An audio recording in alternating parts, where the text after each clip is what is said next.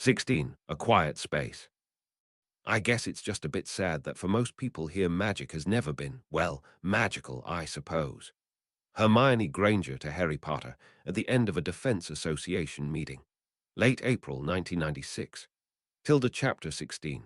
No such thing as normal Tilda. You know, I didn't think it could get much worse than it already was, said Fred, considering his wand as the tip fizzled oddly. Equally odd, the object he was charming was now chirping slightly when it had no right doing anything of the sort. Where was the sound even coming from? But she did it. Man, that's a hard spell.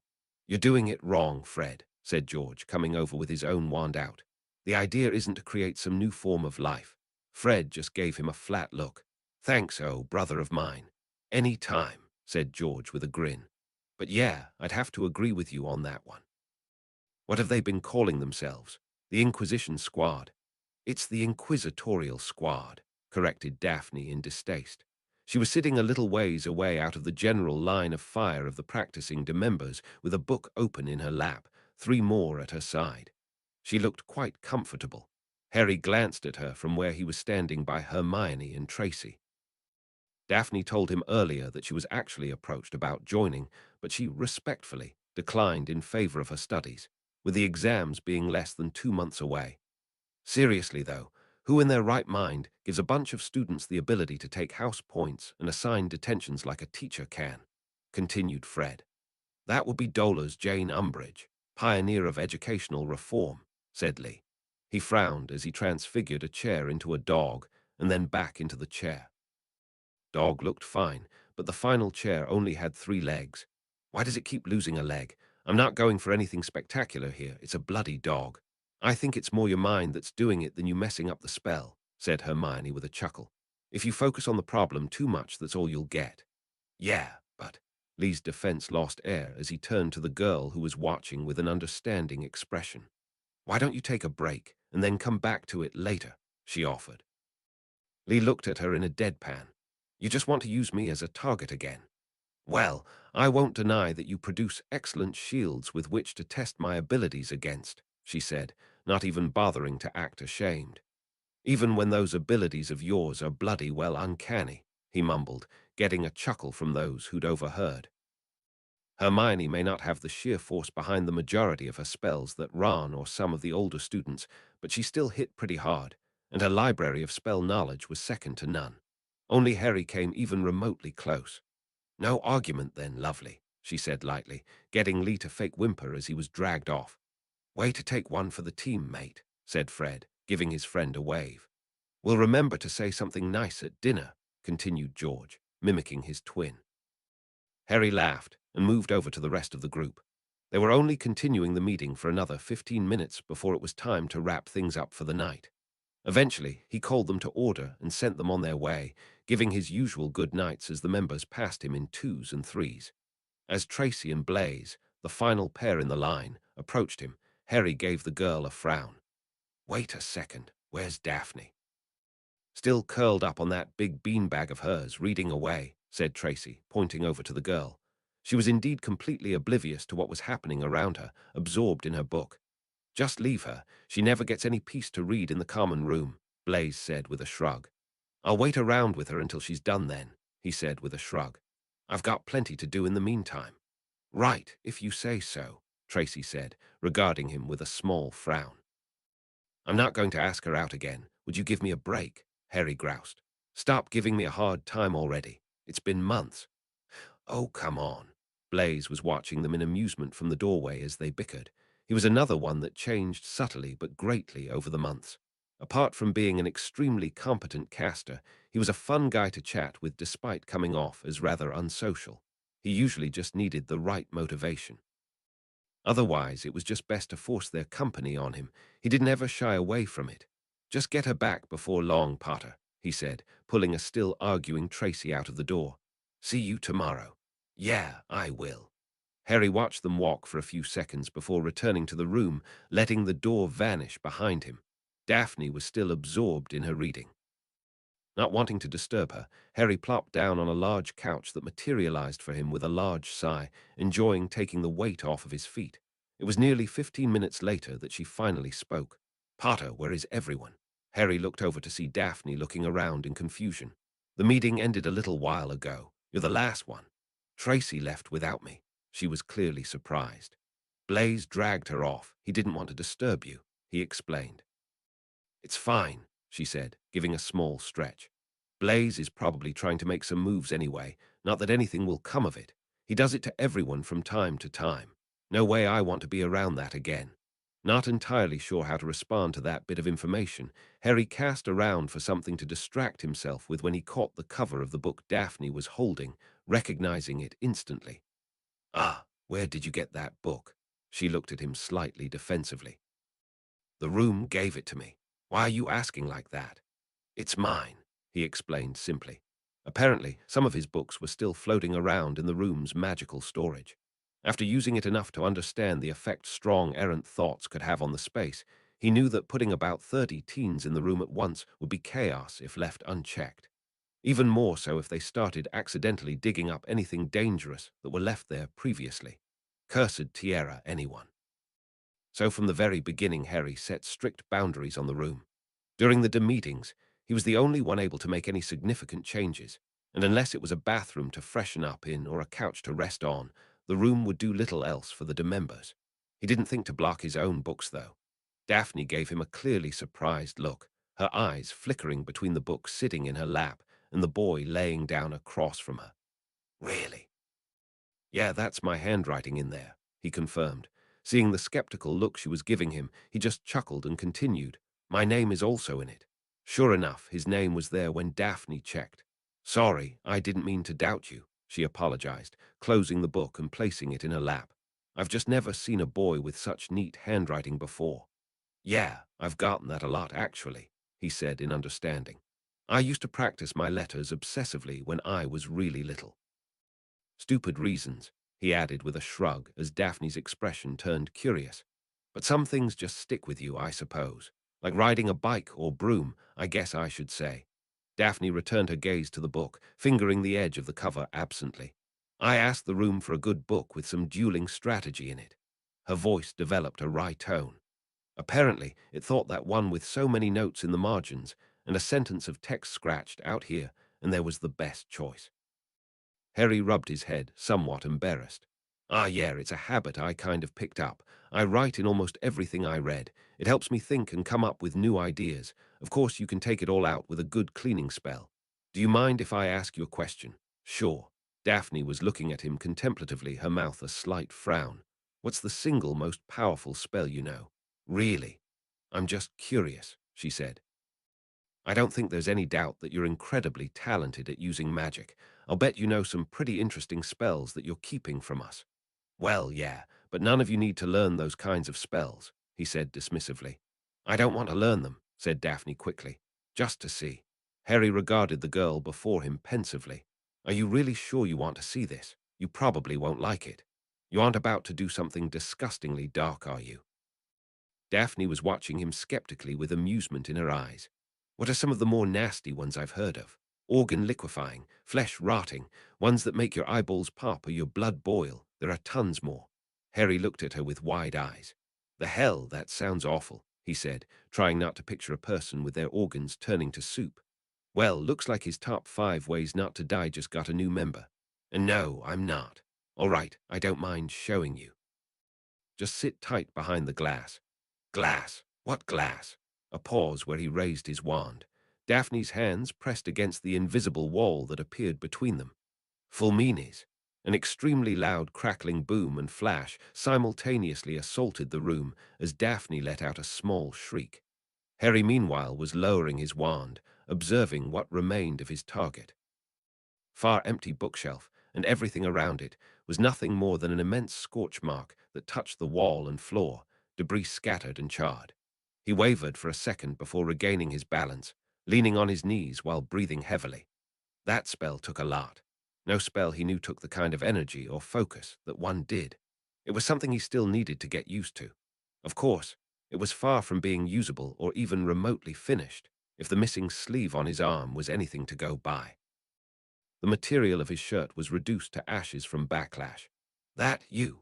Daphne was now looking at him with nothing but absolute fury, her eyes still blinking frequently from the flash of light.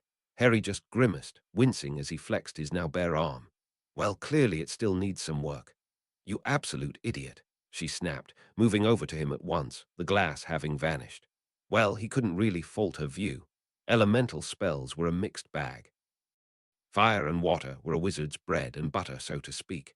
Everyone knew the simple incendio, and after some time aguamenti. Flames in particular were things that wizarding kind went to great lengths to control, from streams of flame to whips and more. Of course, the elements went beyond just that, and so did the spells. They were altogether not easy to use, nor were they generally safe. But lightning was different. People couldn't control lightning. The number of people those types of spells killed was only matched by the number of people who died trying to use them. It was one of the reasons they were banned by the ministry just as much as dark magic was. I'm all right, don't worry, Harry said to the Slytherin, wanting to reassure the girl and hopefully calm her down. That wasn't my first time doing it, and I've gotten a lot better with it since then. I've managed to reduce the flash so it doesn't blind you, but it still acts too much like real lightning, if you know what I mean. You aren't hurt? She asked him, though it came out more like a demand. My arm is a bit tingly, but other than that, fine. He made some movements with his arm just to prove it was perfectly good. Finally sure that he was really all right, the girl let out a heavy breath, all the tension in her body leaving it. Damn it, Potter, I was terrified you'd gone and maimed yourself, she said. Promise me you won't ever try something like that again. I can't do that, said Harry, his voice level. And why the hell not? Harry just looked at her angry face. Why else? He said simply. Because of him, she scowled. Sure, I believe that. Why wait to go fight to your death for anything when you could just kill yourself in the comfort of your own home? Are you listening to me, Potter? You could die doing stuff like that. What would you have me do? He asked. Stick to the disarming charm. Incendio. We're talking about a guy who is in the same league as Dumbledore here. Dumbledore doesn't go down to stunners. Daphne let out a harsh breath. You don't understand a thing. We're worried about you, you know that. You're what? Harry regarded the girl in confusion. Maybe Hermione can deal with it easily because she's known you for years, but we aren't like that. She continued, plowing right over whatever he might have said. When our friends do dangerous things, it scares us, really scares us. Any normal person would be. Could you honestly be any more selfish? Harry was speechless. Us, he finally asked. Tracy and me, who else? She elaborated. You spend so much time locked away in this room, practicing things that could so easily kill you, and each day we can't help but wonder if you're not going to show up to class in one piece. You don't understand.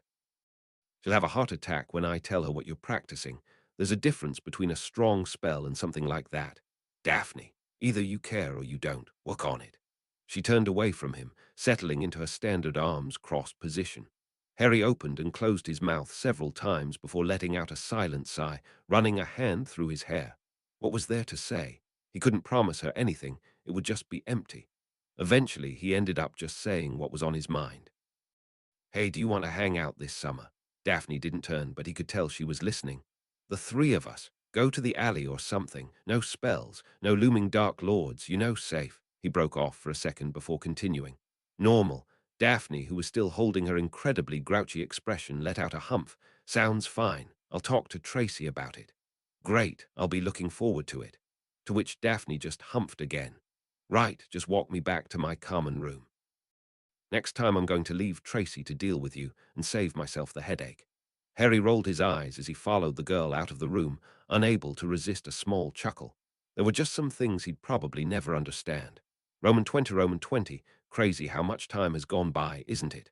Harry turned to Ron, who was looking at him expectantly. Yeah, he agreed. Feels like just yesterday that the professors were telling us how much work the year would have in it. Funny thing, I still don't feel like we've hit the halfway mark. I know what you mean, mate, said Ron, letting out a ragged sigh. You'd think that with only a month to go before the exams, the professors would start to wind down, but it's just turned into this runaway train. What do you think, Hermione? Harry posed to the girl sitting across from him. Shouldn't we be doing mostly reviews by now? I doubt we'll get more than a couple weeks for that, she answered, not looking up from her book. It was actually rather impressive to watch her socialize, study, and eat soup all at the same time without messing up any of it. She'd been digging away at the large bowl without spilling a single drop all lunch. Though I do feel like we are probably being over-prepared to an extent. Not that it's a bad thing. I want to do as well as possible.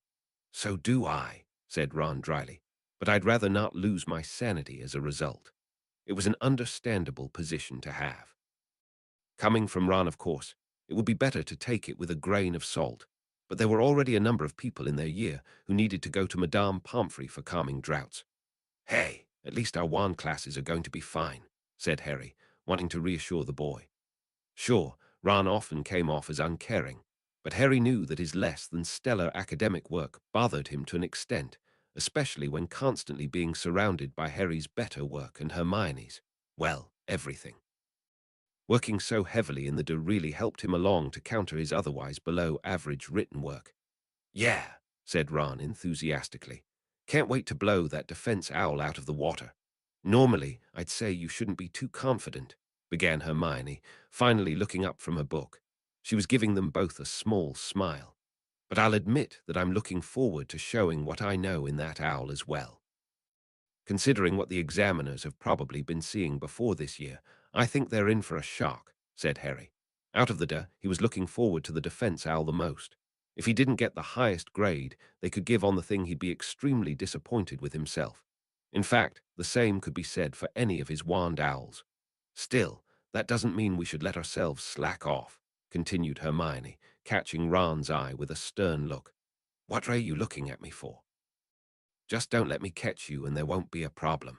Ron couldn't help but shudder slightly at her words. He leaned towards Harry and muttered, right scary she can be. Harry just chuckled and returned to his meal, letting his eyes wander about the great hall. The Ravenclaw table, which was perfectly restored the morning after he destroyed it, was still rather more subdued than usual. Even though a number of weeks passed, no one forgot that dinner, and it was unlikely that anyone would any time soon. Whether this was because his actions and words really struck home, or simply because the Ravenclaw hourglass was still obliterated just outside for everyone to see every day, Harry didn't know. But in the end it didn't really matter. He did what he needed to do, and the results came immediately. According to Luna, all of her stuff was returned, including a number of things that she completely forgot she even owned. She'd likened the whole affair to Christmas. Her housemates still treated her with the same kind of indifference she usually got from them, but the ones who knew her better were now making an effort to talk to her a bit more. No doubt this was more because they didn't want to risk potentially upsetting Harry about anything, but it was still an improvement. Luna was different. Not obviously so, but he could tell it was there, especially when he caught her gaze. She was just happy. There really was no other word for it. Every time she saw him, she got happier. It left him with an unfamiliar, fuzzy feeling that he actually rather liked. Hopefully, it would continue to stay like that for both of them. Of course, as heroic as his actions might have seemed, he still got detention every day until the end of the school year, as well as having his prefect position temporarily revoked as well. The detentions were the bigger inconvenience, but overall not so bad, only being for an hour and writing lines, among other menial tasks. It was a decent break before he went and trained until he went to bed. He could tell that McGonagall wasn't actually angry at him for what he did. Besides, writing, "I will not threaten to destroy a house just because they deserve it," was one of the most satisfyingly entertaining punishments he ever received. Potter. Harry was pulled out of his meandering thoughts by none other than the Gryffindor head, who stopped behind Hermione on her way out of the great hall. "Yes, Professor," he asked. "I wanted to remind you that your career advice meeting with me is directly after lunch today. I take it by the look on your face that it was a good idea I decided to do so." Yeah. Harry gave her a sheepish look. He completely forgot. "Thanks, Professor." "Not a problem, Potter. I'll see you in my office shortly." With that, Professor McGonagall continued out of the great hall. Harry waited until she was gone before turning back to Hermione. "You've had yours already, right? You didn't say much about it." "We just talked about my progress and my classes, where I want to be in 5 and 10 years, stuff like that," she replied vaguely, nose back in her book. "Hey, it's just you and McGonagall talking about your future," said Ron easily, pouring himself more pumpkin juice. "What could possibly go wrong?" "Yes, what could possibly go wrong?" 20 minutes later, he found himself trading agitated expressions with his head of house as Dolores Umbridge plopped herself in a chair she conjured for herself. It was disgustingly pink and squat, just like the loathsome woman herself. "I had no idea you were so concerned with my future, Professor Umbridge," Harry said, after silently attempting and failing to gain permission to maim the defense professor. "I'm touched beyond words. Of course, I care deeply about all of my precious students," she replied sweetly. "Even more so now that I have been tasked with running this prestigious school." "How very fortunate for us," he drawled, making McGonagall blink a few times. Harry couldn't have sounded more like their resident potions master in that moment if he tried. "Yes, well, I've got other students to get to, Potter, so let's begin, shall we?" she said quickly before Umbridge could counter his words. The last thing she needed was a fight between these two in her office. "Sure," said Harry, leaning back in his chair and looking at the pamphlets that littered the professor's desk. There were things there that ranged from banking to healing to even dragon taming. He reached out and picked up one on ministry careers and asked, "So how does this work?" "Well, this meeting is mainly to review your progress at school thus far, consider what careers you might be interested in, and do our best to determine what courses you would like to take during your final 2 years at Hogwarts. Of course, many of those are contingent on achieving certain OWL marks, so it is best to not be too picky and keep an open mind. Of course, we won't force you to do something you don't want, but a student who merely stays with the bare minimum usually has just as many options upon graduation." "Oh, that works then," said Harry, a grin alighting his face. "I already know exactly what I want to do." "Which is what?" asked McGonagall, curious. "I want to be Minister of Magic." Snap Umbridge's clipboard snapped clean in half, papers spilling onto the ground with a rustle. "Is everything all right, Dolores?" asked McGonagall, though from the tone of her voice it was clear she didn't give a nut. "Quite fine, thank you," she replied tightly, pulling out her wand to repair the clipboard and return her notes to her in a stack. "Anyway," said McGonagall, turning away from the woman at once, "that is quite the goal you've set for yourself, Potter." "And an impossible one," interrupted Umbridge stiffly. "There is no way that he could ever be elected to the position." "Oh, I'm not so sure about that," said Harry with a grin, causing Umbridge to glare at him. He could practically feel the anger coming off of her. "There are a lot of things you need to get a position like that, I'm sure, but I've already beat pretty much everyone in the two most important parts." "I'm not sure I understand quite what you could possibly be talking about," said the squat woman. McGonagall completely forgot. Harry just gave her the most arrogant smirk he could muster. "Well, the first is that I'm really famous. Sure, right now it's tanked a bit from all the slandering the prophet has been doing, but Voldemort will be out in the open eventually, and once that happens, everyone will start treating me like a hero again, wanting me to save them all. The other thing," he continued more loudly to prevent Umbridge from getting in a word edgewise, "is that I'm pretty rich. I'm sure it'll help take care of any problems that come up along the way. Once Voldemort gets taken down, it'll be in the bag.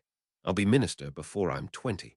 It helps when you're close to Professor Dumbledore like I am too," he added, finally turning back to McGonagall. "Anyway, I've always felt a number of the laws against werewolves have been rather extreme. Interspecies cooperation is really important these days, you know. Maybe get some representation from the different magical species in the Wisengamot." The door to the office slammed shut as Umbridge stormed out, no doubt off to cry bloody murder to Fudge. Harry made it to 3 before bursting out laughing. "When I said it, did you see her face?" he asked when he'd regained some control. "I forced myself not to look. I thought I might give it up." McGonagall just shook her head in amusement. "As I guessed, you weren't being serious." "Oh, no way, I just didn't want her here," he confirmed. "She said she cared about the futures of her students, but I'm the only Gryffindor she sat in on so far right. Yes, though I'm not sure exactly what her aim ultimately was. Doesn't matter, should we start now?" "Yes, let's," agreed McGonagall. "Now, regarding your performance at Hogwarts," the Transfiguration professor paused, considering what to say. "Ah, good, I hope," said Harry, feeling somewhat apprehensive at the delay. The vibe that got going seemed to be stalling out rather quickly. "Good," said McGonagall in amusement. "Potter, you're doing extremely well. In the classes that you actually do attend, you're maintaining excellent marks. Perhaps not to Miss Granger's standard of work, but a high level nonetheless." particularly in your wand classes. Phileas and I have never seen such improvement before in a student who was, how should I put this, doing incredibly well at being average. Kind of harsh, don't you think? He said with a wince. Possibly, but it is accurate. You had great ability the whole time, but we never saw you try to apply yourself. If you weren't so close with Miss Granger, then I shudder to think what standards you might have come to hold yourself to instead. Harry looked to the side, frowning. Hermione essentially said the same thing to him during the fall, and it was still something he didn't like thinking about. McGonagall cleared her throat, regaining his focus. I would like to ask how you've been doing with the material for the classes you've been skipping. I've been concerned about them. Divination was always a toss-up. Nothing will change that, began Harry with a shrug. History of magic is fine. I've learned about as much as I ever would have in the class, and I haven't killed myself from boredom. Defense, though, Harry grinned. I could take the OWL and the NEWT right now in this room and break whatever records have been set on them. Ever. Potter, began McGonagall, deciding to not even bother addressing his confidence in his skills. There aren't any records to break. The highest you can do is get an O. Ah, that's too bad, he said with a shrug. Well, I'd get an O then. They'd write it in really thick ink, though. 3 times the size it usually is, too. Probably in gold. Moving on, said McGonagall, with a small, exasperated breath. Are there any careers in particular that you've been interested in? Personally, I'd recommend you do anything that involves a great deal of wand work. This is where your biggest strengths lie. I'd imagine any employer would be happy to take you on if you continue in school the way you have been. To be honest, I haven't thought about it much at all, he said truthfully. You don't have any interests? Asked McGonagall in surprise. Surely something must have crossed your mind in all the time you were here. I mean, yeah, I've thought about being an aura. I know I could do it, or at least that's what Tonks says whenever we talk about it. But I don't know much about the wizarding world beyond what I've been briefly exposed to. And he paused, knowing that she would probably not like what he was going to say next. Well, I've never really figured I'd make it to my NEWTS anyway. McGonagall gave him the strangest look he'd ever seen her wear. Taken aback, didn't even begin to describe it. What are you talking about? Professor, I've nearly been killed more times than I'd like to think about. There are a lot of people who want me dead, and one in particular who won't stop until I'm dead. Honestly, I've never really thought my chances were that good. If I do make it, though, I really want to keep the people I care about safe and happy. Potter, Professor McGonagall was speechless. She started again. I am so sorry. Harry looked at the woman, taken aback. Wait, for what? I just felt like I should apologize, she explained, taking her pointed hat off her head and placing it on the desk. There are just some things I wouldn't wish on anyone, particularly one so young. You probably don't know this, but McGonagall paused, as if deciding whether or not to actually continue what she was about to say. Getting thrown into the war nearly tore your parents apart.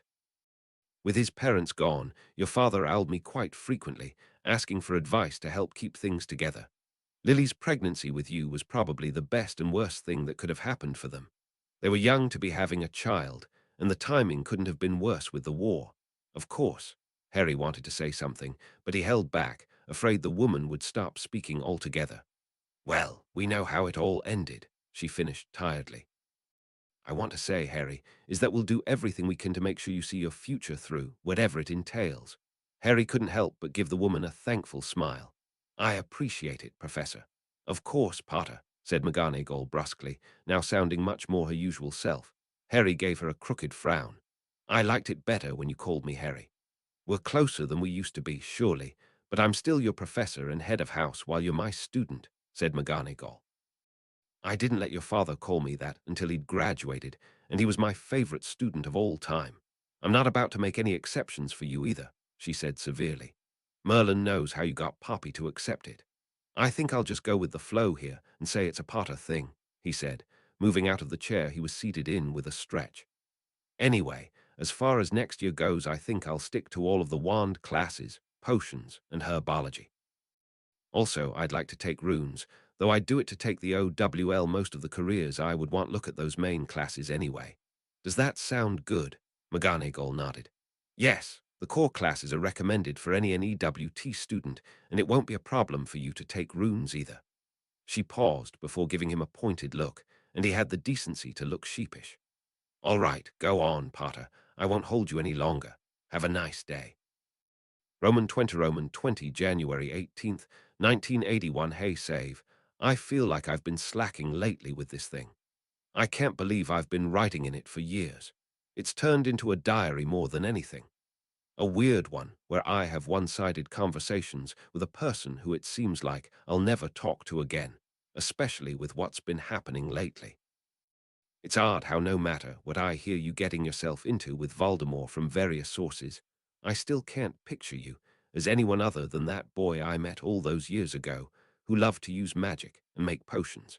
And we'd argue endlessly on how to make the best antidotes and boil cures. Do you find it odd that I still consider you my best friend? There are times I just want to march over to Voldemort's camp and hit you on the head with a frying pan. You know that. Drag you back here and make you see where you belong. But I do wonder if you'd listen to me. You've always been so stubborn after all. You'll hate me for it, but I've been finding that you and James share a lot more qualities than you don't. I'll bet you gagged, didn't you? I'm kidding. Your right eyebrow went up about half a centimeter, and your left one lowered by the same.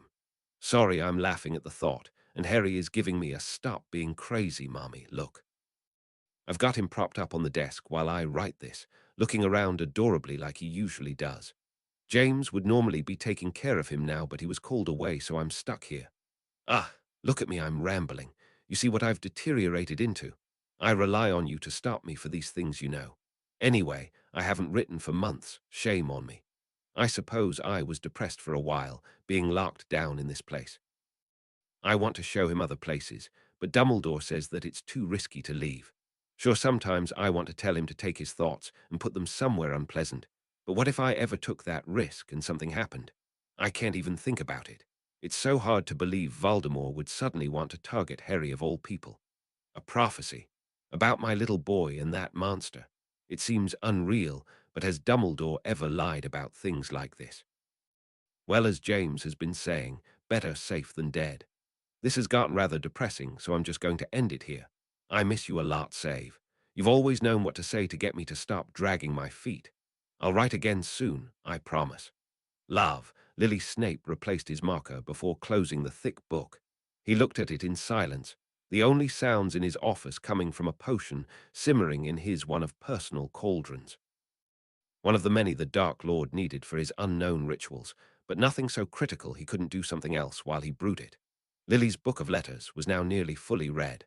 Only about 20 pages were left, and the fact that he knew what was coming didn't make it any easier to face. That didn't even begin to cover how it felt, reading Lily's pained thoughts about her life as it slowly crumbled down to nothing, all due to something he did. Lily, you're rambling again. Hee, sorry, Save. You're the one who told me to stop you when you were. I know, you're reliable like that. Snape shook his head slightly to clear it. He could not regret his actions more if he wanted to, and he didn't. It was painful enough as it was, but he didn't stop reading. He'd known what would likely come if the letters continued through the years, and he would read them all. His pain was but a small portion of his unattainable atonement. He owed it to the woman he'd once been closer to than any other person in his life. A short series of knocks came to his door, causing him to look up at the clock. It was that time already. He was reading for longer than he thought. Enter. Harry pushed the door open and closed it behind himself, taking the seat in front of the potion master's desk. Snape regarded him critically, eventually stopping at his eyes.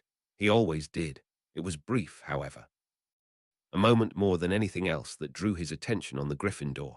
He wondered how those eyes would regard him when he found out that all the woes of his life, his parents, his life with his relatives, his tangled fate with the Dark Lord, all the misery he ever had to endure was indirectly caused by the man before him. But there really was no question about it, was there? Was there something you want to talk about before we began, Professor? Asked Harry, sensing that there was something on the man's mind. Snape took a few seconds to collect his thoughts before speaking. I honestly did not believe I would ever find myself saying this, but you've done quite well, Potter. Harry blinked once, twice. Wow, I definitely need to get my ears checked. Snape just shook his head in slight exasperation. The boy was frustrating when he didn't do something right, and equally so when he did. Credit will always be given where it is due. In just under 4 months, you have reached a level of occlumency that would force even a skilled Legilimens to struggle. I can no longer hold back in my attacks on your mind if I wish to breach it. When I do it is with some difficulty, and I rarely obtain exactly what I am looking for. Such a feat is worth considerable merit. Thanks, said Harry awkwardly, looking at his feet. You're a way better teacher than I ever give you credit for, too. I never would have gotten anywhere without your help. Perhaps, said Snape, rising to his feet. You have skill, and sometimes that is all that is required. Consider the remaining month we have in school together as your final test. I would like for us to meet every day instead of 3 times a week. I will push you until you can stand no longer. You are good, yes, but can you be one of the best? Not a matter of can, Professor, said Harry, holding the door open for him. Just a matter of when. Snape walked past Harry without a word, the corner of his mouth angled in the shadow of a grin. Roman 20, Harry let out a long sigh as he sunk into the couch in front of the fireplace in the Gryffindor common room. It was close to midnight, but he got a lot done that day. Training in particular went great. His duels with Stella were getting more and more intense by the day, just like his sessions with Snape. Though it started out of necessity, dueling was easily his favorite thing to do. Nothing else came close. "Welcome back, Harry," said Hermione, who was sitting across from him, a book open in her lap. "I swear this couch just gets more and more comfy every time I lay on it," he said, patting the thing fondly. "And I wouldn't be surprised if it did," she replied, idly turning a page. "Magic can do some fairly impressive things. I'd imagine making a couch softer wouldn't be that difficult. You've got an answer for everything, don't you? What are you reading about?" Harry asked, turning to face her. "I'm reading about some of the stranger branches of magic that have been seen through the years. There isn't much on how any of these disciplines worked, but it's still pretty fascinating. Magic has evolved just as much as technology has for muggles." She looked up with a thoughtful expression. "I can only imagine what things will be like in 50 years, maybe even less. Advancements always tend to happen quicker and quicker as time goes on. Hermione, are you still down here?" "Oh, hey, Harry. About time you got back." Harry sat up to find Ron approaching them from the direction of the boys' dormitory. He was wearing his usual maroon pajamas and looking more lazy than tired. "Hey, Ron, I just got back a few minutes ago." "Figures. You've never been back before 11 since last fall," said Ron, shaking his head. "Training still. Every day. You know, if I didn't have a Quidditch Cup to win, I'd be training just as much. Must be getting pretty good with all the practice. Of course, how am I supposed to teach you guys if I'm not a million times better than you are? I'll bet I could give you a run for your money," said Ron confidently. "Maybe if we got Lockhart back to vanish all the bones in my arms and legs first." "Boys," muttered Hermione as they began to argue. A familiar light tapping at the window pulled her attention away from her friends to a small white figure sitting on the window ledge, eyes watching her steadily. "Hedwig," she said in surprise, getting Harry and Ron's attention. "What do you reckon she's doing here?" said Ron as Harry went over to let her in. "You still sending letters to Tonks?" "Yeah, but she'd already gotten back with her reply a week ago. I sent her a birthday present." "Hey, Hedwig," said Harry, allowing his owl to relocate to his arm. An affectionate nip and hoot were followed by her sticking out her leg, a piece of parchment folded up roughly and tied with rough string. Harry took it and let Hedwig back out the window so that she could hunt. "It's from Hagrid," he said, reading the short note. After going through it twice, he crumpled it up and tossed it in the fireplace. "What's wrong?" asked Ron and Hermione at the same time. Harry gave them both serious looks. "Get dressed. Hagrid needs us right now." XX, I've never moved through the castle so easily," said Ron as they approached Hagrid's hut 10 minutes later. "We weren't even using the cloak. Didn't run into anyone." "Which was extremely risky, Harry," said Hermione disapprovingly. "You know how dangerous it is to allow ourselves to get in any sort of trouble these days. I'd rather take the risk and find out that we could have actually gone slower instead of being cautious and not making it in time." "Well, let's hope that everything is all right," said Ron, knocking softly on the door. 20 seconds passed, but no sound came from within. The three gave one another apprehensive looks before Ron stepped closer, knocking again and putting his ear to the door. "Hagrid," he said softly, knowing that his voice would carry across the grounds if it went too loud. "Hagrid, you there?" "I'm Ron," came a gruff voice from the dark to their right. Hagrid approached them steadily, the darkness covering his face as he looked down at them. Fang was at his side, though with none of the usual lazy cheer. Instead, he was more alert than anything, looking from side to side without even acknowledging their presence. "Hagrid, what's going on?" asked Harry at once, eyeing the large crossbow he was holding. "I need your help, all three of ye," said the large man. "Will ye come with me?" "Sure, Hagrid," he replied. "We're going into the forest." "Into the forest," said Ron in alarm. He never had a single good experience associated with that place. Hermione looked equally discomforted. "I won, force ye," said Hagrid immediately. "You don't need to, Hagrid," said Harry steadily. He looked at the other two. "We'll be fine, just stick together. None of us are who we were at the beginning of the year." That made both Ron and Hermione look more confident. Both pulled out their wands and nodded. "Thanks," said the half-giant, turning to face the forest. "Keep your wands out and stick close. I'll explain on the way." Hagrid took off into the dense trees at a steady pace, forcing the three teens to half-jog to keep up. The moment the castle was out of sight, they lit their wands, greatly improving their feelings of security, though it still didn't amount to much at all. The Forbidden Forest was without a doubt one of the most dangerous places in Britain. It was equal parts mysterious and intriguing, holding creatures and flora that were just as deadly as a killing curse. There were a lot of rumors about what the forest contained in particular, and anyone who ever studied the magical forest would sooner tell you it was all true than not. The group walked in silence for nearly half an hour before finding themselves in a small clearing. There was an uprooted tree that the three teens sat on while Hagrid faced them for the first time in the light, making them all wince. As usual, Hagrid was sporting a good number of fresh cuts and bruises on his face. Where he was getting them throughout the year was anyone's guess, but it was pretty obvious that the Forbidden Forest became more unforgiving than ever before. "So, I guess I should start by saying, I'm gonna be getting the sack any day." The three exchanged depressed looks. They'd known it was going to come eventually. Umbridge simply wouldn't allow a half-giant to work at her school if she could help it. "It's taken a while like it took with Trelawney, but I'm not gonna give the satisfaction," he continued. "It's close, though," said Hermione weakly, not wanting to think about him being forced to leave his home. "Once the school year ends." "I appreciate it, Hermione, but Ministry keeps getting more control of the school. Dumbledore not Bane here ain't helping things neither." "It can't be that bad," said Ron, looking between the three. "I mean, I get that being kicked out sucks, but the Order can take care of you, no problem. Besides, Umbridge won't be here forever, we all know that. If it was just about his job, I don't think we would be having this conversation in the Forbidden Forest, Ron," said Hermione pointedly. She was still looking around nervously. She kept catching movement in the corner of her eye, just outside the radius of the light from their wands. "Ah, true. She's right, Ron," said Hagrid. "I need to ask the three of ye for a favour. It won't be for long, but juice, till the end of the school year. Yes, see, I wasn't exactly telling everything that happened to me while I was away.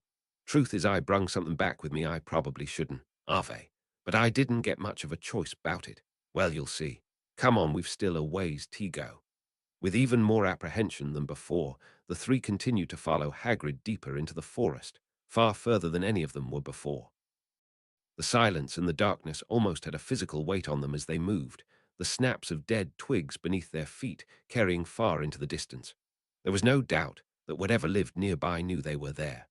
Harry suddenly felt them leave the Hogwarts wards, making him look around. He'd never realized how far out they extended. It only made him even more impressed with the construction of the castle than before. "Easy now," said Hagrid suddenly, throwing out an arm to halt them. They could hear something soft and rumbling coming from ahead, where there was what looked like a large bulge in the center of a clearing by an equally large tree.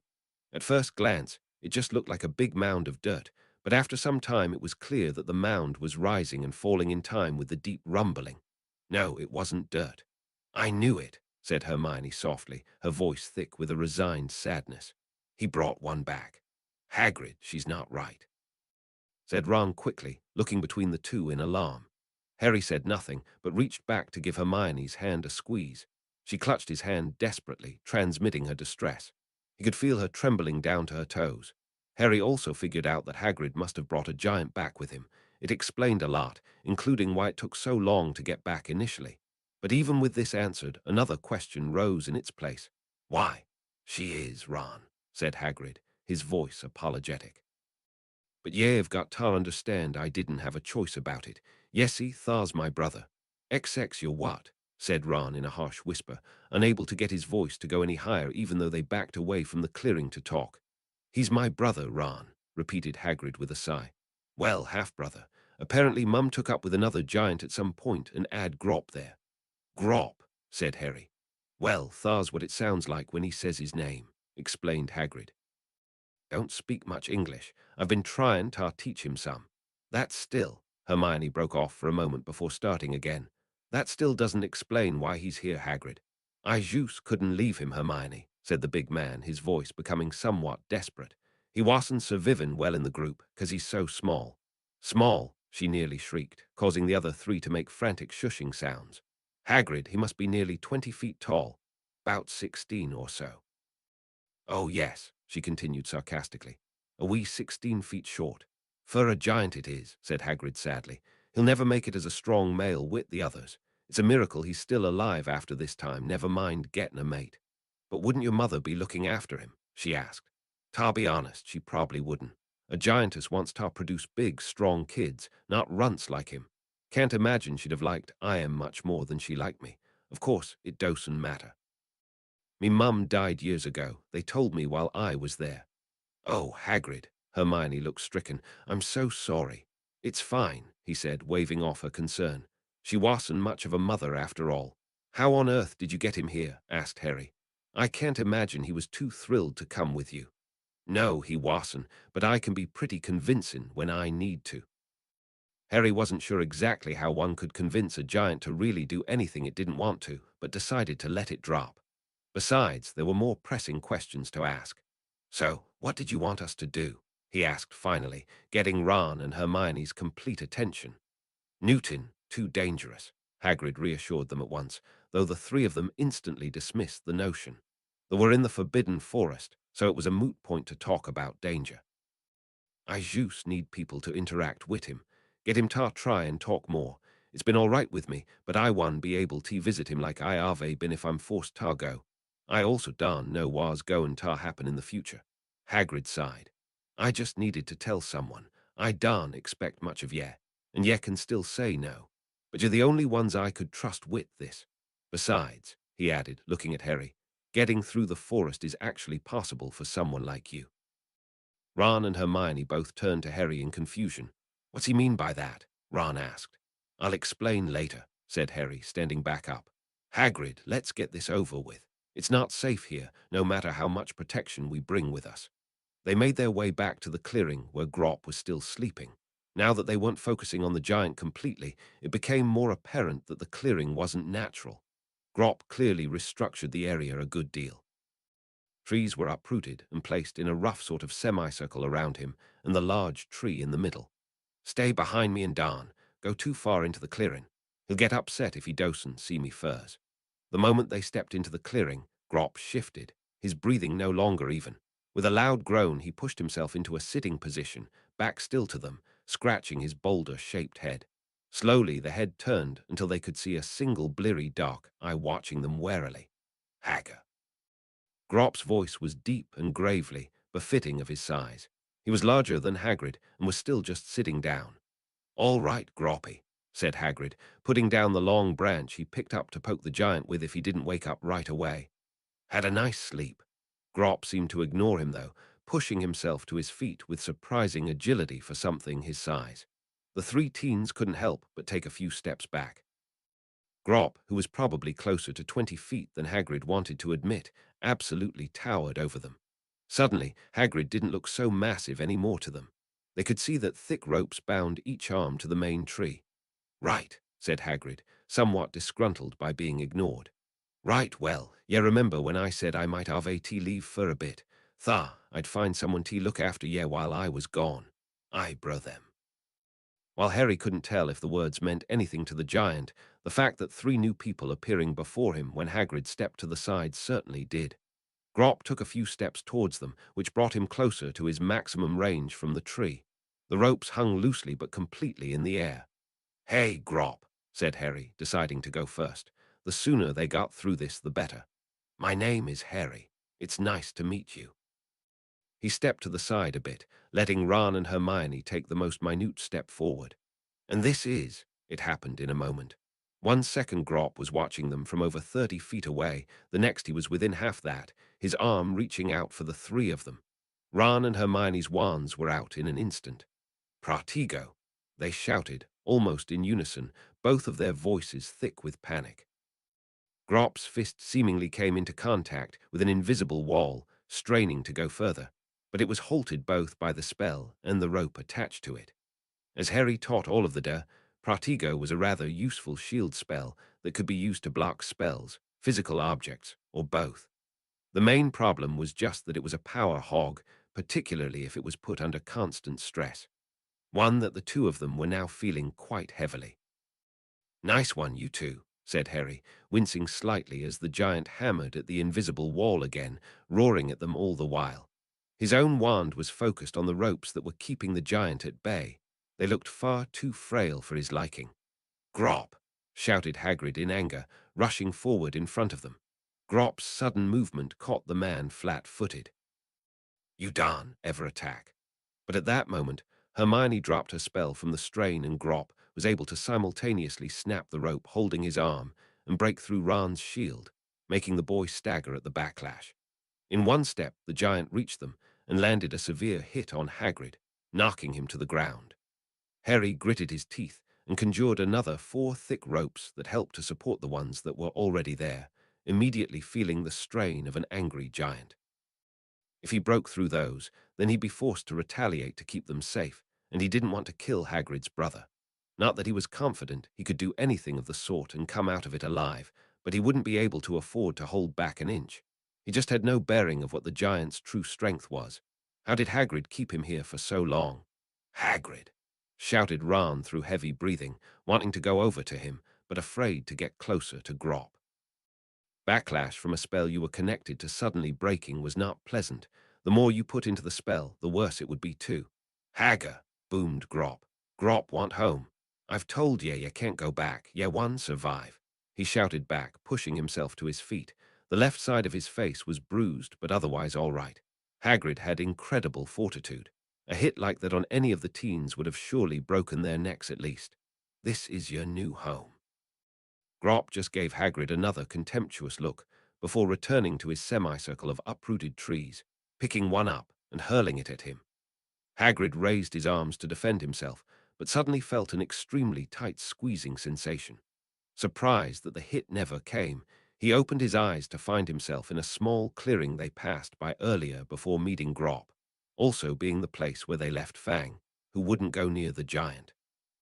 Back at the clearing, Harry was exchanging silent looks with Grop. You really shouldn't do that, Grop, he said, watching the giant reach for another felled tree. Hagrid obviously cares about you. The tree crashed through a now unoccupied space. Harry grimaced from beside his friends, whose shouts of alarm twisted into ones of surprise. Yeah, this is a mess. He motioned to his shocked friends in turn. This is Ron, and this is Hermione. Maybe we'll see you again, but probably not, to be honest. That he put a hand on each of his friends and disapparated with a small pop, robbing Grop of his targets. There you are, said Hagrid, as the three appeared out of thin air with a pop. Ron quickly sat down while Hermione doubled over, looking unwell. You lot all right? As well as we can be, said Harry, rubbing Hermione's back soothingly. They could still hear the distant sounds of Grop destroying trees in his aggravation. Sorry about the quick exit, you two. You're my second and third side-alongs ever. First goes to Hagrid, though you're the first time I've ever done two at once too. I assume that might have made it rougher. All right, mate. I've side-along apparated with Mum and Dad before, said Ron, standing up and shaking his head. The sudden transport did disorient him somewhat. Yes, Mum and Dad used to side-along me as well to work with them when they needed to, said Hermione, sarcasm dripping from her words. Her breathing was coming harder than normal. I think I'm going to be sick. I'm sorry, Hermione. I didn't want to take any chances, said Harry, continuing to rub her back. Is this helping? Yes, keep it up, will you? She said, lowering to a sitting position. I'm really sorry about Thar, you three, said Hagrid, looking extremely guilty. I've no idea why he was in such a bad mood. He's usually pretty tame, I swear. he said quickly at the skeptical looks Ron and Hermione were giving him. It's the centaurs, said Harry suddenly, making them all look at him. They've been harassing him. Well, I know they don't like him being here, but how do you know that? Said Hagrid finally, looking at Harry in confusion. Wait a tick. How did he know that? He was just staring into Grop's eyes while the giant stared back and then, did I? He mumbled, lost in thought. Well, it could happen, considering everything he was going through. He would have to ask Snape about it right away. Harry suddenly realized that the others were all staring at him expectantly. See, forget about it. What are you going to do about the centaurs, Hagrid? You lot eat back to the castle. You met Grop, and I'm really grateful for it. If I'm forced out of air, then just come check on him when ye can. Thar's all I ask. He can feed himself. Now me and Fang are gonna go talk to the nags. But how are we supposed to get back? Said Ron quickly, clearly not eager to be in the forest without Hagrid. Harry, how else? Said Hagrid as if it were the most obvious thing in the world. Get back quick. And he was gone, the sounds of his footsteps quickly diminishing as he headed in what was likely the direction of the centaur's home area of the forest. Mind telling me why Hagrid just left us in the middle of the bloody forbidden forest? Said Ron rather loudly. He knows how much I hate this place, right? I'm not ready to go yet, said Hermione, her face buried in her arms. Harry was still rubbing her back. Don't worry, we'll be safe, said Harry reassuringly. And how do you reckon that? Said Ron incredulously. Because we've got more than a dozen snakes all around us, explained Harry, enjoying the dumbstruck look on Ron's face. Even Hermione looked up at him in surprise. Big ones, Ron repeated blankly. Big ones. Of course, I can only imagine the kinds of snakes that live in the forest, Hermione said in understanding. And you're controlling them. Not directly, but they are all looking out for us. Well, he amended apologetically, they're looking out for me, and you too because you're with me. They're honestly mainly there to keep away the acromantulas, but they're good insurance for everything else as well. I never heard you speak Parseltongue, though, said Ron in confusion, now looking around the area to see if he could spot any snakes. But apart from catching small movements in his peripherals, he saw nothing. That's because I've been talking to them for a while before this. The snakes in this forest know me really well, and they also know that if I ever enter it to keep me from running into anything I'd rather not meet. Anything that tries to attack us will be killed or driven off. Besides, if things get seriously bad, I can always apparate us out, assuming we're still outside the school wards. That's pretty bloody cool, said Ron finally. A bit scary, but cool. Are we just going to keep dodging the main issue here all night or what? Said Hermione flatly, making the boys frown. We're not trying to avoid it, said Harry quickly. Speak for yourself, mate, said Ron, shaking his head. I've got no words for this one. He jerked his thumb in the general direction of Grop. Literally none. I do, said Hermione. Harry, you saved our lives back there. What with the apparition? Hermione shook her head. I was terrified. I'm still terrified. But the moment he lashed out at us, I had my wand out and a spell cast. Ron too, and we blocked it. If we didn't learn anything from you, we might have died there. He wasn't coming in for a handshake. She's got a point, said Ron with a grimace. I was pretty surprised at my own reaction time too, though I was gonna die. Just shows how much work you've both put in, said Harry, grinning at them both. Let's just get back to the castle, said Hermione, pushing herself to her feet. I need a hot chocolate, a shower, and a bed. Yeah, a warm butterbeer would be nice about now, said Ron with a small smile. Could go for some chips too, I suppose. Harry just shook his head at the ginger, leading the way back to the castle with Ron on his right and Hermione on his left. It wasn't difficult to figure out where to go. Even if he didn't have a potential army of snakes who could tell him anything he needed and lead him equally anywhere, it was pretty hard to miss the beacon of magic that Hogwarts was against everything else. Of course, hopefully he'd not have to do this again any time soon. Yeah, a butterbeer was sounding nice right about now. Roman 20. Harry, I've been meaning to ask you, have you located any of my colleagues' portraits? We still don't really know if they were even made, Harry said pointedly. They had this discussion every now and then, always coming back to the same thing. And as I've said, there is no way that any of those three would have left the school without a portrait somewhere, Salazar said easily. It's just a matter of looking in the right place. Well, I sort of cheated with yours, said Harry. I'd already been in the Chamber of Secrets. I was under the impression you've been spending the majority of your time in Rowena and Godric's room, though, Salazar said in confusion. Well, yeah, Salazar gave him an amused look. You haven't tried looking for them at all. Harry returned the look with a disgruntled one of his own. Who would hide something in a room that could just give it to you if you asked for it? Godric would without hesitation, said Salazar with a grin. He was always brilliantly stupid like that. And Ravenclaw, added Harry. You're saying she'd agree to something like that? Rowena was certainly more difficult to move than a mountain on most issues, explained the man, tugging at his goatee, but she could never really deny Godric anything. He clapped his hands twice. On to other issues. I wanted to talk about something before you left. Summer, right? Yes, I'm quite tired of this place. I asked you to contemplate different places we could relocate me to. Have you come up with any ideas yet? Harry frowned in thought. Well, I considered the room, but I don't think you'd appreciate it in there. I've been planning to get a kind of portable flat with a room or two to live in over the summer while I'm stuck at my aunt and uncle's. You could stay with me there over the break until we figure out something better. I'd imagine you'd want to be in the castle in the end. As long as I have good company, I don't think I will mind so much, said Salazar with a shrug.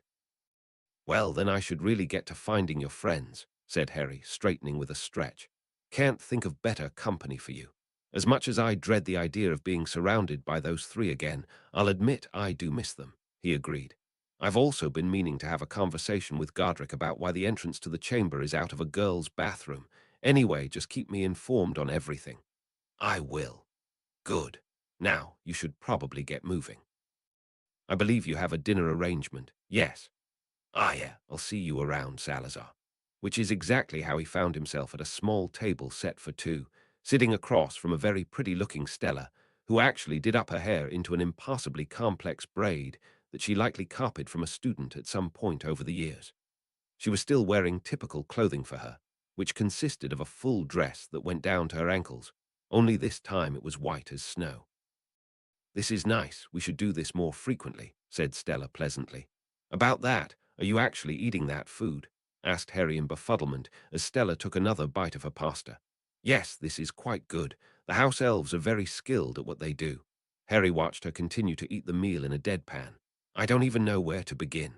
Stella paused to give him an innocent look, another fork of pasta hovering above her plate. Is everything all right, Harry? Apart from the fact that a 1,000-year-old castle is eating pasta, Stella sat back, much of the life she'd been displaying up until now vanishing at once. I'd assumed that you would enjoy our meal together much more if I was more human about it. You don't need to change yourself for my enjoyment, he said quickly. Just be yourself. However that works. I appreciate your sentiments, Harry, thank you. They are ultimately unnecessary, though. Please eat. Watching the woman return to her meal, Harry let his eyes wander about the room they were in. It was a quaint space, perfectly sized for a meal. The back wall was completely lined with floor-to-ceiling windows that let in sunlight and gave an excellent view of the grounds and the lake to the left. It was hard to believe he'd been so deep in the forbidden forest only the night before. Stella, how would Salazar react to her? Harry kept her existence an ultimate secret, not one he would share with anyone on any condition. Salazar was that way too, but he told Stella about the founder. She was such a mystery. Every time he thought he found something new about her, something else made her existence even more baffling. The castle having its own existence, how would Salazar react to that? Or the other founders, for that matter? Harry couldn't help but give a small snort of mirth. Salazar was being ridiculous. As if two of the most well-celebrated witches and wizards of all time would have their portraits hiding in the room of two portraits of a man and woman, respectively, were staring down at him in curiosity from a place on the wall where they certainly weren't there 5 seconds ago.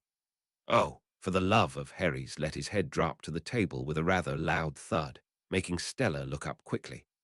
You've got to be kidding me, he muttered. You see, Rowena, said the man, sending her a confident look. I told you someone would catch on eventually, though it appears we've interrupted something rather private. For once your observational skills seem to be working properly, said the woman. Her voice had a rather authoritative quality about it, as though she was used to giving orders that were no doubt to be followed. We should leave them be. No. The grumbling, frustrated voice came from none other than the teen with his head still on the table. No, you're both staying. He sat up with a heavy sigh. I don't know how it would work otherwise, but I already locked the room from shifting as soon as you showed up. The woman, or Rowena Ravenclaw, as she no doubt was, looked down at him with a mixture of indignation and approval. So it appears that someone has become well acquainted with the workings of the room, she said, folding her arms in a way very reminiscent of Daphne. Better than anyone at the moment, he said. I'm glad you've got the portraits charmed like Salazar's. I don't have Parseltongue as a backup to speak in here if you both couldn't speak English, which I'm sure in reality you actually can't. Gotta love magic, eh? You're a Parselmouth? Asked Gryffindor, looking at him in curiosity. The founder of his own house, in all honesty, he was the one that Harry been least interested in meeting. Hailed as the greatest of the four, the true leader of the founders, Gryffindor House always been the most patriotic of the four houses after all. Perhaps he was just worried about what he'd find. Well, his worries been for naught, it seemed. The man looked absolutely heroic. Is that a problem? Gryffindor just gave him a confused look. Of course not. My best friend was a Parselmouth. The only Parselmouth, if I'm not mistaken. At least the only one that we ever heard about, and I've seen a lot in my life. I don't doubt that, said Harry with a smirk. He stood up, vanishing the majority of the furniture with an absent wave of his hand. Of course, his cool moment was somewhat ruined by the sound of a thud and a squeak. Stella was glaring at him from the floor, rubbing her tailbone in derision. Smooth, said Gryffindor with a snort of laughter. Are you all right, my dear? Fine, said Stella, still giving Harry a narrowed look. Aren't you going to help me up? Sorry about that, he apologized, taking her hand and pulling her to her feet. You okay? I wasn't even able to have the room catch me because you locked it down, she said with a frown. You know I didn't mean it, he said quickly. Was she really upset with him? Suddenly Stella let out a light chuckle. You're really easy to tease, you know that. Harry stumbled around with words for a few seconds before he straightened himself out.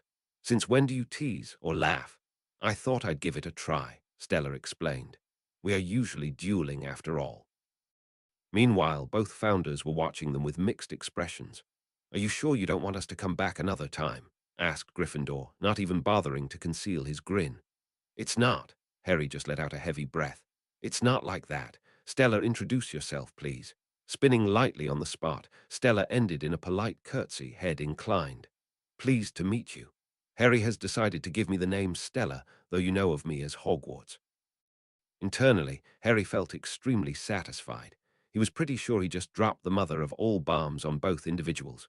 Definitely something to add to his list of seemingly impossible accomplishments. Make a founder speechless. After a period of silence, at least a minute long, Gryffindor turned to Ravenclaw with a puzzled expression. Rowena, why did we call the castle Hogwarts if she's a girl? Why, Godric, is almost everything you say devoid of intelligence?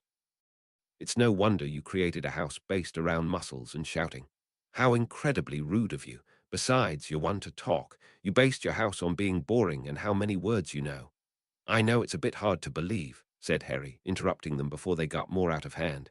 But she's the castle incarnate. It's well. He just motioned to the woman beside him. Words really weren't necessary. I see, said Ravenclaw, eyes focused on Stella. And when did you come into being? Are you even aware of such a thing? I've been aware of myself for many centuries, said Stella, making both founders' eyes widen perceptibly. However, I did not get this form until very recently. Harry asked the room for help with his problems, and the room determined that the best solution was to introduce me into his life. It appears to be working out satisfactorily. Harry just smiled. What an obscene understatement. Stella turned to say something to him, only to watch as Harry quite suddenly fell forward, barely catching him before he hit the floor, completely unresponsive to her shouts, and those of the founders as well. Harry, however, suddenly found himself in a different room altogether. It was a bit larger than the one he'd just been in, and it was furnished like a sitting room, with large windows against one wall overlooking land beyond. Only this wasn't what commanded his attention. No, Harry was currently focused on the man who was standing by one of the windows, watching him with a relaxed air. Harry Potter, said Voldemort, his mouth twisting into a pleasant smile.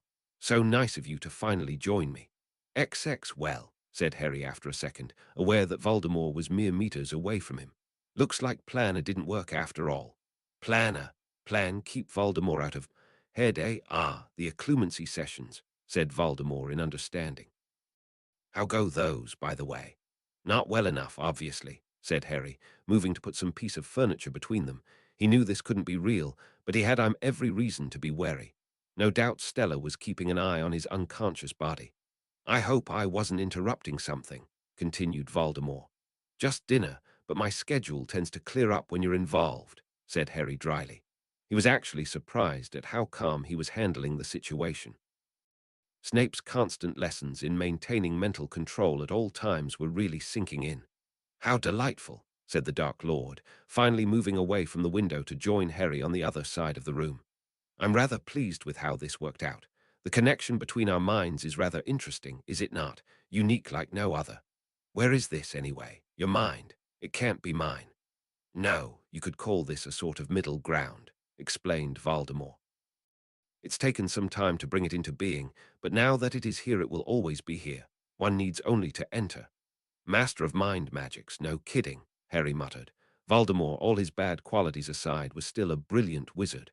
I'm actually impressed. The last time we met, you were quite beside yourself. Well, a friend of mine was murdered by Wormtail, and then you hit me with a cruciatus and tried to kill me, bit out Harry, unable to keep the temper from his voice. Was the rat, anyway? He didn't crawl into a hole and die, did he? No, he's scurrying around somewhere, doing his job. Great, so was there anything you needed from me? As a matter of fact, there was, said Voldemort. He moved to face Harry, standing a few feet from him. Harry shuddered as he looked up into the man's red eyes. They looked so cold, with a promise of death. I need you to get me a prophecy.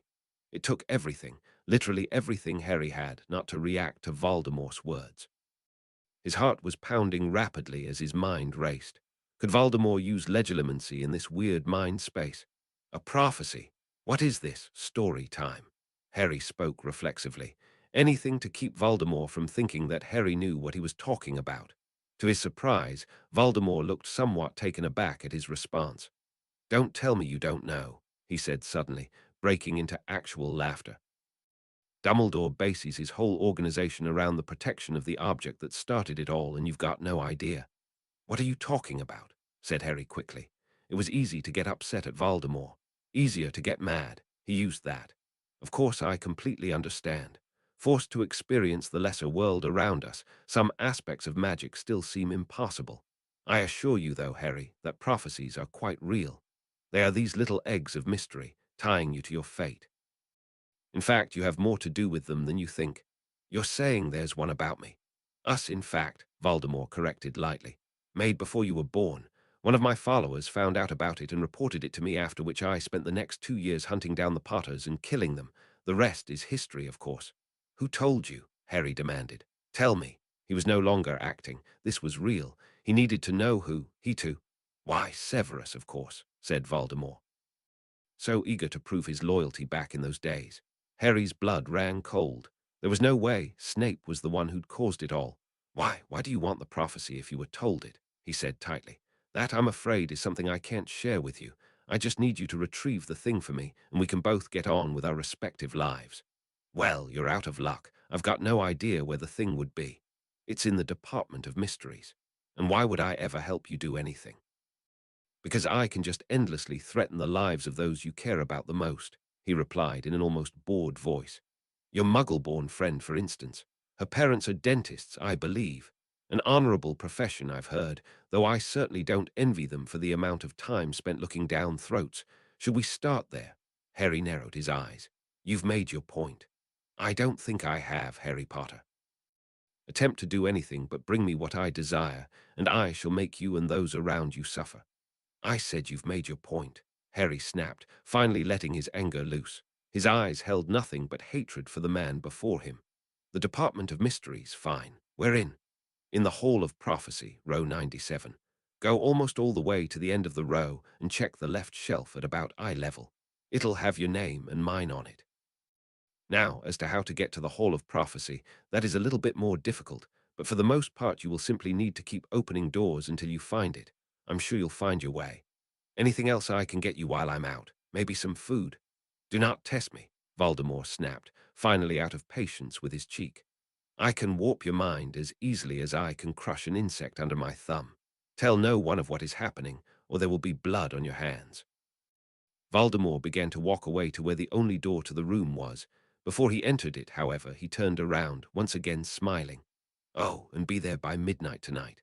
Why, how am I supposed to do that?" he said at once. "I'm trapped at Hogwarts. I've heard you're quite resourceful when you need to be. Don't let others die because of you, Harry. Farewell." XX Harry's eyes shot open. He was laying on a couch, Stella hovering over him in concern, while the founders looked on in the background. "Harry, are you all right?" she said at once, helping him sit up. But before she could get any further, Harry put up his hand to silence her, pulling out the compact mirror. "Sirius Black, answer me right now." "Harry, what's wrong?" came Sirius' voice seconds later. He was looking at Harry in alarm. The boy never called for him in such a way before. "Are you hurt?" "Not important right now, Sirius," he said quickly. "I need you to call the Order together. Emergency meeting." "Why, Harry, you know I can't do that. I'm going to the Department of Mysteries to get the prophecy for Voldemort."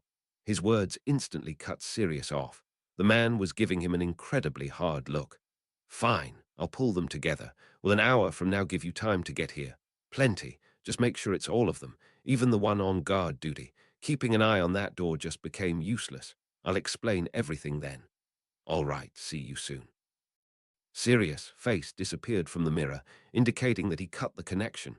Harry put the mirror away and turned back to the other three people who were watching him with mixed expressions. "Harry, are you all right?" asked Stella after a moment's hesitation. "No," he said shortly, looking back at her. "I'll be leaving here shortly and I might not be back." There was no need to explain further. His voice said it all. "That's—" Stella's voice trailed off. She looked more confused than anything. "I'm honestly not sure what to say that might help you. I want to say something, though. Considering that you've been brutalizing me for months and I'm still not dead, I think I've got a pretty good chance of survival. When I make it back, it'll be because of you."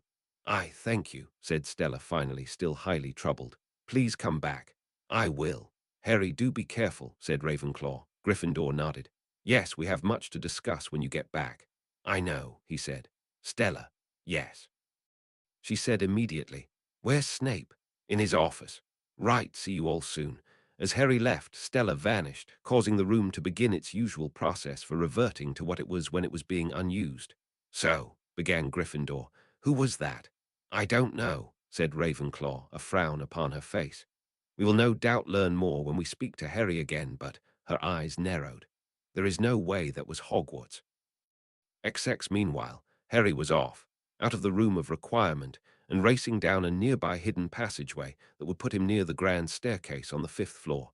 He needed to leave Hogwarts as soon as possible, but there was one more thing that he needed to take care of before he left. "Hedwig," he said in surprise, as he finally made it to the entrance hall. His ever-faithful owl was sitting patiently on the banister, as if she was waiting for him the entire time. The front doors of the castle were open with a mild breeze blowing inside. "I need you to meet me in Hogsmeade," he continued quietly to the owl, stroking her snow-white feathers. "Head there fast and wait for me. You're my backup plan." She gave him a light nip and flew out of the castle. Turning from her, Harry continued down into the dungeons, making a beeline for Snape's office. The moment he got there, he knocked twice sharply. "Sir Snape, I need to talk to you right now," he said, panting slightly from all the sprinting. "Enter." Harry pushed the door open and closed it behind himself, silencing it with a wave of his wand. The moment he saw the man, he felt a surge of rage, but he pushed it aside. There wasn't time for this now. "Professor, I need to ask you something," he said quickly, as Snape watched him seriously, immediately putting down the thing he was working on. "Do you have any way of contacting Professor Dumbledore?" "Unfortunately, I do not," said the potions master. He gave Harry a quizzical look. "Why do you need to contact him? Something big is happening, but if if he hasn't told you anything, then I won't say anything either. Too risky. Let me borrow a quill and some parchment." Snape just watched the Gryffindor with a frown, motioning to the supplies on his desk. Harry jotted a hasty note and folded it up, storing it in his pocket. About to run out of the door, he paused, looking back at Snape. "Tell him that I've left the castle, but you don't know why, which technically you actually don't." "I see. And if she tries to stop you?" he asked, standing up. If he needed to contact Voldemort, he would need to use the headmaster's fireplace, which, apart from the special case Umbridge with her own fireplace, was the only one that could be used to flew outside the castle. I don't have time to deal with her, said Harry, shaking his head. Fortunately, he wouldn't need to deal with Umbridge, as the woman didn't know anything about the castle's secret passageways beyond the basic ones. Clearly, said Snape. Be careful, Potter. Thanks. 5 minutes later, Harry was making his way through the long underground tunnel that led to the basement of Honeydukes. Normally this would take him ages, as he was literally walking all the way to Hogsmeade from the castle, but the moment he felt himself clear the wards of the grounds he apparated to an alleyway in the village, glad to be out of the cramped space. He only had to wait 30 seconds before Hedwig alighted on his outstretched arm. Wizards' owls were amazing creatures. "Here, girl," he said softly, attaching the note he'd written in Snape's office to her leg. "I need you to take this to Dumbledore as quick as you can. I've no idea where he might be, but I honestly think you can find anyone. I'm counting on you. This could actually mean life or death for me." Hedwig's eyes shone brightly, determined not to let him down. "Go on, then." Harry watched as she took to the air, circling above a few times before heading south rapidly, constantly getting higher and higher. Eventually, he let out a breath, leaning against the wall of a home. The first part was done. Now all he needed to do was to get a bunch of adults to listen to him without much question. No sweat, right? Straightening, he walked a few steps before vanishing without a sound. Roman 20, Sirius, what's going on?" said Tonks anxiously as she followed him down into the kitchen. Looking around, her eyes went wide as she saw the number of people there all talking to each other in low voices. The room was packed. Is this the whole order? She'd been napping upstairs in the guest room she usually took until someone came and collected her. "As much as I could call on such a short notice," he said, taking a seat near the end of the table, leaving the space at the head open. "Sirius, there you are," said Molly Weasley, who was standing with her husband. "What is this meeting about? You said it was an emergency." "It is, but we're still one short," said Sirius. "Dumbledore isn't coming," said Moody from his place nearby. "No one's been able to get in touch with him since he left Hogwarts. I'm not talking about Dumbledore, he means me," came a voice from the door. Everyone turned to find none other than Harry Potter staring them all down. "Harry," said Molly in surprise, along with a number of others, though she was the loudest. "What are you doing here? You're supposed to be in school." "I'm the one who called the meeting." This got a wide number of reactions from the amassed witches and wizards. Harry gritted his teeth slightly as more than 6 or 7 of them said something along the lines of, "Who the hell did he think he was?" A number more were digging into Sirius for doing something like this on the request of a kid, regardless of him being his godson or the boy who lived. "Stop talking," Harry shouted, shocking them into silence. "This is an emergency order meeting because there's an emergency. Death Eaters are going to attack the Department of Mysteries tonight at midnight." "How do you know something like that?" demanded one aura. "'Cause Voldemort told me himself. He's never been one to make idle threats." Immediately, the majority of the people in the room winced at the name, making Harry shake his head in exasperation. His was stronger-minded than this lot when it came to the man's name. Of course, this lot would kick the D's ass 6 ways to Saturday, which was exactly why he was here and not still at the castle. And how can we believe something like that? Why the hell would I lie about something like this? "Harry, why don't you explain from the beginning?" suggested Sirius. He was looking at him expectantly. "Right, Voldemort has been working all year to try to get hold of a prophecy in the Department of Mysteries." "Yes, I know about it," he added, as a number of people looked at him in shock. He paused for a moment to conjure a replica of the prophecy he'd left behind in secret, holding it for all to see. "This little glass potato is the thing that has been on 24-hour guard at the Ministry by the order. We can't let Voldemort get it, and normally that wouldn't be an issue, because the only way it can be retrieved is if either he or I go and get it ourselves, as it's about us." Harry let out a long sigh. "However, Voldemort got in touch with me and pretty much said if I don't get it for him by midnight tonight he'd kill a lot of people, including the families of my closest friends, so there isn't much we can do about it. We'll need someone to secure them while the operation is happening." "And what operation exactly are you talking about?" said Moody, leaning in. He was always a man of action. It was one of the reasons that even after retiring, he hadn't ever truly stepped away from his life of taking down dark wizards. It was also likely the reason he was actually humoring the boy before him instead of punting him back to Hogwarts with his peg leg. Harry chuckled a bit, making a few people shift uncomfortably. The grin he wore was far from innocent. The one where we completely wreck Voldemort's retrieval team, of course. But that's actually a really good idea, said Tonks after a few seconds, considering what he was probably talking about.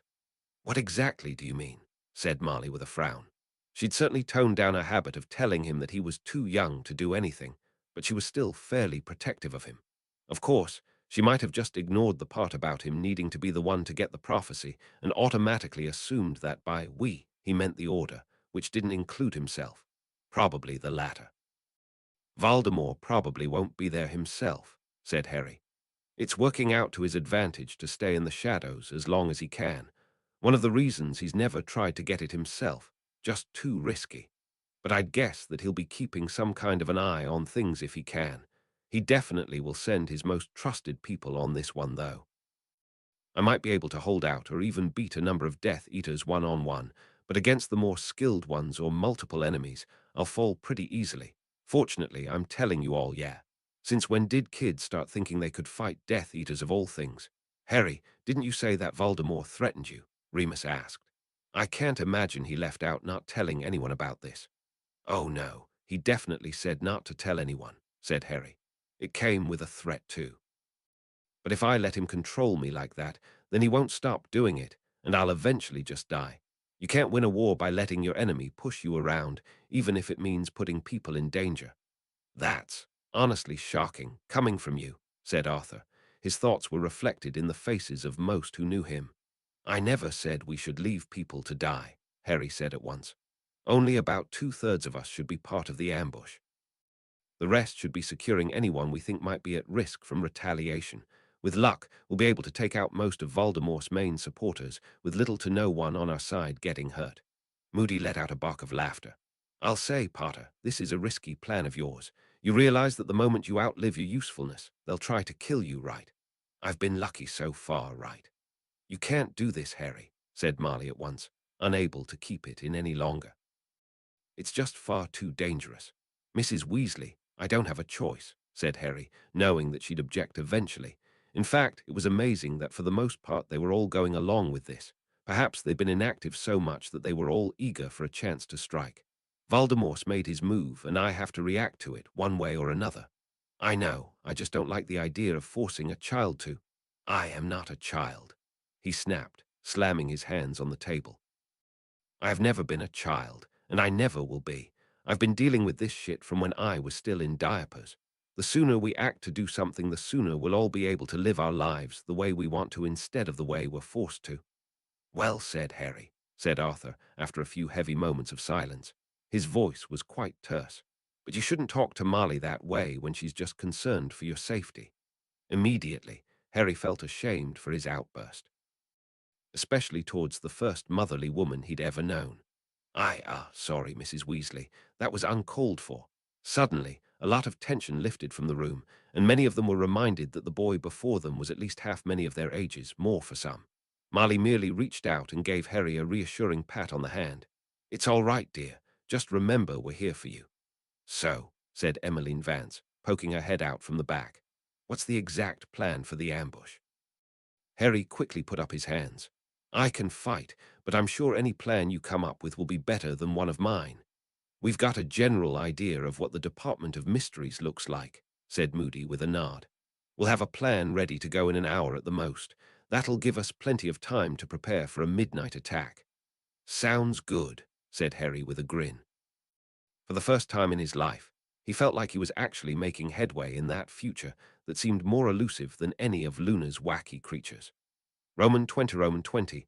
It was 11:30 when Harry arrived at the street entrance to the Ministry of Magic. The bang of the night bus echoed in the deserted area as it sped off to transport the other witches and wizards on board. This was the first part of the plan the Order devised. It wasn't a well-known fact, even in the Order, that Harry could apparate, never mind his skill in it. There was a chance that he'd be watched once he arrived, and that included where he'd most likely enter from. After all, he was supposed to be an anxious Hogwarts student who was all alone on top of it all.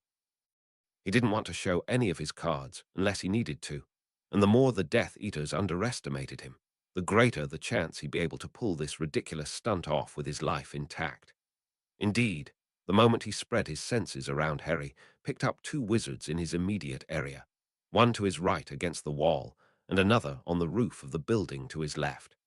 They made no move to engage him, and Harry made no indication that he knew they were there.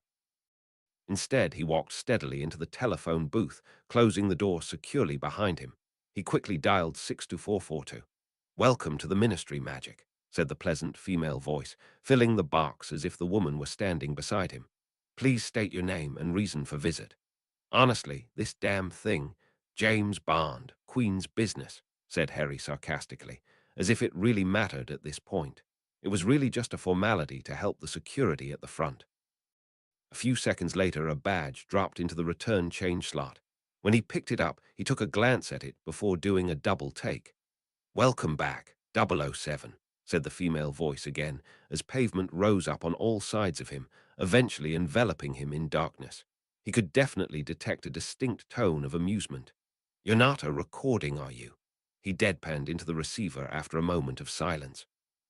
The golden beam of light was now making its way up his body, illuminating the box. "Not quite. Ding. The Ministry of Magic wishes you a pleasant evening." "I'll bet you do." The atrium was deserted.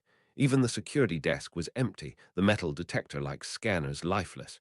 Did they do this? He wondered aloud. Was the Ministry always this shut down at this hour? He couldn't sense a single person on the floor. Hopefully no one was killed or otherwise. Harry made his way to the back where the elevators were and got on the first one that opened for him. It was 20 minutes until midnight. Not like he's some kind of actual deadline, but if someone went through all the trouble to get you on your own and throw a surprise party for you, it would be rude to do otherwise, especially when you were planning a party of your own. The Department of Mysteries was maze-like, but like last time, he always seemed to pick the right doors, eventually putting him through the time room and to his destination. The cavernous room was filled with an enormous number of the faint pulsing things he knew must be the prophecies. However, the moment he entered the room, he became aware of at least 8 people near him, all hidden by magic. "Row 97. He muttered, moving to the left first before doubling back right as he checked the row numbers, making sure it appeared as if this were his first time here. "This place is enormous." Eventually, he came to the proper row and began walking along it, looking at the small names under each prophecy. Honestly, if he didn't already know where the thing was, or without Voldemort's specific directions, he doubted he'd ever find it. The shelves went well above his head after all. It could be anywhere. Finally, he was there, staring at the glass orb he put there so many months ago, knowing that it would eventually come to something like this. Bracing himself for what he knew was to follow, he reached out and grabbed the false prophecy, looking at it in wonder. It wasn't something he had to fake. It was indistinguishable from the others, even after all this time. He half expected it to not be there. He couldn't help but be immensely pleased at his work. Amazing what desperation could produce in a person.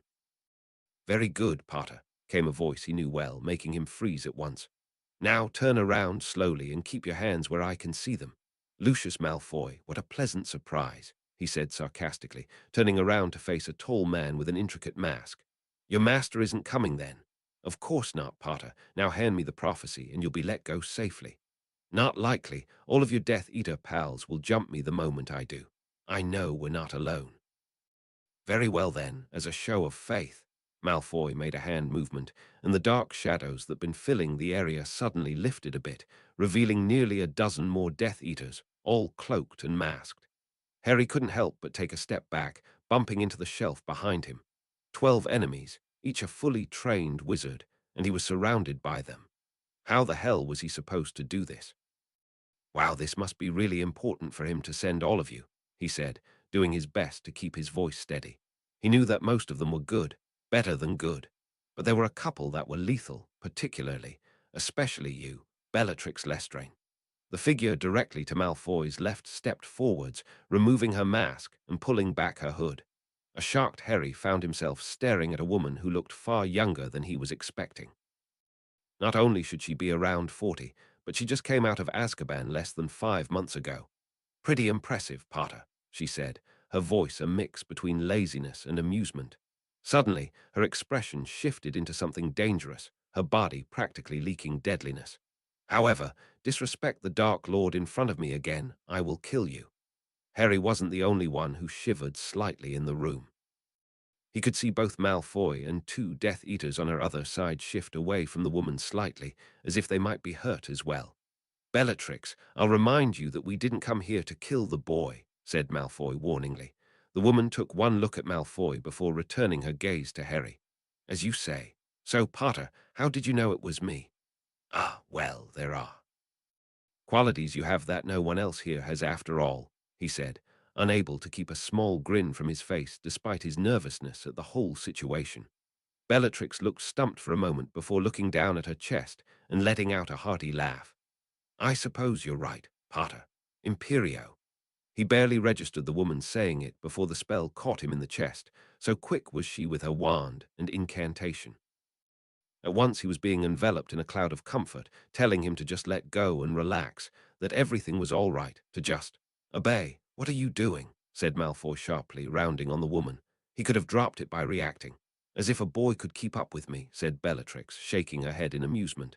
And I'm good enough to catch it if he did. Besides, he can just give it to us now. She turned to the teens, staring back at them. Won't you? Yeah, I'll pass. To say that Harry was thoroughly satisfied to see the look of absolute shock on Bellatrix's face would have been a gross understatement. Making people gobsmacked was really becoming an entertaining habit of his. So there is more to you than meets the eye after all, Potter, said the woman, now giving him an appraising look. But even without forcing you to give me the prophecy by magic, it'll happen anyway. Either you do or you'll die. Seems like the logical choice, yes. She smiled widely as Harry's smirk vanished, his eyes narrowing. Now I'll be taking that prophecy from you. She barely took a step before Harry's wand was out, pointing at her, while his other hand held the small glass orb tightly, ready to smash it on the floor at a moment's notice. In response, he had 12 wands up and ready to fire, though Bellatrix stopped moving. Stay there. You've demonstrated you're dangerous enough as it is from where you are. I'd rather not get any closer. I'll take it, said Malfoy, taking a step. Harry, however, moved his wand to the man. I'm not done yet. There's something I don't get. And what is that, Potter? Why does he want it? He asked. Why would Voldemort want something he'd already heard? It couldn't just be for the memories. He's already heard it, so why is he so obsessed with hearing it again? That's none of your concern, said Malfoy dismissively. The Dark Lord wants the prophecy, and that is all you need to know. I didn't realize Voldemort. Harry barely reacted in time to dodge a curse from Bellatrix's wand, nearly falling over in his haste. I told you no, Malfoy shouted at Bellatrix, grabbing her wand arm and pulling it to the side. Harry was still somewhat distracted by the perfect hole that was punched in the shelf behind him. He could see straight through to the other side. Well, there was an idea. Did you know Voldemort's a half-blood as well? He said, bringing attention back to his face while he subtly tapped the shelf behind him, the small flash of his wand tip hidden by his robes. Yeah, I know, shocker, isn't it? He said to the rapidly angering group. Mum was a witch, but Dad was a muggle. Right shame it is too. I'd imagine he's been telling you he was a pureblood. Release me, Lucius. I will end his life right here, seethed Bellatrix. I will not. Potter, roll the prophecy over to me before we kill you anyway. The Dark Lord would be angry with its loss, but your death would likely placate him equally. Choose, Malfoy cut off as there was a sudden enormous groaning, like the frame of a massive wooden ship taking punishment from a raging ocean. Repulso, Harry shouted, pointing his wand at Malfoy quickly. Everyone began moving at the same time, but beyond the first moment, nothing went like any of them expected. Instead of the spell hitting Malfoy or anything in his general area, Harry was propelled backwards through the shelves, like they were made of paper, sliding into the shelves in the next row over. He gritted his teeth as the wood cut him in places, but was otherwise unharmed. The shelf, on the other hand, was now fully coming down due to the overpowered rotting curse he'd forced into the thing seconds before. Scrambling to his feet, he bolted for the exit as the deafening sounds of collapsing shelves and splintering wood filled the area, shedding the school robe as he went. He could hear the shouts from the Death Eaters behind him. Flashes of light from Spellfire illuminated the row he'd just left. Unfortunately, it didn't sound like he'd gotten many of them, if any, but it gained him a few seconds, and that was all he needed. How did he? Don't let him escape. Came Malfoy's voice over everything as they pursued him. Shouts of "this way" could be heard in the distance, but he wasn't even remotely interested in seeing if they were on the right track. There, another shouted. Harry reached out and grabbed the end of the row of shelves, allowing him to turn sharply and keep his momentum as he sprinted. Spells splashed against the wall to his left, leaving a range of damage on it. So much for not trying to break the prophecy. "You can't escape us, Potter," shouted a Death Eater from behind him. Now that they were all in the same line, Harry was trying to zigzag to avoid the spellfire. He looked back as a red jet of light narrowly missed his head. Only 3 Death Eaters were behind him. That meant the other 9 must have gone another way that he wasn't even aware of. Dodging another incoming curse, Harry flicked his wand at one of the rows, causing a beam of wood to grow out of it at eye level. The Death Eater in the lead caught the obstacle full in the mask, his momentum carrying him onto his back with a thud. The others ducked the thing and kept moving, gaining rapidly. "Almost, Potter, don't stop running now." The gleeful voice of Bellatrix Lestrange sent a shiver down his spine, making him push that much harder. 58, 55 here. Harry skidded to a halt and threw himself at the door into the time room. The sudden golden sparkly light made him wince, and then he tripped.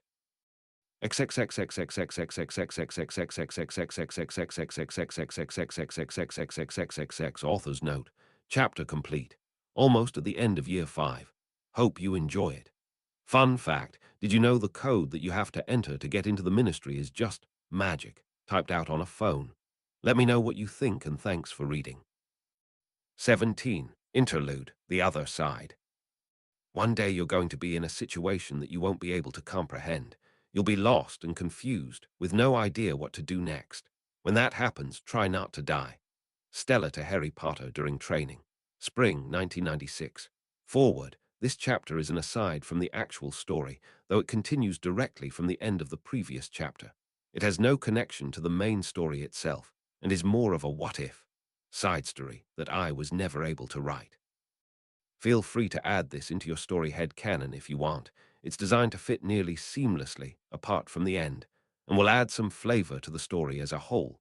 Anyway, please enjoy.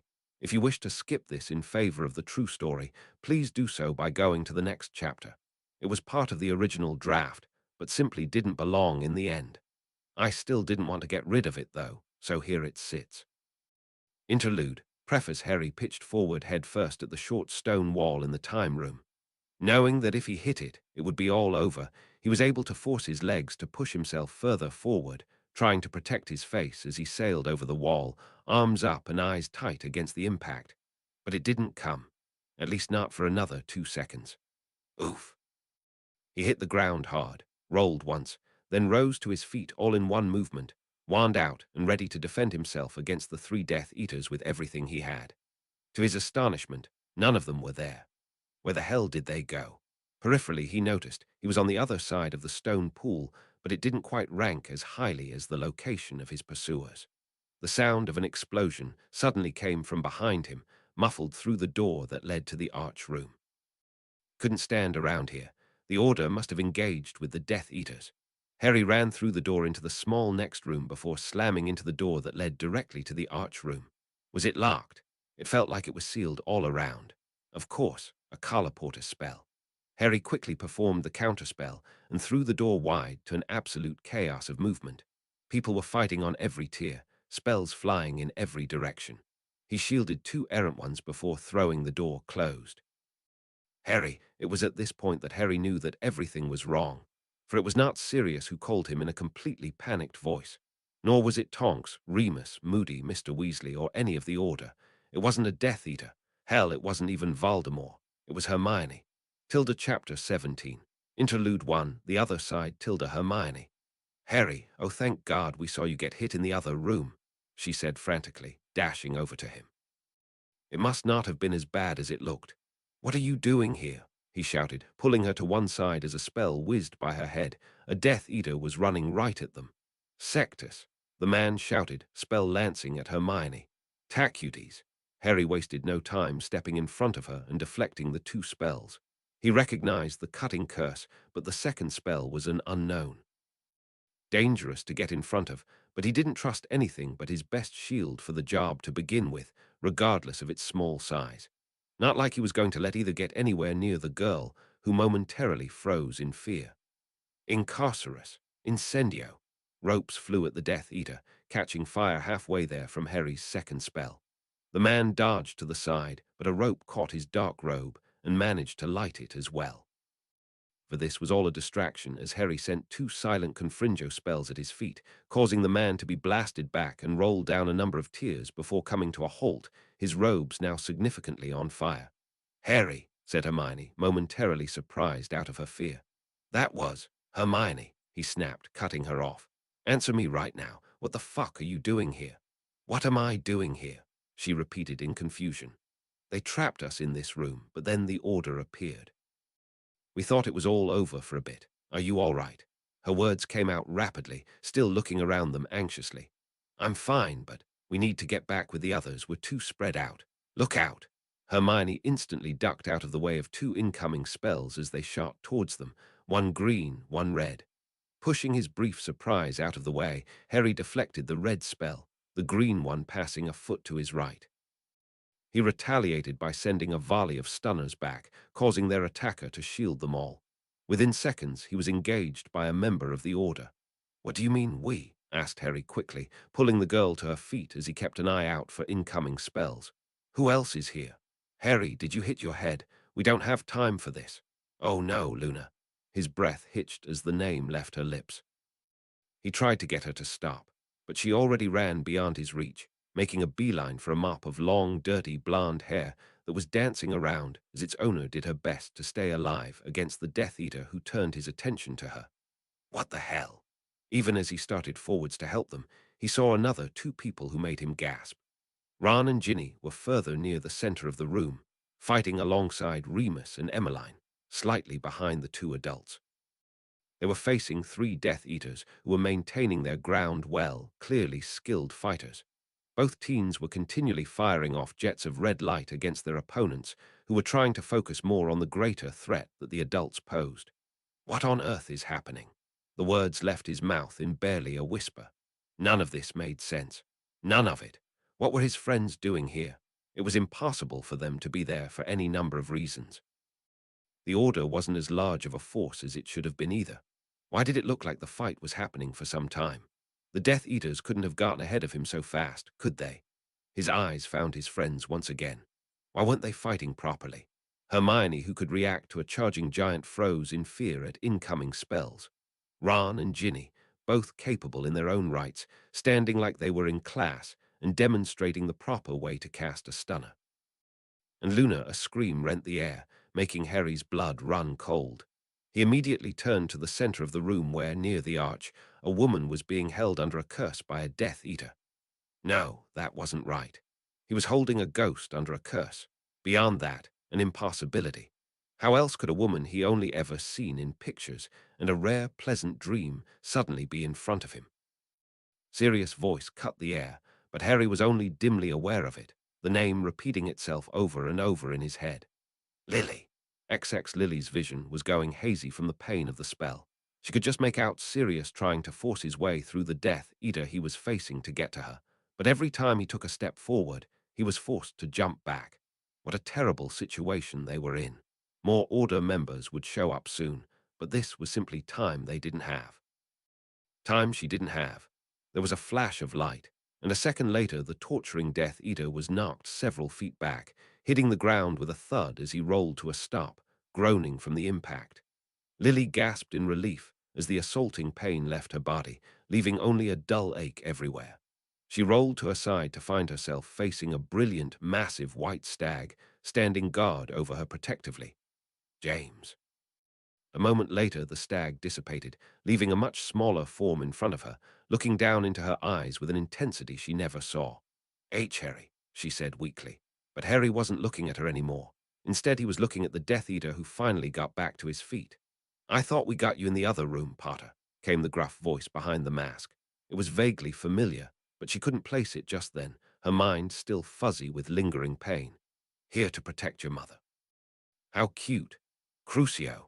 XX, perhaps it was because the Death Eater was still hurt from being attacked by the corporeal patroness. Perhaps it was because he wasn't ready for such a quick casting of the spell. Or maybe it was just because he never expected the spell from anyone he would face that night. Least of all a boy. But it didn't matter because the spell hit him directly in the chest, bringing him to the ground hard, screaming in pain. 5 seconds later it stopped. Harry was looking at his wand in silence. Around him, the battle practically froze, all taken aback by what they just witnessed. An unforgivable spell from the most unbelievable of places. You little. The Death Eater was inching back towards his wand, which he dropped in favor of clutching his head. I'm gonna kill you, you little, Crucio. Harry held the man under the spell for far longer, his screams of agony echoing around the large chamber while his body continued to spasm on the floor. All the while he wore a small half-smile, though it was twisted with fury. Dimly, he imagined all of his friends who were watching him must be looking on in horror. It's surprisingly easy, he found himself saying. Refocusing on the twitching Death Eater, his expression morphed to one of hate. I should kill you, but you're not even worth it, he spat, finally releasing the man from the spell. He slumped to the ground, finally able to slip into unconsciousness. Harry quickly moved back to protect the woman who looked like his dead mother. The battle started up again with more ferocity than earlier. More Order members arrived, turning the tide. The Death Eaters were definitely losing this battle now. Just stay behind me, he said, sending spell after spell into the crowd of people. They were fortunate that the Order outnumbered the Death Eaters, despite there being less people fighting than he thought there should be. Even with the added catastrophe of there being a number of students there, they were able to eventually take them all down. Once the first few fell, the others followed quickly, unable to stand against the sheer numbers. Escape was impossible. Finally, Harry lowered his wand, letting out a sigh of relief. Though there were certainly injuries, it appeared that no one died, especially none of his friends. He turned slowly back to the woman behind him. Lily Evans Potter. She couldn't possibly be real. There was no way that, stupefy. Harry didn't even react to the spell that hit him in the chest, his shocked eyes on the tip of her wand, which was pointing right at him. His own wand slipped from his fingers as he dropped to his knees, the cold stone floor greeting him not a second later with only blackness as company. Roman 20, where's Dumbledore? He should be here by now. He's probably still at the school with my son. Someone did notify him of this, right? Yes, now would you shut up already, Sirius? Stuff it, Frank. The Order of the Phoenix members who were at the Ministry battle were all situated in the basement of Grimmauld Place, loosely surrounding their mysterious captive. All the racket you've both been making is actually waking the kid up, said Tonks, shaking her head. They all focused on the boy, who was indeed stirring minutely. That shouldn't be happening, he was stunned, said Remus. You don't wake up naturally from that after less than an hour. Not even after 3. Lily's no slouch. I told you to stay away from the center of the room without cover, said Sirius to the redhead, frowning at her. She was watching the boy unblinkingly before giving a small start and turning back to the others. I'm sorry, I was running to help Remus, and I got caught from behind. Sorry isn't good enough. That could have been a killing curse, and then I'd have to explain to my best mate how I let his wife get killed right in front of me, right before he sent me along as well. It won't happen again, Sirius, she said, her voice rather testy. Stop acting like my mother. Enough. Moody's voice cut both them and the idle chatter off at once. He's definitely waking up now, and we don't need Dumbledore here to babysit. He had his wand out, reducing the lighting in the room. We really aren't going to fully go through with this, are we? Lily asked, looking at the boy. He did defend me, rather fiercely at that, if in a terrible way. He fought the other Death Eaters and protected the kids, too. Moody was shaking his head. Not good enough by any standard. Someone grabbed Snape from upstairs. I want Veritaserum. XX, the first thing Harry noticed when he finally returned to consciousness was that he was in a sitting position. His back was tightly pressed against the flat back of whatever chair he was sitting in. It only took a moment to recognize that he was bound to the chair. The second thing he noticed was that he was surrounded by what must be the Order. He didn't recognize everyone, but Tonks, Sirius, Remus, Moody, Mr. and Mrs. Weasley, and some others he vaguely knew were all there, scattered around him. Also, he recognized the feel of the wards of headquarters. You can stop pretending to be unconscious, came the voice of the Exora, sounding impatient. Harry opened his eyes and immediately regretted it as he winced from the light. Sure enough, the order was there, or as many of them as he could see, being confined as he was. "I'll just pretend this whole thing is one big joke if you let me out now," he said, voice thick with annoyance. "I think this is a bit far for playing around, though, don't you think?" "Well," he corrected, focusing on the man with the magical eye, "maybe not you, Mad Eye. You've always left one foot on the battlefield, right?" Harry couldn't help but grin slightly as he drew a number of muffled sounds of laughter, though they were cut off quickly. "Well, he seems to know me well enough," said Moody with a gruff chuckle, continuing to slowly pace in front of him. His expression suddenly became much more serious. "Extremely well, actually. I can count the number of people I've ever personally said that to on one hand." "Apparently," said a much taller man from behind him. Harry didn't recognize him at all. He wasn't at the planning meeting before the attack either. "All right, different plan," Harry muttered. "Nim, stop skulking behind me and get my wand back from this bloke behind Moody. I'll get myself out if you all aren't going to help." "It's Tonks, get it?" she said with a glare, moving into his line of sight.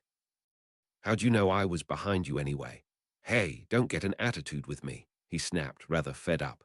"You're not the one tied up by the order in Sirius' damn basement. Oh, I'm sorry. Was I not supposed to recognize the place after living here all summer?" he added, at the looks of surprise on all of their faces. "Well, that makes things more interesting," said Sirius. "How about more complicated?" corrected Remus. "You mean, as in breach security to a level I can't even begin to describe. Complicated," said Emmeline. "Yeah, that's about right," the werewolf replied. "Maybe if I—" Harry turned his head to the new voice and was once again met with a replica of his dead mother. Now that he wasn't in the middle of a battle, he could see that she looked a bit older than the pictures he had of her, but not by much.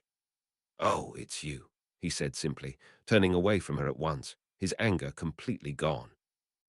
"Nice try, Voldemort, but this isn't working." He gave a small snort of laughter as the majority of the room flinched at the name. "Hey, you got the flinch down, though. Nice touch." "What are you talking about, boy?" said Moody impatiently. Harry, however, remained silent, eyes still passing between each person he could see. "Can we please just wait for Dumbledore?" said Mrs. Weasley. "This doesn't make any sense at all." "And how would Dumbledore being here make this any clearer?" said Emmeline. "Always knows more than he lets on. Maybe here. It's been over an hour, too. No polyjuice," said Mr. Weasley, checking his watch. "Who the hell would I be impersonating myself?" Harry retorted, unable to keep that one back. "Well, apologies. I was assisting Madame Pomfrey," came a familiar voice from the direction of the door to the upstairs. "I think you meant we," came a second, slightly annoyed one. "Even participation awards require some amount of input, Potter," retorted the first. "Standing there, unfortunately, merely provided me with a headache." "Knock it off, you two," said Lily dangerously, walking across Harry's line of vision to meet them. The first was Snape. "The second, of course, couldn't have one without the other now, could you?" Harry said under his breath. Why else would James Potter be there if not to complete the set in this farce? Regardless, the moment he got his hands on the person who actually concocted this all, he was going to let out a lot of pent-up fury. "Good timing, Snape. I was getting tired of the confusion," said the tall man, moving over to join them. He held his hand out as Snape joined the ring of Order members. "Actually, I think we all are. Truth serum." "Here, Longbottom, don't be too heavy with it," said the potions master, finally looking at Harry. He blinked 4 times in silence, something Harry come to associate with him being rather immensely surprised. James was also giving him a look of utter shock. "Merlin's beard. What? I see." Snape's voice easily overrode James, though the latter wasn't doing much to stop him to begin with. "That explains why you need it. Polyjuice." "Not possible. It's been too long. Hold him." By now, Harry was sufficiently panicked. If there was one thing he never ever wanted to be dosed with, it was Veritaserum. He would willingly do some serious harm to a number of people to stay out of it as well, but now there was nothing he could do. The moment the words left the man's mouth, at least 3 wands were pointed at him, instantly ceasing his struggle. There was little he could do but ask them nicely not to, which he did. "What the bloody hell do you want to know from me anyway?" he said angrily. "Well, kind of. Your name would be a good place to start," said Tonks sarcastically. "Are you all stupid? Harry Potter, who else would I be?" Harry's head was forced back, and his mouth opened. allowing the now identified relative of Neville's to spill a few drops of the small vial onto his tongue. The potion felt like ice as it slid down his throat. "The name would work a bit better if it weren't already taken, you know," he said, stepping back and waiting as the potion took effect. The feeling reminded him somewhat of the Imperious Curse, only this one was impossible to fight. "Finally," said Sirius, shaking his head. "Why did we let that go on for so long? Someone could have just stunned him again. It isn't right for us to use such harsh methods on a child," came Mrs. Weasley's disapproving voice. "We've already tied him up against his will." "A child he might look like, Marley, but looks can be deceiving," said Moody, stepping forwards. "Even if he isn't using polyjuice. Now, let's get some answers, shall we? What is your name and age?" Harry felt the answer easily come to his mind and straight out of his mouth. "Harry James Potter, 15. This produced a collective intake of breath from around him. "That's impossible," said Sirius at once. "Who are your parents?" continued a frowning Moody. "James Potter and Lily Evans Potter," Harry answered blankly. The man just rubbed his forehead for a few seconds before trying again. "Do you know what the Order of the Phoenix is?" "Yes." "Are you an enemy of the Order of the Phoenix?" Continued Moody. "No." "Are you an enemy of Voldemort and his Death Eaters?" "Yes." Moody let out a ragged sigh. "Are you kidding me?" he muttered to the room at large. "No," said Harry obediently, having heard him. Moody glared at him for a second before exchanging looks with Frank and jerking his head at Harry. "Well, now what? Mad-Eye, is it really so wise to speak like that in front of someone we're interrogating, even if he's apparently not our enemy?" asked Mr. Weasley, moving into Harry's view. "At this point, I'm not really certain that we even need to keep doing this."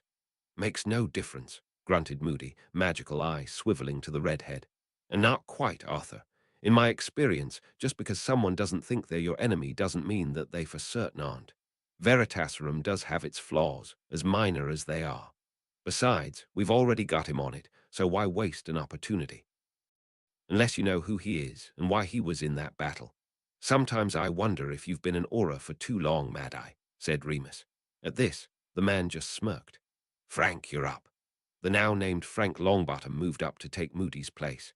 Behind the blank, drugged state, Harry was dimly aware that the man before him was, according to what he heard, currently supposed to be non-responsive in the permanent spell damage ward in St. Mungo's. Yet another thing wrong with reality that he could add to the already stupidly long list he'd been compiling. "So," said Neville's father, "assuming that you did not show up with the Death Eaters, nor did you arrive with the children, how did you come to be in the middle of that battle?" "I was already in the Department of Mysteries before it happened," explained Harry, his mind doing its utmost to answer the specific question he'd been posed. It was interesting what came out of his mouth compared to what he might have said otherwise, even if he had the same motive. "I walked in on it. So you got to the Ministry. How?" "Night bus." Frank raised a questioning eyebrow at another member who was shaking his head. "They didn't make any drop-offs or pickups around the Ministry last night. We've kept a close eye on them." Frank exchanged looks with a few other people before shrugging. Clearly, they were just as stumped as he was as to what was going on. "Right, tell me, why did you not want us to give you Veritaserum?" asked Frank, now more curious than accusing. "Frank," said Mrs. Weasley sharply, but he ignored her. Many of the others in the room were looking uncomfortable as well. The use of Veritaserum was under a number of very strict laws, a number of which were based in morality. It was a line which Frank was currently towing heavily. "Because there are things I know that I don't want anyone to know about," said Harry. "Is there anything there that pertains to the Order of the Phoenix?" Frank continued, knowing to phrase his questions carefully at this point. "Not really." Frank blinked for a second before turning back to Snape. "That wasn't one of yours, was it? It's wearing off already." "Impossible. It's barely been 2 minutes," said the potion's master, looking at the vial closely. "There is nothing wrong with it. Then it's the boy." "Why are you so good at resisting magic?" asked Tonks, curious at what he'd say. He'd shaken off the stunner pretty early as well. "Not entirely sure," said Harry, his blank eyes turning towards her, or at least they appeared to be blank. Behind them was a whirl of activity. "I've always been fairly resistant to just about everything I've ever encountered, particularly compulsion magics." "Like what?" the metamorph continued. "But from resisting regular compulsion spells, the Imperious Curse is ineffective on me. From my experience," he added as an afterthought. He supposed it was possible that he just didn't run into the person who would make it work on him yet, unlikely as that was. Ineffective. Wait, you've actually had the Imperious Curse used on you, said Tonks in shock. Who would use such a spell on a kid? The rest of the Order watched on in interest, many of them sharing Tonks' feelings. Yes, 3 times. By who? Barty Crouch Jr., Voldemort, and Bellatrix Lestrange. All right, I quit, said Tonks, conjuring a chair and sitting in it with a huff. Harry here makes no bleeding sense. I think we've gotten away from the issue here, said Mrs. Weasley, quickly moving to the front of the group. It's pretty clear that this boy isn't a danger to us, which is what we were trying to ascertain in the first place. Speak for yourself, Marley, said Emmeline, shaking her head. I get it, he's not part of their camp, but you didn't see him use the freaking Cruciatus curse on a Death Eater like he'd been doing it his whole life. Twice. You know what it takes to do a spell like that, and he was grinning. You did, said Mrs. Weasley, aghast, now looking at Harry. I did. But why? Harry scowled. He deserved it. I see. Mrs. Weasley was exchanging looks with Lily, who was still giving him the occasional confused glance. James was just watching him in silence. Well, then I guess the real question is if I let you free, will you attempt to harm us in any way? We won't give you your wand or other things back, mind you. No, I'll play along for now, said Harry. No need to bend the truth here. He'd never escaped this farce otherwise. There you have it, Alistair.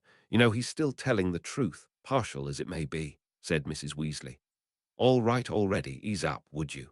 He said, clearly disgruntled at her interruption. Though it wasn't like he had any idea how to proceed either. You're going to be kept under strict watch. In the meantime, someone get Dumbledore here. Now, Roman 20, it was a very strange scene that Albus Dumbledore found himself facing when he entered the kitchen of number 12 Grimmauld Place. The edge of the large room was dotted with a good number of the Order, who all had their wands out loosely.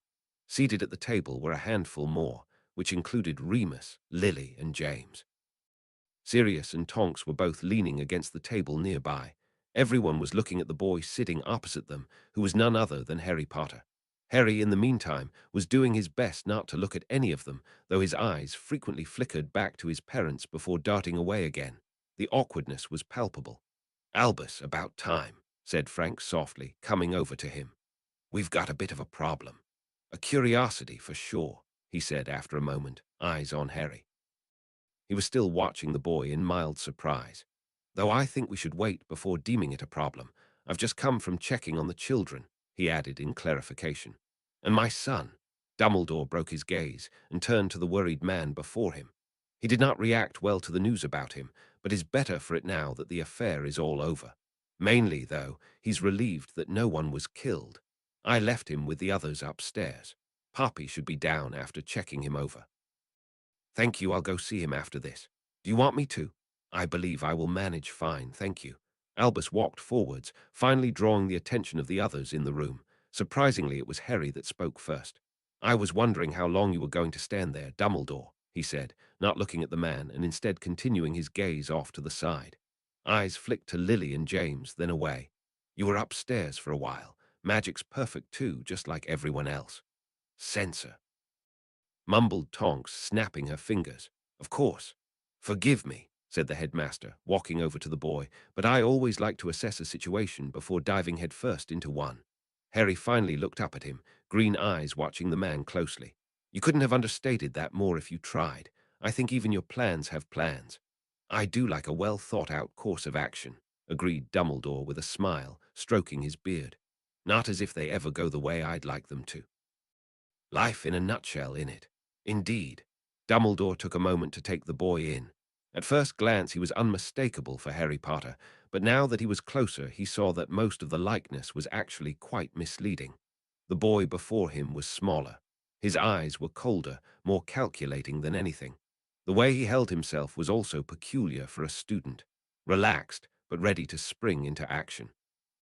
Albus could feel the whisper from what was likely a magically concealed wand holster strapped to his forearm. The boy before him was a fighter. So, anything you want to say to me to convince me this is all real? Harry asked, motioning around the room with a free hand. I've already gotten it from all of them. I'll admit I'm starting to get worried this isn't some trick. I still don't think I've lost it yet, though, so I don't know. Dumbledore frowned in thought for a moment, seemingly unconcerned by the troubled boy before him. Well, you mentioned that my magic was perfect. I believe I know what you're talking about, but I would like an explanation from you if it isn't too much trouble. I'm a censor, Harry explained. Nim calls me a bloodhound at times. I've never said anything of the sort, said Tonks at once, before Harry could say anything further. And it's Tonks. Right, I know, we don't know each other, whatever. Impressive feat, complimented Dumbledore, ignoring the small back and forth. I myself have a certain talent for sensory magic. However, it has never extended to the living, only with magic that was cast or placed on an object. It helps me find secrets. Harry nodded in understanding. I'm not that good with that kind, but I'm getting better with practice. In any case, I believe that I can put your worries to rest in saying that it is impossible to replicate the, how should I put this, unique magical signature that every witch and wizard gives off. Think of it like a magical thumbprint, if you would. They can be left in places, but a person is unable to simply have another's. You don't understand, this can't be real, said Harry, his voice straining slightly. Well, in a way it might not be, said Dumbledore, lips pursed in thought. It's real, but not your real. I think that's the distinction here. What on earth are you talking about? Said Harry in absolute confusion. Well, you see, Harry, explained Dumbledore, the reason that no one believes that you are Harry Potter, and you'll be pleased to know that I believe you, is that there's a Harry Potter in existence already. XX, another. Yes, another Harry Potter. He's asleep upstairs with the other children at this moment, as a matter of fact. You can meet him later if you'd like. I don't believe the universe will collapse from it. Dumbledore paused for a second before shrugging. No matter, it shouldn't be an issue. Oh, Lily regarded the headmaster pensively. So you're suggesting that this Harry is from some alternate reality to ours? Is such a thing even possible? Who's to say what's possible or not? Said Harry, looking off to the side. What kind of muggle-born witch are you? Did magic stop being magical to you at some point? Lily looked at him, rather offended. Hey, I. Besides, I'm more inclined to believe I'm in an alternate reality than the dead coming back to life. Whatever Lily was about to say, his words stopped her cold. The atmosphere of the room darkened perceptibly. Harry got it. He'd entertained a great many theoretical rants by Hermione during the apply magic to the science fiction genre of Muggle literature phase she was in back during the second half of their first year at school.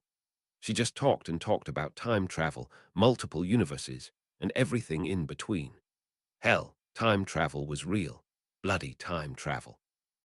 That little necklace of Hermione's blew his mind like nothing else did. So who could say what was happening now wasn't possible? Honestly, when it came to magic, it was hard to prove something couldn't happen when so many times in history it was just that someone didn't figure out how to do it yet. More importantly to the present situation was that he accepted it. Whether that was because he actually believed it, or he was just forcing himself to accept it to explain away the two individuals in front of him, it made no difference. They were different people. Not his parents, different people, just the same faces.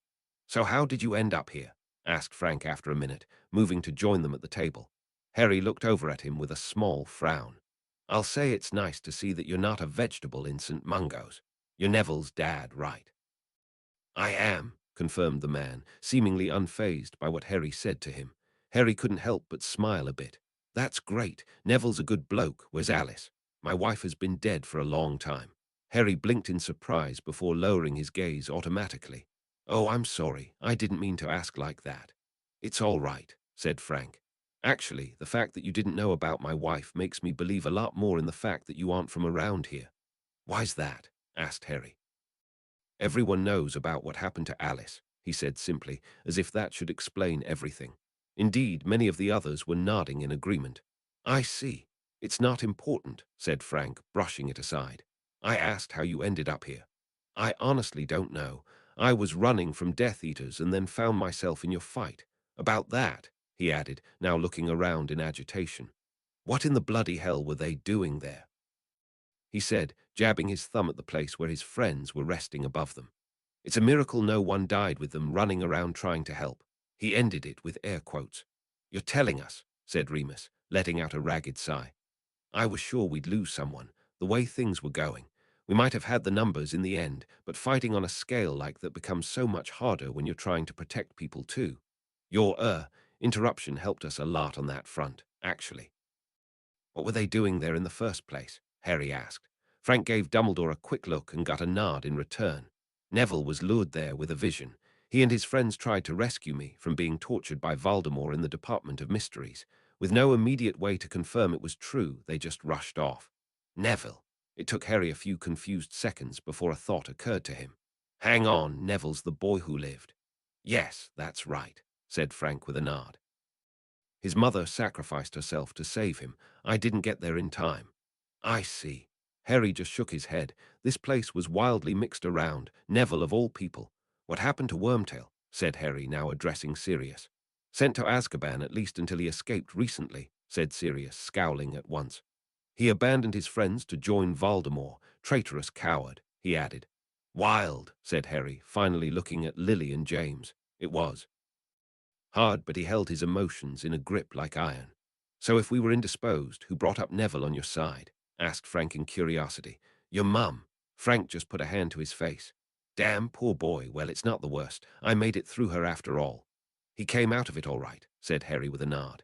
He's a good friend. Anyway, you were saying. Right, well, the kids ended up finding the prophecy that we've been guarding all year and picking it up. Speaking of the prophecy, though. He reached into a pocket and pulled out a small glass orb that was immediately recognizable. Everyone but Harry and Dumbledore let out sounds of shock, though the latter certainly was regarding the thing intently behind his half-moon spectacles. I wanted to wait until you arrived before I brought this out, Headmaster. What? But I thought it broke, said Tonks quickly, looking at the orb. The other members of the Order moved in for a better look as well. It did break, confirmed Dumbledore, taking the thing from Frank and looking at it in interest. Neville told me that he dropped it, and it smashed on the stone steps, though no one noticed it in the commotion. I'd appreciate it if you were careful with that. I don't know if I'll be able to make another quite so well, said Harry. He looked over at Frank. Do you have the rest of my stuff as well? What do you mean you made it? Asked James in confusion. You made a prophecy. No, I don't make prophecies, said Harry, rolling his eyes. That's something for crazy divination professors to do in their spare time. Aye, now, Harry, Professor Trelawney does not deserve such a thing said about her, Dumbledore admonished, though he was smiling slightly.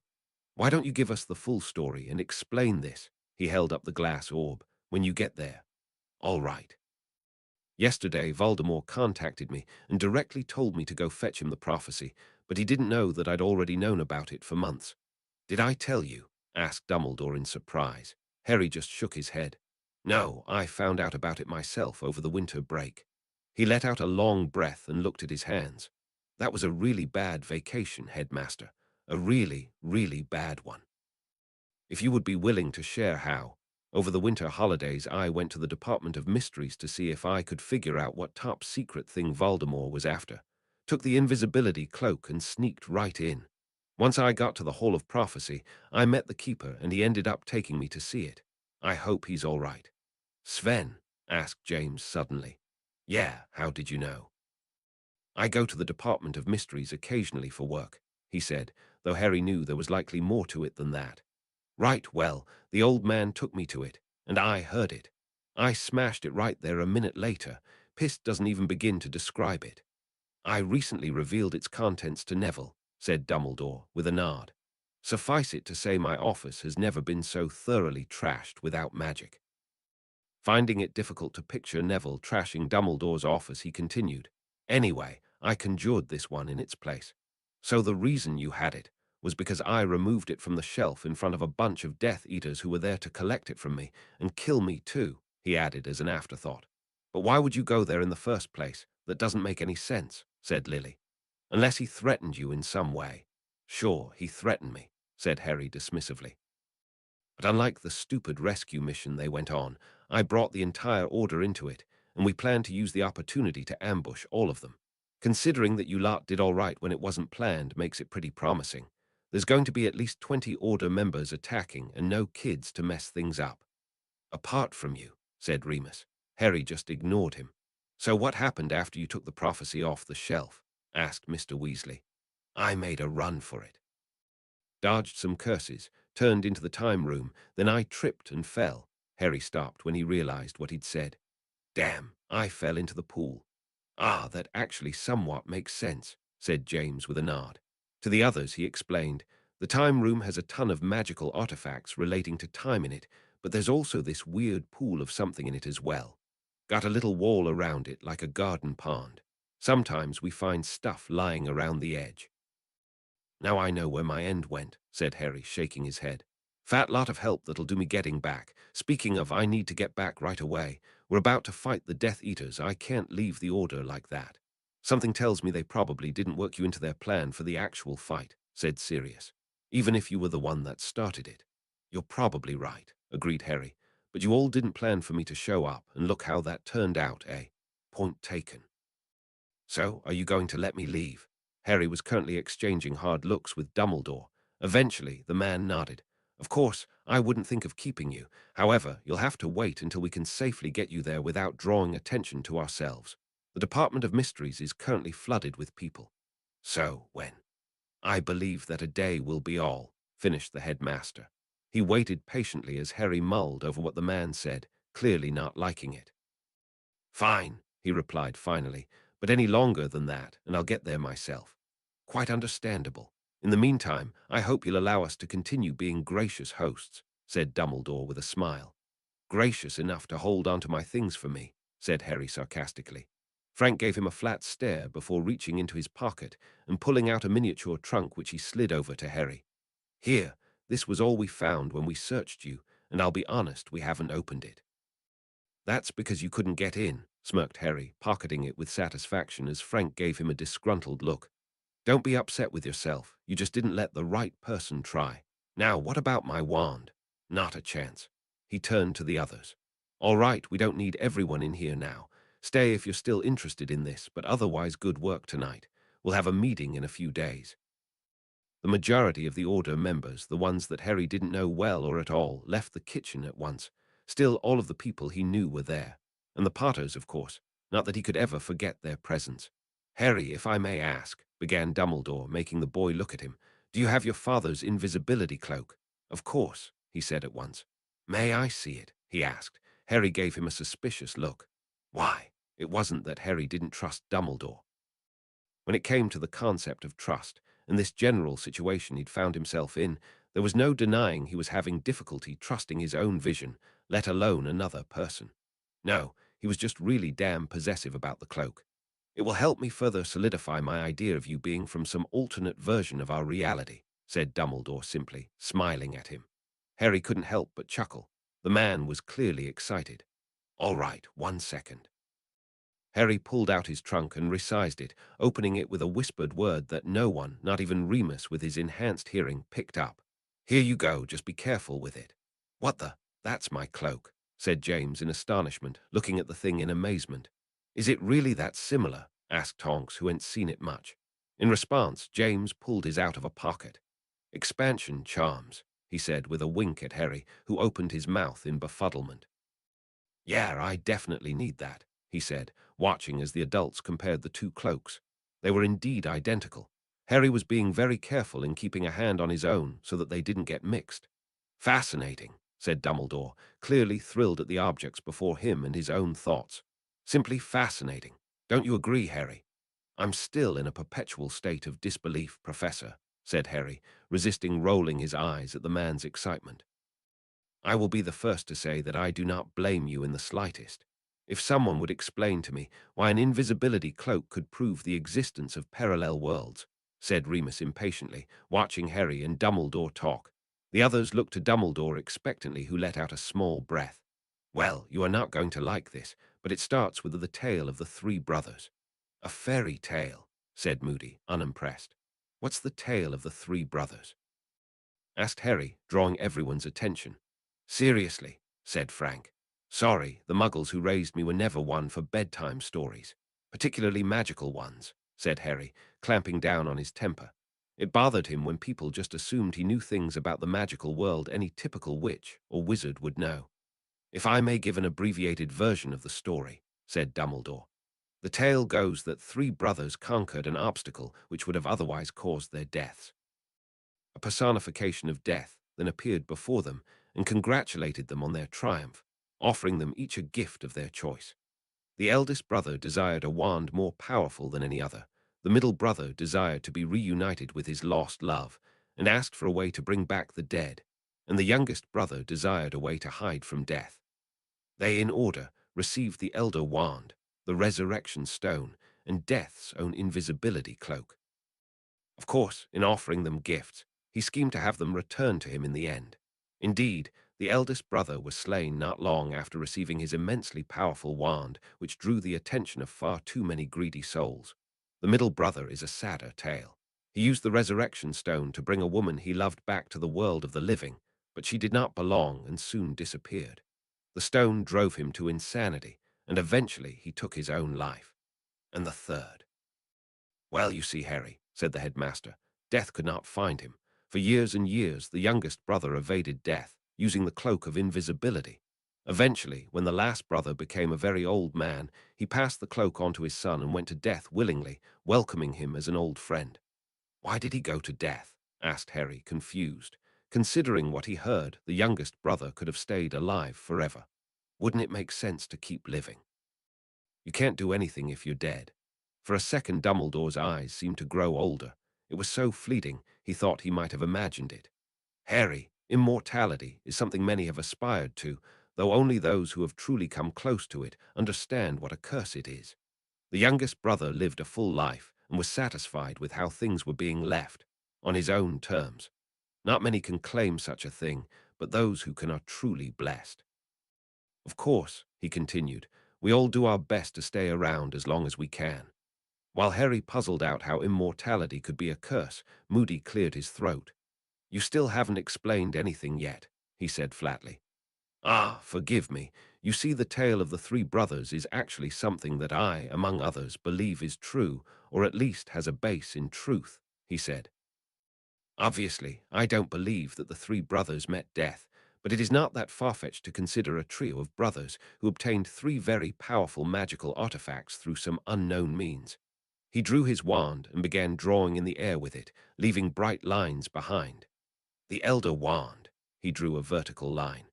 The Resurrection Stone, he surrounded it with a circle. And the Cloak of Invisibility, he drew a triangle around the circle.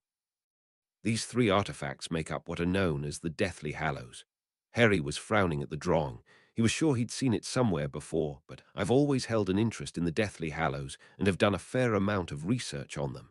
The three brothers I believe to have been of the Peveril line, Antioch, Cadmus, and Ignatus Peveril. Ignatus, said Harry suddenly, hit with a memory. That's where I saw it. Looking around at the confused looks he was getting, he explained, there's a really old gravestone in the graveyard in Godric's Hollow that has that thing Professor Dumbledore just drew inscribed on it, and the name Ignatus. Indeed, the very same, said Dumbledore, though he was frowning a bit now. In any case, the Elder Wand exists, as does the cloak, said Dumbledore, bringing them back to the main topic. Think about it for a moment, James. You've that cloak most of your life, and you've seen the couple that the Order has managed to obtain. How would you compare them? No comparison whatsoever, said James immediately. The others are like rags. That's because it is one of a kind, said Dumbledore. After decades of research, I believe this for certain. However, we have two of the exact same cloak when it should be unique. So I'm related to the Peverils, asked Harry. I mean, if the cloak was always handed down from father to son. Actually, the Peveril name ended when it married into the Potter line, said James, taking his turn in the spotlight. The last Peveril had a single daughter who married a Potter, whatever his name was. They had a son, obviously, and he got the cloak.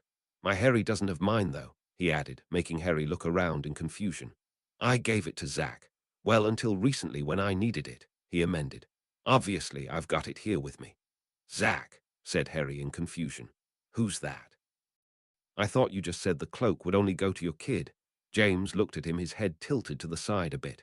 Well, yeah, Zachary is my second son, he explained as if this were obvious. He's 2 years younger than you, Harry.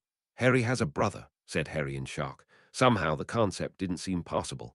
And a sister, said Lily with a nod, looking at Harry strangely. Rosalind, she's starting Hogwarts this September. You don't? I know, that's nice, he said distantly. He wondered if they looked alike at all. Would anyone recognize them as siblings if he had a sister of his own? Would his parents have named her Rosalind? He looked at Lily intently, trying to imagine a younger version of her going off to Hogwarts. Did Zack look more like his father? All right, this was definitely something he didn't need to be thinking about.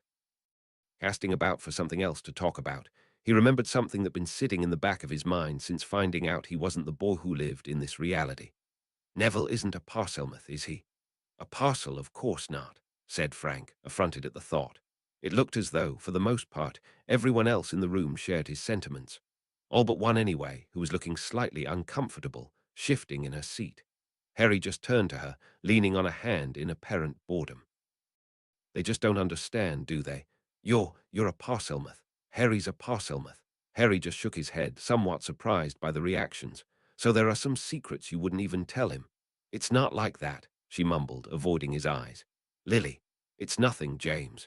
He's talking to you. I don't think that's nothing, said James, frowning at his wife. Knowing that there really wasn't much of a way out of this, Lily just turned back to Harry with an unhappy expression. Did you know? Lil's. James' mouth was hanging open, as were those of the people who went to school with her all those years ago. The rest were just as astonished. Not now, James, said Lily sternly. She turned back to Harry. Please tell me how you knew. I haven't told anyone, even Harry. Did I tell you the other me? You didn't.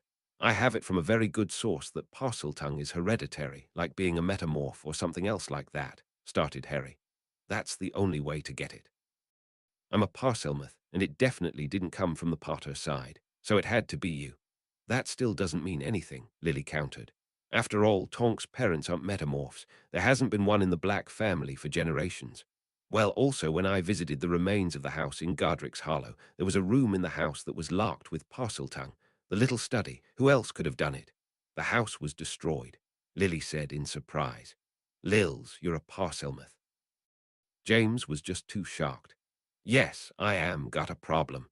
She hissed at him, glaring daggers at him. Everyone jumped from hearing the hissing out of her mouth. Harry had to hold back a smile. Apparently his mother's temper wasn't as blown out of proportions as he thought. After a second of heavy breathing, she said, Look, I'm sorry I never told anyone, but a Parselmouth in Gryffindor would have ruined me. It was bad enough that people gave me grief for being friends with Save, not coming from a magical family aside. But you're Muggle-born, said Remus, looking around for some explanation of how this was possible. Perhaps not as Muggle-born as we originally thought. I suppose even given generations of no magic, it would seem that rare abilities can still surface in children, said Dumbledore, eyes twinkling in interest. Fascinating. Have you attempted to trace the source of the ability?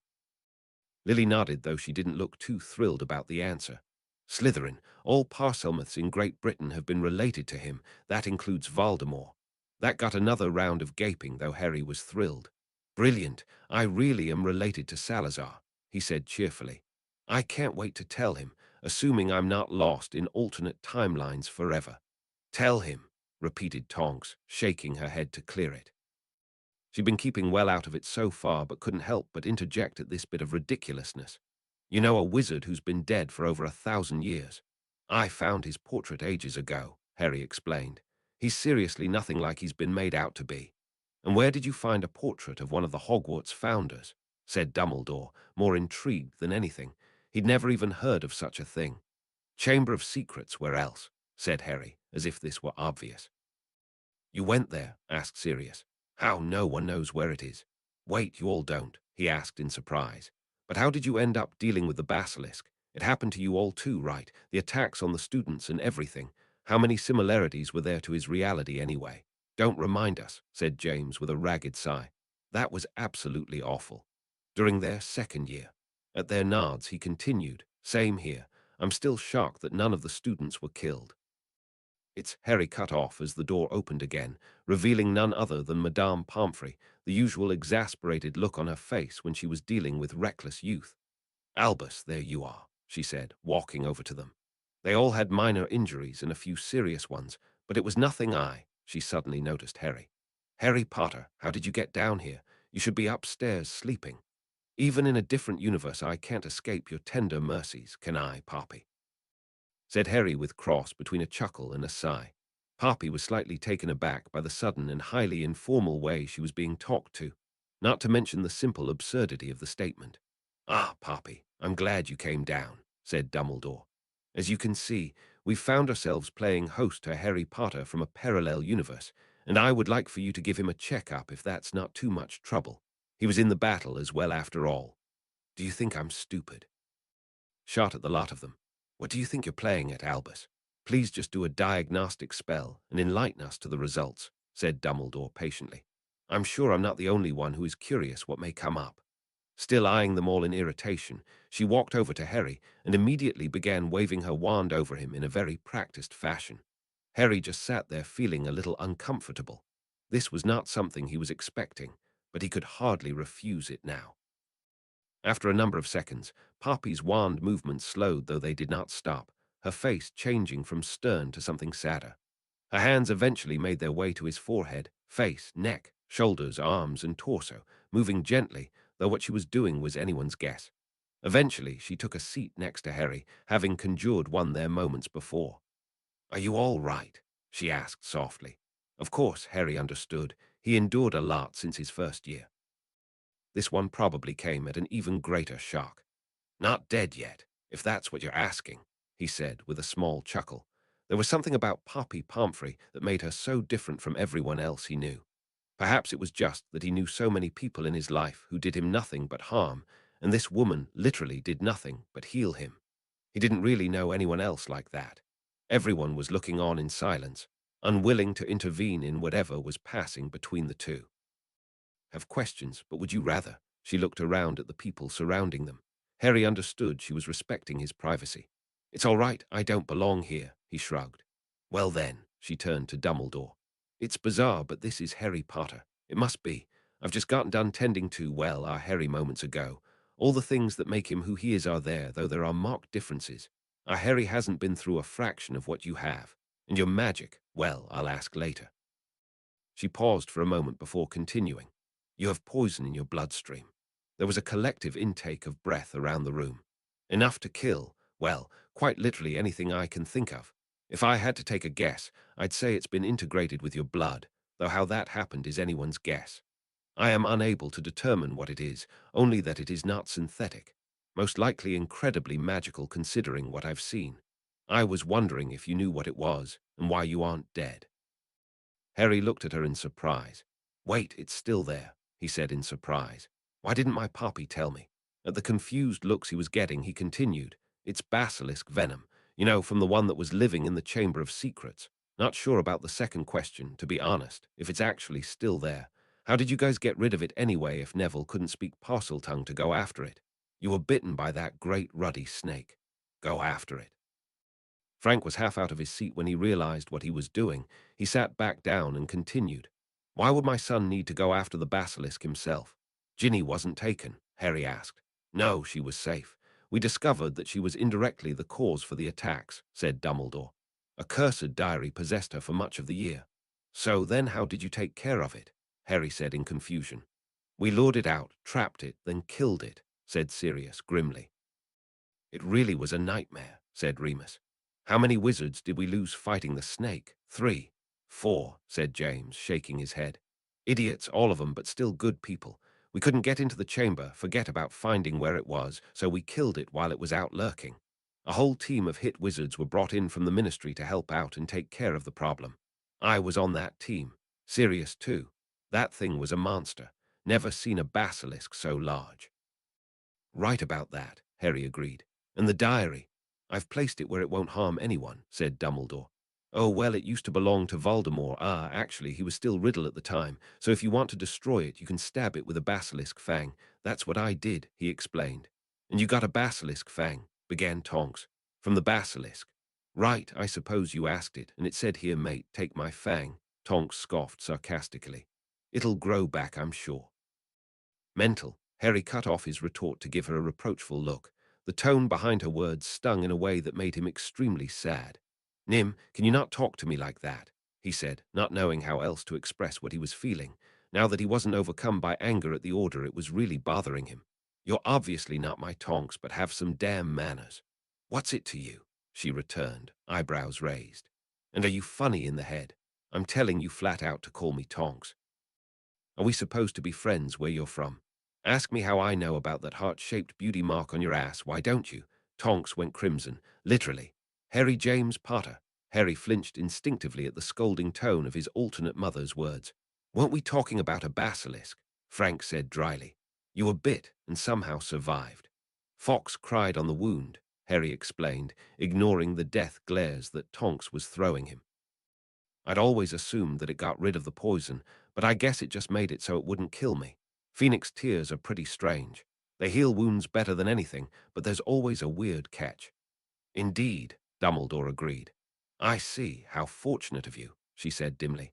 Other than that, you've just got a very long history of injuries and apparent exposure to some fairly repulsive magic that spans most of your life. Is that accurate? Sounds about right, said Harry, ignoring the looks he was getting. Not many people who have lived through all three unforgivables, I'm guessing. The Cruciatus is the absolute worst. Hurts like a bitch. Didn't stop you from using it on McNair, said Frank with a frown. Twice. My heavens, exclaimed Poppy, completely taken aback. He earned every second of it, Harry said coldly, fist clenching on the table in front of him. Dumbledore was watching him with a mixed expression. Harry caught it and stared back unflinchingly. Was it really necessary, Harry? He said finally, his voice rather tired sounding. No, he replied. He was torturing her, and I snapped. I don't regret what I've done. Dumbledore held his gaze for a few seconds longer before letting out a small sigh. Of course, I disapprove of anyone using such magic, especially one so young as yourself, but I will forego the usual conversation on account of you not being my responsibility. That would fall to myself. That is the other me, my, how confusing this is becoming. Additionally, we have more pressing things to be discussing. Yeah, said Harry, totally not expecting that to happen. WL, Poppy paused, clearing her throat. In any case, you're magic. What's the problem? He asked, slightly exasperated at this point. Even when he was perfectly healthy, she always could find something to poke at him about. Don't take that tone with me, Harry, she said warningly. As I was saying, it's somewhat unstable, and I've no idea what could be causing it. All things considered, you're perfectly healthy, Harry. Sorry, cherishing the moment, he said, eliciting a few chuckles from James and Sirius, who knew better than most how the healer could be. I had an encounter with a dementor about a year ago that made my magic a bit wonky, but it went back to normal after a while. I don't feel any problems with it. Poppy just frowned at his rather unhelpful description. Do you have your wand on you? We've got it, said Frank. For security. You give it back to him this instant, she snapped, shutting the man up at once. Harry's body is producing magical energy that it otherwise shouldn't be, considering that he isn't needing it to do any magic right now. Normally, that isn't an issue, but it's a bit more than I would consider safe. His wand will help balance that until it stops. I had no idea it was doing that, said Harry truthfully, gratefully accepting his wand back from a grudgingly compliant Frank. You haven't noticed an increase in the amount of energy in your life lately? Asked Poppy, a little surprised. Your spells coming stronger than normal, operating on less sleep without much trouble. Nothing like that. It's something you would recognize fairly easily. Maybe. Most of what I cast is pretty heavy to begin with. I guess I can cast for a pretty long time, but I've been training all year, so who knows? I'm just really active. Is it dangerous? Dangerous, repeated Poppy in thought. Well, perhaps over a long period of time or in incredibly huge quantities, though I don't know of a case where the like has happened to a person. Magic is a wondrous force, but too much of any good thing can become the opposite, usually. Usually. Can never get enough peace and quiet, said the healer, eliciting a number of chuckles from those around her. That is all I wanted to ask you about. I would ask that you check in with my other self, I suppose, after a few weeks to make sure that your condition has abated. Receiving a nod from Harry, Poppy stood up, brushing off her shirt. Now, if that is all, headmaster, I will be returning to the castle. No doubt someone is in need of medical assistance in my short absence. Though before I go. She turned back to Harry, a curious look on her face. You're from an alternate universe where there's another me, yes? Harry nodded. Have I been caring for you properly? Harry grinned broadly. Yes, I have nothing but the utmost fondness for you. Poppy gave him a thankful smile, turning back to Dumbledore. Very well then, headmaster, I'll be off now. Of course, Poppy, thank you for your work, said Dumbledore with a smile. Turning to the others, he continued, I as well must return to the castle, though I will be back around noon. We will speak more then, Harry. Ah, sure, said Harry, watching the man retreat out of the kitchen. With the movement started, many of the others followed him out. They all had more questions. Tonks, in particular, was still throwing him sidelong looks of mixed emotions, but they needed rest, and it had been a very long day for all of them. And that just leaves. Turned away from the door to the two remaining people in the kitchen apart from him. XX silence, not heavy or awkward, simply silence. This was what permeated the kitchen for a few minutes as the three Potters exchanged pensive stares, the two elders sitting across from the younger. "Why are you still here?" Harry asked finally, looking from James to Lily. "Your son is upstairs. Go see him instead." "Well," began Lily. "We had a couple questions," said James, exchanging a quick look with his wife. "About what?" Harry asked, confused. "Maybe the fight." "About you," said Lily. "You're not like our Harry at all. We were just wondering what happened." They both nodded. Harry just gave them both a tired look. "What do you think? You died?" Shock filled both of their eyes before passing to sorrow. "Survived all three unforgivables." James hesitated for a second before continuing. "You're the boy who lived, aren't you?" "Right in one, unfortunately." "And we both died?" Lily asked. "Buying time and sacrificing yourself to save me," he confirmed, pointing to the two in turn. "I was raised by the Dursleys." "No." Harry actually jumped back in his seat, so startled was he by Lily's furious outburst. "You can't be serious. What about everyone else, anyone else?" Sirius was in Azkaban because he was set up by Wormtail. Remus vanished, and the Longbottoms were tortured into insanity. I went where I could be kept safe. Harry sighed. Not happy, but definitely safe. "It is what it is, just leave it." "But that's fine for us then," said James, gently interrupting his wife. She still looked stricken but relented when he shook his head. "Did you want to ask us anything? It would be a waste not to take advantage, don't you agree?" "You aren't my parents," said Harry after a few seconds. "No, we aren't," agreed Lily, now calmed down again. She was watching him with an almost softness. "But we are Lily Evans and James Potter. Can't get around that one." Harry looked at them both closely before letting out a breath. "Fine. How on earth did you get her to actually start liking you, to the point that you got married and had kids?" "Mainly an unhealthy amount of borderline stalking and a very large application of Potter charm," said James with a small grin. "We didn't get together fully until 7th year, though." Harry just rolled his eyes, unable to prevent himself from feeling the smallest amount of aggravation. "No, that wasn't what I meant." "Let me rephrase the question." He looked at Lily. "How did someone who, for all intent and purposes, was annoying, immensely arrogant, a bully, a prankster, and in no way serious about anything but trying to get in your pants, manage to eventually convince you to start a family with him when he was also the one who destroyed the best friendship you ever had?" James was wearing a look that was a cross between disgruntlement and guilt, but Lily's expression fell greatly. "Oh, Sev," she murmured, eyes falling slightly before meeting Harry's again. "How is he? However he would be after losing your friendship, causing your death, and then having to live with that.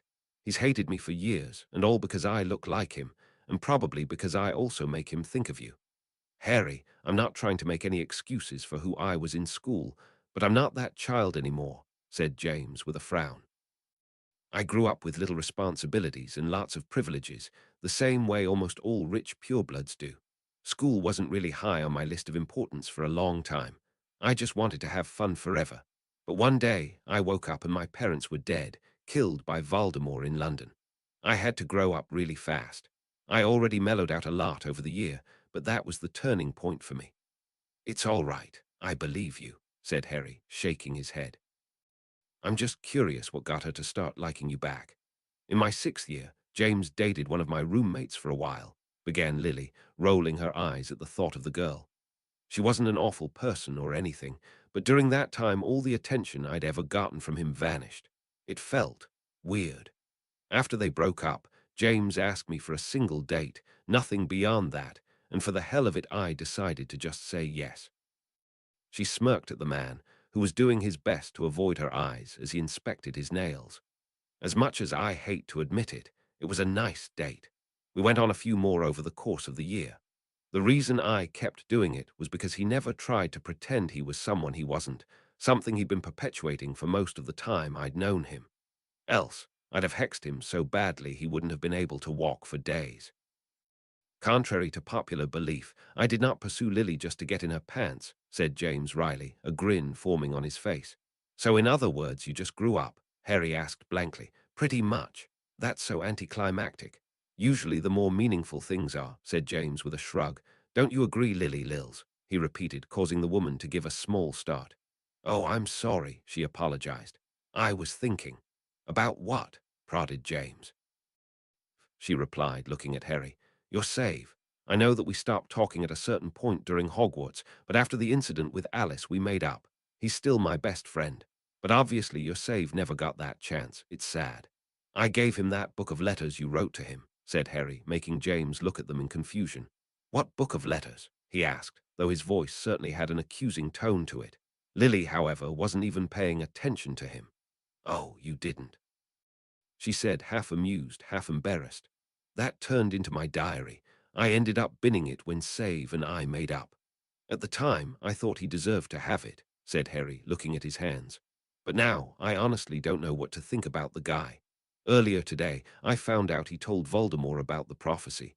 When I saw him right after I felt furious, I just don't know what to do about it, he said after a pause.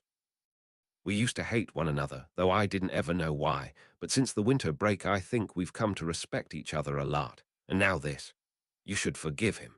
Harry looked at him in shock. If there was anyone he'd least expect anything of the sort from, it was James Potter. We did, he continued simply. Snape is a lot of things, but he's not cruel. I more than deserved his eternal loathing for what I put him through in school, but he'd never wish death on Lily.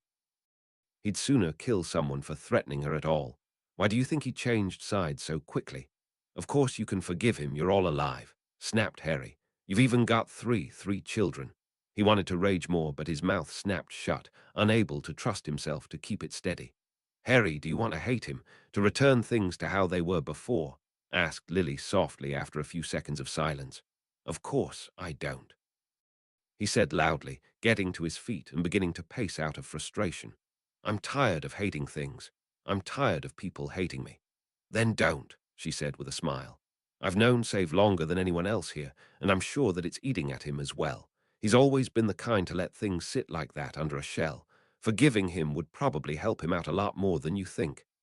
Besides, Harry, continued James, bringing the boy's eyes to his own, Snape didn't take your family from you. Voldemort did. Voldemort, that's right. Yeah, Harry looked at his hands, clenching them into fists. Yeah, you're right, thanks. He let out a breath and took his seat, giving the two adults a small, tired smile. Mind if I ask you a bunch of really stupid questions? Lily just smiled back. Nothing was stupid when it came to Harry. It never was and it never would be. Fire away. Roman 20, blimey, my head is killing me. About time you woke up, mate. Ron looked over to find Neville standing nearby, looking down at him with a small grin. They were the only ones in the room. Are you all right? He said, sitting up. Where are the others? In the sitting room, said Neville. Dumbledore wants us all to meet someone apparently. Potion on the side table is for your head. We all got one. Brilliant. Ron downed the potion with a look of distaste and followed Neville out of the room to the second-floor landing. Let me just change and I'll be down. All right, meet you downstairs. As Ron headed back to the bedroom he and Neville were staying in over the previous summer, Neville made his way back to the sitting room where the other four were. So did my brother finally wake up, or did you give up on him? Asked Ginny, moving over and giving the boy a hug which he returned. No, he woke up, said Neville, shaking his head. He'll be down in a few, he's just changing. I didn't ask earlier, but are you lot feeling all right? I lost track of everything after I went after Lestrange. Luna got hit pretty badly, and we all have a few cuts, but everyone's all right, said Hermione. Potter was just stunned. Lucky shot, said Boy grumbled over from the couch. He was laying back and staring at the ceiling. I might as well not have come in the first place. Don't be hard on yourself. There's no way you could have seen that spell, replied the bushy-haired girl. It hit you in the back. He just shrugged, continuing to stare at the ceiling. It was that moment that Ron chose to walk into the room. Here's a question, though, he said, clearly having overheard the last part of the conversation. Who was that other kid? He looked just like Potter. I bloody well thought he was for a while. What? Said Harry, sitting up. This was news to him. Hermione was talking to him, didn't you? Asked Ron. Yes, he burst into the room right where I was, and I thought it was you, but he didn't fight like you at all. He was really confused about everything as well. I thought you hit your head pretty badly when you fell. Hermione, stop rambling and get to the important part, said Ginny impatiently. Why don't you tell it if you're so eager? She shot back. Girls, said Neville warningly. Did they always have to go at each other? Sorry, Nev, said Ginny. To Harry she continued. At one point, your mum was being cursed by a Death Eater, and no one could get to her to help. She was screaming pretty badly, but the guy who we thought was you got there and stopped the Death Eater. Great. What's so important? He used the Cruciatus curse on the Death Eater, said Hermione. Everyone but Luna shuddered slightly for various reasons, the blonde-haired girl having been only half listening as she read a magazine. Still, she watched the others over the top of it at Hermione's words. Seriously, said Neville in shock. He more than any of them knew what it was like to be held under the spell, even if it only happened once. Once was one too many times for a lifetime. He used it twice, said Ginny, lowering her voice without even realizing it. And before he did it the second time, he said, You know, that spell is surprisingly easy. The creepy part was that it was your voice, added Ron, looking over at Harry. You're having me on, said Harry, not believing them. The only reason we knew it wasn't you was that after the order took him away, your dad showed up carrying you and you were definitely still unconscious. Mental, the boy muttered, rolling his eyes. Good afternoon, everyone, if I might have your attention. Unknown to all of them, Dumbledore, James, and Frank entered the room, watching the teens talk about the previous night. Dumbledore's voice drew their focus at once. Professor, what's going on? Asked Neville, walking to the front of the group, or the small group that was standing with him. Luna was still sitting in the armchair with her magazine, and Harry didn't move from his spot on the couch, though he was sitting up now. Something very peculiar has happened, and has presented us with a unique opportunity, said the headmaster, trading glances with Frank and James. There is someone who I would like you all to meet. Man stepped aside to reveal a teenaged boy who was watching them all with a curious expression.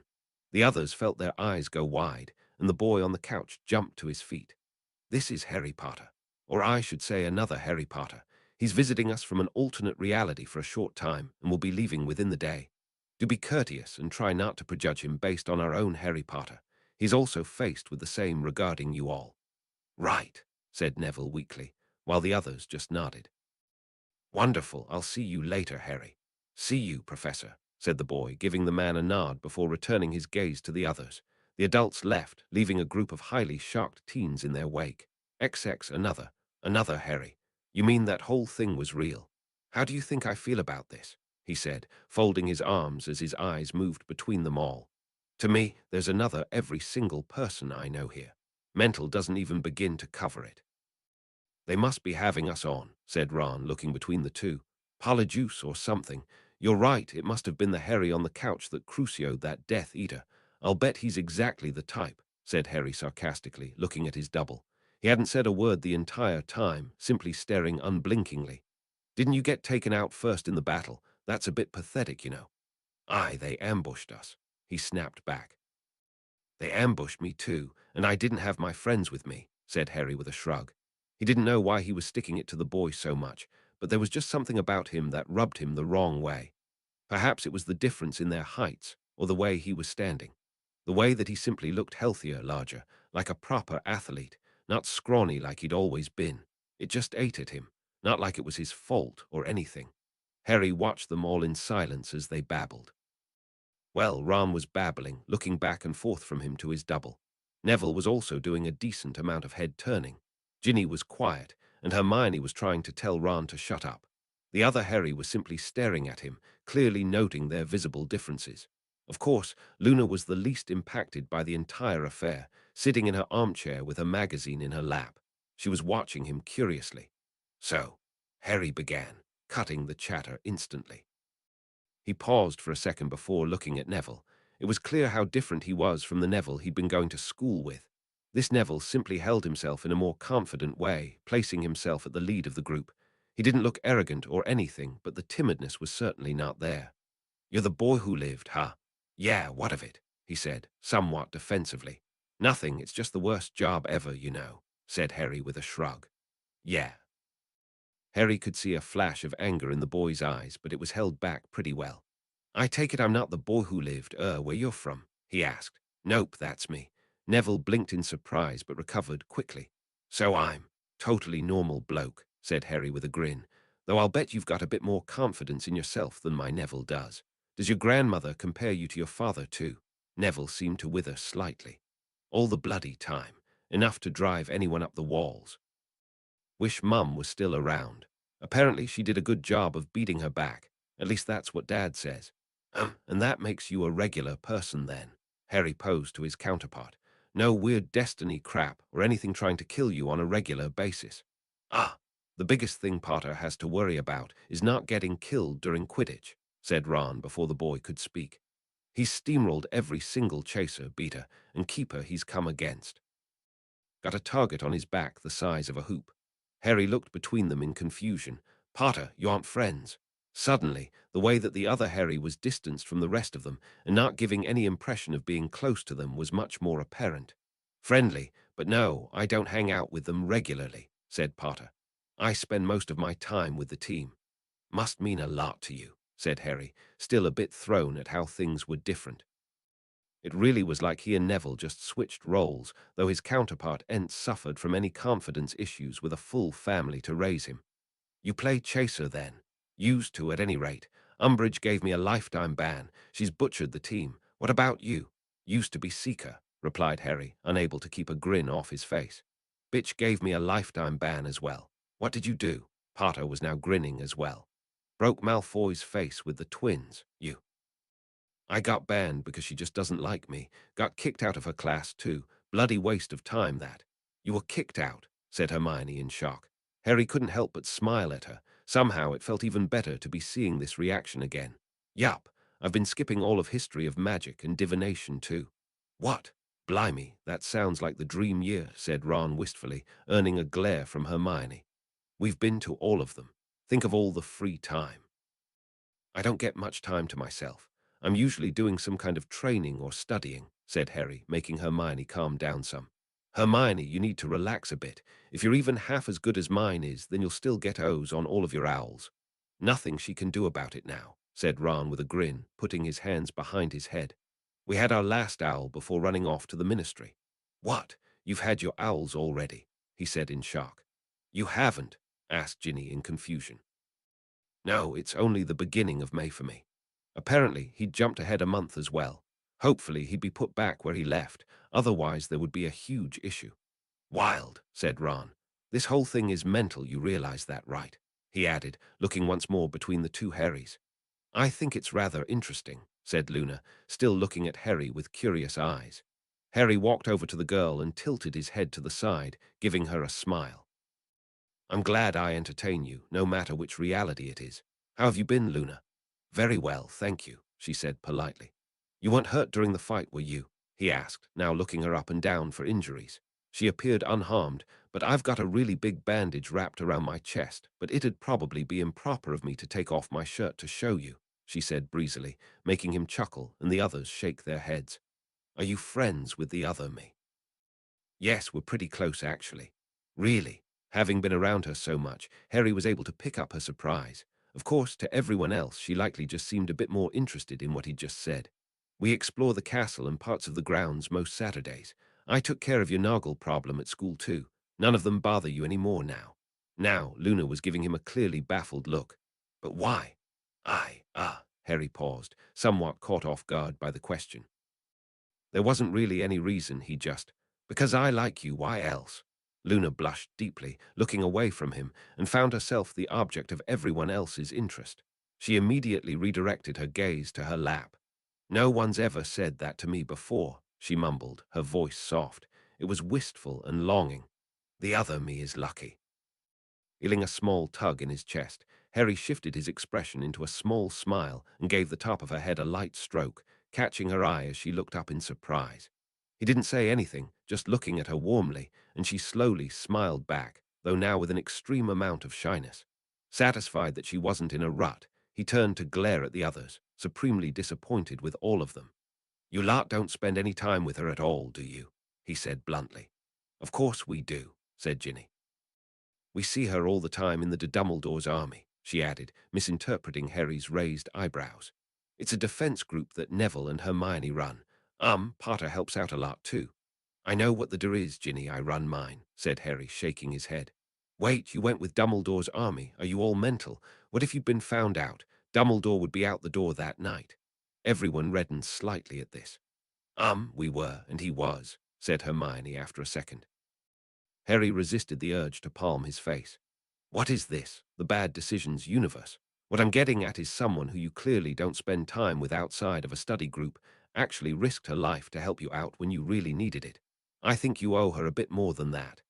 Satisfied with the expressions they were all now wearing, Harry looked over at his counterpart. Harry there too, for that matter, I suppose. Actually, why did you come if you all aren't close? In all honesty, I thought they'd get killed if I didn't, he said truthfully. Seemed like assisted murder otherwise. Neville and I are good, but to be fair, Harry is the best in the by far, said Hermione, motioning to the boy. He does a lot of the teaching. Oh, so it's Harry now, said Potter, eyebrows raised as he looked over at Hermione. Hermione reddened slightly but didn't respond, turning so that she wasn't facing him. She called me Harry during the fight too, added Harry, interested to see where this was going. You don't say, said Potter, rolling his eyes. Can we talk about this later? Said Hermione. Neville was chuckling while Ginny was giving both Harry's glares. Ron was looking between Hermione and Potter with a frown but not saying anything. So, said Harry softly, leaning over to Luna's ear. What's this all about? Oh, our Harry and Hermione fancy each other but are being really difficult about it. It's been like this for 2 years now, she said blithely, not even bothering to keep her voice down. You're a little pixie, you know that, said Harry in amusement, watching his counterpart clear his throat loudly and Hermione blush crimson. Let's change the topic, yeah. Do you think you could tell me how your first 5 years went? All 5 of them, asked Neville. Well, yeah, said Harry. I know a couple significant things that are different between us, and I'm curious how things went instead. Yeah, that shouldn't be a problem, agreed Neville. I'm kind of curious myself. And so for the next hour or so, Harry was treated to a markedly odd account of the past 5 years at Hogwarts School of Witchcraft and Wizardry. Not that the story itself was odd, but there were parts about it that just felt weird, such as the fact that for the majority of events, his counterpart had almost nothing to do with any of it. The Harry Potter of this reality was more or less the unofficial third Weasley twin. Fred and George were his 2 closest friends, while Ron, Ginny, and Hermione attached themselves to Neville at different parts of their lives. In return, he told them abridged versions of his years, trying to keep them from being too sensational. The most interesting thing was that it seemed that the major events relating to Voldemort were the most consistent between the 2 realities, at least at their core. But beyond that, things couldn't have been more different. The main group, Neville, Ron, and Hermione, never had the invisibility cloak to help them out. Harry couldn't even begin to imagine trying to replay the past few years of his life without it. Even more so the Marauders map, which he eventually realized that no one in the group knew about. Of course, his counterpart must have, but that meant that he and the twins kept it to themselves. There wouldn't have ever been a need to reveal it to Neville and the others. Quirrell attempted to steal the stone, but Neville and Co. stopped him. Lucius Malfoy managed to secretly give Riddle's diary to Ginny, but after that, things were different. Neville wasn't a Parselmouth, so he didn't hear the basilisk moving through the walls, nor did the school turn on him in stupid fear. Also, they never to face the basilisk. It was lured out and killed before Riddle took the opportunity to do whatever he was doing to Ginny in his reality. Then there was the fact that Sirius wasn't escaping Azkaban to kill a rat. No, the rat was the one who escaped, off to find his old master as far away from Hogwarts as possible. Even Buckbeak wasn't put in any mortal peril. Unfortunately, Crouch Jr. still escaped and must have managed to find Voldemort as well. The plot surrounding the Triwizard Tournament still happened, and Neville was the 4th champion facing Fleur, Crumb, and Cedric. Neville failed the first task, blew the second task out of the water, and won his first-class ticket right to Voldemort's resurrection ritual. So it was just you then. No one else touched the cup, he asked. Neville shook his head. No, Crouch Jr. made sure that the other 3 were all taken out. Cedric made it pretty far in, but he was taken out too. Harry sighed heavily. Well, at least he made it here. In response to their confusion, he continued, I also made it to the center of the maze, but Cedric did too. I saved him from an acromantula instead of making a run for the cup, and so we ended up getting there together.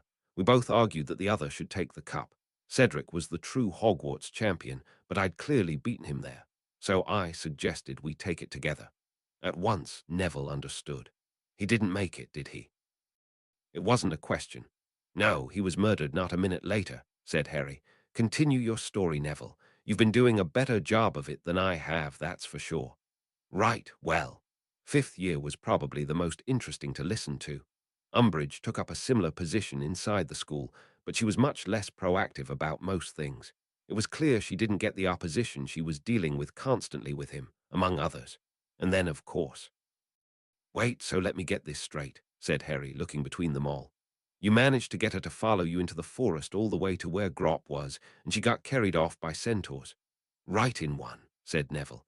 The extremely smug look on his face was one Harry had never seen the boy wear before. In all honesty, it was unnerving.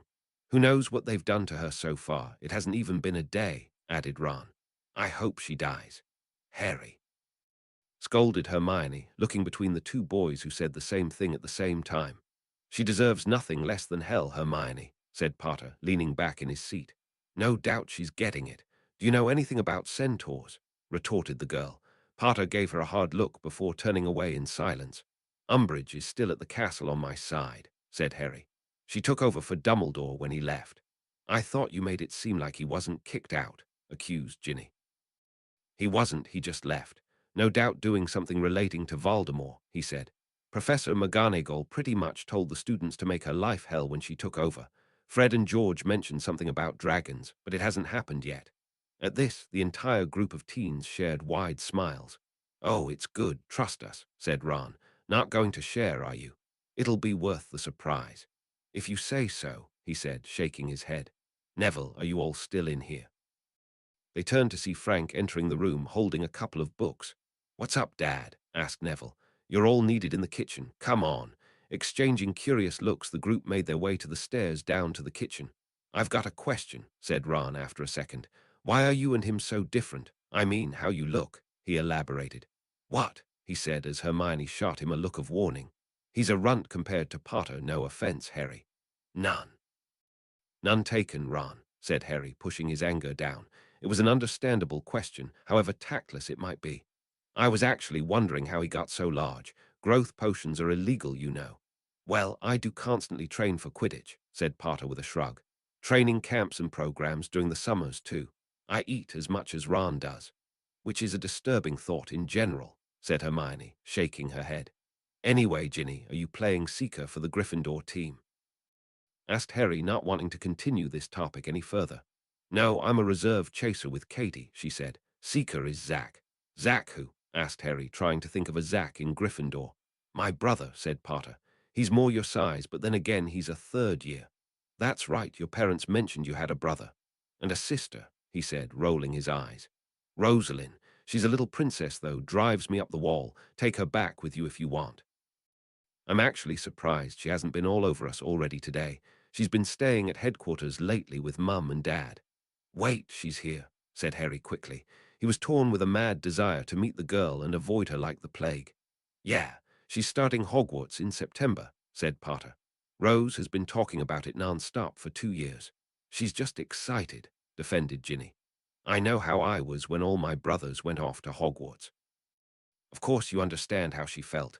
You were an annoying little sister once too, quipped the chaser with a grin. Ginny just stuck out her tongue at him. Roman 20, Harry. Harry looked up from the photo album to find he'd been flipping through to find Lily in the doorway. It was a couple hours after the teen's been called to the kitchen for a severe amount of telling off. Apparently, doing stupid things that almost get your friends and others killed wasn't rewarded in this reality either. Harry, of course, was right there with the adults, telling them in no uncertain words that they all sucked at fighting in general and should leave it to the people who knew what they were doing. Not that any of them appreciated his opinions, but when did he ever care what others thought? Hey, Lily, are we leaving soon? He asked. It was only now, after hours of seeing James and Lily and interacting with them, Was he able to say their names with at least some amount of comfort? Having another Harry there to help the understanding of them not being his parents was actually helping a lot. No, we're going to go a little while after dinner, and that won't be ready for another 20 minutes or so, she said. What are you looking at? Nothing interesting, just some random pictures, Harry replied, putting the album down and taking a nearby seat. Was there something you needed me for? No, I was just wondering if you'd seen Rosalind. Little girl about this tall, looks innocent but secretly harbors a demon spirit somewhere in her body. She's trying to keep out of washing up for dinner, she explained with a sigh. Harry gave a small laugh. No, I haven't seen anyone matching that description, he said. If I do, though, I promise I'll catch her for you. Thanks. She made to leave but paused, looking back at the boy. Harry, you know you can come to me about anything, right? I appreciate it, Lily, he said with a small smile. Looking satisfied, the woman nodded and left. They just don't understand what this is like, he mumbled, returning to the album. It was filled with pictures of Sirius and the Potters, occasionally featuring other black relatives, the Weasleys or the Longbottoms. Apparently, the four families raised their children rather closely. He turned a page idly when he heard a small shift of cloth behind him.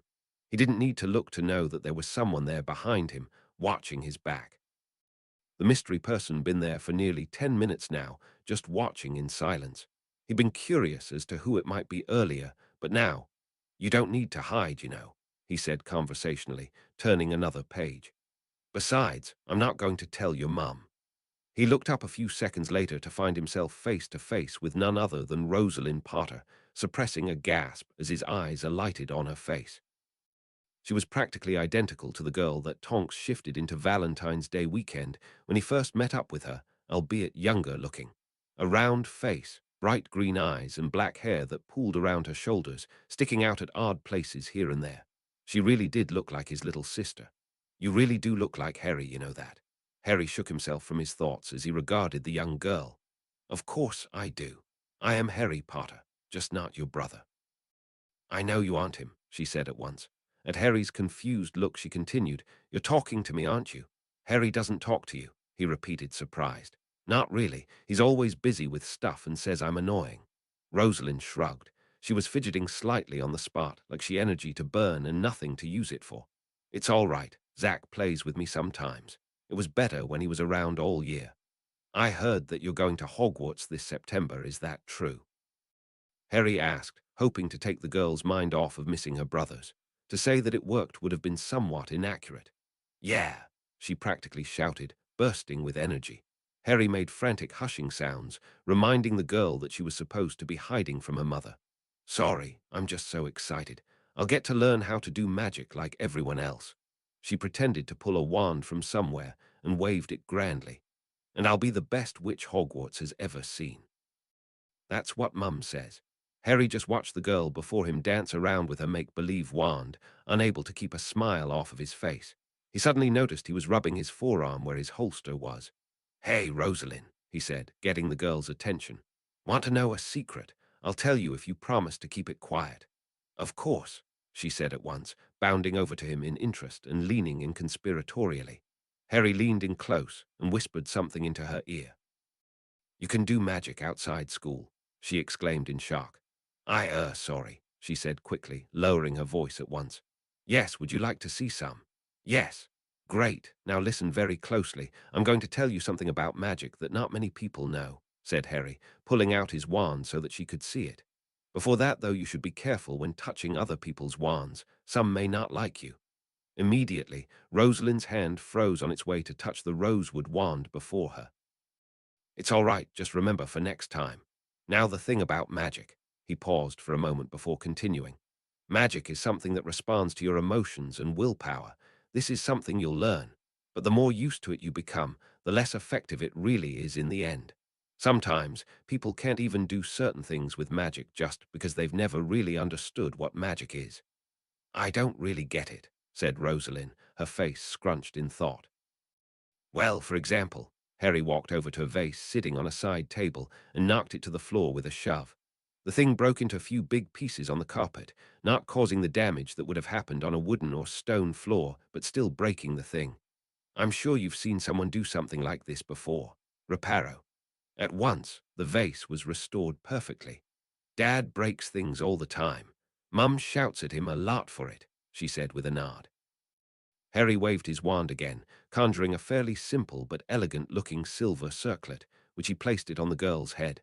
Her hands went to it straight away. "It's impressive, sure, but it's not magical," said Harry. "Not to you. This is magical."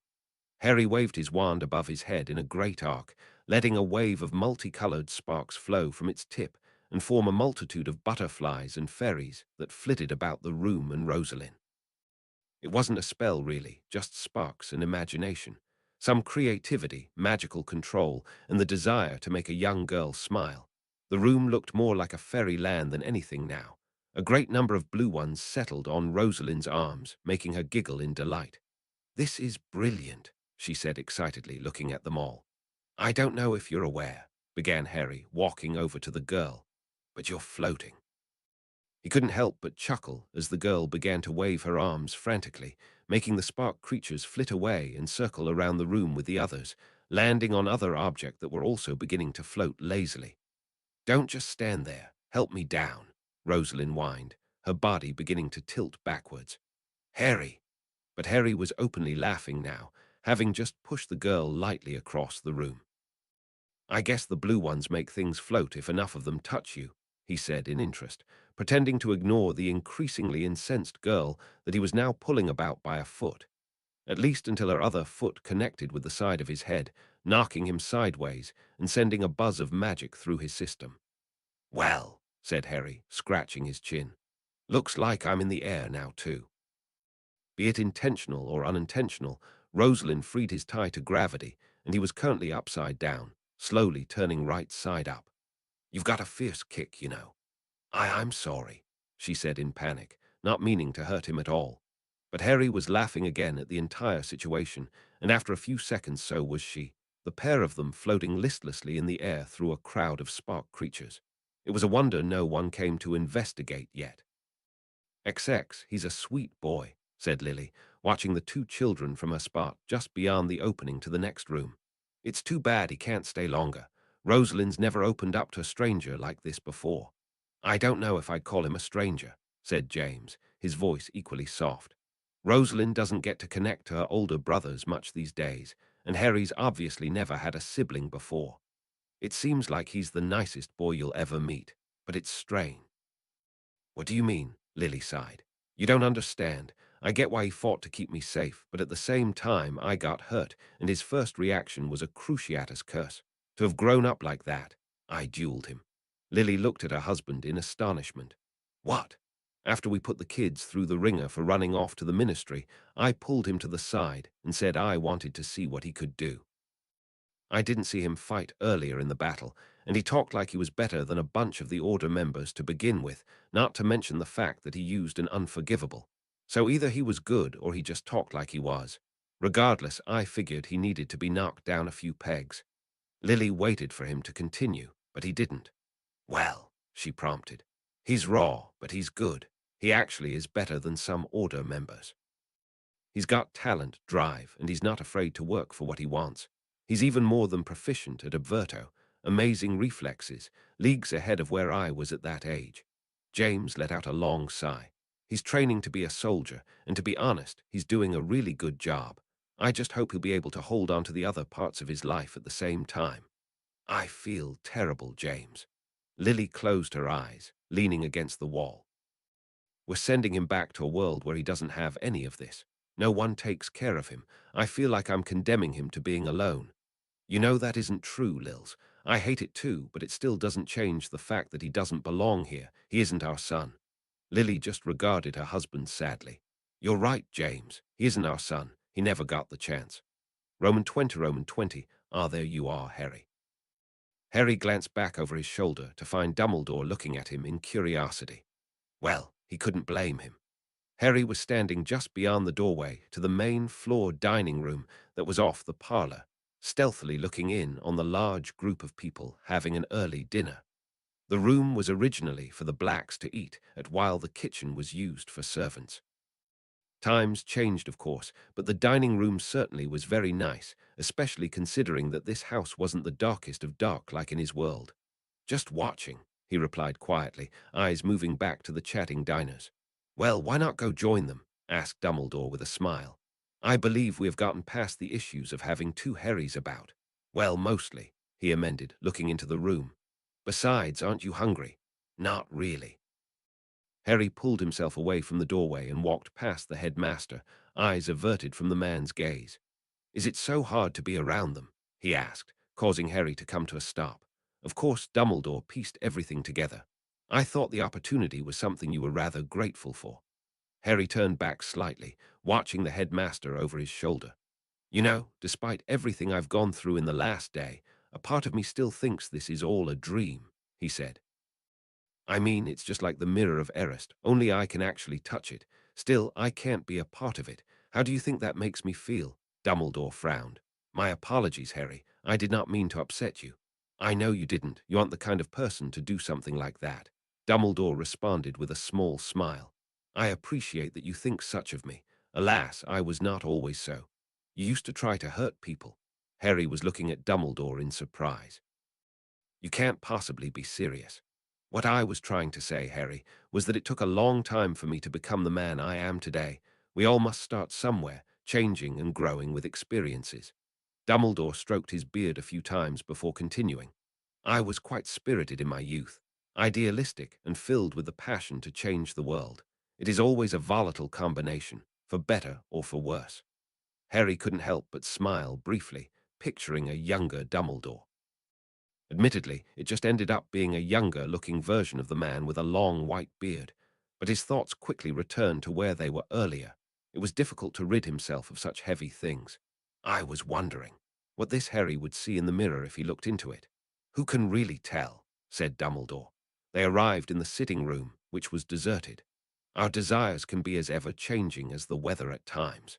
Additionally, our Harry has experienced none of the loss you have.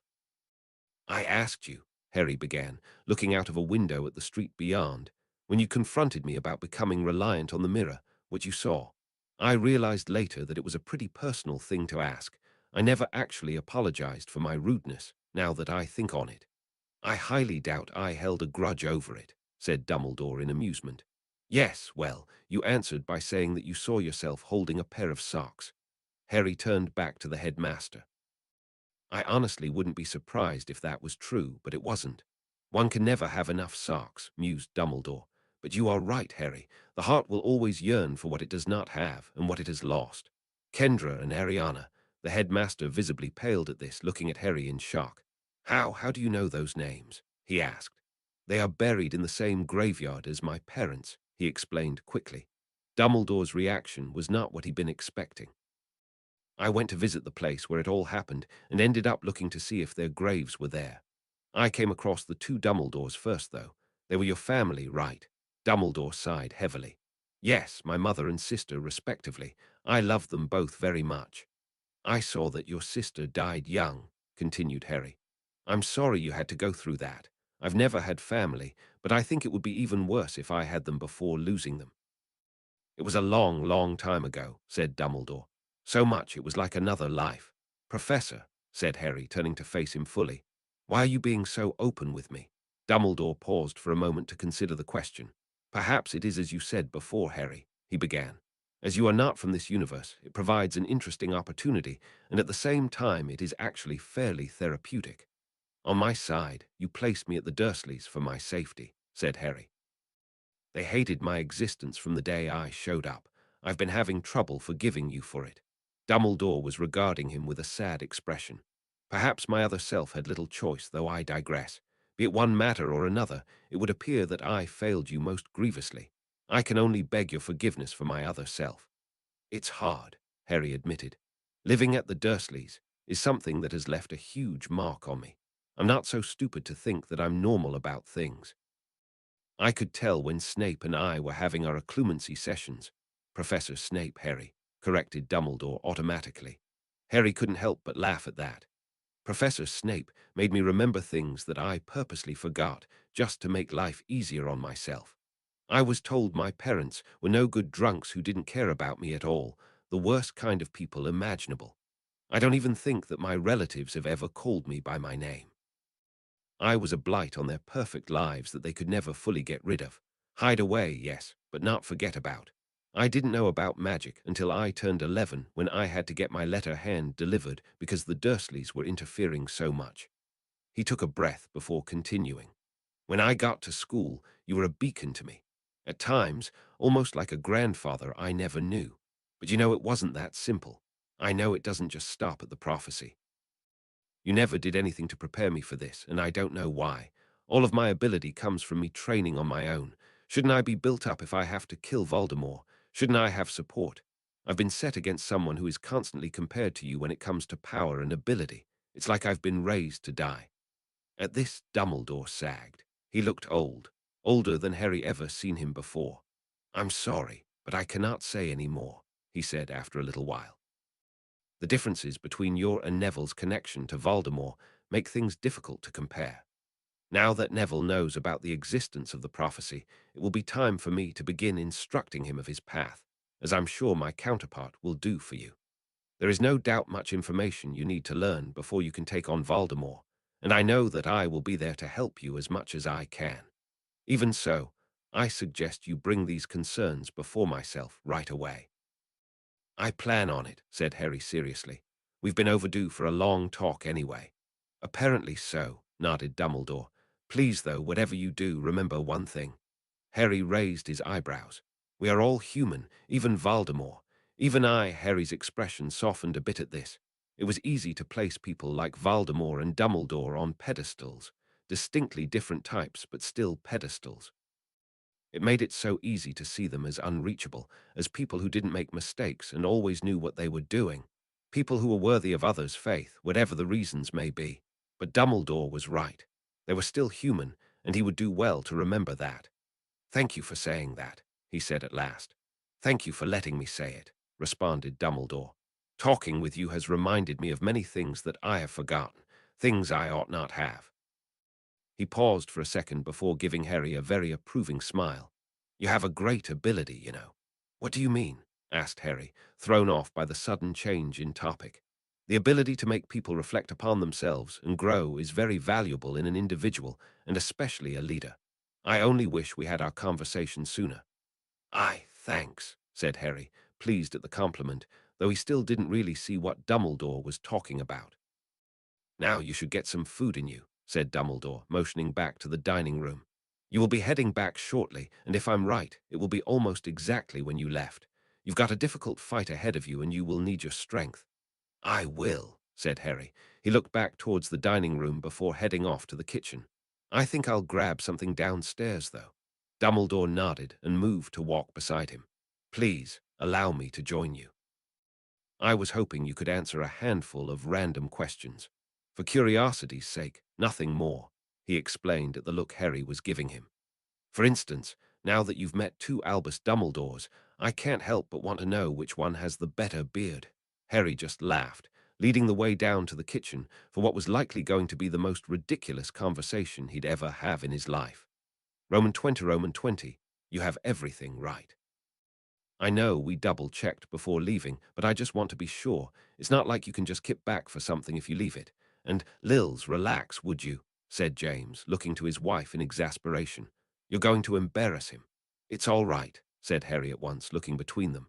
I don't mind at all. It's nice being worried after once in a while. Harry, who takes care of you? Asked Lily. Just tell me you have at least one person looking after you. Don't worry, he replied, thinking about his friends. People keep an eye out for me. He turned away from them, and suddenly it was difficult to move. The pool of darkness was waiting for him, but never in his life did he want to be further away from something as he did at that moment.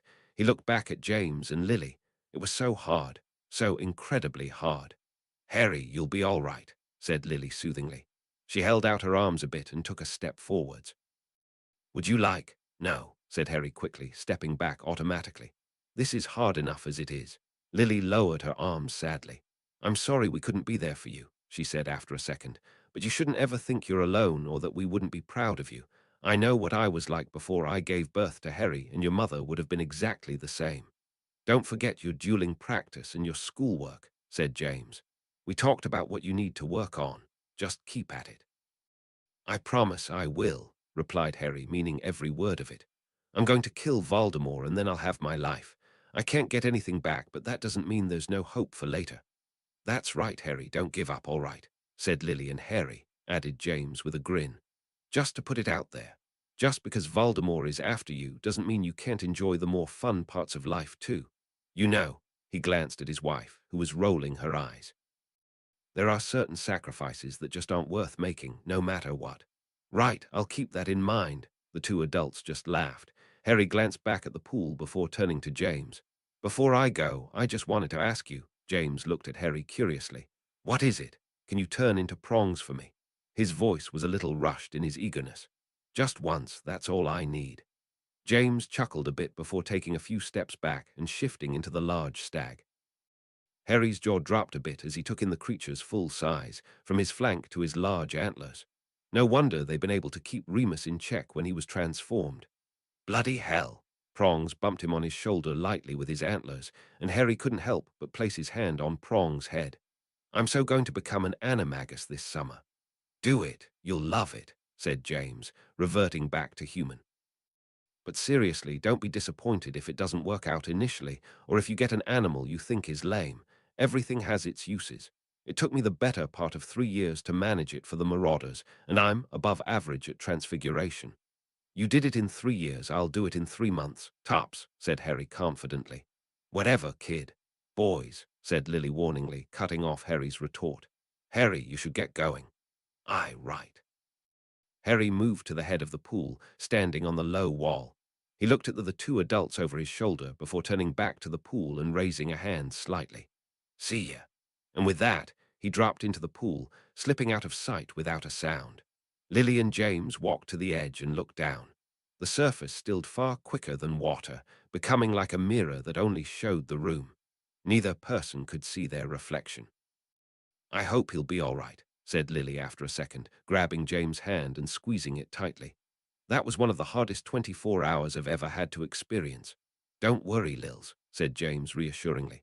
He might not be from around here, but he's still Harry, and that more than tells me what I need. He'll be fine.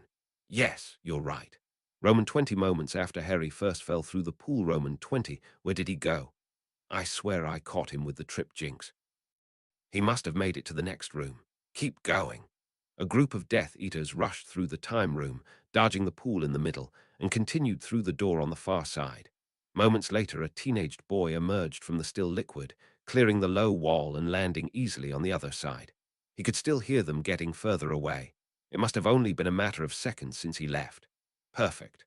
All right then, he said, twirling a wand that was humming with restrained magic. Time to shake things up.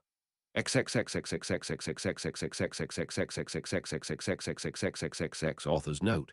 Chapter complete. Hope you enjoyed the little side story. I doubt I'll ever write a full fic like this, so it was nice to get it out in a little chapter. Review, favorite, follow. You know I appreciate every single one. Feedback is what keeps this thing dynamic and awesome. Everything is awesome. If you haven't seen the Lego movie, you need to. 18. I declare war.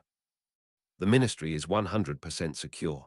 I don't know where you've gotten such ridiculous information, but if the walls of this establishment are ever fully breached, I'll eat my own hat. Cornelius Fudge, Minister of Magic, to a group of reporters. Fall 1993. Chapter 18. I declare war. He tripped. With a jarring slam, he hit a desk, knocking it over as he tried to recover. Whatever lead he gained was gone. If only he had a few more seconds, he could have easily led them back to where he needed. Now he'd fight for his life in a tiny room with Voldemort's most feared lieutenant leading the charge. He could hear her laughter so closely. A glint of gold from a nearby shelf caught his eye, and he impulsively surged forward, closing his hand around a small hourglass on a long, thin chain. Blindly, he spun it a single time in his fingers. Tick, tick, tick, tick, tick. Harry's eyes darted around as the room subtly changed. It took him a moment to realize exactly what it was. The clocks were all an hour behind. That was to say, he was an hour behind. A wide grin slowly made its way onto Harry's face as he pushed himself to his feet. Only the reminder that the Death Eaters were still about kept him from laughing aloud, and he quickly hid himself beneath his invisibility cloak. It looked like he wasn't as screwed as he'd thought he was. Roman 20, Roman 20. There's something I don't get. Lucius Malfoy only just kept himself from snapping at the boy before him. He'd gone along with his antics at first, humoring the farce that he was anywhere remotely in control of the situation. But now it was dragging further than his patience reached. And what is that, Potter? Why does he want it? His eyes flicked from mask to mask. He's already heard it, so why is he so obsessed with hearing it again? That's none of your concern, said Malfoy dismissively, privately not having an actual answer for the question.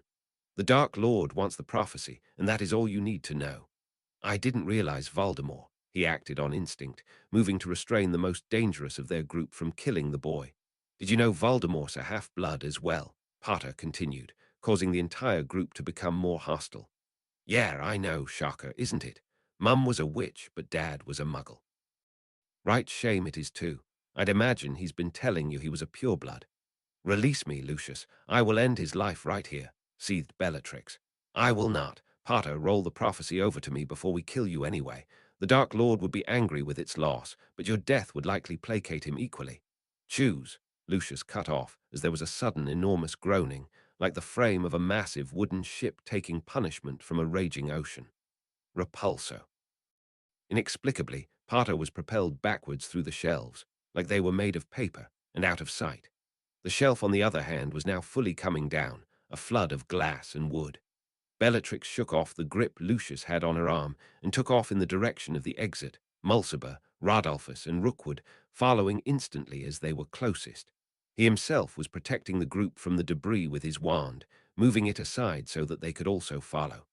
But stupefy.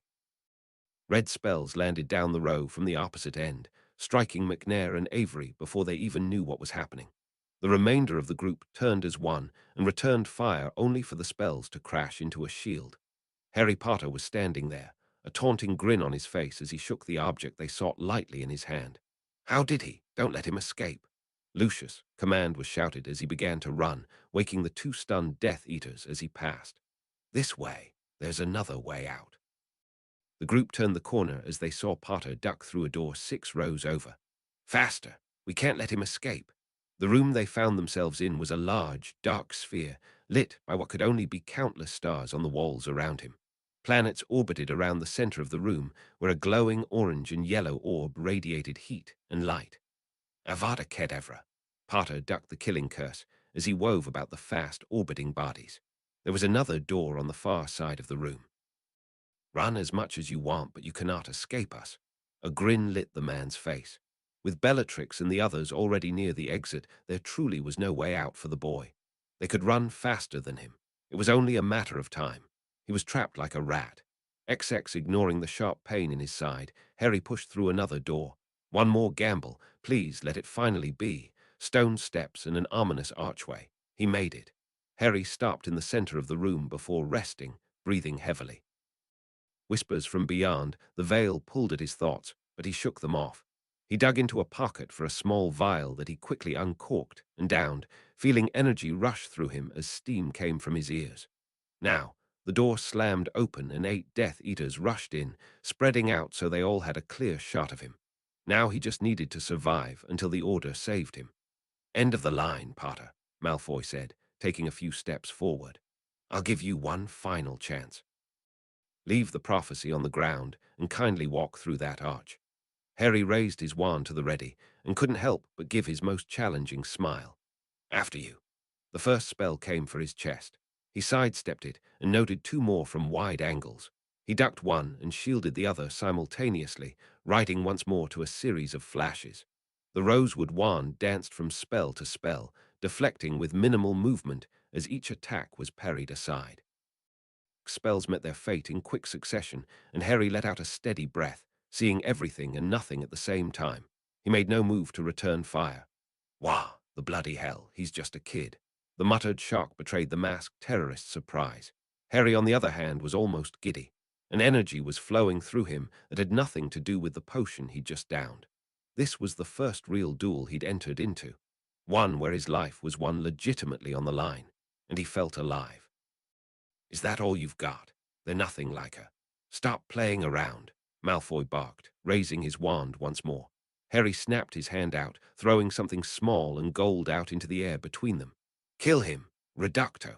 With impeccable aim, Harry's spell collided with the time turner and reduced it to a burst of golden sand that didn't match the size of the container it was held in. Spells in the area suddenly seemed to slow down, turning them into streaks of light across the room. He wove through them, shielding where he needed to, but deflecting most that were accurate. A flash from the corner of his eye was enough to cause him to jump back, missing death as a green jet of light passed in front of his face.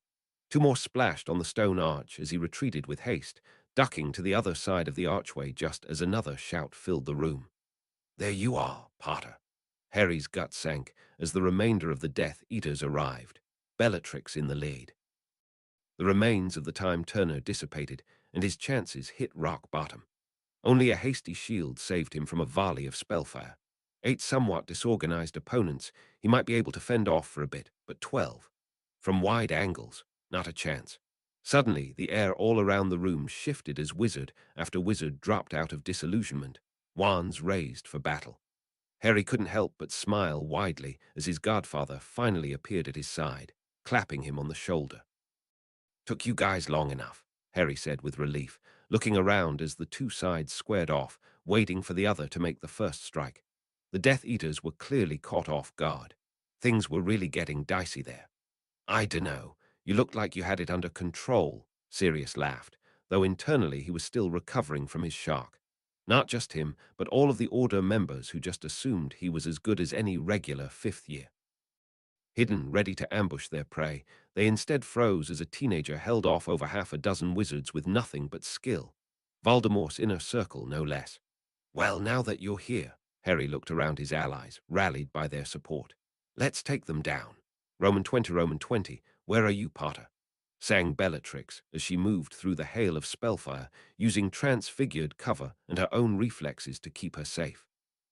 Since the arrival of the Order, things got wildly chaotic for them all, not that she wasn't still enjoying herself.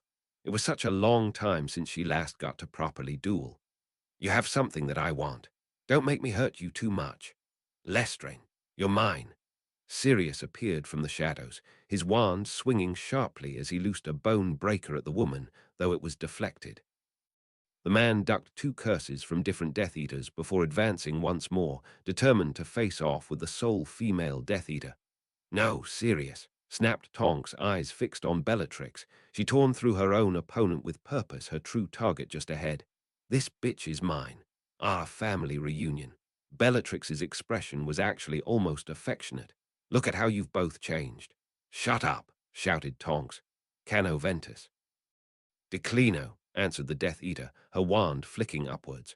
The powerful gust of wind suddenly changed directions, cracking against the ceiling above them with significant force. "It will take more than that, niece." "Tonks, relax," said Sirius quickly, grabbing the metamorph's arm before she could rush forwards. "She's riling you up on purpose so you make mistakes."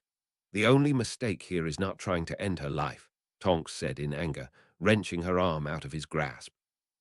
"Either help me or get out of my way."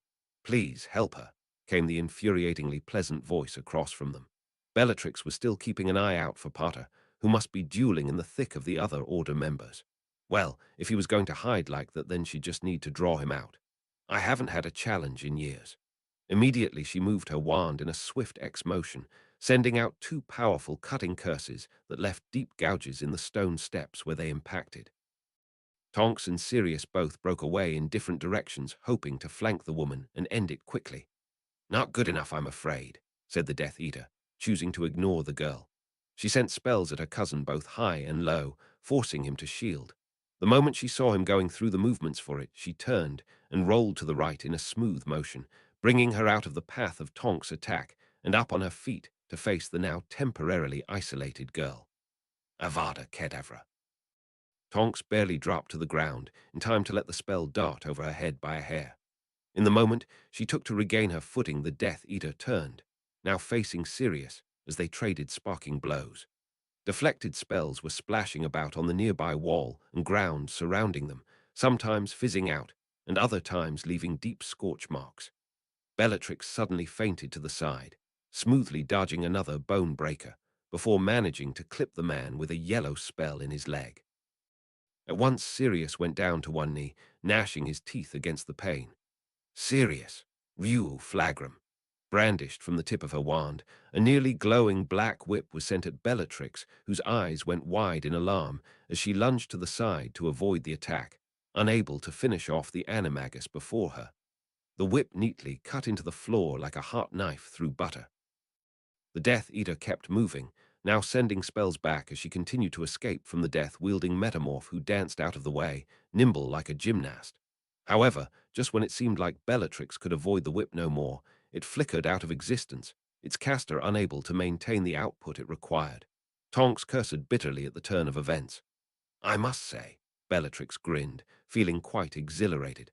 "I had no idea you knew such dark magic. I'm actually impressed." "Only the best for you," Tonks scowled, her wand up defensively though she wasn't casting anything. She'd held the whip for far too long. It was only meant for lashing strikes, not prolonged use of any kind.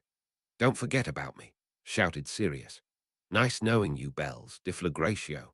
Tonks shielded her eyes as best she could as the literal balm of a spell lit up the entire area that Bellatrix was standing in, sending out a wave of heat and flaring light. It was not a spell for group fighting, but the woman was separated from the others, so he took the chance with a big finisher.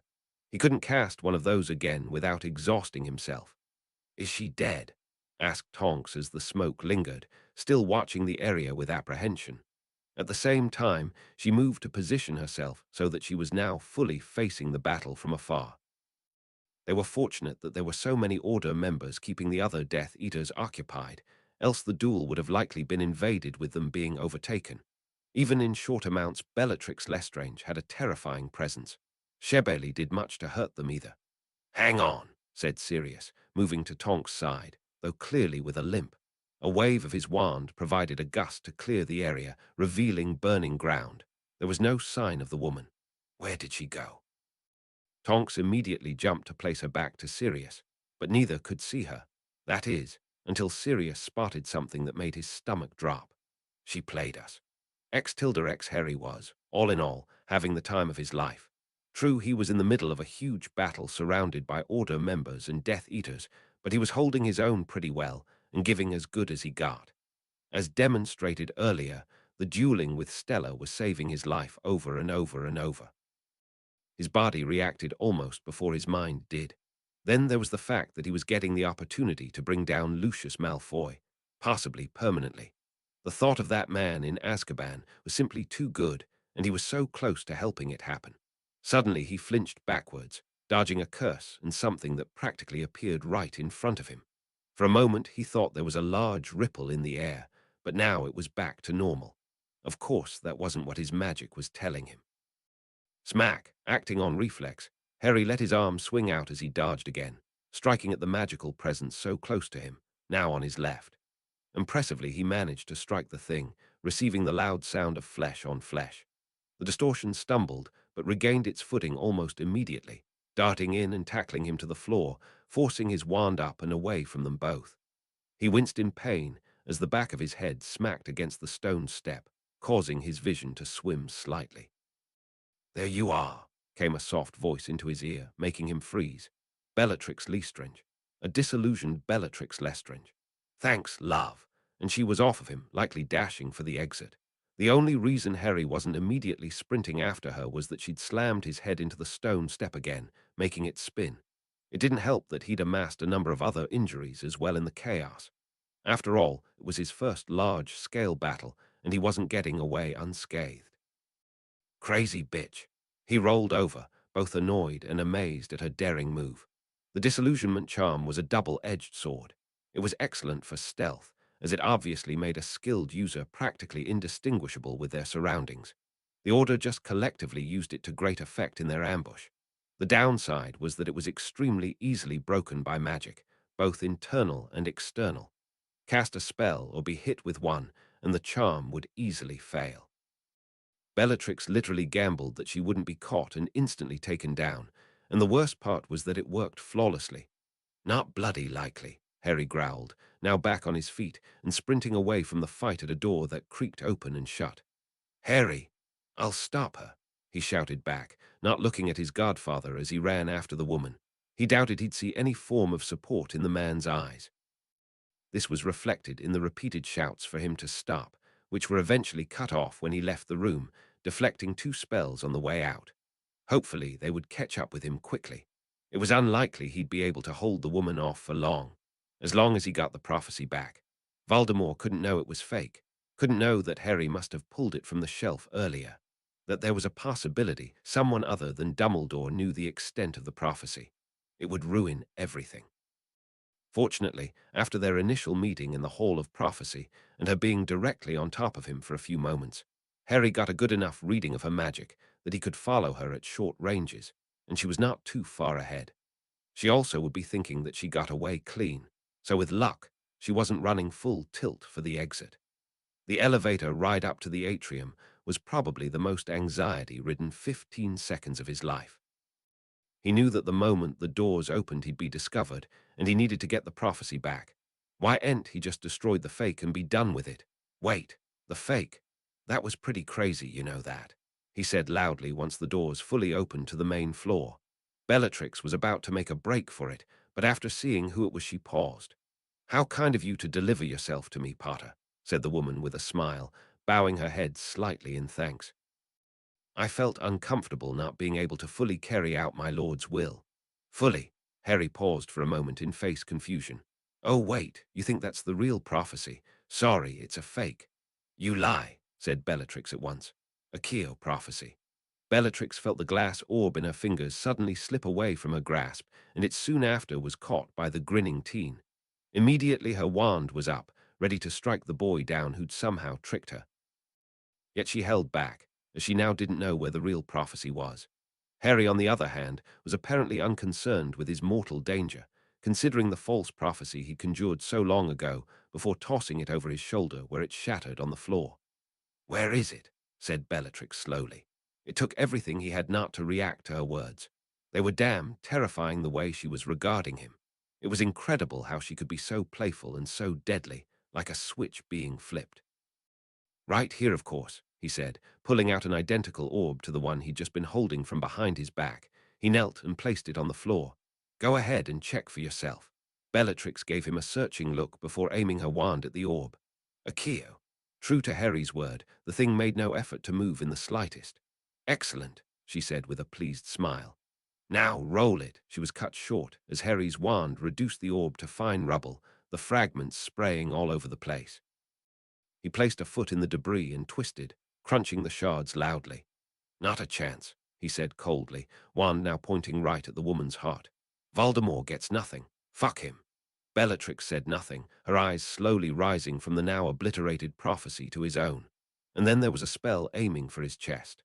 Harry deflected it without hesitation, expecting the attack, and retaliated before moving further into the atrium.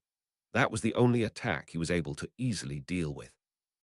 He was suddenly taken back to his duels with Stella, the way that her eyes stayed focused on him, where she made barely a whisper of sound. It was unnerving after the chaos downstairs, which almost seemed easier. Spells of a dark and unnerving light rushed toward him, and he focused completely on deflecting and returning his most practiced attacks. 30 seconds later, Bellatrix suddenly stopped, simply letting Harry's curses pass her by like idle leaves on a breeze as she considered him. "I'll admit, I never thought things would actually get this far," she finally murmured, though her voice carried to him easily. "You keep surprising me, Potter. Maybe all of those ridiculous rumors actually have some base in fact after all.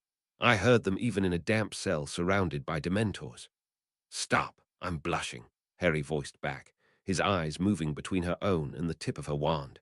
It was still aimed at the floor between them like his own was, but he knew that could change in an instant. "You're actually not what I expected either." "Oh," she said in curiosity. "Honestly, I was expecting someone a bit more insane," he explained. Indeed, Bellatrix Lestrange was nothing like he'd been told. Incredibly devout to Voldemort, yes, but the woman before him was calm and collected, not giggling madly and losing hold of her sanity. "Well, we live in Britain after all," she responded, unable to keep an amused smile off of her face. "I doubt the people have lost their love of wild tales and believing things without a shred of proof." "I'm sorry. Are you saying you're innocent?" Bellatrix actually paused for a moment before throwing her head back and laughing. Acting on impulse, Harry sent a bone breaker and cut her at the Death Eater, hoping to end it quickly, but from a seemingly impossible angle Bellatrix's wand arched up and deflected both spells in a single swipe, curving down sharply with a counter-attack. Vines burst from the tip of her wand, snaking their way directly at him with terrifying speed, sharp tips gleaming in the light of the hall. Immediately Harry responded, incinerating them with a powerful blast of fire that actually reached all the way back to where Bellatrix was standing. Yet his attack was once again blocked, this time with a shimmering shield that shortly revealed a perfectly unharmed woman, albeit slightly warmer than before. "Very good, Potter," she said, white teeth flashing as she threw him a pleased grin. "I never thought I'd have to use that shield twice tonight, let alone once. My dear cousin can sometimes be a little overzealous in his casting, always going for the big and flashy. But you, attacking when I let my guard down and an excellent counter-attack. You've been completely silent this whole time as well. You duel well beyond your age. Do you train often?" When I can," he managed, trying not to look surprised at what happened. Her reaction was so fast. So fast. Was it even normal to be able to move at those kinds of speeds? It was way faster than what she'd just been moving at. She demonstrated skill closer to what he'd seen stellar use than anyone else he ever met. Hell, it wasn't even the first time he'd found himself comparing her to the castle spirit. Originally, he thought he could last a minute or two, maybe 3 if he pulled out the really dangerous stuff he'd been working on, all until help arrived. But now, after that, there was just no denying it. He was horribly outclassed here. She actually seemed to be humoring the duel more than trying to win it at times. Maybe she was just a little unstable after all. Oh, he had a chance. Everyone had a chance to beat anyone. It was just a matter of how big that chance was. But in all honesty, he wasn't looking so great at the moment. He was already injured from earlier, and the rapid movement from all the dueling would eventually cause him to crash. "That's good," Bellatrix continued, unaware of Harry's inner dilemma. "It wouldn't be fun if this ended too quickly. You've destroyed my lord's prophecy, and I know he will be angered to not have it, but your corpse would more than make up for it. You sure he won't take flowers instead?" he quipped. Harry was saved from getting an answer by having to respond to a flurry of curses sent at him with pinpoint precision, no longer dueling for enjoyment, but for the end result. He was forced to throw up a wide shield as he dodged to the side, making a blitz for the only piece of cover he could use, the fountain. He barely made it behind the thigh-high wall before a chunk of it was destroyed, causing water to spill out endlessly onto the floor. A number of seconds later, the rush ebbed to just the small amount that was being magically produced by the statues themselves, and the water on the floor slowed its spread. Now, in a 20-meter radius, a perfect reflection of everything above it on the floor. It was highly disorienting. "Come out, Potter," Bellatrix taunted, moving closer to the fountain with her wand lazily in her hand.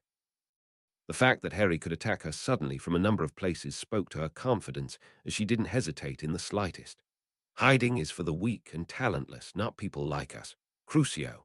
Harry quickly ducked out of sight as the house elf's head went spinning off down the hall.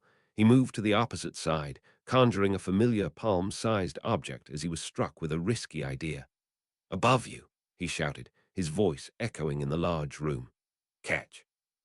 Harry let the glass orb he just conjured fly in a large arc over his shoulder as he spun out from behind cover, sending a piercing curse at the woman's chest.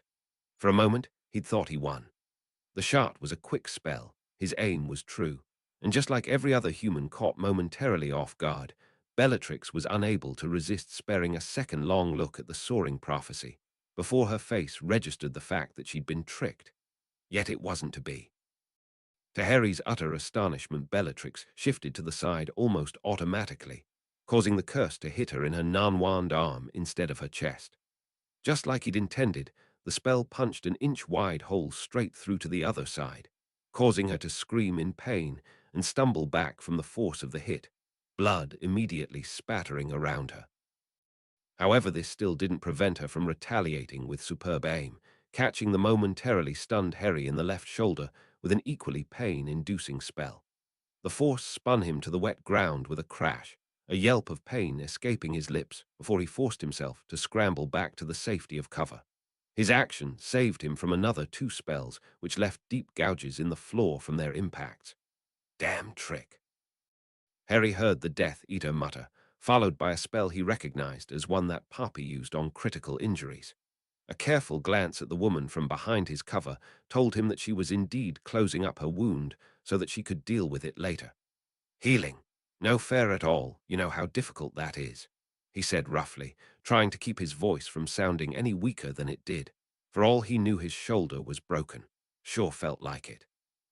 A temporary numbing spell let him breathe a sigh of relief, though he'd need to get it checked out later, if there was a later. You're quite the trickster, Bellatrix growled, pulling herself to her feet and brandishing her wand at the statues. Harry could hear her feet splashing in the water as she moved closer. I'm honestly disappointed in myself for that one, but I won't be falling for something like that again.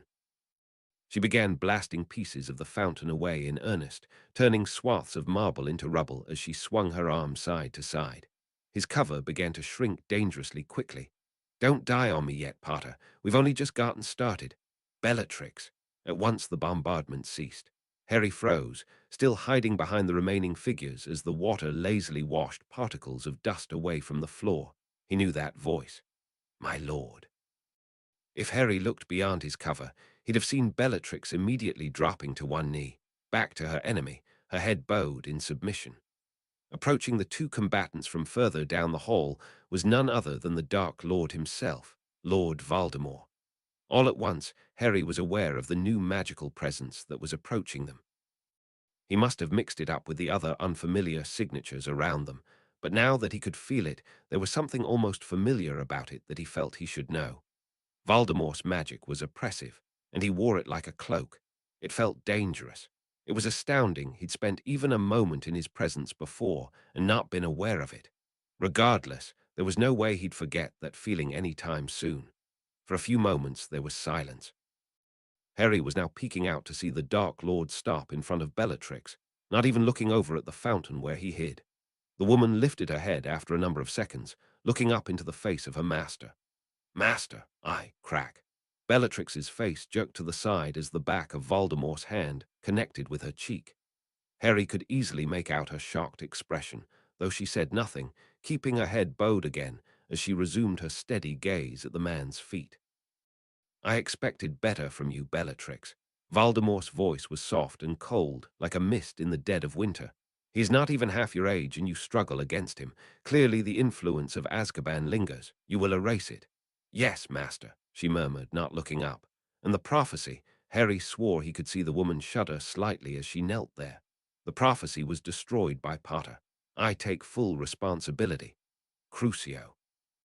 Harry watched, unable to tear his eyes away from the woman as she screamed in agony, her fingernails scraping at the floor as her back arched uncontrollably.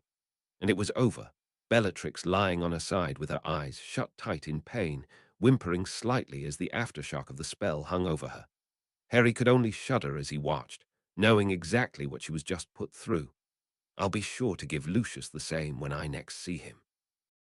Voldemort stepped over her body and moved forwards, causing Harry to begin to draw back behind his cover once more. Now, let's have none of that, shall we? Said Voldemort with a smile, flicking his wand at the boy. Harry was caught by an unseen hand and tossed unceremoniously onto the wet floor in the middle of the atrium, where he rolled a few times before getting back to his feet, wand at the ready. From second in command to the man himself. This day was really not going his way. Whose stupid idea was this whole thing anyway? Oh wait, it was his. There we are, much better, don't you think? Not really, Harry answered, eyes darting around. Bellatrix was slowly pushing herself into a sitting position, and he himself had nothing to hide behind any longer. If he felt outclassed by Bellatrix, was there even a word to describe this gap? Finally his eyes returned to the man before him and he froze. Wah, but you looked different. Finished Voldemort, a hand stroking his face briefly. Gone was the snake-like visage he sported for so many months. Now he looked much more like the adult Tom Riddle Jr. might have grown into, pale but not deathly-looking skin, a full head of well-kept and styled hair, even a small amount of perfectly groomed facial hair. The only remnant of his old look was his red, tinted eyes, a sharp contrast against everything else. Indeed I did, Harry. That was all in the mind. I appeared to you as I wanted to. I wanted to surprise you. Do you like it? What did you do? Harry found himself asking, mind still racing for a way to get himself to safety while he bought as much time as possible. What was taking the order so long? He'd initially assumed someone would follow him right off the bat. Magic, of course, explained Voldemort. I returned to a body when I was less than a spirit, so you shouldn't find it so hard to believe such a thing within my power. A few meticulously created potions and other easily acquired components can do a lot in the magical world. So much more than the other half of the coin ever could, don't you think? Muggles, said Harry in surprise, feeling a bit thrown off. What does that have to do with them? Nothing, of course, said Voldemort with a small shrug. His expression suddenly shifted into something much more dangerous. You made a mistake, Harry. A lot of people are going to die due to your actions. I warned you what would happen if you ran to the Order. As if you'd have kept your word, Harry shot, shifting back a few steps into a more defensive stance. His eyes flickered to Bellatrix, who was now back on her feet. I won't let myself be controlled by fear. Not anymore. Voldemort's expression flickered to amusement. It is amazing how much a child can change in a year, so much growth and yet still so far to go. Unfortunately, this marks the end. He raised his wand, causing Harry to mimic him, though Voldemort clearly felt no danger from the boy before him. This goes no further. Give my best to your parents, Avada Kedavra, Fulminis. A crack and flash of lightning filled the area, causing both Voldemort and Bellatrix to cry out in shock at the sudden attack.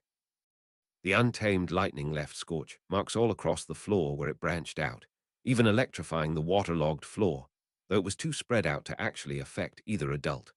Unfortunately for Harry, neither Voldemort nor Bellatrix were badly harmed by the quick attack, the former shielding the latter. In the meantime, Harry was running full tilt in the opposite direction, aiming to put as much distance between himself and the two incredibly dangerous adversaries he was faced with. Potter! Voldemort roared, tearing off the burning sleeve of his wand arm which he'd thrown up in defense. His shield protected them, but Harry's lightning attack was extremely wild, which prevented him from blocking all of it completely. You dare attempt to use magic which you cannot fully understand. Allow me to show you what it means to master the elements. Full mind care. Harry looked back over his shoulder in time to see what could only be described as a perfect blue bolt of lightning arcing straight for him. He'd been spending months on the most basic version of a spell like that, and Voldemort could do it cold. Totally unbelievable. The light was burned into his eyes as the zigzagging electrical energy connected him and Voldemort by what looked like a jagged neon blue rope. Wait, that didn't sound right. How was he able to see it coming? Lightning wasn't slow. However much I would like to say something about heroes and arriving at the last possible moment, I believe that such a thing would be rather inappropriate, given the circumstances. You have no idea how glad I am you're here, Professor, said Harry weakly, backpedaling slightly away from the pole of metal that seemingly sprung up out of the floor in front of him. It took the lightning strike instead of him. Considering exactly what was happening right before I did so, I actually might, said Dumbledore, placing a hand on Harry's shoulder to help steady him. Through the blue streak in his vision, Harry could see that Voldemort was looking quite unhappy about the situation, Bellatrix at his side. Thank you for sending the letter, by the way, the man continued. Your owl truly is a marvelous bird. But how did you get here? The teen asked, glancing at the headmaster. He looked exactly as he last saw the man at Hogwarts, like he was reading a good long book in the library this whole time. The entrances are all behind those two, and there's an anti-apparition ward around this whole place. Even Voldemort came in the regular way, it looks like. Oh, I have my ways, said the wizard mysteriously, giving his signature eye sparkle. However, the sparkle quickly dissipated, leaving a gravely serious expression. Now, Harry, I need you to stand back and out of the way. Yes, Harry, said Voldemort, his voice cutting across them both. Stand back and let the fossil fight your battles. Tom, I would say it is good to see you again, but I would be most dishonest if I did so, sighed Dumbledore, his wand out and ready, though not pointing at anyone. Is there anything I can say to end this without us fighting? Trying to run from me, Dumbledore, spat Voldemort, his wand sparking as it picked up on its master's emotions. Every time we meet you become more and more of a disappointment. And yet, every time we meet, I beat you in a duel, Dumbledore returned easily, his voice light. Hardly something for me to be ashamed of. You're quite talented after all. I think you'll find me a bit too much to handle this time around." Voldemort's words were followed by a sharp spell that Dumbledore parried, causing the wall to crumble where it landed. Dumbledore's counter was equally diverted to the floor, spraying water and stone fragments everywhere as it hit. "Why are you here, Tom?" said Dumbledore, deflecting another two spells without breaking eye contact with the man. "Surely even the prophecy hasn't deluded your reasoning that much. What do you aim to gain?" For the first time since Dumbledore arrived, Voldemort smiled. It made Harry grip his wand even tighter. "Britain has been without its lord for far too long," he said finally, settling himself into a more solid stance. "What better way to celebrate his return than with the death of her heroes? You think you've got the upper hand here, Dumbledore, but you're playing right into my own. Now die." Voldemort commenced his attack with gusto, bypassing dangerous and going straight for killing curses. Harry barely had a moment to watch, as Dumbledore dodged them fluidly with minimal movement before he realized that he was in just as much danger from Spellfire. He did his best to stay out of the way, as Dumbledore retaliated with a great flaming whip, lashing out at Voldemort and forcing the man to move to his right. A flick of his wrist, the whip suddenly transfigured into an enormous snake. "Kill them," ordered Voldemort to the thing as he fired off another couple of killing curses. Forced to deal with the greater threat, Dumbledore conjured a number of metal shields, all of which blocked one of the incoming curses. Unfortunately, that left him with a very aggressive snake at close range, or so he'd thought. "Stop," commanded Harry, putting as much weight into the word as he could. The effect was that the massive snake ended up freezing in its tracks, a second later in which it was cut cleanly in two by a spell from Dumbledore. "Don't be so eager, Potter. I'll kill you soon enough," shot Voldemort, aiming a killing curse at him. Harry was about to defend himself when one of the statues from the fountain jumped in front of it, taking the hit and exploding in a shower of stone. Dumbledore animated what remained from Bellatrix's onslaught, and they were currently advancing on both the woman and her master. "A feeble attempt, headmaster," came the mocking voice of Voldemort as the statues became dust before his powerful spells. "Yet effective. Harry, shield." Dumbledore barked, making Harry practically jump. Casting the strongest shield he knew in front of them, he watched as Dumbledore sent a small orange orb bulleting into the lingering dust cloud, which promptly exploded with the force of a small bomb. The force pushed both Harry and Dumbledore back several meters, but thanks to Harry's shield, that was all they felt. "What the hell was that?" shouted Harry in alarm as the two retreated, unable to see with all the smoke. "An impromptu dust explosion," said Dumbledore, his voice as level as ever. "I transfigured the material of the statues before I animated them and ignited it. I'm sure Miss Granger would be happy to explain it to you when you next see her. Keep your wand at the ready, Harry. That will not be enough to stop either of them." But that was right in their faces. As if determined to prove Harry wrong, multicolored spellfire began shooting out of the smoke, forcing the two to go on the defensive, deflecting the spells they could and avoiding the unforgivables. Dumbledore watched Harry out of the corner of his eye before returning to his own share of the attacks. The smoke suddenly shifted from displacement as two tigers came charging through. "Depulso," snapped Harry, sending one crashing back with an overpowered banisher. Dumbledore simply turned his into a teacup, after which he sent a burst of wind to get rid of the lingering smoke. "Harry, if you would be so kind as to occupy Miss Lestrange," said Dumbledore, pressing forwards against Voldemort and causing the man to falter slightly at the sudden increase in ferocity. Harry was about to say something, but quickly leaped to the task to prevent the woman from cursing Dumbledore from the side, forcing her to shield against his spell instead. "Come on, we never finished our fight, remember?" he shouted, his voice sounding much more confident than he actually was. He doubted he'd be able to hold out against her for very long, but if he held back even a little it could cost more than just his life. Roman 20 miles away, Cornelius Fudge was rubbing his eyes in annoyance as a loud noise reverberated throughout his home. Someone clearly wanted to talk to him, and no doubt it was important, but that still didn't stop him from wanting to maim whoever it might be, even if it were Lucius. "Minister." The moment Fudge walked into the sitting room, he saw the floating head of Rufus Scrimgeour looking as mission-critical as ever. You see what I'm wearing, Scrimgeour. This better be important. Death Eaters have broken into the ministry, the man said quickly. This was no time to beat around the bush. The Department of Mysteries specifically. Madame Bones has organized a response, but we've been unable to make it past the entrance due to unexpected difficulties. What? Yelped Fudge, having frozen in shock at the news.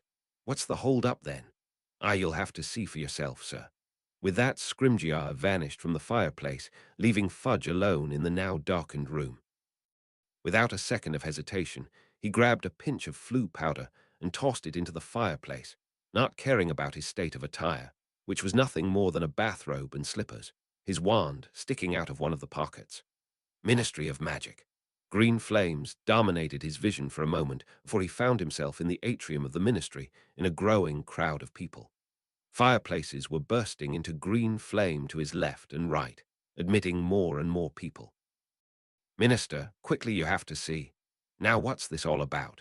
Snapped Fudge, pushing through to the front of the group, none of which were making it easy as they all were fixated on something in front of them. If we've been invaded, then you all need to. Merlin's beard. Before them, all a ferocious duel was taking place between probably the most sensational people in the country. Not that they were close enough to put anyone in significant danger, but Fudge suddenly understood why absolutely no one would take a step forward. On the right was none other than Albus Dumbledore, and a boy he recognized immediately as Harry Potter. Across from them, Bellatrix Lestrange, and a man whose eyes flashed red in the light of the hall. Is that he who must not be named? Breathed one of the hit wizards close by, terrified. He looks like he did over 25 years ago. He hasn't aged a day. We help, said another, though it was clear from his voice he wanted nothing but the opposite. Everyone stay where you are, came a commanding voice above them all. Amelia Bones stepped out to the front so that she could easily be seen, fully dressed and ready for action. We will maintain our distance so we don't endanger Dumbledore or Potter. A distraction could kill both of them. Still, she added, turning back to face the duel. They were moving closer. Be ready to move. I don't think I need to remind you of your duty. Yes, ma'am, chorused her subordinates, expressions hardening as they steeled themselves. Amelia moved back into the group to where the minister was standing. Normally, I'd be more than happy to say I told you so, but in all honesty, I'd give anything to not have the opportunity now. Fudge just grimaced.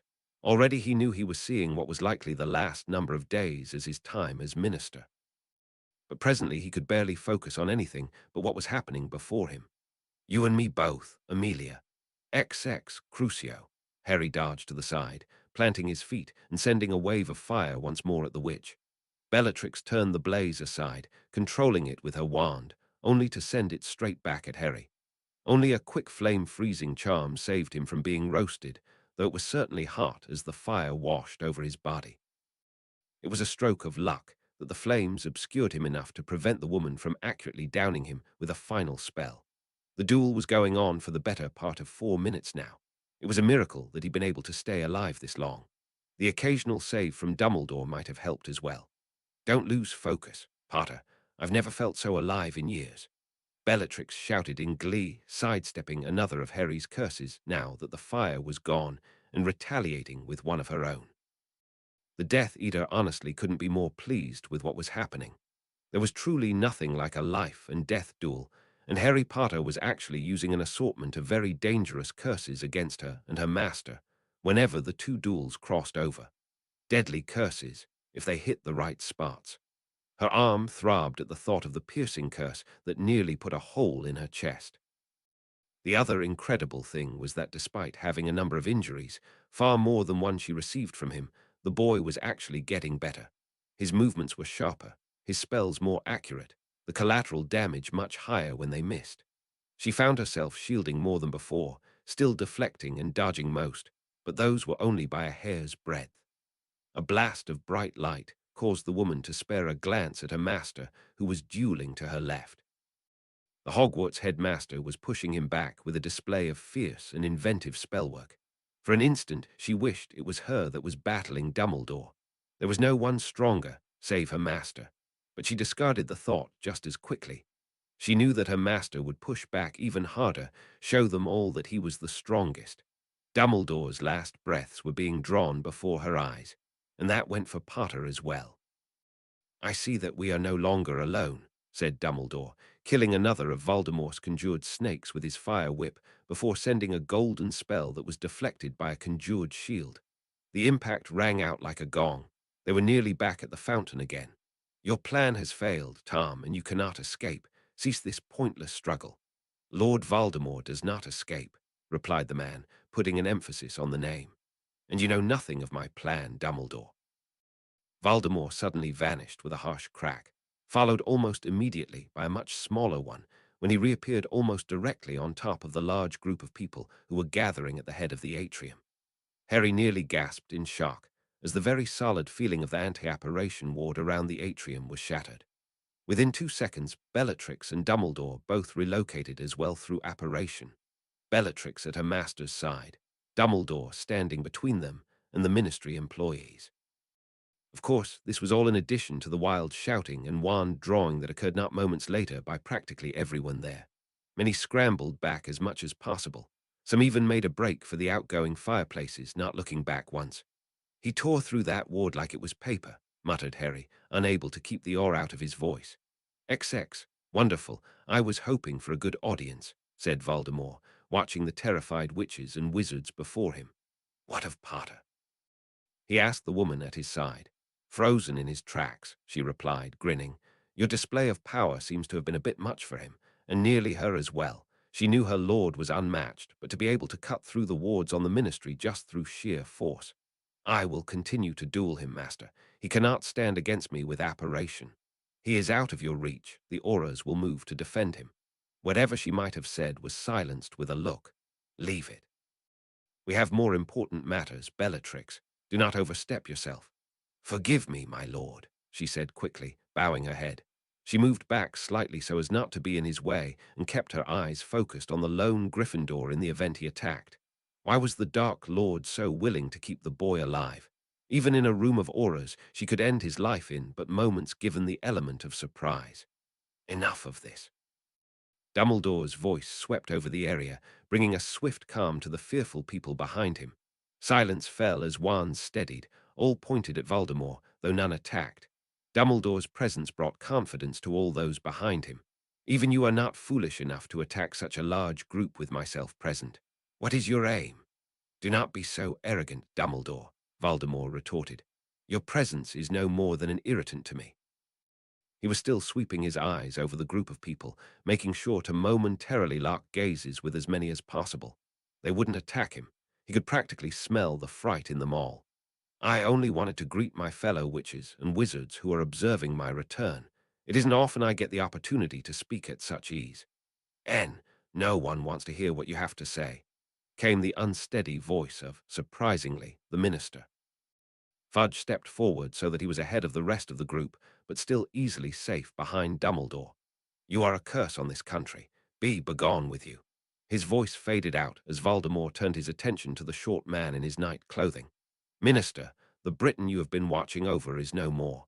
Wizarding kind is weakening, and will continue to do so, until someone who is willing to take necessary action steps up to the task.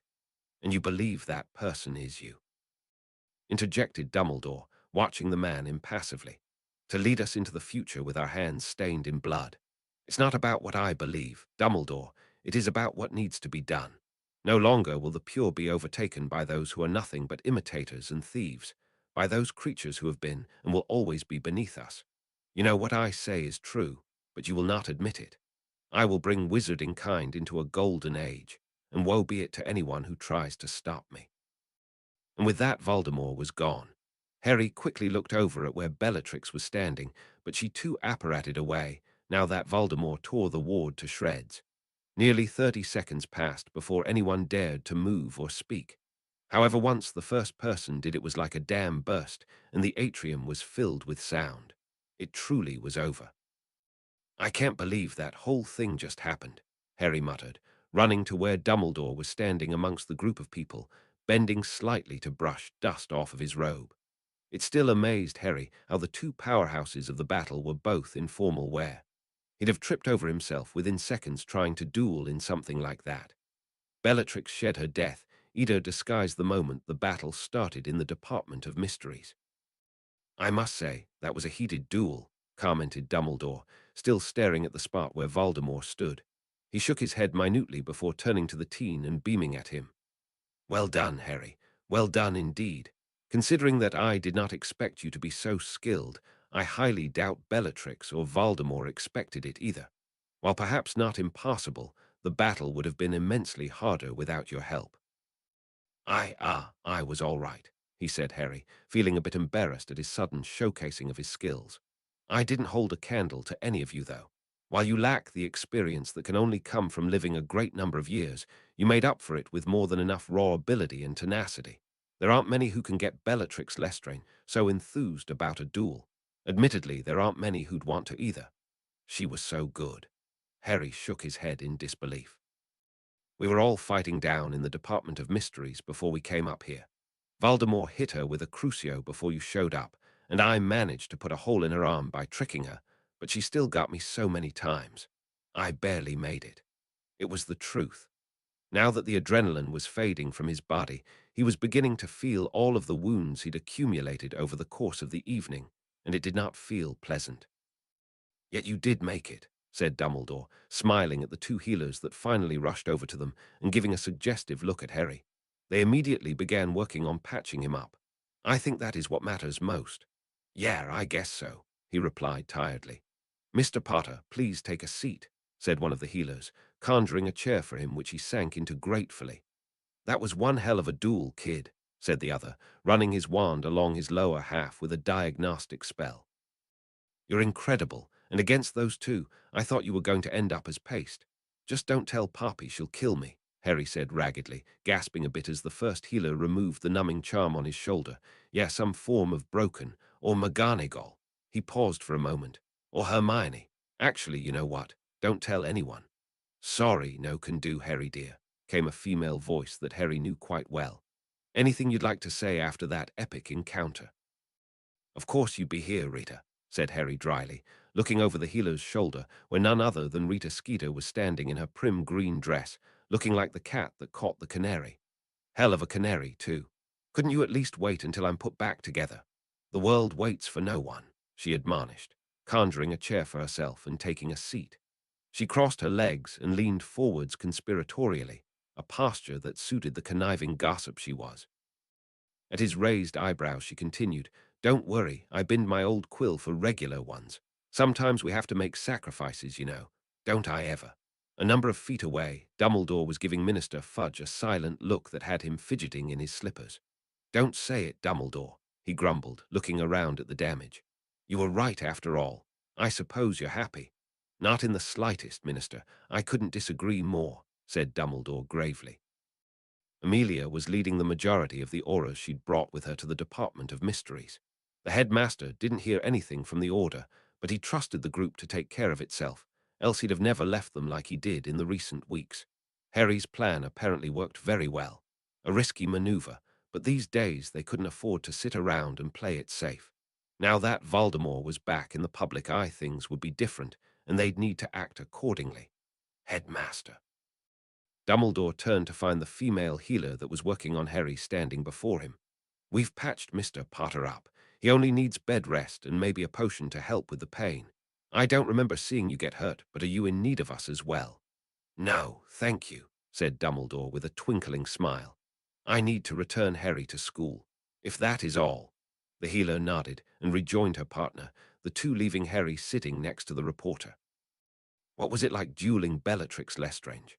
She was asking, already on her second page of notes. Harry couldn't help but be amused at the whole thing as he'd barely told her anything about the night, including why and how he even got there in the first place. School was still in session after all.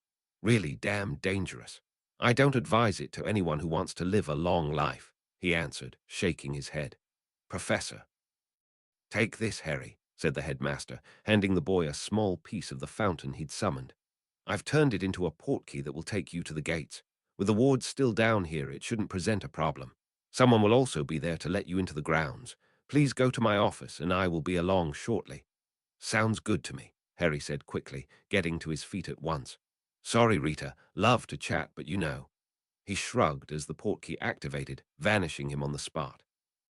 I wasn't done with my interview, Dumbledore, said Rita with a frown, eyes still on the empty chair Harry occupied seconds before.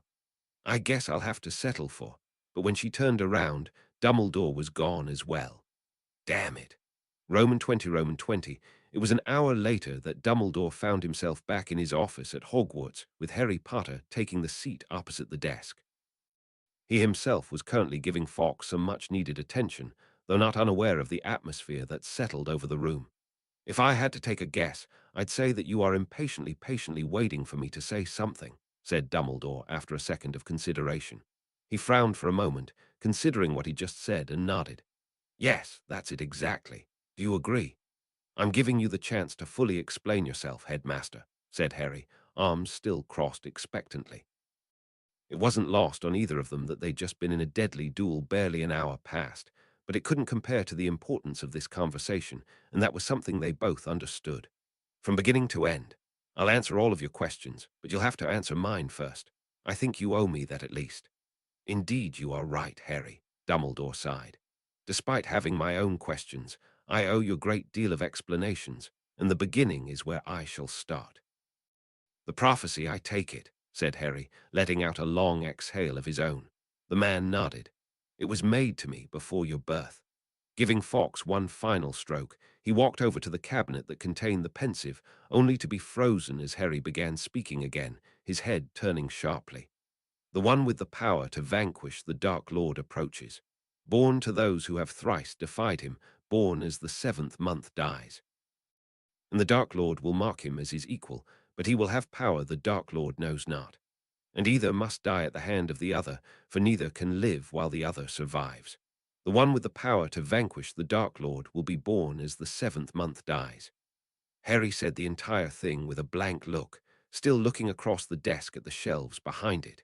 He blinked and shook his head, finally meeting the headmaster's eyes. Trelawney's always had a flair for dramatics, but this one really takes the cake, you know. Dumbledore's hand stopped a centimeter from the latch. I was under the impression that it was destroyed tonight by you, he said, fully turning to face the boy. I imagine you didn't have the opportunity to listen to it either. Also, how did you know who made it? You're right about both, confirmed Harry, leaning back in his seat a bit. And Trelawney's initials were on the shelf, along with yours. Anyway, I didn't learn about it today. I've known about it since Christmas. Christmas, you say? Dumbledore was tugging at his beard. There is no one but myself who could have told you the prophecy in full, and I most certainly didn't. He paused for a moment and looked at Harry again. Though it seems silly to ask, did I happen to tell you the prophecy this past Christmas? No, Headmaster, you weren't anywhere near me when it happened, replied Harry, unable to keep a small grin off his face. Well, I'm glad that my memory is still going strong at least, Dumbledore continued with a smile, making Harry chuckle. In that case, I can only conclude that you discovered it from the source. You were moving about independently for a couple of days before the 25th after all. Am I correct so far? Yep, said Harry with a nod. Dumbledore nodded as well, now pacing slightly. Would I also be right in assuming that you were enraged beyond usual levels at the time you heard it? That's putting it mildly. Harry's voice was rather tight, though he kept it in check. But you are not unintelligent, Dumbledore continued. No doubt you realized the prophecy was what Voldemort sought. He looked up, eyes twinkling. The prophecy so heatedly fought over tonight was a fake, wasn't it? Right in one, said Harry. Best thing I've ever conjured in my life. A marvelous accomplishment for a fifth year, said Dumbledore in approval. May I ask what you did with the original? I destroyed it. All the better, he said with a nod. And most understandable as well. There is no chance now that Voldemort will hear it in full. That is, unless either of us tell him, though I don't believe that is something we need be concerned about. He didn't know the whole thing. Suddenly, the almost stupid motive that Voldemort been working under for nearly a year made sense. No, unfortunately for him, the Death Eater that was eavesdropping was discovered and expelled in the middle of the prophecy. Voldemort did not hear anything about a power the Dark Lord knows not, or beyond that. And the Death Eater who overheard the prophecy, asked Harry, wondering what Dumbledore would say. Is he still alive? Yes, and that is all I will say on the matter. All right, I won't press you for it, said Harry. It's not like I'm consumed with the desire to avenge my parents. I've actually... He paused, looking at the ceiling. I've made my peace, I guess. Dumbledore let out a small breath. I'm pleased to hear that, Harry, said Dumbledore after a few moments, his voice soft. As you know the prophecy, will you permit me to begin my story? Harry sat up in his seat, leaning forward slightly. Yes, please. I know that you have been researching the first war against Voldemort and his Death Eaters, began the headmaster, now taking the seat behind his desk. We were losing, yes, but it was far, far worse than most believed. There were so many factors that aided in Britain's certain doom. To begin with, Britain's magical community has always been made up of mainly conservative witches and wizards. That isn't to say they were as radical as the Death Eaters, but the ideas of isolationism, pureblood superiority, and altogether the dislike of anything non-magical and non-human were strong. They still are, if you look for it enough. Voldemort had a very firm grip over the country and its people. His incredible intellect, magical ability, unwavering drive, and lack of morality were all great assets that took him above and beyond what the ministry could reasonably handle, particularly with its decline in power from less than exemplary ministers. With Grindelwald's end due to my own actions, I was immediately turned to and relied upon to help assist the anti-Voldemort movement. He paused once more, a small sigh escaping his lips. I will not lie to you, Harry. When it comes to magical strength and ability, Voldemort will always be my better. Why, you can't be serious, said Harry in shock. You beat him tonight, didn't you? Besides, if that were true, then what's all this, the only one he ever feared business? I assure you, Voldemort does not fear me, said Dumbledore lightly. Nor does my besting him in a duel mean as much as you believe it to. It would be much more appropriate to say that he respects me, albeit grudgingly. The reason that I have been able to survive against him, both tonight and in the number of times we met in years before you were born, is because I have always been a more skilled duelist than him. Additionally, I simply know a great deal more magic than he does, though of course we both have our areas of expertise. I'm sure you don't know specifics like birthdays, but I am nearly half a century older than he is. You, who have improved so much in not even a full year, can only imagine what nearly 50 years of life would do to a person's ability and knowledge. I'll say, nodded Harry. That aside, I am. How should I say this? Not in my prime any longer. I am not fully confident in my ability to defend myself perfectly if we were to duel again, and considering our positions, it is likely. Who is to say exactly how much longer I will be able to escape from our conflicts unscathed? But I still don't understand how I fit into all of this, interjected Harry. I get the prophecy and all that, but how? Allow me to fast forward a bit, Dumbledore continued quickly, cutting Harry off. October 31st, 1981, Voldemort attempted and failed to kill you, the one he believed foretold to be able to truly defeat him.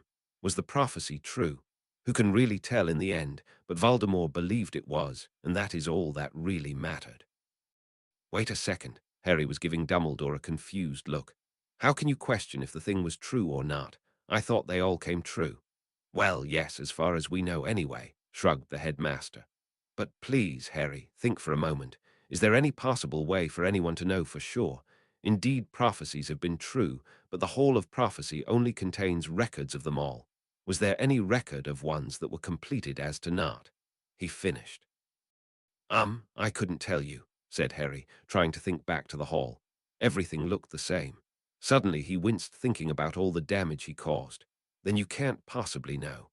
Dumbledore held up his hand as Harry made to argue with him again. Consider this. Everyone in the world has talents. There are many people who achieve beyond what most could ever begin to imagine, and they are held in exceedingly high regard for it. It is the same with those who accomplish seemingly impossible or important tasks. Would you say these people were destined to do such? Not necessarily. Harry thought about what Dumbledore was saying before adding, I'm a fair good flyer, but I'm not interested in playing Quidditch as a career. An excellent example, agreed Dumbledore. Nobody is born to do anything. It is our actions and what we decide that determine our course. I may have no way of proving this to you, and both ways of thinking may bring you to the same place, but you do have the choice about how to believe they happen, and I am much more willing to lean towards the idea that we control our lives than not. It's much more agreeable, don't you think? Then why is the prophecy so important? Exclaimed Harry in frustration, unable to keep to his seat as he began moving about the room. Why? What if I ran away from it? I still have half a mind to do that, you know. Ah, but Harry, you are forgetting what I said earlier, countered Dumbledore, his expression still maintaining the calm and somewhat entertained look he was wearing throughout. Of course, I had no idea what you would be like as you got older. I could certainly hope, but no one can be sure of such things. How was I able to rely so much on the prophecy? Because I know Voldemort as well as he does himself, and he would never leave such a loose end hanging over him and his agenda. If someone was predicted to stand against him, Voldemort would stop at nothing to kill him. You didn't die that night, and considering the circumstances, I knew that Voldemort would be back because of it. Oh, Harry was giving the man a mixed look. That actually makes a lot of sense in a way. Of course, once you started at Hogwarts, I got all the proof I needed, continued Dumbledore. My trap to lure Voldemort out of hiding, while garnering an amount of unwanted attention from a certain group of nosy first years with a penchant for trouble, was successful. Harry had the grace to look at least a little embarrassed, but still defended himself stubbornly. At least I didn't just leave a potential way for Voldemort to return to a body just lying around in a school full of children, he grumbled. However, instead of countering, Dumbledore actually gave a short chuckle. Harry, you don't really think that I'd do such a thing, did you? He asked in amusement. At Harry's confused look, he continued, the stone was a fake. I don't doubt Voldemort suspected that there was the chance it was fake as well, but he would have taken the chance anyway. It was too good to pass up. You mean we went through all that life-threatening rubbish for nothing? Said Harry indignantly. I wouldn't say for nothing, answered Dumbledore, though he wasn't quite meeting Harry's eyes, looking a little above his head and twiddling his thumbs. I'm sure the experience was a maturing one in some shape or form. We had one of those, I'll tell you, when you're older talks as well. Fun times, fun times. You're unbelievable, groaned the boy. So where was the real stone? Hidden at Gringotts in a better vault or something? You know, now that I think about it, that whole thing was just so obvious. Nicholas still has it, of course, said Dumbledore. Publicly, he's put it out that he's making peace with his long life and letting it draw to a close, but in reality, he's quite obsessed with life and the changing world. He'd never let it go, nor would his wife. No doubt he's still in the States. I believe he's been playing around with Muggle politics lately. Just keep that to yourself. You don't say, said Harry blankly. Yep, it was official. Old wizards were absolutely balmy. Though considering that Flamel was something like half a millennia older than Dumbledore, the headmaster would be a baby compared to the alchemist, and who knew how he would act. With any amount of luck, he'd never meet the guy. Voldemort's next issue was that he needed help to return to a body in a different way, help which he didn't end up finding until Sirius chased it to him. Of course, Dumbledore added quickly to stem Harry's objection, Wormtail's return to Voldemort wasn't something that I would blame on Sirius, but the man wanted protection, and his old master was the best he could think of. But that was at the end of my third year, said Harry. What about the Chamber of Secrets? While the incident during your second year certainly involved Voldemort, it was not the one we are currently focused on and speaking of. Do not worry, Harry, I will come back to that event in time, promised the headmaster. Now, Voldemort shortly thereafter gained back a much more faithful and capable follower, Crouch Jr. Barty was a very talented man in school and beyond, as we can tell from his capture and impersonation of Alastor Moody. Did you know? Dumbledore paused and met Harry's eyes, which were narrowed. I never really considered it, but now that you've told me how you played the Sorcerer's Stone incident, I can't help but wonder. The events of the fourth year hit much closer to home than those of his first. True, one was much more recent than the other, but Moody was a bit more of a mentor and a comfort to him than the other professors at the time. Yes, this was all schemed, but it still didn't help the fact that Harry put his trust in the man for the better part of a year, only to find out he was someone else entirely. A man who wanted nothing less than his death. Honestly, Dumbledore was giving him a serious look, one which eventually caved to a tired one, clearly apologetic. I did not. Crouch Jr. did an excellent job of impersonating my friend. Admittedly, I had not seen him as much as I used to since Voldemort's first rise to power, particularly after he retired. Still, I was surprised by the level to which he was able to pretend to be Alastor. He even knew many things from our past quite intimately, as if he'd been there himself. Alas, I was complacent. Legilimency, said Harry suddenly, making Dumbledore look up from his folded hands. He must have been very good at legilimency. Veritaserum and guesswork can only get you so far, maybe even a few pensive memories to see how he moved. An excellent theory and likely correct, agreed Dumbledore, giving Harry an approving look. Given that he didn't have a lot of time to work with, it would seem that Crouch Jr. had a talent for subterfuge, much in the same way that young Nimpora does, though obviously to a different degree. Wait a second, wasn't Tonks trained by Moody? Said Harry in confusion. Indeed she was, though that was the years prior to the Triwizard Tournament. It's too bad that she never visited during the event. No doubt she'd have noticed something was off. Dumbledore shook his head slightly. Unfortunately, that didn't happen, and Voldemort was able to return. Now at this point, he was still quite weak, however. You escaped once again. Your uncanny ability to foil him thus far despite the immense gaps between you made Voldemort think that maybe he was missing something. So while he recovered his strength, built up his foundation, and prepared to come out in the open, he also hunted the prophecy, which he knew absolutely nothing about beyond the words he'd been told. This, along with his dislike of doing anything that hasn't already been well planned out, was what took him so long to make his move.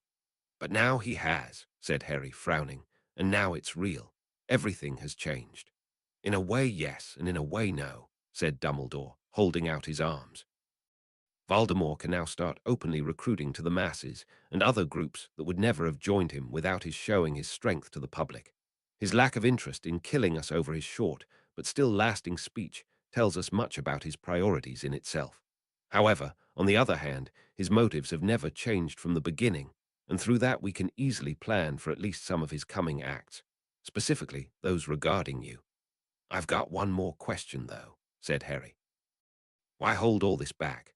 Considering how much I'm involved, you could have said something. You are quite right, Harry, but you must understand that for a very long time I have been taking on the more complicated challenges of our society with a certain level of isolation from others, for whatever the reason.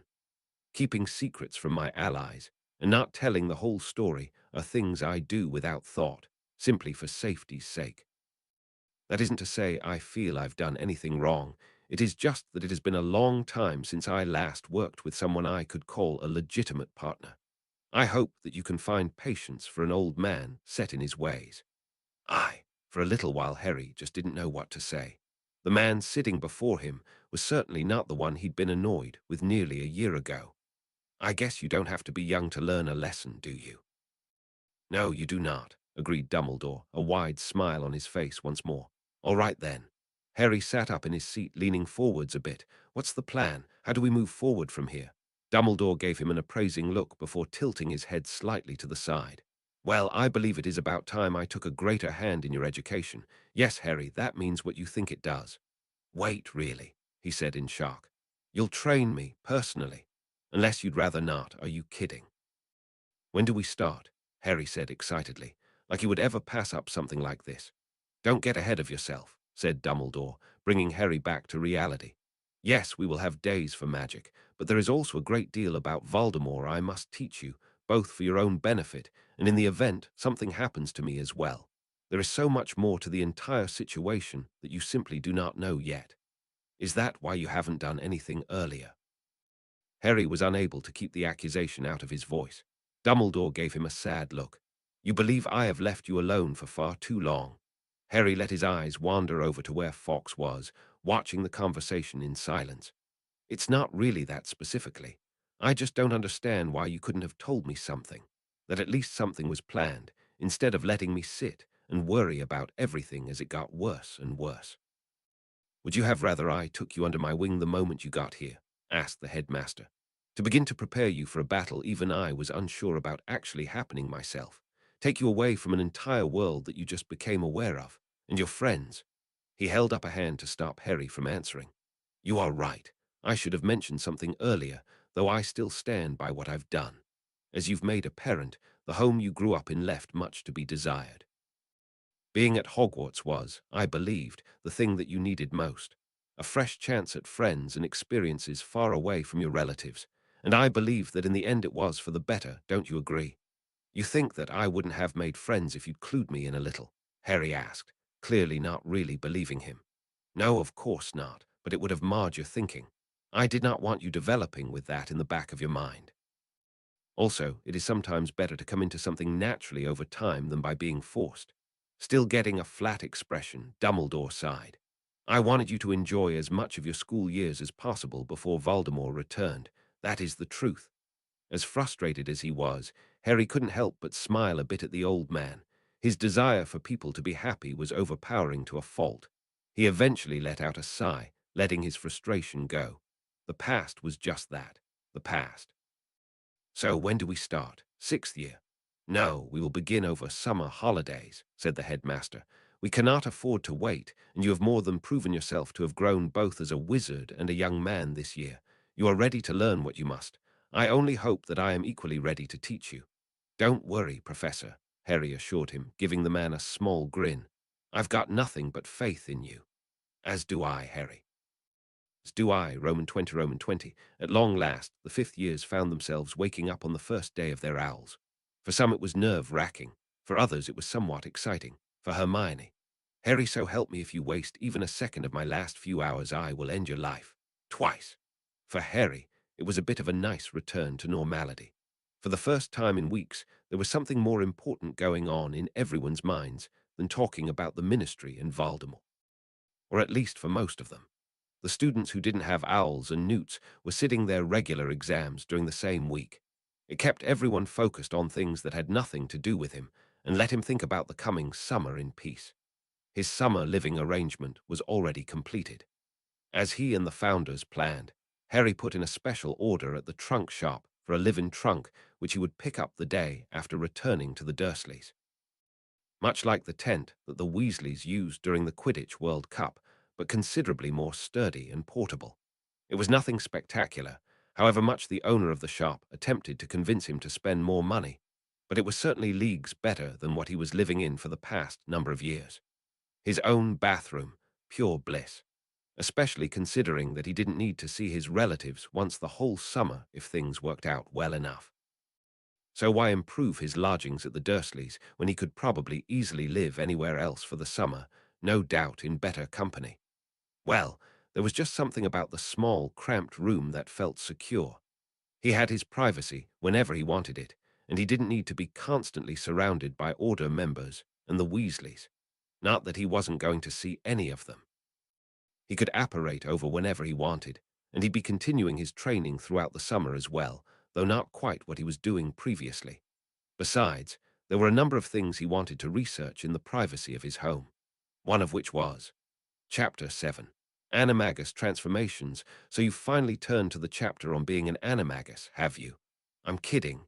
You and I both know you turned here the moment you opened this book. After all, being an animagus is one of the coolest things wizarding kind has going for it. Unless you end up a goldfish, I suppose. Anyway, there's a lot to consider here when we think about it. But it's supposed to be an informative book, so let's get down to it, shall we? An animagus is the term we use to describe a witch or wizard who is unlocked. And note I say the word unlocked, the ability to fully transform into a single, non-magical animal. Sorry, champ, you can't be a dragon. By full transformation, I mean both in body and mind. The witch or wizard essentially gains the instincts of that animal while still retaining their own human mind in the process. You become that animal, and yet you don't. Of course, you lose the ability to essentially be a magical human and all that comes with it. But then again, I can't imagine why you'd turn into an animal when you'd want to be a human or vice versa. An amusing statistic is that there have been only 7 registered animagus in the past century. I say amusing, not because it is without a doubt 100% accurate, but because ironically the day that the ministry began requiring its citizens to register, the number of animagus in Britain dropped by an absolutely staggering amount. Numbers vary from source to source, but I'll be conservative and just say it dropped by about 50 times. So I wouldn't be surprised if there were at least a few hundred animagus scattered throughout the country over the past century. I'll even bet there's an unregistered animagus working in the department that would handle doling out that ridiculously large fine for breaking that law. Moral of the story: Being an animagus isn't as obscure as people make it seem. It's just difficult and can take a really long time if you don't have help. But how does it work? There are so many curious aspects about it. Shall we start with the largest? What determines a person's animal? Is it fixed from birth, or does it change multiple times over the course of a person's life, and then lock into place the first time said person does the transformation? Why is it stuck to animals, and even a number of insects, uncommon as they are? How does the magic even know what animals are, or how many there are, or even what they all are? Is it limited to just animals that exist now, or can extinct ones come up too? Why is it only one animal? Is it possible to have more than one? And continuing that thought, is it possible to change your animal after already transforming into one? The answer to all of these, I've got no idea. No one does.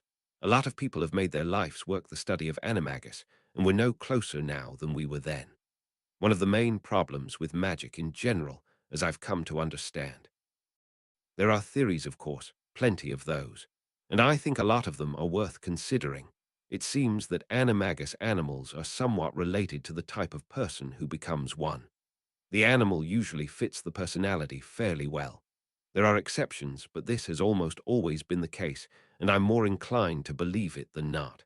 I'm a stag myself, and that's about as accurate as it gets. Joking aside, the most useful thing we know is that, as a wandless magic, you can pretty easily determine if you can become an animagus simply by knowing if you can do even the faintest amount of wandless magic. Even then, you still never know, but it also appears that those who are more adept at wandless magic have an easier time achieving the transformation. So all in all, if you went off of nothing else, training wandless magic would help the most. Of course, you aren't going it alone here. That's why I wrote the book after all. But before we really get into it, I'll draw your attention back to something I said at the very beginning of this chapter. Why is it unlocked and not learned? Simply because you can't choose what you become. Of all the rules of Animagus, this is the one thing that is ironclad. Basically, there would have to be something already there for you to have a set animal, so we must have the ability from birth, or it develops at a certain point. Following this, I believe that every person has the potential to be an animagus. That would mean everyone has the ability to use wandless magic too. Still, it's just like everything else in the world, where some people are really good at something and others are awful.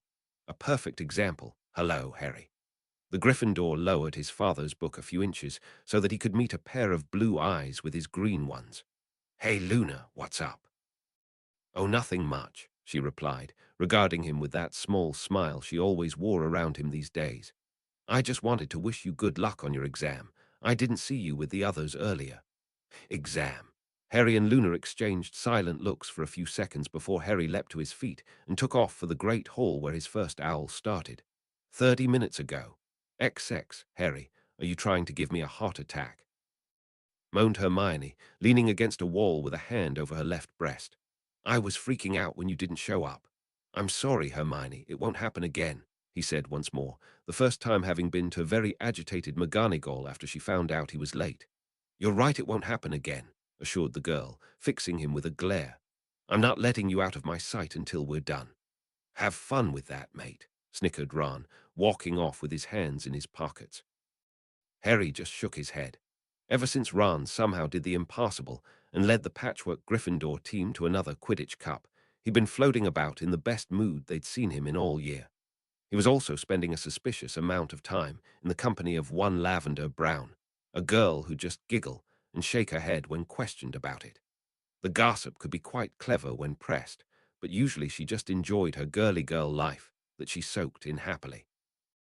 That included a penchant for being neck-deep in boy drama, though she was being surprisingly close-lipped lately. Mysterious indeed. Harry just shrugged and began walking off down the corridor, prompting Hermione to follow him at once. "And where are you off to now?" she asked suspiciously, noting the small grin on his face. "I doubt it's to prepare for the practical." "To the bathroom, if you must know," said Harry, making the girl stop dead in her tracks. "But you can come if you want, I suppose." He turned around to see Hermione already heading back in the opposite direction, determinedly not looking back. Letting out a laugh when she finally disappeared, Harry plopped down on the floor next to a suit of armor, pulling out his father's book to continue where he'd left off. The charm's written test was cake, half an hour penalty or not, and he knew the practical would be even easier, no doubt entertaining, but nothing to worry over. Give me a tap on the shoulder after an hour, would you? He asked the metal warrior, regaining his place in the book and becoming absorbed once more. If he was looking, he'd have seen the helmet nod in assent once before returning to statue-like stillness. Roman 20. I understand that we needed to relocate in order to have a private conversation, began Rowena, looking around with raised eyebrows. But was it necessary to take us all the way out here? Even as a portrait, I recognize the enchanted forest. Forbidden Forest, Rowena, corrected Godric. We changed the name for a reason, remember, though I do find myself wondering if our friend here knows. Harry, are you sure you are safe here? Asked Salazar, speaking before Rowena could retort. Harry just nodded. Safer than you'd think. We're currently surrounded by no less than a dozen snakes of various sizes. There are probably more even further out. Anything that decides to visit will be driven off or killed, he explained. I'm pretty well known by the snakes in the forest. Salazar gave him a very approving look. An excellent use of your ability. Thanks, said Harry, appreciating the compliment. He looked around at the three founders, all propped up on conjured surfaces so they could see one another. He himself was sitting on a stool. So, who wants to start? I would appreciate a little background on this woman if it wouldn't be too much trouble, said Salazar. I understand she's been around for a number of months. Let me just start from the beginning then, so that we're all on the same page, said Harry, looking between them. Receiving no objection, he took a breath and began. I've been using the room to train and relax for the entire school year.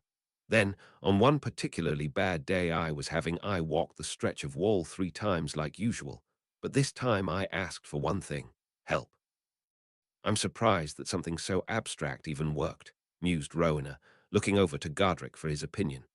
Indeed, it appears that the room of requirement has evolved to levels that we never even believed possible, he said, scratching his chin. To be honest, I think it makes a lot of sense, Harry said.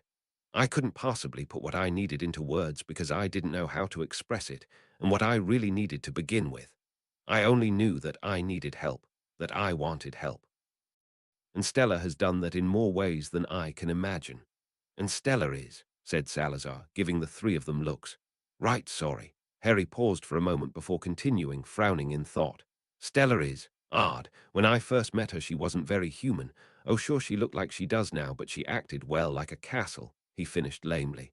Not to mention the fact that she said she was Hogwarts. I see, said Godric, clearly wanting a better explanation. I mean, she didn't have much of a personality, said Harry. She just lacked humanity and gave the impression of being artificial. Mostly, she was really interested in people, the way we interacted and grew, stuff like that. Since then, I assume that has changed.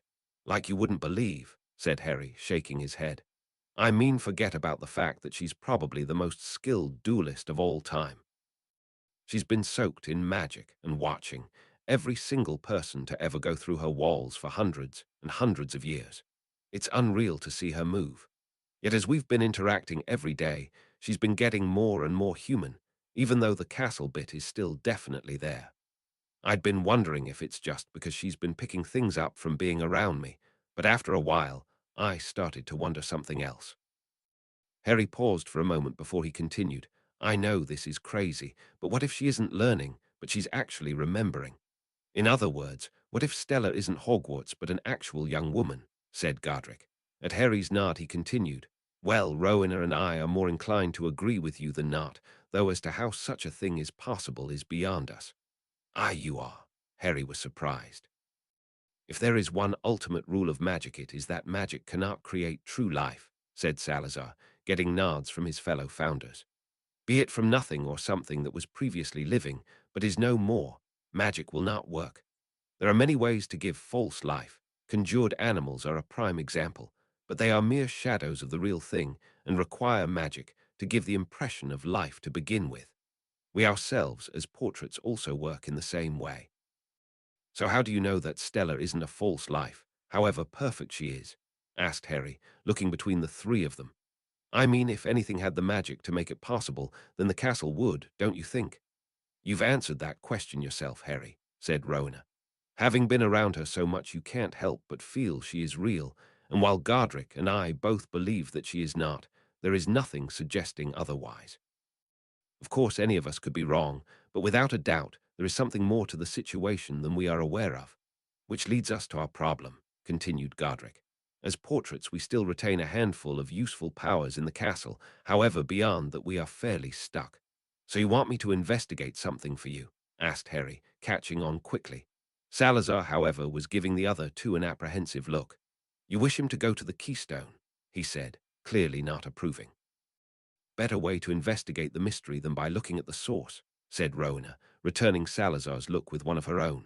If the girl claims to be our castle, then I have no doubt that something would have changed at its heart.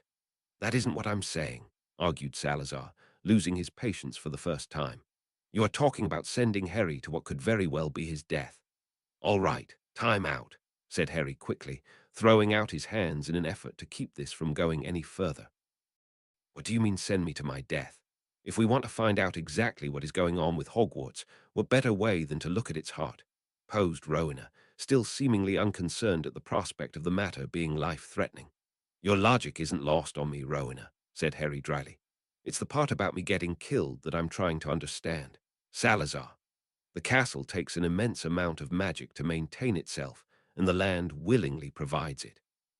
Still, we needed something to harness that magic. The result was the keystone. It is in essence the heart of Hogwarts, or more appropriately, its magical heart. And it's dangerous, asked Harry.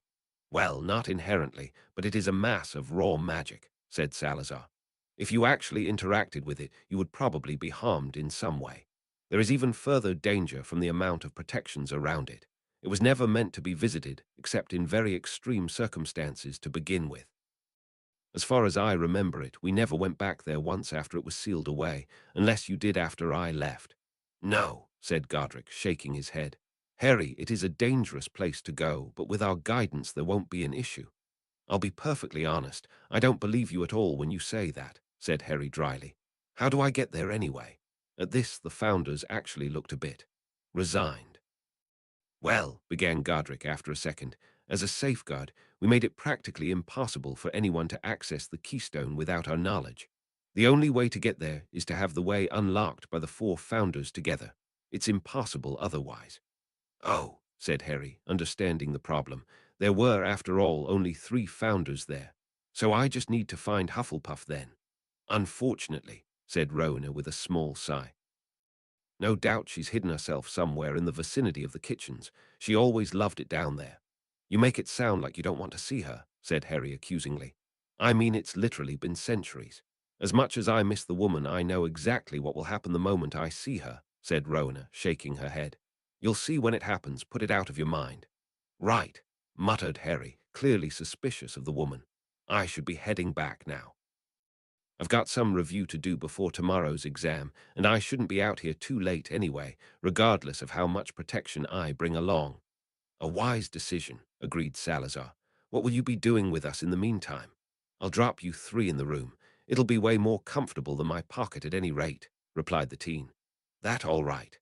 Yes, that's acceptable, said Rowena. Time away from the castle will be interesting, if anything. Harry watched Godric mimic the woman in amusement before shrinking all 3 portraits and returning them to his pocket, vanishing the conjured furniture.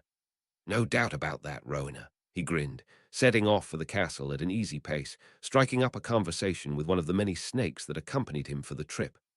Roman 20, Parkinson, Patel Padma, Patel Parvati, Potter. Good luck, said Hermione with a smile. Being alphabetically higher than them, she finished her practical a while ago, however she stuck around to support her friends. We'll be fine, Hermione, said Harry. I wasn't talking to you, Mr. Duelist, she said in a mock annoyed voice. Yeah, he grumbled, rolling his eyes as he walked off. Padma and Parvati both followed him, giggling. Seriously, though, you two, you'll do great. Learned from the best, they chorused, making him rub the back of his head in embarrassment. Potter, stop dawdling and get to your examiner, came the impatient voice of Professor McGonagall. As deputy headmistress, she was overseeing the running of the Owls and Newts. Dumbledore, being the ever-responsible headmaster, was probably reading a book and drinking apple juice somewhere. You know, lead by example and all that. Sorry, Professor, he apologized, getting a move on to where the ancient-looking woman was patiently waiting for him. However, McGonagall stopped him with a hand as he was passing her. This is the moment of truth, Potter, she said softly, the thin line her mouth set into curving slightly. Show us you deserve that golden embroidered outstanding you were bragging about before. Not a problem, Professor, he said easily, giving her a winning grin. This will only take a little while. That taken care of, Harry finished making his way over to the rightmost testing area for the defense against the dark arts practical. Unlike the other two wand practicals, which were done while sitting at a table with the examiner in a sort of cubicle for privacy, and to prevent cheating, the defense one was set up more like an archery range with targets at the far end. It made sense, as a number of the spells they performed were destructive in nature. Also, it enabled them to be tested on performing basic shield spells as well, of which there was one in the curriculum. Altogether, probably, the most involved exam they'd ever. Mr. Potter, it's a pleasure to meet you, said Madame Marchbanks with a smile, one that Harry returned with a polite nod of his head. Harry noticed that the moment he walked into his range, the sound from elsewhere cut out sharply. The piece was actually quite relaxing. Likewise, I hope you're ready to be impressed, he replied, spinning his wand. Of course, she affirmed, though it was in a way that told Harry she was probably just humoring him. No doubt she heard it 1,000 times and more. I will list a number of spells for you to perform, and you may cast them at the targets. Accuracy is not scored, but please do your best regardless. All right. Harry took an easy stance, wand held loosely in his left hand. Let's start. XX Harry stretched as he walked out of the great hall 20 minutes later, a wide grin on his face. Professor McGonagall, who gave him a questioning look when he finished his test in nearly half the time as everyone else, was now watching Madame Marchbanks in amusement, the elderly woman herself still watching Harry leave with an expression of pure shock. Oh yeah, he nailed it. So soon? Asked Hermione, unable to keep a slight amount of worry out of her voice. Yeah, it's not like the curriculum is that large.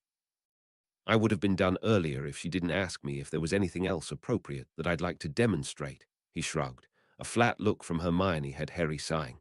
All right, fine, it was a lot, but you could have done it just as quick if you weren't being so meticulous about every spell. Hermione just put her hands on her hips. They needed to be perfect, Harry, you know that. I know, I know. He looked around in search of his other close friend, but to no avail. Ron wasn't there earlier either. Any idea where Ron is? I think he's doing some last-minute practice in a classroom on the 3rd floor, she answered. Do you think you can go find him? I'm worried that he'll be too caught up and overdo it, to be honest. Sure, good luck, you lot, he added to the students around him, to which he got scattered thanks. Once he was up the stairs and out of sight, he pulled out the Marauder's map. No reason checking every room on the 3rd floor for the guy when he could just find out exactly where he was. As it happened, Ron was pretty close to the defense classroom. Harry could hear the sounds of spellwork as he got closer through the slightly open door. Can't sit still, he asked, leaning on the door frame. Ron gave a small start and lowered his wand. The opposite side of the room was filled with fairly well demolished furniture. Hey, Harry, Ron said with a grin, sinking into a still intact chair. Did you finish your practical? Piece of cake, just do your best and it's an easy O, he replied with a nod. Hermione sent me to collect you, though. You're making her nervous not waiting with the others. Figured as much. Ron eyed his wand for a second before pointing it over his shoulder. Reparo. Broken wood and glass rebuilt itself noisily at the debris clattered about. A few seconds later it stopped, and Ron turned to look at his handiwork. Damn, still not there yet. It's tough casting a spell effectively on something you aren't looking at. Sure, it makes it hard to properly conceptualize exactly what you want done, agreed Harry.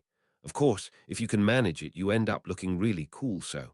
My point exactly, grinned Ron, recasting the spell to properly fix everything. All right, I'm going to head down. Coming. Nah, I'm keeping clear. It's all nerves down there.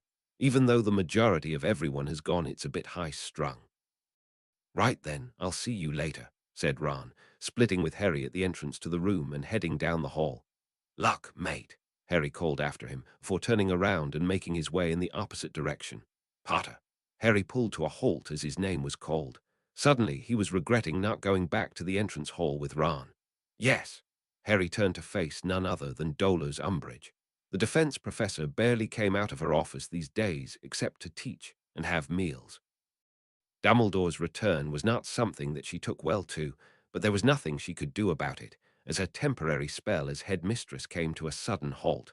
Also, it seemed that Fudge was no longer in the mood to support her crazy agendas at the school. Admittedly, the man had more important things to deal with at the moment. Umbridge was giving him a cold look, though her tone was level. "Come to my office. I have something to discuss with you." "Right." Harry rolled his eyes as the woman disappeared back into her office, leaving the door ajar behind her. Honestly, what was there to discuss? As a fifth year, his final exams were the Owls, and there was nothing Umbridge could do about that, however much she disliked it. He also was never cleared to re-enter her class by McGonagall. Still, she was a professor, and McGonagall warned him not to cause any more trouble than there was already. He entered the room and turned to close the door, only to suddenly be knocked aside as the door was flung wide, crashing into him. Cadavra! Rolling slightly into an upright position, Harry's heart froze as his ears caught the tail end of the curse that nearly ended his life. Instead of hitting him in the back, the green spell impacted the thing that threw the door wide, a suit of armor. Instantly it was knocked back into the corridor, falling to pieces as the chest plate crumpled. The bitch seriously just tried to kill him. "Reducto!" he shouted in rage, wand in his hand, and pointed at the squat enemy before him. Umbridge ducked out of the way and behind her large, ornate desk, though not before sealing the room with a flick of her wand. No way out now. Their next spells actually collided with one another, causing a strong amount of concussive force to knock them both back and turning the air in front of them into a bright light show. "I won't let you leave here alive," snarled Umbridge, sending another two lethal spells at him which he deflected with difficulty. It wasn't that Umbridge was particularly skilled. Compared to Bellatrix, her dueling was absolutely laughable and ugly. There was no discipline and even less form. However, the office was not by any means large, and it was the closest dueling he ever experienced. Not even Stella engaged him at this distance. Thank God she was looking out for him. "Screw you," snapped Harry. Excandesco. His spell caused his wand tip to flare white, blinding Umbridge, who didn't manage to close her eyes in time. His next spell, however, was the real finish, as he banished the woman's desk directly at her with brutal force, crushing her against the opposite wall. Her scream of anguish was short-lived, as she suddenly dropped forwards onto the desk, wand falling from her limp fingers, like a marionette with its strings cut. There was no way she was conscious after that, but he hit her with a stunner, just to be sure. Harry sank to the floor, breathing heavily. The sudden rush of adrenaline left him as quickly as the fight began. What felt like a moment later, the door burst open, barely remaining on its hinges as Dumbledore swept in, wand held high. He immediately took in the state of the room and its occupants and lowered his wand with a small breath, moving over to the Gryffindor on the floor. "Are you all right, Harry?" asked Dumbledore, looking at the teen in worry. "Yeah." Harry took a few seconds to try and slow his rather rapid breathing. "Yeah, I'm all right." He looked over where the unconscious woman lay, still in the exact position she'd been struck down in. "She actually tried to kill me, just damn." Dumbledore frowned, walking over to check on the downed woman. After a moment, he turned back to Harry. "If I had to guess, and you know how much I dislike doing so, I would hazard that she might have been put under the Imperious curse." "The Imperious?" Harry frowned. "I don't know. She didn't seem like she was being controlled. No blank expression, her eyes weren't empty. In all honesty, she seemed perfectly normal. Well apart from the trying to kill me part. Even that's a bit of a stretch considering how much she hated me." "Then if someone indeed did place the Imperious curse on her, the caster was very talented in its use," nodded Dumbledore, considering Harry's words. "Dolores has always been one to attempt to get the things she wants, but never at the price of outright murder. A number of werewolves have lost their lives directly due to her, but that was through law, as twisted as she tried to make it." Dumbledore turned back to the Gryffindor. "Additionally, she frequented the ministry often throughout the school year, where there would have been innumerable opportunities for her to be cursed by a Death Eater." Harry nodded, seeing the potential in his argument. Not 2 days after Voldemort's return, there was a full-scale Death Eater purge of the ministry led by Amelia Bones and her small army of Aurors. Over 3 dozen ministry workers were found with the dark mark and immediately sent to Azkaban to await questioning and eventual trial. This wasn't the time to take chances with anything. Well, whatever happened, it's over, he said, getting to his feet. Though I guess I'm kind of glad that I was able to put her down. She seriously had it coming. She is rather difficult to get along with, noted Dumbledore, but I would remind you that she is just as human as the rest of us are. Harry blinked for a few seconds before lowering his head, feeling a bit ashamed of himself. What are we going to do with her? While I would normally like to keep such a thing quiet and just remove her from Hogwarts, she represents a certain agenda that would be better off losing support in the public eye. The man smiled pleasantly, tugging on his beard slightly. Therefore, instead we will be making a very big deal out of it. We can dump her in the middle of the forest without a wand, suggested Harry, not liking the lack of torment the previous course of action had in it. At Dumbledore's raised eyebrows, Harry looked away innocently. Just a suggestion. Putting aside the fact that you've no doubt severely broken both of her legs. Azkaban not enough for her, you think? Said the headmaster pointedly. Harry's shoulders slumped a bit. Sorry, never mind. Roman 20, true to Dumbledore's word, the ministry was contacted and a handful of DMLE officers came to arrest the woman. Having regained consciousness and given medical treatment, she made quite the spectacle out of leaving, screaming her head off at Harry and Dumbledore alike, who both saw her out of the castle with cheerful expressions. Dinner that night was one of the most energetic ones since Halloween. The owls and newts were finally finished, and to top it all off were the wild rumors that spread about Umbridge leaving, though no one knew exactly what happened. If I may have your attention, called Dumbledore, not a few minutes after the plates filled to the brim with food. At once the hall fell silent. Thank you. First I should congratulate those of you who have finished your OWLS and NEWTS. The year has certainly been a long one, but you should all be proud of what you've accomplished. There was a light applause from the high table as all of the professors clapped. Many of the students took it up with much more enthusiasm, particularly those who just been through the gauntlet of exams. The other piece of news I have for all of you regards our now ex-defense against the dark arts professor. I am deeply saddened to say that the strains of her job caused her to attempt to kill a student earlier today. Almost as one, the entire hall turned to look at Harry, who just shrugged. Fortunately, Dumbledore continued, she was unsuccessful and apprehended. I'm sure you'll all be pleased to know that she will never return to the school again, least of all as a professor. At this, there was a roar of approval from the students, one which was reflected on practically all of the professors' faces. Snape, of course, simply looked bored by the entire affair. That is all. Please enjoy your dinner and the last few days before the holidays begin. Soon you will all be heading back home to your families with no doubt much to tell. Bon appetit. Dumbledore's words certainly kicked up the mood in the castle after that. In fact, not 10 minutes after dinner finished, Fred and George unveiled their grand masterpiece of a prank, but more in the form of a celebratory lap than anything. They were planning on unleashing the fireworks on an unsuspecting temporary headmistress Umbridge, but Dumbledore returning in May threw their plans off, and they decided to wait for the right time. If that wasn't now, then when else would it be? Roman 20, it was to a burst of laughter and a cheer that Tracy finished climbing the winding wooden stairs of the Quidditch stand tower with the best view of the castle. Late as it was, there were still dozens of giant firework dragons and other creatures flying around the skies above Hogwarts, not to mention the occasional one that zoomed in or out of the open doors of the entrance hall.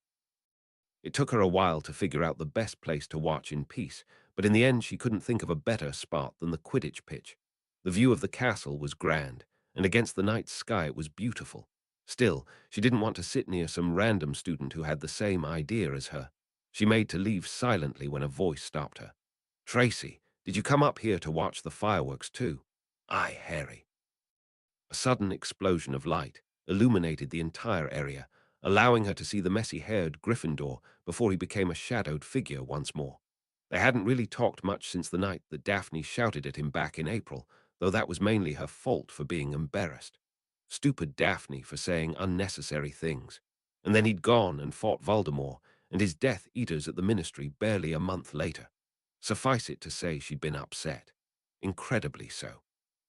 The girl immediately walked over and lightly whacked him over the head. "Pratt, stop stalking me. Aren't you supposed to be in a place before me for that to work?" he asked, flashing her a grin that gave her a small tickling sense in her stomach. She was saved from answering by a loud blast above the castle that gave way to a number of multicolored sparks, causing Harry to give an exuberant whoop. Tracy just laughed at his excitement. "Like fireworks a bit, don't you?" she teased. "Like them." "They're brilliant," he exclaimed. "The only reason I'm not getting closer is because I've already caught fire trying to, twice." Her smile faltered slightly as he cheered again at a particularly loud blast. It looked like the fireworks were colliding and making new ones as a result. "You've never seen fireworks before, have you?" It was such a weird idea she'd been struck with, but for some reason she couldn't let it go. For the first time since she'd shown up, Harry fully pulled his attention away from the display. "Only once on a television," he admitted, turning back to the flashing lights. Suddenly he grinned, chuckling slightly. "But it was certainly worth the wait. I'll have to thank the twins later for this. No doubt they're being buried in orders for this stuff." "Of course, it would be them," said Tracy in amusement, wondering how she didn't think of that already. "Where did they get the stuff?" "They didn't get it anywhere," said Harry, making the girl look at him in confusion. "They made it. They made this," Tracy repeated in shock, wide-eyed. "That's incredible. Fred and George are brilliant inventors. I haven't even seen a fraction of what they've put together, and it's still wild." The boy nodded in agreement. "I can't wait to see their shop when it opens." "They're opening a shop." Harry knocked his knuckles on his forehead lightly. "Yeah, just keep it to yourself until the place actually opens. A lot of people know the twins sell stuff they make, but it's a secret that they're getting a shop. They'll let everyone know about it when they want to. I don't want to take that from them." "Don't worry, I won't," she assured him. "I know you won't," he replied with a grin. She smiled back, her eyes unfocused, or were they extra focused? "What's on your mind? Everything okay?" he asked. "Would you be disappointed if I said it wasn't you?" She responded, getting a wry look from the boy. She sighed softly, shaking her head. "Sorry, it's just a bit weird thinking about how this year played out. Does it bother you?" Harry was frowning at her slightly. "No, of course not," she said quickly, shaking her head to emphasize the point. "I just—" She gave Harry a hard look before finally taking a seat next to him. "Sometimes I feel like I don't know myself anymore. Everything used to be so straightforward, and now—" "I'm sorry I'm not making much sense." Tracy stared dejectedly at her feet, watching them flicker in and out of view as the fireworks continued their crazed dance in the sky above. "Is there anything I can do? You can stop putting yourself in danger. It'll help at least." Harry let out a small breath, frowning at the sky. "You know, I can't do that." "Yeah." Harry watched her for a moment before asking, "Does it really bother you that much?" "Yes." It made her insides clench tightly just at the thought. She ended up just shrugging. "Hey, cheer up," said Harry after a few seconds of silence, sliding over and giving her a nudge. "We're watching fireworks with minds of their own, safe at Hogwarts. Besides," he continued, leaning back to make himself more comfortable, "take that away and we are stargazing a bit, aren't we?" "You're an idiot," she said, glad the darkness hid her small blush. Harry just laughed. "So I've been told." Roman 20, dear save. You know how I've been complaining a lot lately about random things, and that weird craving for fried pickles with chocolate syrup. Well, turns out I'm pregnant. James was thrilled and terrified at the same time because we've wanted another child, but I feel awful bringing another one into this cage we live in. I was thinking Zachary for a boy or Rosalind for a girl. Nice, right? James has a couple other names, but he came up with Harry, so I get the final say over the next one. We've decided not to tell anyone until I'm nearly there, but this is a bit different after all. You wanted to see me, Professor." Snape looked up from the book to find none other than Harry Potter in his doorway. The boy was regarding him with a look of curiosity. It wasn't often that he was called to the potion master's office after all, especially less than an hour before the carriages departed for the Hogsmeade train station. "I did," he replied, closing the book for the final time and letting out a small breath. The final entry was short and left him with a certain emptiness. Of course, it wasn't like Lily knew of her coming demise. Did he honestly expect some sort of final words at the end? "Come in and close the door, Potter." Harry did so and took his usual seat in front of the man's desk. I'll be brief, Snape continued, not bothering to take his seat. I've prepared a small number of potions for you to take over the summer. They should help counteract any lasting damage that your relatives have left on you. At this point, Harry was giving Snape the most befuddled look he could muster. Why? That is hardly relevant here, Potter, said Snape impatiently. I merely wanted to impress upon you the importance of following the instructions I have provided with them. Also, you are to tell no one of these potions. This last bit had Harry give him an amused look. Illegal, eh? Highly, mainly due to the fact that if abused they will kill you in a most unfortunate manner. I have been providing similar potions to the escaped Death Eaters to counteract the effect of Azkaban. Harry blinked in surprise, looking back at the small case sitting on the desk with new respect. Did Sirius take anything like this? Initially, yes. I believe you agree that he has been improving, at least in his physical health. I cannot speak for the state of his mind. Harry rolled his eyes at the jab at his godfather. Don't worry, I'll follow your directions to the letter. I did not expect otherwise, Snape replied, and it was true, as unlikely as something like that used to be. That aside, you are to continue your occlumency exercises throughout the summer. I wasn't planning on stopping, said Harry quickly. Occlumency had an incredible impact on him. There was no way he'd cut back on it now. Actually, I was wondering if we'd be continuing in the fall. I'd like to, if it's possible. At present, I do not see any harm in it, said Snape with a nod. You still have not reached a level where I am comfortable releasing you from my tutelage. Additionally, we still have yet to discuss your instance of passive legilimency. If you indeed do have the ability, then we must at least hone it so that you can control it. Taking unwanted peeks into others' minds can be extremely disconcerting and is sloppy conduct in general. Eventually, it will cause you problems if left alone. Great, I appreciate it, the teen thanked, letting them fall into silence. Neither of them spoke for a while, Snape clearly done and Harry not willing to leave just yet. Was there something else, Potter? I know you told Voldemort the prophecy. Dead silence followed this statement. For the first time in a very long time, Snape felt like he'd been frozen in his tracks. He told me back in May. I see. It was a mark of how much the dynamic between the two of them changed. Months ago, Harry would have lost control completely, possibly even attacking the man. Snape, on the other hand, would have thrown the teen out of his office without a second thought. Now, though, neither thing happened, and instead they both sat there in silence. I just wanted to say that I don't blame you for what happened, continued the Gryffindor. Well, not completely. This only caused Snape to give him a look of contempt. I informed the Dark Lord of what I heard, and he eventually acted on it. I cannot think of a more plain example of cause and effect. Do not make me rethink my opinion of your intelligence. I'm not, look, Harry began again, his frustration ebbing through slightly. I'm not saying I've forgiven what you've done. You purposely told Voldemort about a potential enemy of his so that he would eliminate him.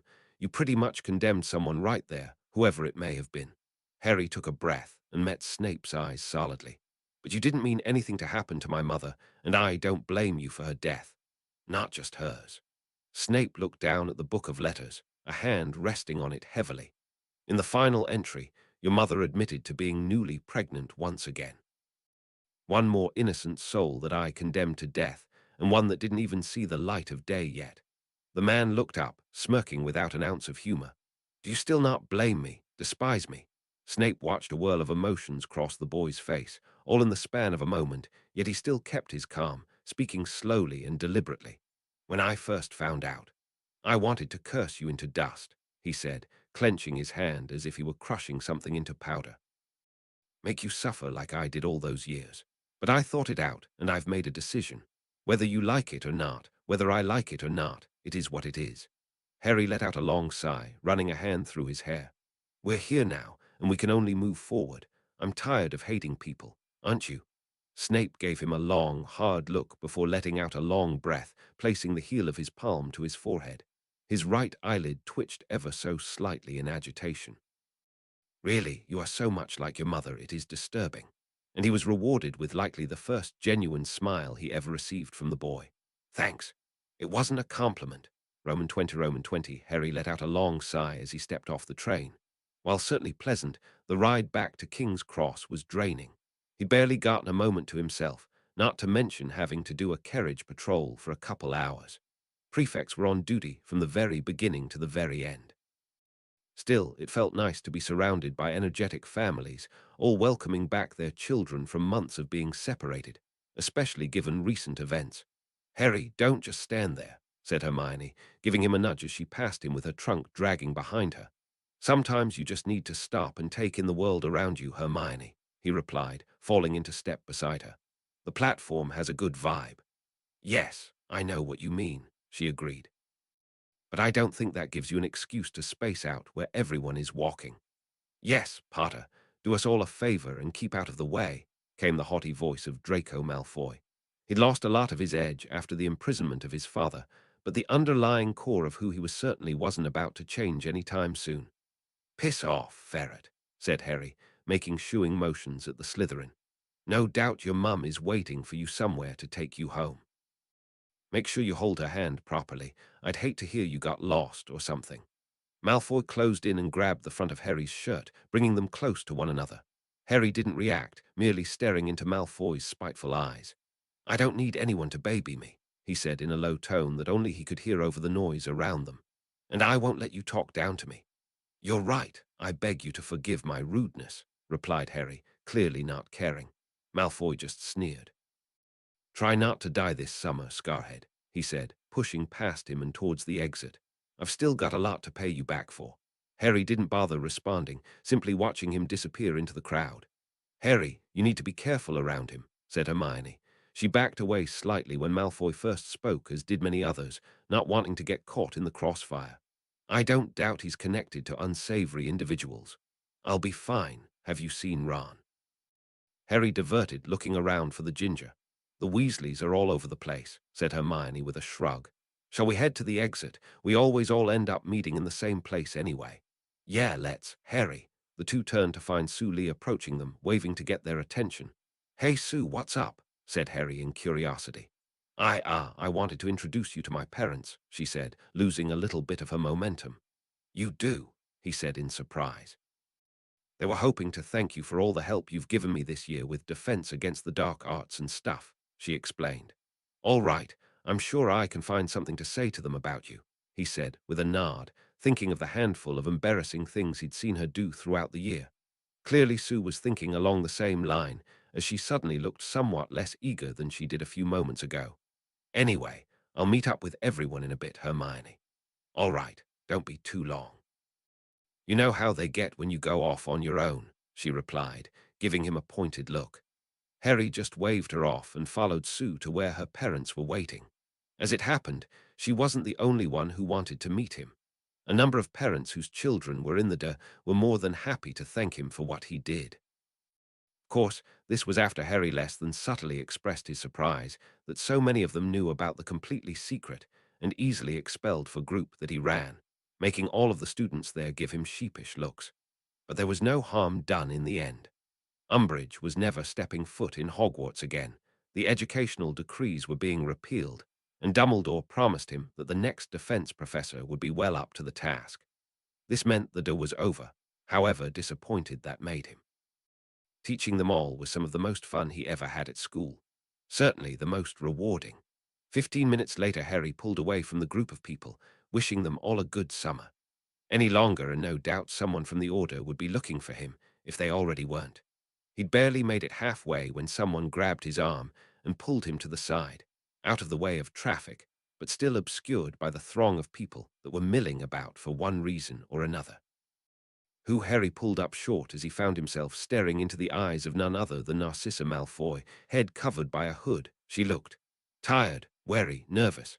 "I need to talk to you," she said in a low voice. "I what?" he said quickly, ready to pull his wand in a heartbeat. "Why?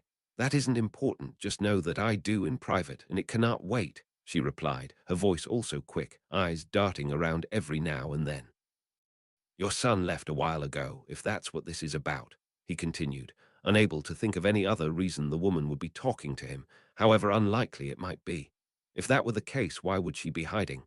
"This doesn't have anything to do with him," she snapped in impatience, but something flashed across her eyes, and she let out a small breath. "Harry!" They both looked up at the sound of someone calling Harry's name into the crowd. Harry instantly recognized Mr. Weasley's voice.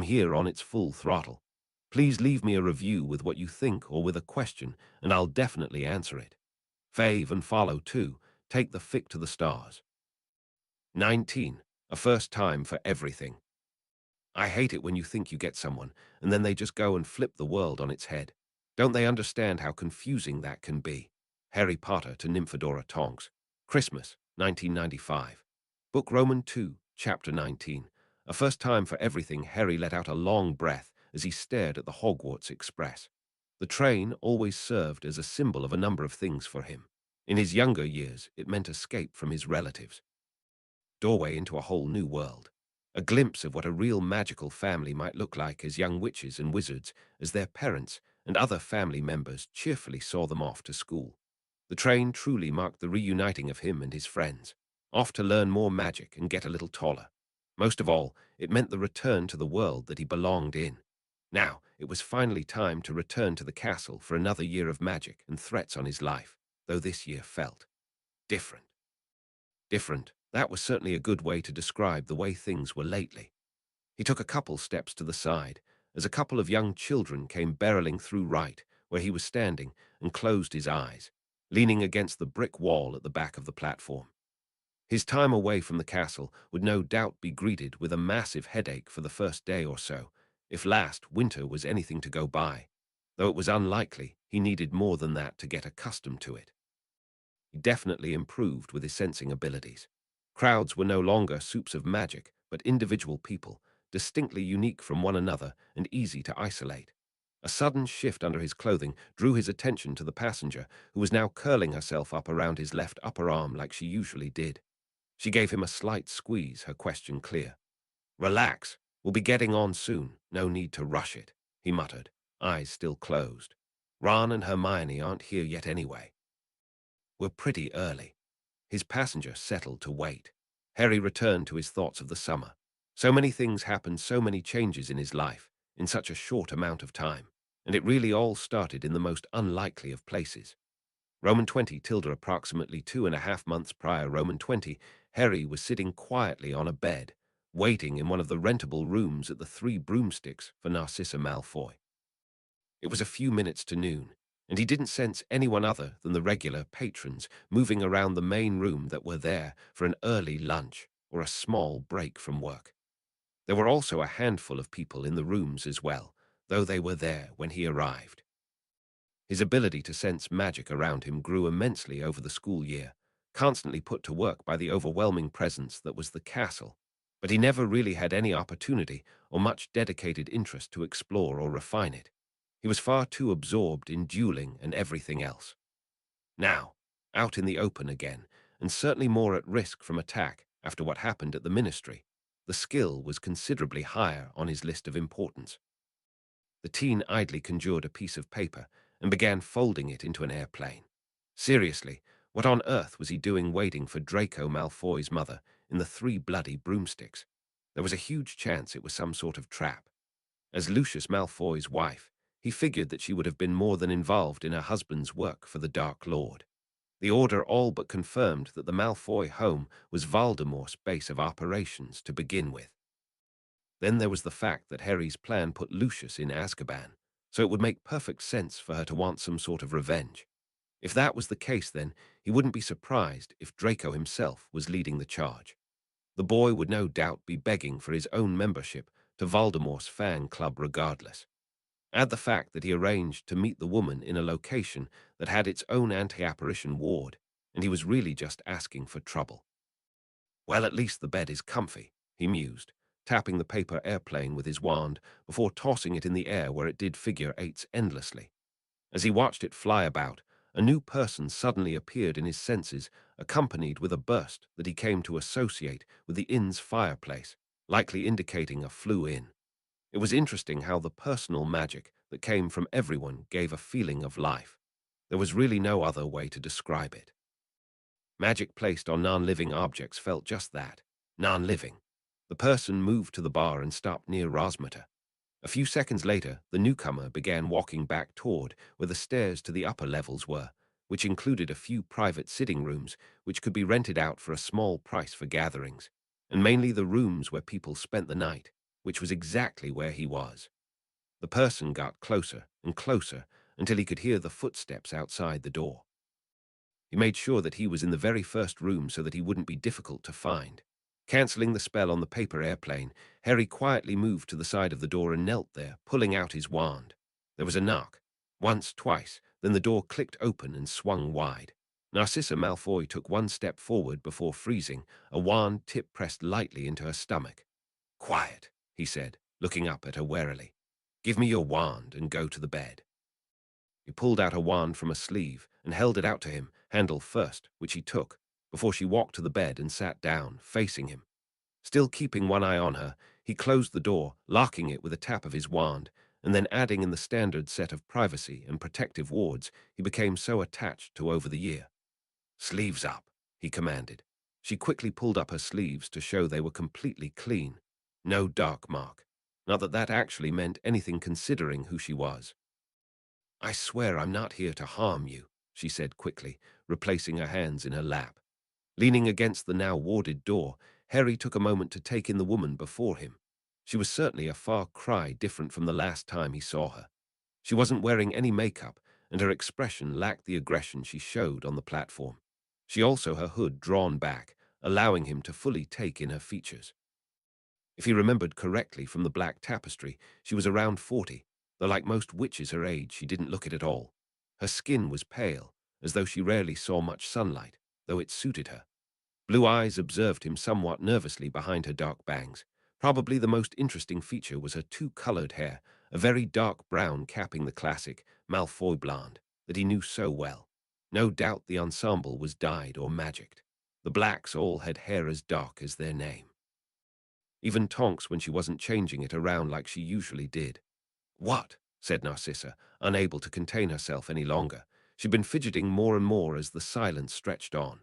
"Ah, sorry," said Harry, twirling the woman's wand in his fingers. He was getting a minor unpleasant feeling coming from it, indicating that he probably wouldn't do too well casting anything with that wand. "Just thinking. I like your hair, by the way." "Ah, thank you." She looked a little thrown by the compliment but took it in stride. "Would I be able to get my wand back?" Harry raised his eyebrows. Was she serious? "I'll prove my earlier statement." Harry shrugged and tossed her the wand, which she caught. Looking up, she found the tip of Harry's wand a foot away from her head. "I'm waiting," he said flatly, though he really was just humoring her.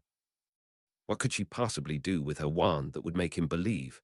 "I, Narcissa Malfoy, swear on my magic that I have no intention of harming Harry Potter in any way, nor am I participating in anything that may be intended to cause him harm. So mote it be." There was a small flash of light from the wand as the oath settled over her. Harry just stared at her, mouth agape, wand limp in his hand. Magical oaths were, all in all, really damn dangerous. As the price to pay became heavier, they in turn became stronger, and no one was ever willing to risk something so great. The main problem was that they never went away. The woman before him essentially swore that she had no intent to harm him in any way whatsoever. That meant that for the rest of her life, if she ever intentionally tried to do so, or involved herself in something that might, she would suffer the penalty for breaking the oath, which in this case would be the loss of her magic, and consequently her life. This was the reason that it was one of the first things taught to a magical child, to never swear on their magic or life, as they would be more likely to lose them both than not. It was something heavily impressed upon all Muggle-raised witches and wizards. Heck, the average witch or wizard was more likely to commit murder than take an oath. "Well, I certainly wasn't expecting that," he said, beyond shocked, sinking into a nearby chair. He stowed his wand, not worried about his safety any longer. For her to have done that meant she was as desperate as it got, and it only served to make him even more curious. "You mind filling me in as to why I'm here in the first place?" Narcissa tucked her wand away and brushed a strand of hair out of her face. She seemed to be bracing herself for what was to follow. "I need help." "You need help?" Harry repeated, surprised. "Yes, recent events have caused things to become a bit out of hand at home." "By recent events are you talking about Voldemort coming into the open, or your dear husband being carted off to Azkaban?" he asked, ignoring the shudder at Voldemort's name. At this, she looked at him angrily. "You can't possibly imagine what has been happening lately. It's just but you wouldn't know now, would you?" Harry watched the woman trail off, frowning into her lap as she struggled with herself over whatever was troubling her. Eventually, she let out a sigh and focused back on his eyes, which were still watching in confusion. "It would be better if I gave you a little background on my situation." Harry just shrugged. It was a lot like watching a one-person performance where the person in question forgot half of the script. He could practically see her mind working over what to tell him and what to keep back. All in all, he couldn't help but be intrigued. "To begin, I should tell you that my marriage with Lucius was one arranged by our parents, not due to us being interested in one another romantically," she began. "It's becoming less common these days, but with prominent pure-blooded families, it's still a fairly regular thing. We need to keep alliances strong if we are to survive after all. Your family married you off to the Malfoys for politics." Harry was giving her a purely incredulous look. "Without any say in the matter." "Well, I suppose I had some influence, but overall no, it was in the best interest of the family," Narcissa shrugged. "It wasn't a bad deal after all." "That's ridiculous." "Are you upset for me?" she asked in amusement, her features lightening up for the first time since she arrived. "I just don't like it." He shook his head. "Not important. Continue." "Yes, well, I was actually quite happy with the arrangement at the time," she continued. "Lucius Malfoy was a respectable, proper pureblood, if one with an ego problem, though most of the men I knew inflated egos, so it was hardly out of the ordinary. A number of years after we married, I produced an heir." Harry snorted in contempt. "Yes, I know of your opinions of each other. Draco absolutely loves talking down about you during the holidays." "Whatever makes him happy," said Harry, shaking his head. "After Draco was born, things changed," said Narcissa, her expression becoming duller. "Suffice it to say, I was not happy with how things were going. Still, regardless of how I felt, I was there to give everything to my son." "Well, if you were trying to raise a clone of your husband, then congrats," said Harry bluntly. Narcissa just glared at him angrily. "You think I don't know this? The boy worships the ground his father walks. Do you have any idea what it's like to have your own child reject you as a parent?" Narcissa let out a long, defeated breath. "It was better when he was younger, always eager to please his mum and dad, to make us proud of him. However, once Lucius began giving him private lessons, ones I was not permitted to be a part of, he began changing. Slowly, I lost my influence over him as his mother and became more of a housemaid in his mind, only one he calls mother." That's... Harry didn't really know what to say. So Malfoy's dislike of his mother came from his father. He'd known that Lucius wasn't a good person, willing to sacrifice others to achieve his goals.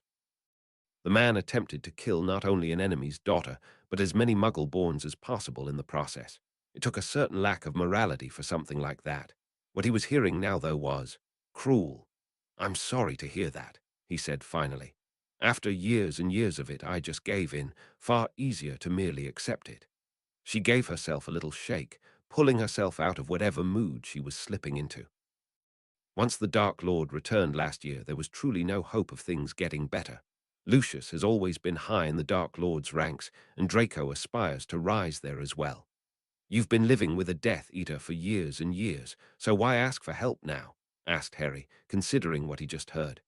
"I still don't know why you've come to me to begin with, or why you're saying all this stuff." "Nothing could be done before," she said at once. "That was just the way it was, and I accepted it as life, but now, when Lucius failed his mission and cost the Dark Lord a great number of his strongest supporters, the Dark Lord was absolutely furious." Narcissa closed her eyes, her voice coming out much smaller, quiet and frail. "I can still feel his wrath," she shuddered, holding her arms. "It is the Dark Lord's way of punishing Lucius, though even if he knew, I do not think he would care. Not for the reasons I wish." To Harry's confused look, she continued simply, "I am his wife. Lucius is locked away in Azkaban. What better target to take his anger out on? I think the better explanation is that he's a sadistic wizard with problems," said Harry, scowling. "What do you want me to do to help you? It's not like I can just tell Voldemort to lay off, you know." "Draco will take the Dark Mark this summer," said Narcissa sadly. "I have done my best to dissuade him, to buy time by telling him to at least hold off until he graduates, but for all my efforts, I have only alienated him from myself more, drawn his ire and his rejection. I fear that a day will soon come where I will be forced to either take the mark myself to stay in line or accept my death from my son no less. I do not want any part in this war and the torture." She drew herself up, her expression set. "I cannot live there anymore. I seek help from my family." "You mean Sirius," said Harry, suddenly understanding. Who else could she be talking about? Narcissa nodded. "Cousin Sirius is the head of the family," she explained, speaking more rapidly, almost anxious.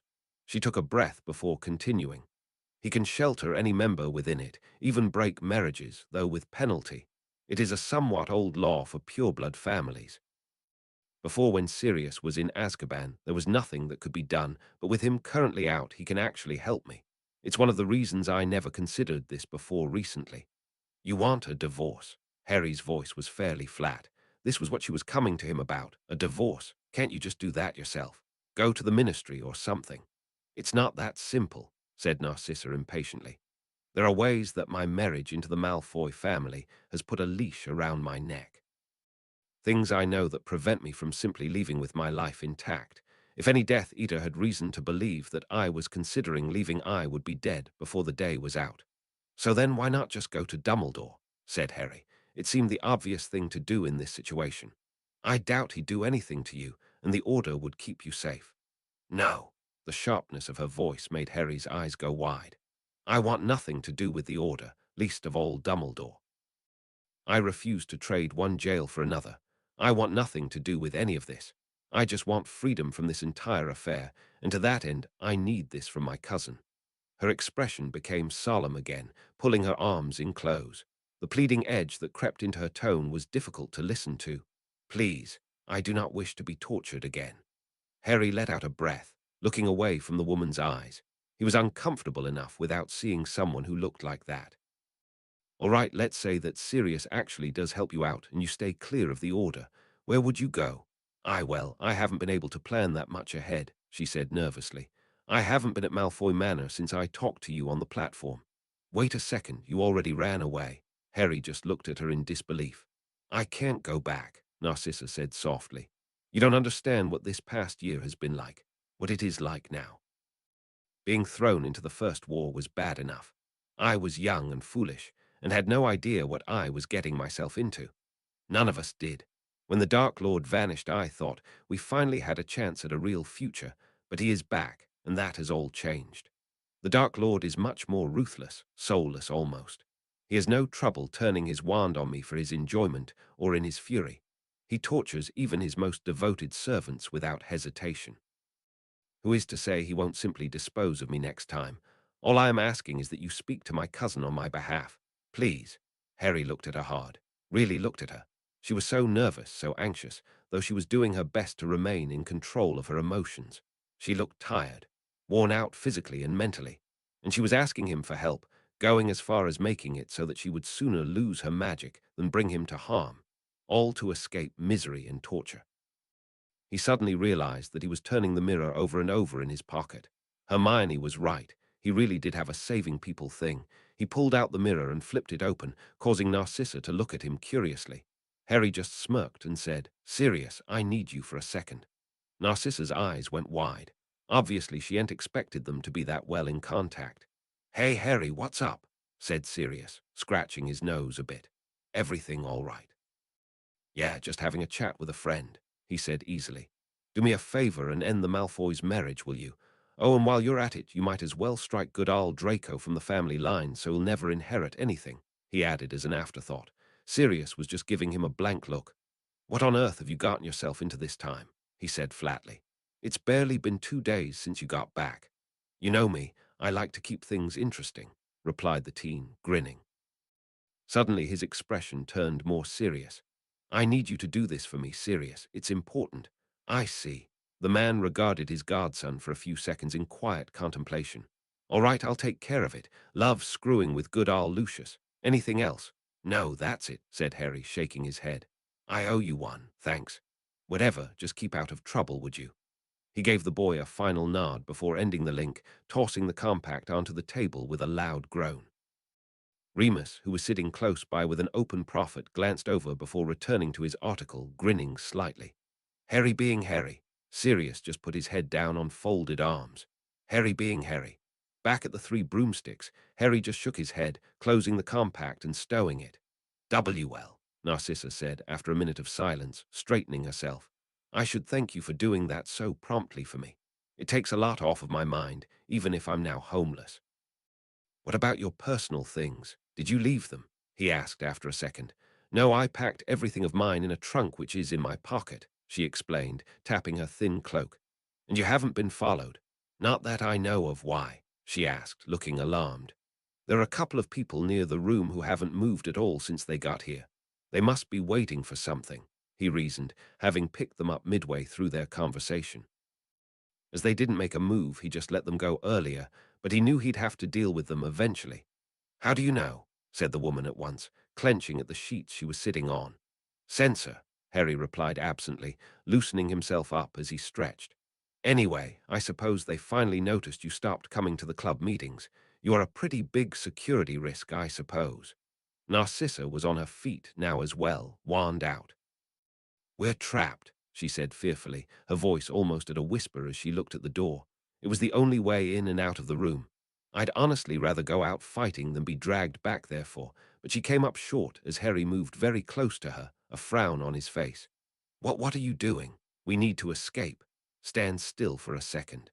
Harry began passing a hand close to, but not actually touching, her body from top to bottom. He was focusing entirely on her now, his awareness of everything beyond the room vanishing. This was the current peak of his abilities. "You said you weren't followed, but it looks like they're here anyway. That means you've probably got something with a tracking charm on it. They aren't difficult spells to use." "Yeah, earrings for sure," and Harry blushed a bit as he double-checked. "Looks like your knickers as well." "Man, that's just wrong. Clever, but wrong. I'll bet they're on the others you packed too. Maybe some other stuff as well."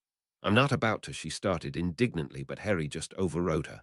"Relax, I'm not telling you to take them off. Just take the trunk out of your pocket and open it on the bed. Quickly," he added impatiently. "It looks like they're waiting for you to try and leave, but we can't trust that at all. They shouldn't know I'm here to begin with either, and we can't let them find out." He paused for a second before smirking. "Maybe they think you're cheating." Wearing a miffed expression, Narcissa put the trunk on the bed. Finished reinforcing the wards on the door, Harry hit the contents of the trunk and her with an overpowered finite spell that would surely kill any tracking spells that were placed on her and her clothing. As she shrunk the trunk and put it in a pocket, there was a bang from the door as someone tried to enter. "Well, now that they're blind to you, they're clearly making their move. We'll need to hide. Not like we can both just pop away easily." I can ambush them easily after. Sadly, their options in the small room were pretty limited. If it's a matter of hiding, I can manage that, said Narcissa. Harry turned to her curiously, only to find her midway through what was unmistakably an animagus transformation. Half a second later, a thin, 3.5-foot snake was sitting on the floor, staring up at him. Harry noticed that there was a dark spot on her triangular-shaped head that stood out from her otherwise pale white body, darker ring-like bands running down it from head to tail. "See," she hissed.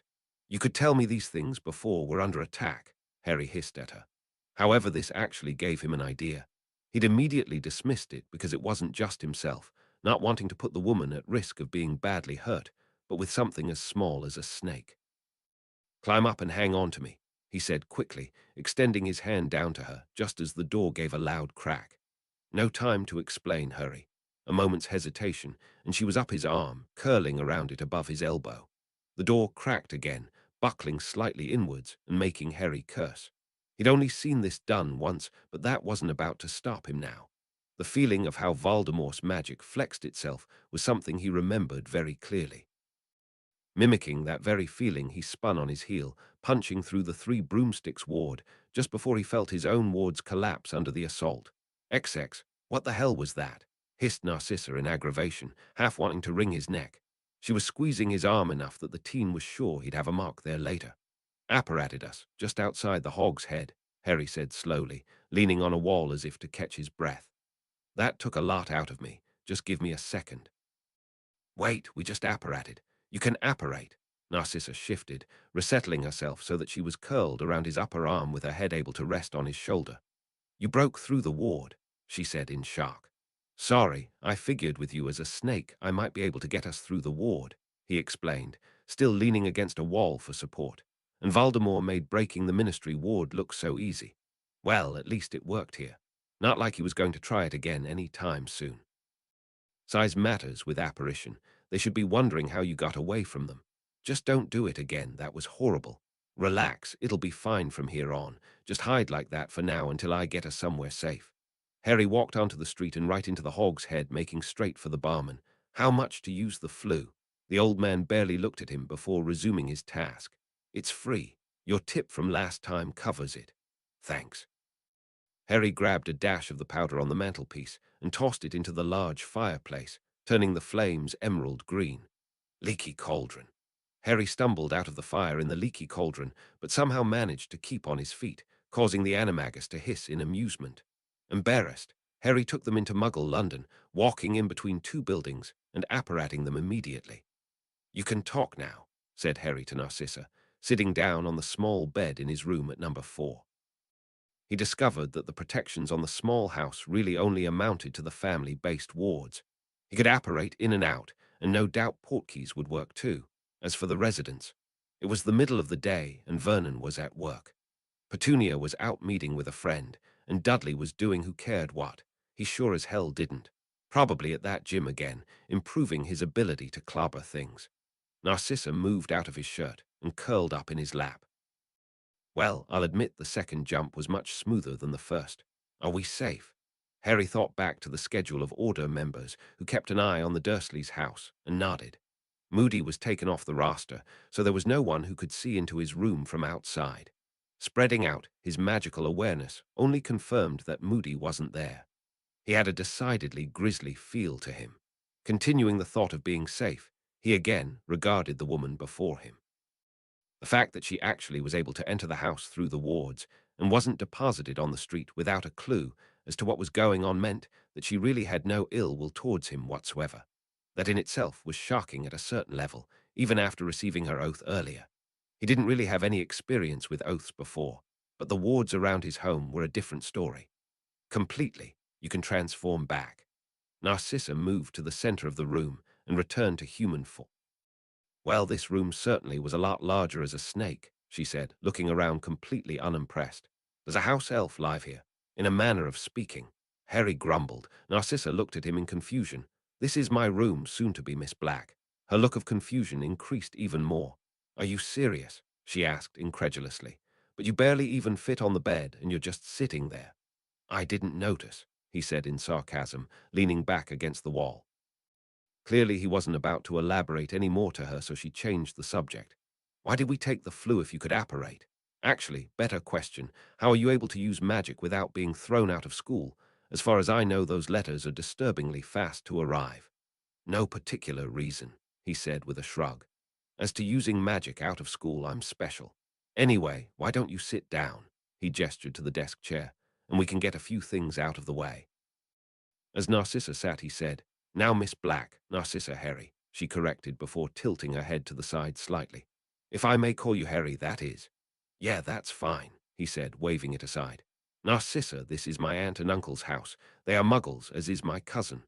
"I heard that you lived with Muggle relatives, but I didn't really believe it," she said, still looking around the tiny room. "Are they really so poor? The other rooms must be quite small as well if you're living in this one." She was giving him a seriously confused look. Harry let out a snort of mirth at the thought of the Dursleys not having enough money. His uncle supported the whole family by himself, and they still plenty left over to travel and do tasteful things, as his aunt would put it. Narcissa, on the other hand, was giving him a neutral look. "I'm sorry. That was pretty funny. Nice of you to think so highly of me, though. As a matter of fact, no, the other rooms are all many times larger than this one. This room used to be a place to store all of my cousin's extra toys that wouldn't fit in his own room. Used to. Then where on earth did you? Look, whatever you've likely heard about me is completely wrong. Just leave it at that," interrupted Harry, annoyed with himself for where he'd led the conversation. It wasn't the woman's fault that she was sharp. "I didn't even know that magic existed until I was 11. Narcissa just put a hand to her forehead, muttering something about wizarding kind. It didn't sound endearing. "Anyway, you're homeless," he continued, rather abruptly, making her wince a bit. "Ideally, I'd have liked to take refuge with the Black family, but obviously that won't work this time," she said, looking somewhat forlorn. "I can't even remember where Cousin Sirius used to live. I have enough money to rent a place for a little bit, but certainly nothing that will sustain me for a long time. I haven't worked in a very long time, as I've been managing affairs at Malfoy Manor." "You never had any career interests?" asked Harry with a frown. "Of course I did," she shot, offended at the implication. "But it wasn't like I had much choice about what I could do with the war going on and then having a child. I just fell into being a housewife. I had my hobbies too.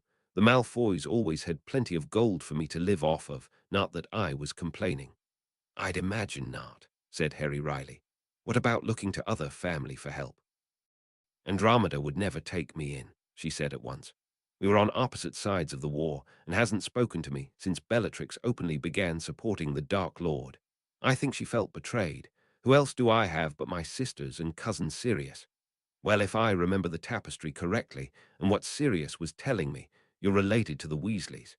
Harry let out a snort of laughter at the look on Narcissa's face. "Sorry, that was too good to pass up." Narcissa glared at him, but once again her anger was quick to leave, replaced by something sadder. "You all right?" Harry's voice pulled the woman out of her depressing thoughts. He was watching her with some concern on his face. She gave him a weak smile. "Would I be able to get something to drink?" she asked. "Ah, yeah, that shouldn't be an issue," he said after a second, standing up and opening the door of the room. "Follow me." They both escaped the cramped room and headed down the nearby staircase. Harry was relieved that no one came home. The worst would be Vernon, but he wouldn't be home from work for another few hours at least. "Water?" Harry asked, walking into the kitchen to fetch a glass. "Please," nodded Narcissa. She stood in the hall, looking at the walls which were positively covered in photos of who she assumed must be Harry's relatives. The bulbous man with the walrus mustache, his reed-like wife, and their son who clearly took after the father when it came to his more dominant features. Quite the loving picture overall. It was also a pleasant setup, as the pictures were arranged in what appeared to be a sort of timeline, starting near the kitchen and working their way to the front door, jumping to the opposite wall and going right up the stairs. Narcissa was near the stairs again as Harry emerged from the kitchen sporting 2 glasses of crystal clear liquid. "Where are you?" she asked, suddenly understanding what was so off about the entire thing. Seeing Harry made her realize he wasn't in a single picture, with the family or without. It was like he didn't even exist in this happy little history. Harry's eyes flickered around the hall at the photos before he walked into a side room, scowling. "Come on, we can sit on the couch," he said. Her feeling of unease more apparent now, Narcissa followed him into an immaculately kept room filled with nice furniture, all in good taste. Her mind told her that she could probably get along with people who kept their home in such respectable condition, but her gut was fighting the thought tooth and nail. They sat in silence for a while, keeping to their thoughts. Narcissa kept giving Harry contemplative looks in between finding more family photos to look at on the mantelpiece and end tables. Harry, on the other hand, was feeling more and more regret about bringing the woman downstairs. Continuing to demonstrate that her brain wasn't there for regulating her bodily functions only, Narcissa asked about the one thing that Harry probably hated more than his relatives: the picture wall. Every Christmas, every birthday, every damned semi-important day in their wretched lives, it was the family's constant reminder to him that he had no part in their existence, and he never would. Vernon's idea, naturally, that Petunia didn't hesitate to support. As the years went on, it only got larger, and year after year he lived in that cupboard under the stairs, the small grate on the door a dingy window to that unpleasant reality. The only thing that disgusted him more was that he used to want to be up there as well. He should have just brought her the water upstairs. Is everything all right? Narcissa asked finally, unable to keep her thoughts to herself any longer. About? Well, it's just. Harry gave the woman a flat look. If you want to ask something, then ask it. I don't like people dancing around me. Very well. Narcissa sat up a bit straighter. Why aren't you in any pictures? Because I don't belong there. Anything else? He asked. But didn't you grow up here? She asked in confusion. Since my parents were murdered, yeah. But that doesn't make any sense. No, it does. You just don't know what you're talking about. They sat there in silence once more. Narcissa was torn between wanting to stay silent and reprimand him for being so snappish with her. She was saved the trouble of deciding, however, when the sound of the front door unlocking filled the room, closely followed by its opening. Dudley, Sweetums, are you home? Harry just let out a tired breath, closing his eyes for a moment. She just had to come back now, didn't she? A few seconds later, the woman appeared in the doorway, freezing at the sight of Harry and a complete stranger in her sitting room, both with glasses from the kitchen. Who are you, and what are you doing in my house? Petunia snapped at Narcissa, who blinked at the highly aggressive question. She stood slowly, her eyes narrowed slightly at the woman before her. Harry didn't bother to move, still drinking his water. Maybe he'd get lucky and Narcissa would curse her out of annoyance. I found myself in a spot of trouble earlier, and your nephew invited me in. Please forgive the intrusion, said Narcissa politely. Petunia's eyes moved back and forth between Harry and Narcissa, clearly not happy with the former and distrusting of the latter. One of them, I take it, she scowled. Harry's lack of denial confirmed her suspicion. You are not welcome here. Boy, you wait until your uncle gets home. Bringing people inside the house, especially one of them. He'll do nothing to me, unless he wants me to put him in a hospital, Harry said coldly, not even bothering to make the threat subtle. He simply wasn't in the mood. Even a full school year away couldn't rid him of the bad taste in his mouth this place gave him, from its foul inhabitants to that damned wall of pictures. If anything, it only worsened. A couple days back, and he was already debating burning it to the ground. Don't give me that, snapped Petunia. We know you can't do magic outside of that freak school of yours, or you'll be thrown out. For the first time, Harry actually grinned, showing teeth. Well then, if you think you're all so safe, why don't you try something and find out? Narcissa watched wide-eyed at the pair as they each attempted to stare the other into retreating. This was not something she'd ever expected to be witnessing when she woke up that morning. Eventually, it was the teen that won, Petunia letting out a huff and continuing to the kitchen. I want that woman out of my house right now, or there will be trouble, she said loudly before shuffling about noisily. I won't hesitate to tell Vernon either. Harry just clenched his teeth in frustration before turning back to Narcissa. Sorry about her, she's not the most polite person to magicals. My uncle and cousin are the same way. I see, said the woman. I should leave. Thank you, Harry. You've already done more for me than I expected. After everything my son, and more importantly my husband, have put you through, I don't really get how you think you deserve to suffer at all from anything they might have done, but never mind. Come on. Leaving his glass, Harry walked back into the main hall towards the front door and turned to walk up the staircase, pausing when she didn't immediately follow him up. What are you waiting for? Let's go. But your aunt has absolutely no power here. and she can't do a damn thing about it.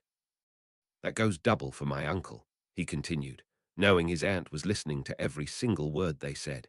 He turned back to Narcissa. Things aren't what they used to be anymore. Either you adapt or you get crushed. Now come up. Narcissa spared a glance at the kitchen before following the boy back to the second floor and into the tiny room they arrived in. The moment the door closed, she heard the sound of several locks sliding into place. Harry took out his wand and tapped the door twice before stowing it. The room is warded pretty heavily, he explained, sinking back onto the bed with a grunt. I spent all of my first day back working on it. Every single one Sirius ever taught me. I know my relatives can't do much, but it still makes me feel better in the end. My aunt is a passive-aggressive coward, the type who becomes furious over something like if she knew that you were older than her, even though you look 10 years younger than she does. Petty and shallow, she'll stew about and wonder how she can secretly make your life worse for it. It's my uncle you have to watch out for. Sometimes his anger overrides his reason. Never let him get within 5 feet of you without a wand pointing at his face.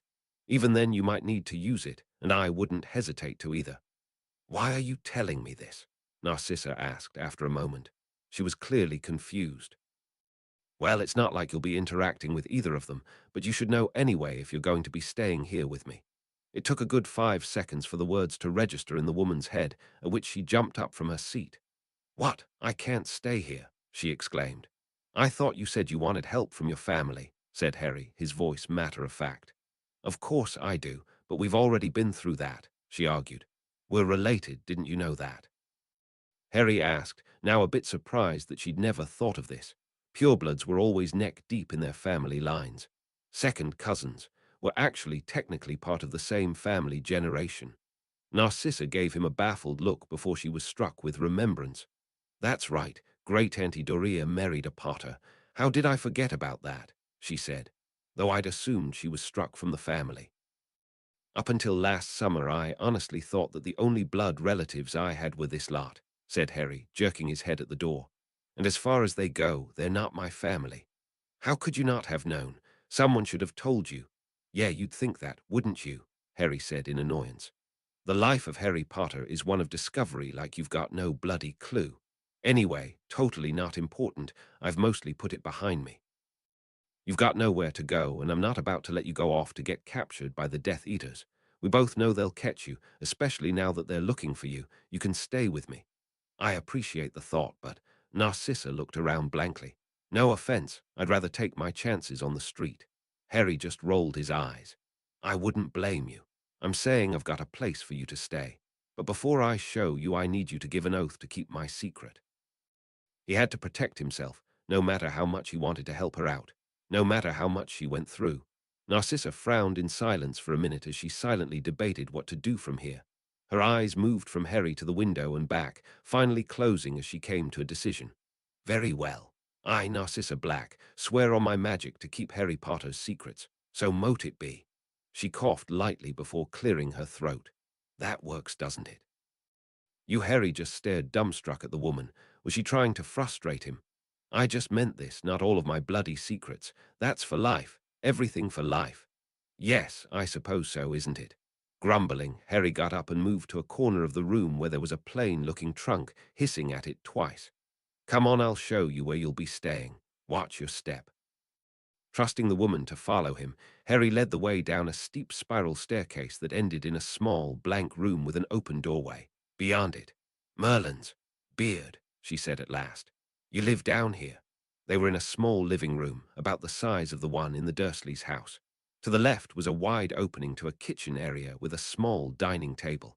At the back was a short hall that led to a couple of doors. The entire thing was quite cozy.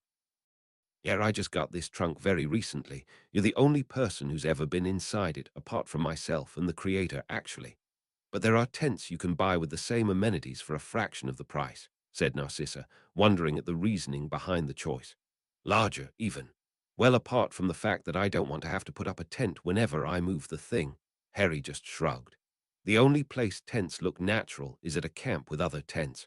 I don't go camping. I do end up living in rooms where a trunk wouldn't be out of place, hiding in plain sight if you must. He turned back to the room at large. Anyway, it's fully stocked for living. You can take the bedroom and I'll just repurpose the closet. Do you know expansion charms? I'm still working on space manipulation at the moment. Are you? What do you mean you're working on space manipulation?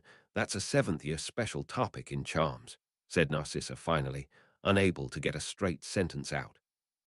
Her mind was still slightly overloaded from the past hour in general, and now this. Please, I know things seventh years wish they could do, said Harry with a grin, unable to keep a spot of arrogance out of his voice. Wonderful, a prodigy, and he's humble, said Narcissa sarcastically. I'm joking.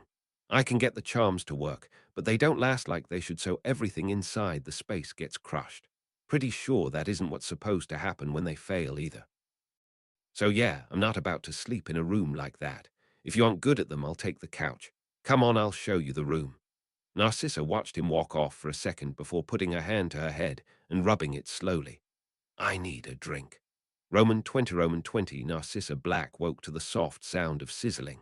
The smell of bacon was clearly filling the room around her, as was what was unmistakably coffee. She sat up quickly, sheet falling off of her body. She looked about at an unfamiliar room. It took her a second to remember that she was in the home of Harry Potter, the very same boy who took her in the day before, refusing to let her go off on her own. Wasn't that sort of kidnapping? Still bleary-eyed, she blinked and looked about, waiting for the room to come into better focus. The bedroom was small by her standards, but many times larger than the box that was the boy's in his relative's house. A desk, a closet, a dresser, a floor lamp, a side table, and a very comfortable bed, if her sleep was anything to go by, were all that decorated it. The bed was a mess of covers and pillows, as she just fell onto it, as opposed to properly getting ready for bed. She was still wearing her clothing from the day before as well. Getting up, Narcissa moved over to where her trunk was placed against a wall and gathered a fresh set of clothes before remembering that there wasn't a bathroom connected directly to her room like at the manor. Inconvenient, but it would be a stupid thing to get worked up over. Pushing the bedroom door fully open, she made her way towards the bathroom, the sounds and smells of breakfast growing. She had half a mind to skip the shower. She was so hungry, but even a runaway Death Eater's wife needed to stay clean. A room away, Harry heard the bathroom door snap shut, followed by the eventual sound of the shower being turned on. Not for the first time he wondered at how convenient magic was simply regarding bathroom use. Conjured water, temperature control, vanishing of waste. Hell, even if you ran out of toilet paper, you could always just magic yourself more. Yeah, magic was damn useful. You know, I haven't a slice of bacon in 1,000 years, bemoaned Godric from the sitting room, his voice clearly forlorn. That smell. Do you have any idea what that does to me? Considering you're a portrait. Not really, replied the teen with a smirk, looking back over his shoulder at the three founders. They were all positioned above the fireplace, Rowena in the middle with Salazar and Godric flanking her. It was either that or suffer some sort of silly argument about which guy ended up placed in the middle over the other. Less of an actually offended situation, and more of a best friends love screwing with each other no matter what era you're from. And don't think for a second I believe that bull about you smelling the food. Did they even have pigs back in your time? You know, for someone who was fairly polite when we first met, you've really let your hair down, so to speak, continued Godric. Looks brilliant, I know, said Harry, making the man laugh. Harry, who are you talking to? Asked Narcissa, coming out of the bathroom wearing a fresh set of clothing. It looked much more suited for lounging around a home than what she was wearing the previous day. Then again, she wasn't exactly going anywhere, so. Oh, that's right. They were keeping out of your hair yesterday because you were feeling a bit off, though as you're staying here for the time being you should meet them. Harry gestured to the three large portraits on the wall above the hearth, his hand lingering to the one on the right. Though I suppose it would make some sense to do him first. Narcissa Black, meet the head of your house. Lord Black, she said in confusion, not recognizing him at all. Both Harry and the man laughed. I would guess from the way that Harry here introduced me, I think he means your other house. It took a second before her mouth was gaping. Salazar Slytherin. She gasped, dropping into a deep curtsy that impressed Harry. How she managed to do that without falling over was beyond him. It's an honor. Lovely to make your acquaintance, Miss Black, said Salazar, leaning back in his seat slightly. Harry briefly explained your situation. You have my deepest condolences. Ah, thank you, she replied, still clearly moving through her shock. You might have more of an inkling who the other two are, said Harry, now returning to their breakfast. It would be done in a minute. If he's Salazar Slytherin, began the woman, her voice still colored with awe. You must be Godric Gryffindor, she finished, pointing to the portrait to the left. In the flesh, Godric said with a bow and a flourish. Or the paint, I suppose, and before you guess again. He leaned in conspiratorially and put one hand up to cover the side of his mouth. The lady to my left wouldn't like being mistaken for the fourth of us. Do be quiet, Godric, sighed Rowena, not even looking at the man. I'm Rowena Ravenclaw, dear. A pleasure to meet you. Likewise. Narcissa stared at them all for a count of 5 before rounding on the amused teen with 2 plates of food in his hands. How in Merlin's name do you have them in your trunk?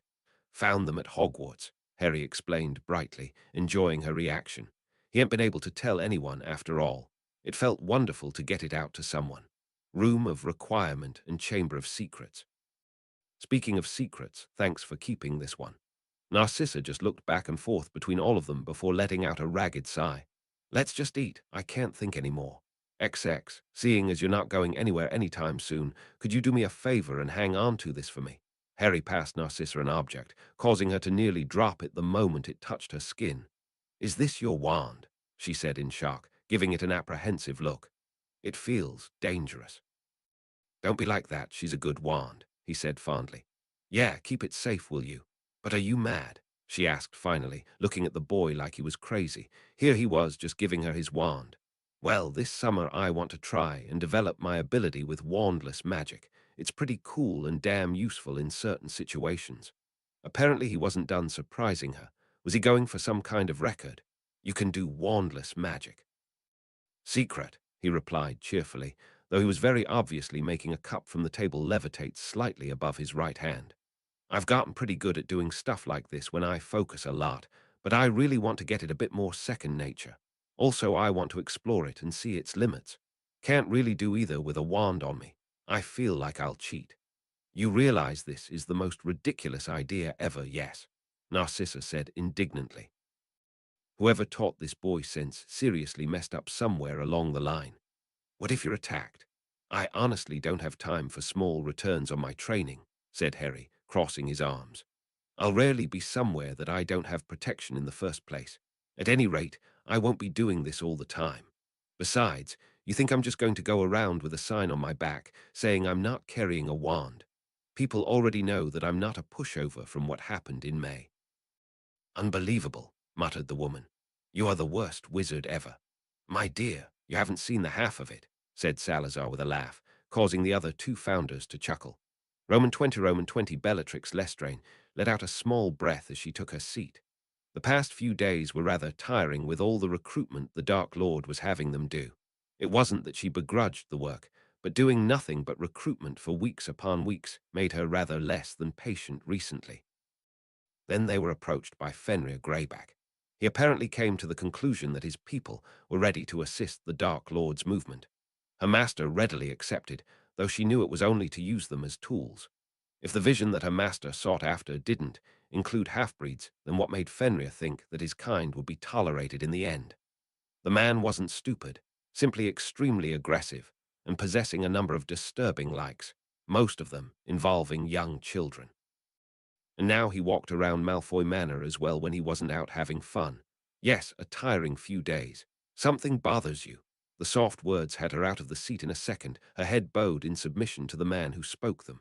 No, master, I am fine. She hadn't even heard him enter the room. Bellatrix, the man continued, his voice having a hint of amusement in it. You cannot hide things from Lord Voldemort. Tell me what it is. Apologies, master, I am. Frustrated, she replied finally, raising her head enough to look him in the eye, though still keeping her head bowed slightly. The red irises stared back unblinkingly. Thanks to the others, I've been saddled with nothing but mundane tasks that are a waste of my talents. I should be fighting your enemies, not coddling new recruits. Yes, the others. Voldemort looked out at the rear grounds of the Malfoy estate. Unfortunately, it will take us quite a while to be able to recover them. Not that they are important enough to risk a breakout of Azkaban for, but the fall of the prison is one of our main objectives in the long run. It is a pillar of power for the Ministry. He cleared his throat slightly before continuing. Regarding what you said, I must say that I agree. You are wasted on what you are doing. It will not be for much longer, though. Soon we will have others take over, and I can return you to the battle you seek. In the meantime, you will have to settle for our duels. Unless... The man turned back to her. You do not find them to be enough? No, my lord, she replied quickly, shaking her head. The Dark Lord nodded and returned to looking out the window. He often did this when he was thinking. She actually had another question for him, but she didn't want to disturb. Something else on your mind? He asked, as though reading her thoughts. Yes. Bellatrix paused for a moment before continuing. I was wondering how your research was progressing. I believe you were close the last time I asked. That's right, I didn't tell you. Voldemort turned, now giving her a smile. I have completed it. It only needs a volunteer. That is excellent news, she said, rather excited now. Master, please allow me to be the subject for your test. You've worked endlessly on it recently, and enough, Bellatrix. But, as I've said before, you are far too valuable to me to risk on an experiment, however certain of its success I may be. There is no one greater than you regarding such things, she said, undeterred. I have no doubt the new mark will work as you've planned. Bellatrix, do you wish to be of use to me? Bellatrix cut off as her eyes found her feet. Of course I do, master. Then bring me your nephew. He wants to be like his father, does he not? Then we shall test his loyalty with this. XX Draco Malfoy was laying on his bed, staring at the ceiling in thought. In all honesty, it wasn't something he did much. Usually during the summer, he had everything planned out for him by his father. From the moment he arrived home for the summer to the night before his return to the castle. Unlike those other pathetic students at Hogwarts, he was being tested and honed his magic year-round. The only thing he didn't actually begin yet was dueling. He had the knowledge, just not the practice. It was one of the reasons Potter was able to beat him so much. The Gryffindor simply fought more. A large amount of persuading finally got his father to agree to begin the dueling a year early, this summer instead of the following. Of course, fate had other plans. His father was in Azkaban with the other 10 Death Eaters that were caught. That blasted Order of the Phoenix. And Potter. He took a deep breath and let it go, cooling his temper. They would both be dealt with in time, by his direct involvement if it was possible. No one messed with his father like that and got away with it. Not only that, but his mother hadn't been home in days. She forced him to fully rely on their house elf to eat, among other things. Where on earth did the woman go? Draco. The boy sat up quickly, hand halfway to the wand on his bedside table before he saw who it was. Aunt Bellatrix, I've asked you to knock before, he said in annoyance, not really meeting her eyes as he pushed himself to the edge of the bed. He wouldn't admit it, but the woman scared him. Apart from the handful of old stories from his mother, she was not painted in a very sane light. The few times he interacted with her said otherwise, but he really didn't trust her for a second. The one thing that he did know was that she was obsessed with the Dark Lord, and she wouldn't hesitate in killing him if the man ever ordered it. Not that such a thing would ever happen. After all, he was destined to become greater than his father, Lord Voldemort's greatest lieutenant. While Draco let his ambitions run away with his mind, Bellatrix leaned on the door frame, watching the boy in mild annoyance. As much as she cared about her family, there was no second way to look at it. Draco was a pompous little shit, spoiled rotten by her conniving brother-in-law, not a shred of her sister to be found. It was actually amazing that despite how similar the two men were, Draco was but a shadow of his father in all but ego. This was why it bothered her that her master would even give the child the time of the day, forget about the opportunity to test out the new mark. At least Lucius had talent. Follow me, she continued, turning her back on him. The Dark Lord summons you. What? Bellatrix said nothing, and instead began to lead the way through the large manor to where Voldemort came to reside. The sooner they got this over with, the sooner she could get back to doing something useful. They walked in silence, the only sound coming from their footsteps as they walked through the long halls. Ever since the majority of the Dark Lord's inner circle were captured, the manor was eerily quiet, with only Wormtail and herself being left as people who lived there full time. Narcissa was around for all of May, but she went missing a number of days before and reportedly vanished in the 3 broomsticks right under the noses of those the Dark Lord sent out to bring her back. According to her master, Narcissa was on the run from their movement, though for what reason Bellatrix couldn't fathom. She'd even left her son to his own devices, though in all honesty she didn't blame her for that one. As long as Narcissa stayed safe, Bellatrix supposed it would be all right. However, even she wasn't blind to the fact that her sister was a huge security risk for them. What if the Order got their hands on her? It would be all right, though. Bellatrix knew that her sister would see reason and come back without a fight. The Dark Lord was merciful. He would listen to her plea for safety. "We're here," said Bellatrix, stopping suddenly so that Draco almost walked into her. "Mind what you say, or it may be the last thing you do." "Understood," Draco gritted out of clenched teeth. Bellatrix knocked thrice before pushing the door open to a large sitting room with a warm fire lit at the opposite end in the hearth. Lord Voldemort stood close by, watching the flames. The reflected light made his eyes glow ominously. "Thank you, Bellatrix," said Voldemort, turning to face his guest. And it was his guest. Despite being in the home that for all intent and purposes belonged to the blonde boy, it was the boy himself who was the guest here, a fact not lost on the nervous teen. "I'm glad you could join me, Draco. Have you heard anything from your mother?" "No, my lord," he replied quickly, unable to look away from the man's eyes. Voldemort gave the strangest impression of looking through him instead of just at him. "Not since during the school year. Do you know where she is?" "Unfortunately, no," answered the Dark Lord, holding his palms up in an empty gesture. "You will tell me if she attempts to contact you." It wasn't a request, it was a command. "Yes, my lord," Draco said at once. "Was there?" He paused as Voldemort met his eyes once more. "Was there something else you needed from me?" Voldemort considered the boy for a moment before turning back to the fire, frowning slightly. "I will tell you the truth, Draco. One of the less fortunate things about a movement like this is that it is often filled with people who are only strong in their radicalism. People who think to the extreme, willing to do the necessary for their beliefs, but have fairly little else that makes them stand out." "I don't understand. Power," overrode the Dark Lord, making Draco snap his mouth shut at once. "They lack the power to change anything. This is why they flock to one such as myself.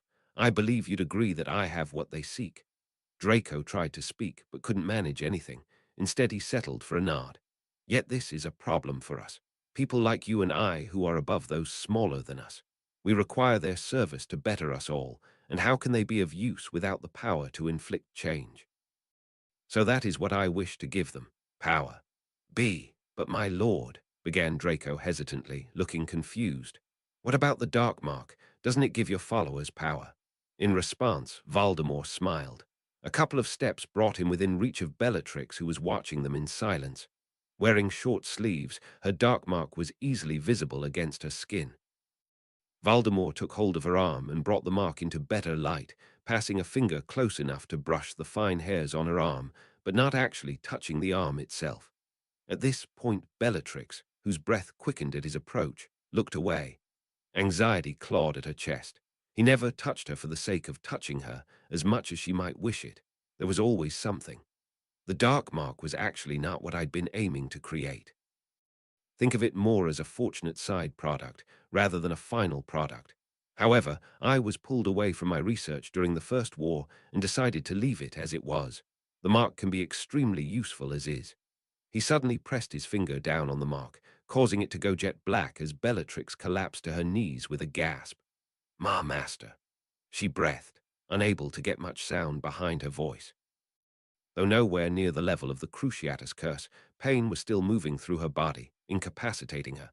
And it was over, the Dark Lord releasing her and letting her slump to all fours, panting heavily. "You see, Draco, it is a bit more than just a way to summon my followers," he said, as if he didn't just torture his most loyal for a mere demonstration. "There are other benefits that are less easily demonstrated, but it still lacks what I mentioned earlier, power." "And the new mark does that?" he asked, almost eagerly. "No, it simply gives you power," corrected the Dark Lord. "The Dark Mark will still be used on all of my followers, but this new mark will work with it. Only the most capable will receive it. The gift is useless otherwise. Are you willing?" "Yes." "Then brace yourself."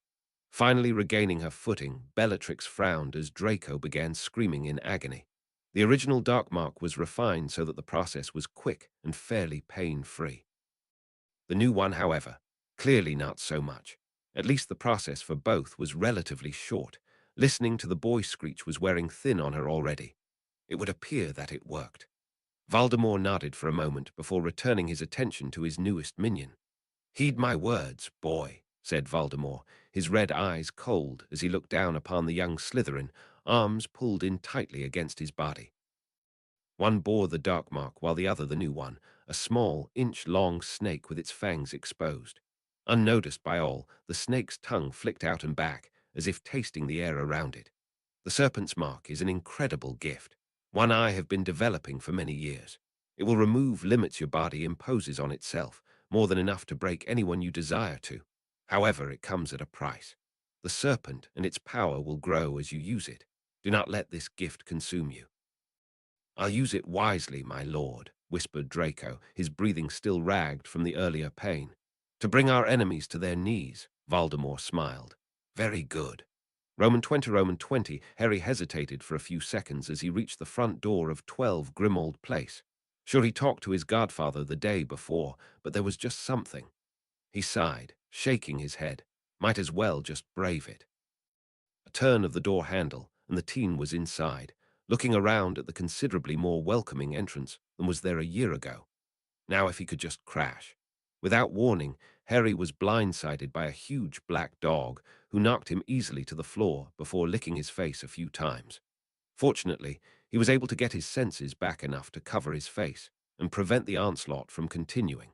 "Do you have any idea how disgusting that is?" He groaned as the animagus backed up and returned to human form, laughing uproariously. "Of course I do. Why do you think I do it?" "Moot," Harry muttered, about to pull his wand before remembering that he didn't have it on him. Yeah, that was going to take getting used to. "Clean this up, will you?" Sirius, however, was already waving his wand, returning him to a blissful, dog-drool-free state. "Sorry, Harry. It's just been a while, you know." He reached down and helped the boy to his feet before pulling him into a quick hug. "It's all right. New Year's was a while ago." Though they obviously saw each other back in May, not to mention talked through the mirror at least once a week, they really hadn't spent any quality time together in some time. Unfortunately, Sirius was back to staying inside full time, as the security in the area was so much higher than it was before. Voldemort's return brought a lot of change over the past month, good and bad. "So got anything for me?" "You know it," nodded Sirius, leading him down to the kitchen. "I've been waiting for you to come here to say much. I've got some really good dirt this time." "Something's finally happened with Fudge, I take it," said Harry slowly. Sirius glanced at him over his shoulder before chuckling. "You can be pretty sharp when you want to." "It's really the only topic I haven't heard a single thing about since the Ministry attack," explained Harry. "Process of elimination, in a way. I suppose, if you put it like that. So is he getting the sack?" Sirius grabbed a couple of butter beers from the fridge and passed one to Harry, opening them both with his wand. The kitchen was empty other than them. "No, he isn't. He's resigning." "He really?" Harry was honestly shocked. His opinion of the minister gone through some pretty radical changes over the year. In the end, he seemed nothing more than a greedy, easily influenced, and somewhat illogical man. "Cornelius Fudge is many things, Harry, but he is not a fool," said Sirius, knowing the boy's opinion of the man. "He isn't an inherently bad person either. But after everything he's put you through," argued Harry. "Fudge led a crusade trying to hunt you down. You had to eat rats, which I'm very annoyed about and honestly would rather forget," Sirius replied dryly. "But he isn't the reason I went to Azkaban, and I don't blame him for it. I'm honestly more ticked about him placing dementors at the school than anything he's personally done to me. Fudge might have become very comfortable with his job and unwittingly fell to corruption, but he still cares about the people he governs. So he's stepping down to let someone who's better suited to being minister than he is take over. He'll probably remain in some position or another, though." "I was wondering," began Harry. "How close was he to Lucius Malfoy? Do you know?" At this, Sirius actually looked a bit put out. Lucius was Fudge's closest advisor for nearly his whole term as minister. I'd imagine his betrayal and what that would have meant this whole time really dealt a blow. I know it's not quite the same, but even after I found out that Peter betrayed us and ended up in Azkaban, I still felt awful about it for ages. No one can easily deal with stuff like that. "Yeah."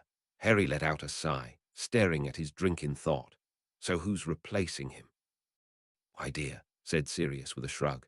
Actually, the whole resigning thing is still a secret as well. Keep it under your hat, yeah.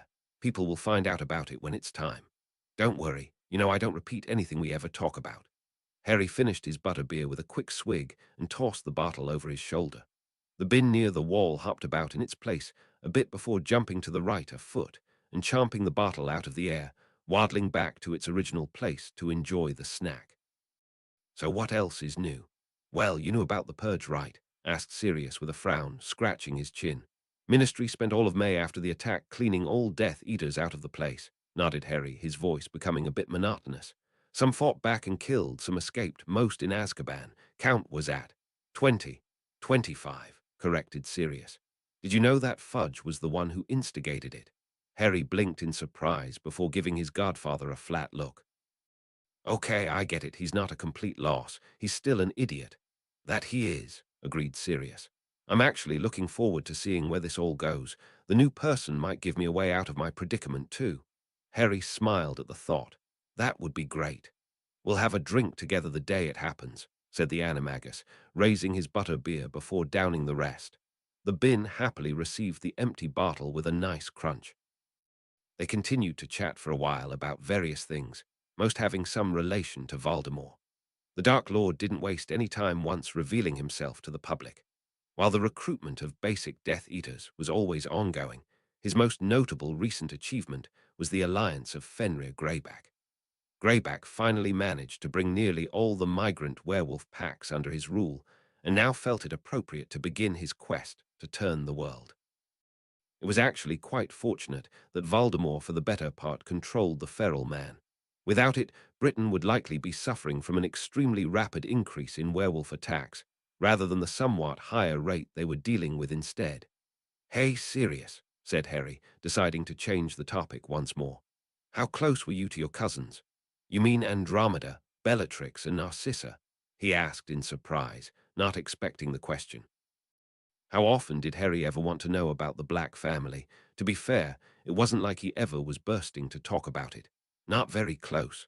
They were all a bit older than me, so we never had any interest in spending time together at family gatherings. Don't forget I was the oddball of the family. He gave Harry a curious and somewhat suspicious look. Why do you ask? I'm just curious, he said quickly. I mean, I talked with Bellatrix for a while, and Andromeda is Tonk's mum, not to mention Narcissa being Draco's.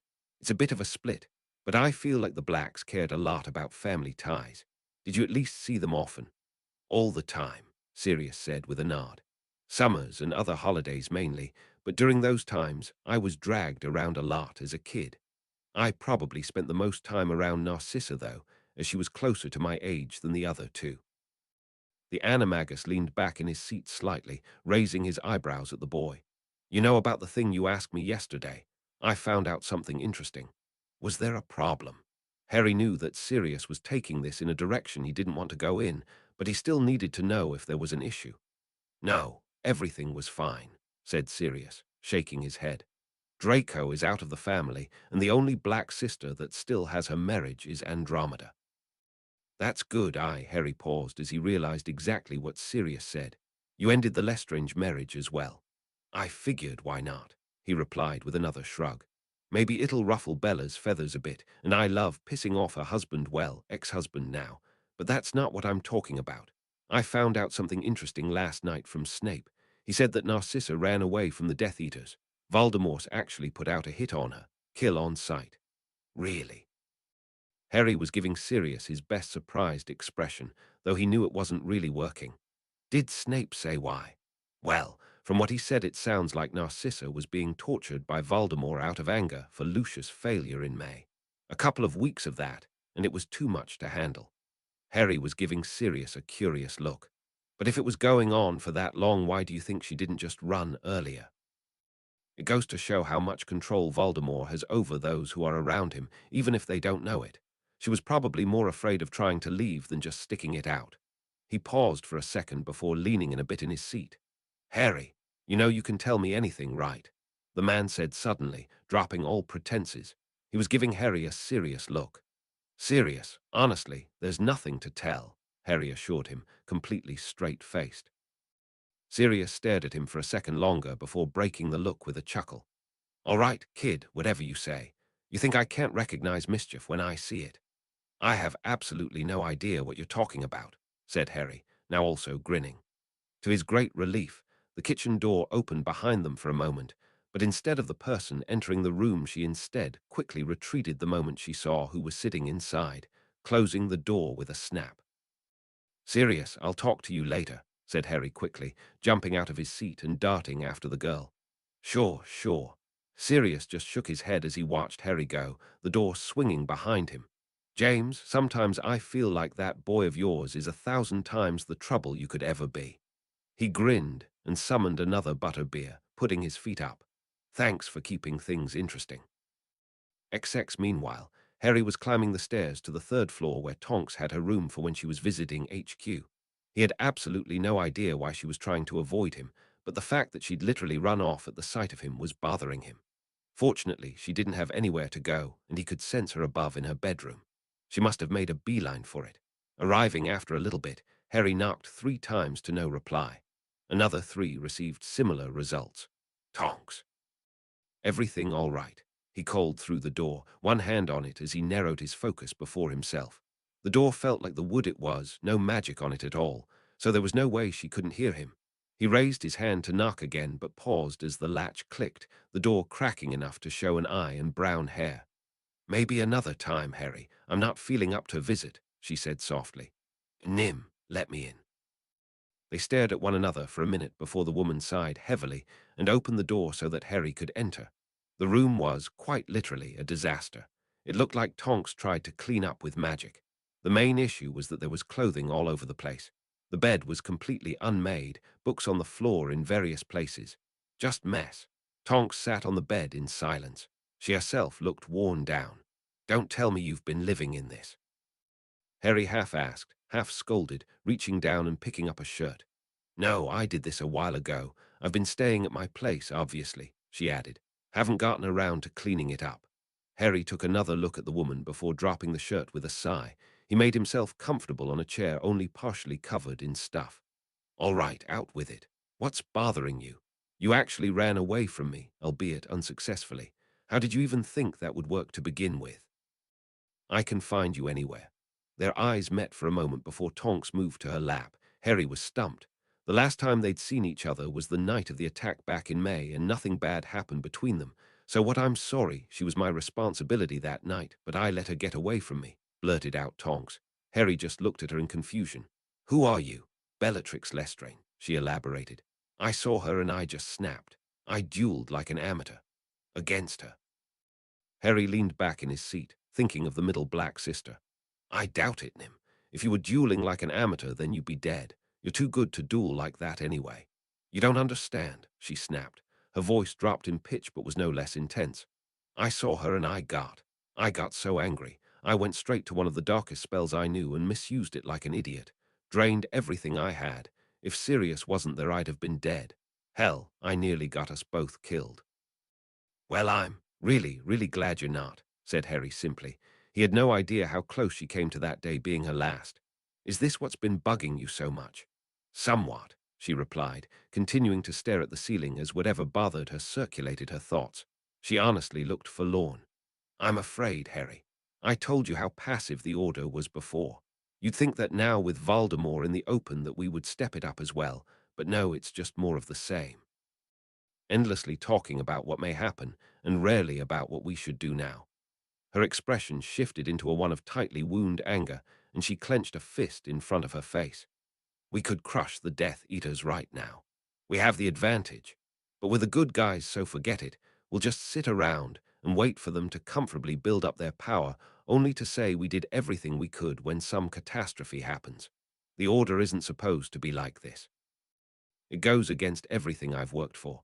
Tonks let out an explosive sigh, pushing herself up and looking at Harry expectantly. You know what I mean, right? How can we possibly come out on top of this conflict if we aren't willing to do what's necessary to keep everyone safe? Harry couldn't bring himself to respond, so mixed were his own thoughts on the matter. Tonks could see his troubled thoughts, though, and instead continued. I don't know how we can make this better, but it's obvious we're not going to do enough. Soon the Order and the Ministry are going to be faced with choices they won't like. I'm afraid everyone will just roll over when the time comes.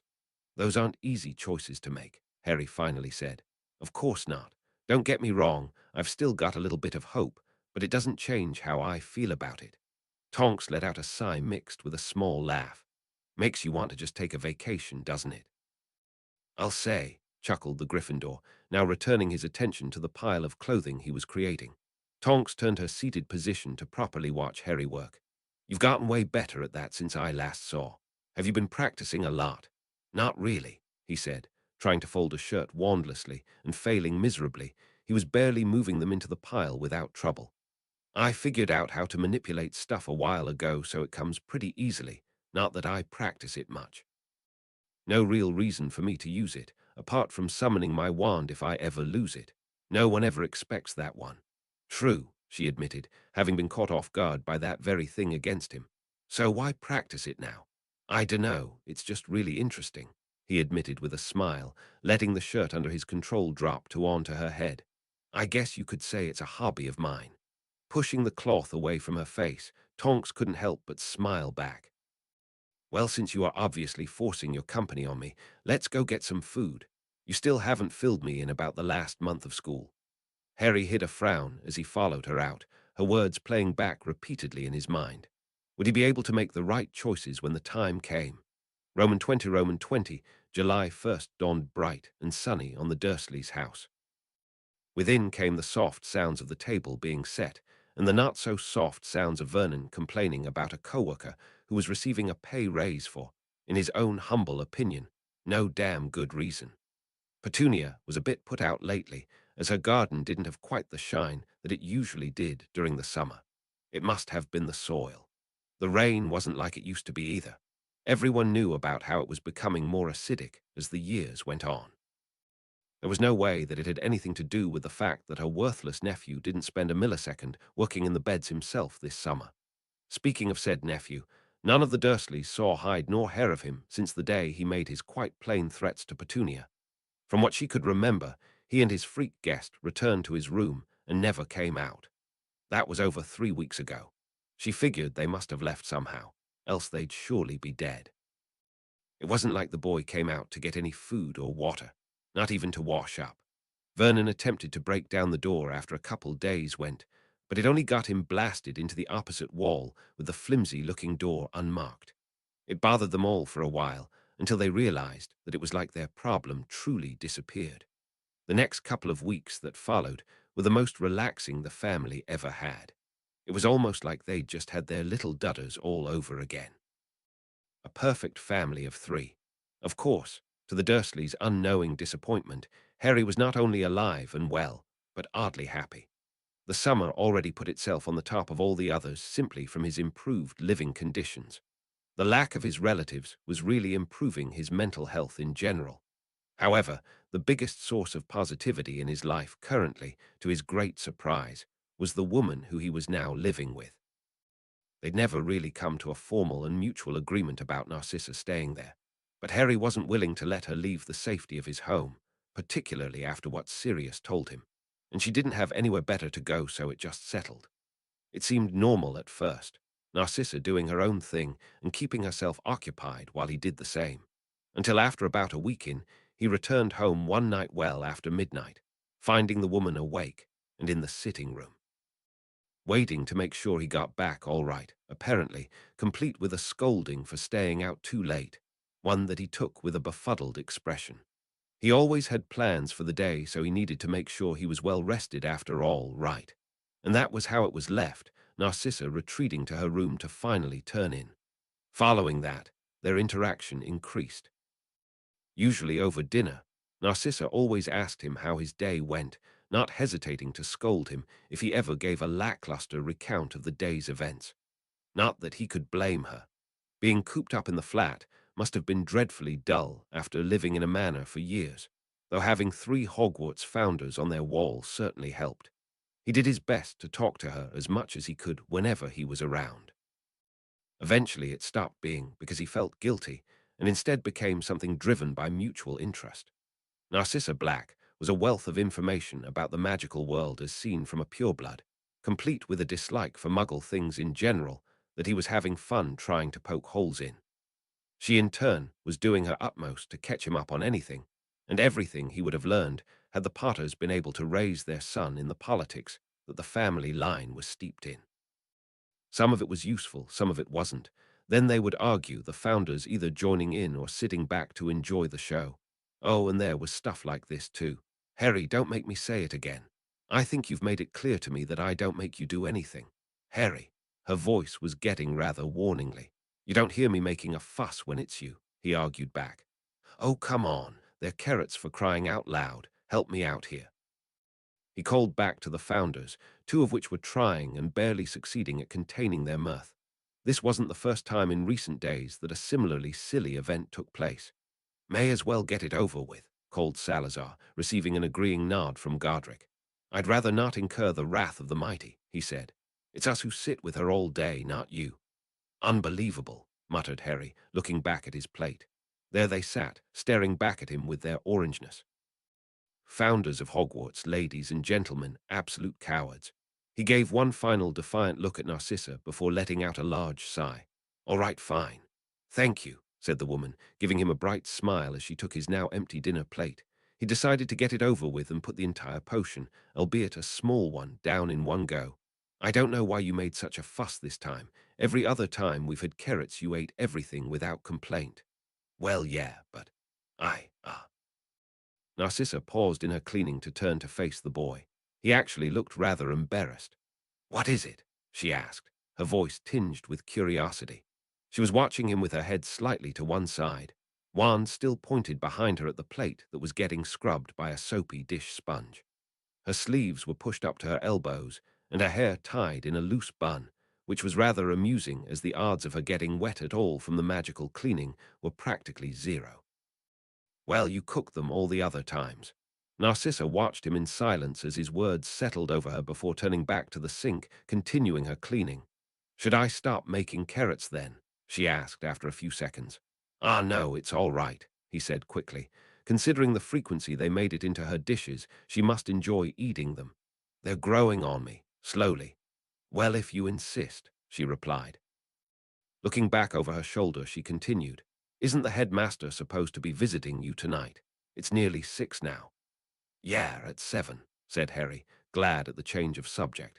He made to grab the empty glasses they'd been using, but they both danced out of his reach and flew over to the sink as well, Narcissa waving her wand over her shoulder as she watched him, still smiling. Instead, Harry took to leaning against the table with his arms crossed, trying to decide whether or not to meet him inside the house or out. Does it really matter? Narcissa stretched for a moment before moving the now clean dishes to the cupboards. Well, as much as I'd love to skip out on seeing my relatives, I'm still half tempted to make them suffer through Albus Dumbledore being in their home, even if it's only for a minute. You know how much they hate everything to do with magic. Narcissa blinked for a moment at the thought before grinning in a most malicious way. Inside. It definitely has to be inside. XX, now who in the ruddy hell could that be? Vernon, Petunia, and Dudley all looked towards the direction of the front door, which was knocked on twice. It was distinct over the soft sound of the detective program that just started on the television. The knocking came again, not insistent, but not lazy either. Aren't you going to get that? The Dursleys' heads all turned as one again, though this time it was to the doorway that connected the room to the dining room. Harry Potter, the boy who was blissfully gone these past weeks, was standing there like he did it every day. What you? Honestly, whatever happened to the ever-polite Dursley family? He continued, looking at them all with mock sadness. I guess I'll go get it. Boy, get back here, shouted Veron, immediately going after him into the dining room. Harry, however, was nowhere to be seen. Not a moment later, the sound of the front door unlocking and opening reached all of their ears. Professor Dumbledore, good evening, said Harry, the grandness of his voice making them all picture him bowing in respect. Did you travel well? Good evening to you as well, Harry, and thank you, it was most agreeable, came a new pleasant aged voice. Might I be able to come in for a moment? Of course, everyone is in the sitting room, replied Harry, shutting the door behind the headmaster. They'll be delighted. By the way, nice suit, sir. I'll admit I do enjoy putting on things like this from time to time, the man admitted, passing Harry to go to the sitting room. The emergence of Albus Dumbledore to the dumbstruck Dursleys was as priceless as it could get. After all, to a group of people who wouldn't even speak the word magic, Dumbledore was the most wizardly-looking man alive, even with the suit. Tall, old, and with an immensely long white beard, his black muggle attire clashed horribly with the blatantly wizardish pointed hat he was sporting. Honestly, all he needed was his wand out, and it would complete a perfect picture. "Tea, headmaster?" asked Harry from behind him, ignoring the sputtering that Petunia was going through. Vernon actually looked like he'd been frozen on the spot. Dudley was just trying to merge himself with the armchair he was sitting in, clearly to prevent a clean target to his backside. "Unfortunately, we do not have the time," replied the man, looking from face to face. "I originally wanted to make a statement to your relatives, but it would appear that it is unnecessary. You seem to be doing well enough." "I've always been good at adapting," said Harry with a shrug. "Very true. Come, Harry, we must be off. Petunia." Dumbledore's word made the woman look up at once, their eyes larking for a second before the man broke off and headed out of the house. Harry raised his eyebrows at the clearly frightened look on his aunt's face before he followed, shutting the door behind himself. "You know, I'm surprised that he didn't say anything," said Harry after a second, glancing back at the house. "So unlike him and his really loud habits. Ah, that is because I hit him with an impediment jinx the moment I entered the room." As you know, against a muggle, magic is quite powerful with no internal magic themselves to resist it, and I'm certainly not an average wizard either, explained Dumbledore, making Harry's eyes go wide. He'd never even seen it. He should be coming out of it right about, bloody freaks. "Now," finished the headmaster with a small smile. "In any case, time for a small adventure, yes." XX, it was a little odd, walking down the street with the tall, bearded wizard. Harry was still trying to get past the conflicting messages Dumbledore's crisp suit and blatantly wizard-looking hat were giving off. Honestly, who did he think he was fooling? "I would remind you to stay on your guard, but I believe that you already are," said Dumbledore with a smile. He of course his hands in his pockets, as if that was his way of being prepared for an attack. "Of course, I do not believe we will be attacked at all today." "What makes you say that?" asked Harry in curiosity. "You are with me." "Ah, good point." Dumbledore, despite his old age, still was quite the duelist, as Harry personally witnessed. It was no wonder that Voldemort still tread lightly around him, even with their apparent power gaps. When they reached the end of the street, Dumbledore came to a stop, looking around. The street was completely deserted. Families in the nearby houses were likely sitting down for a late dinner or something of the like. In this neighborhood, they were as cookie-cutter as the houses themselves. "This should be fine. I doubt we will be interrupted. You already are familiar with side-along apparition?" he asked, holding out his arm. Harry nodded and grabbed tightly to his arm. A moment later, he was pulled along through the incredibly tight feeling that accompanied apparition. A second later, they were standing in a neighborhood that he didn't recognize at all. About to ask whether something else occurred to him, and he turned to Dumbledore in interest. "You didn't make a sound when you did that," he said, impressed. Even when one was apparating, it was fairly easy to detect the sound it made, as it lingered in the air for a moment. "Same thing when we were dueling together in May, but I figured I missed it under the sounds around us. I haven't met anyone else who could apparate without making some kind of crack or pop." Dumbledore smiled down at Harry. "Indeed, it is an invaluable skill, though difficult to master," he said. "Who else do you know who apparats silently?" But Harry was gone. "Me," he said from behind the blinking man. Dumbledore turned to face Harry, his eyes twinkling behind the half-moon spectacles. "I worked damn hard to get rid of that annoying pop. Quite the pleasant surprise," he said happily. "You will find it to be incredibly useful to come and go without making a sound." "Yeah, I know," agreed Harry with a nod. "So where are we anyway?" They were in a deserted village square with a war memorial at the center surrounded by a few benches. "This is Budley Babberton," answered Dumbledore, setting off in a seemingly random direction with Harry hot on his heels. "It's a quaint little village with a single wizard in temporary residence. Not many people move about in the evening as well, so it works out for us. If we aren't trying to be noticed, then wouldn't it be easier to move after dark?" asked Harry. "Indeed it would," nodded Dumbledore. "However, I decided to add a second part to our excursion tonight, and I am hoping for a little light when we go about doing it. You may consider it a sneak peek to our coming sessions." When are those going to begin anyway? Harry was giving the headmaster a somewhat accusing look. You said we'd start during the summer. Apologies, Harry. I did say that. Now that it is the summer, instead of early May an hour after Voldemort's public return, I can say for sure that they will be happening over the next 2 months. Everything I wish to inform you of will be told by the time you start your 6th year. He smiled down at the teen before lengthening his pace slightly, making Harry jog a little every now and then to keep up. Now, put it out of your mind. We have a different task at present, which is we're here to persuade an old colleague of mine to come out of retirement and return to Hogwarts. I originally been planning to do this later in the summer, but I figured it would be good to get it out of the way. He also has a habit of taking off without notice, so it would be safer to do it while we know where he is. Isn't it a bit late for a visit, though? Asked Harry. The Dursleys, as they shone, were loath to receive visitors after a certain reasonable hour, one of the reasons that Harry more than supported it. Not that the Dursleys were really the type of family that he'd normally look to as an example. Harry was pretty sure that visiting hours for wizards at the Dursleys was sometime between never and not fucking likely. It shouldn't be an issue, said Dumbledore unconcernedly. Left here, Harry. They continued walking up a street lined with dark houses. I wanted to ask you, now that Voldemort is in the open once more, and certainly feeling rather radical in his emotions, has your scar been hurting lately? No, he replied, shaking his head. My scar hasn't hurt once since the dementor attack last summer. Harry walked past Dumbledore as he stopped moving, regarding the teen with a frown. Not once, he asked, clearly surprised. It's really weird, to be honest, said Harry, shaking his head. I mean, it used to hurt when practically anything with Voldemort was going on.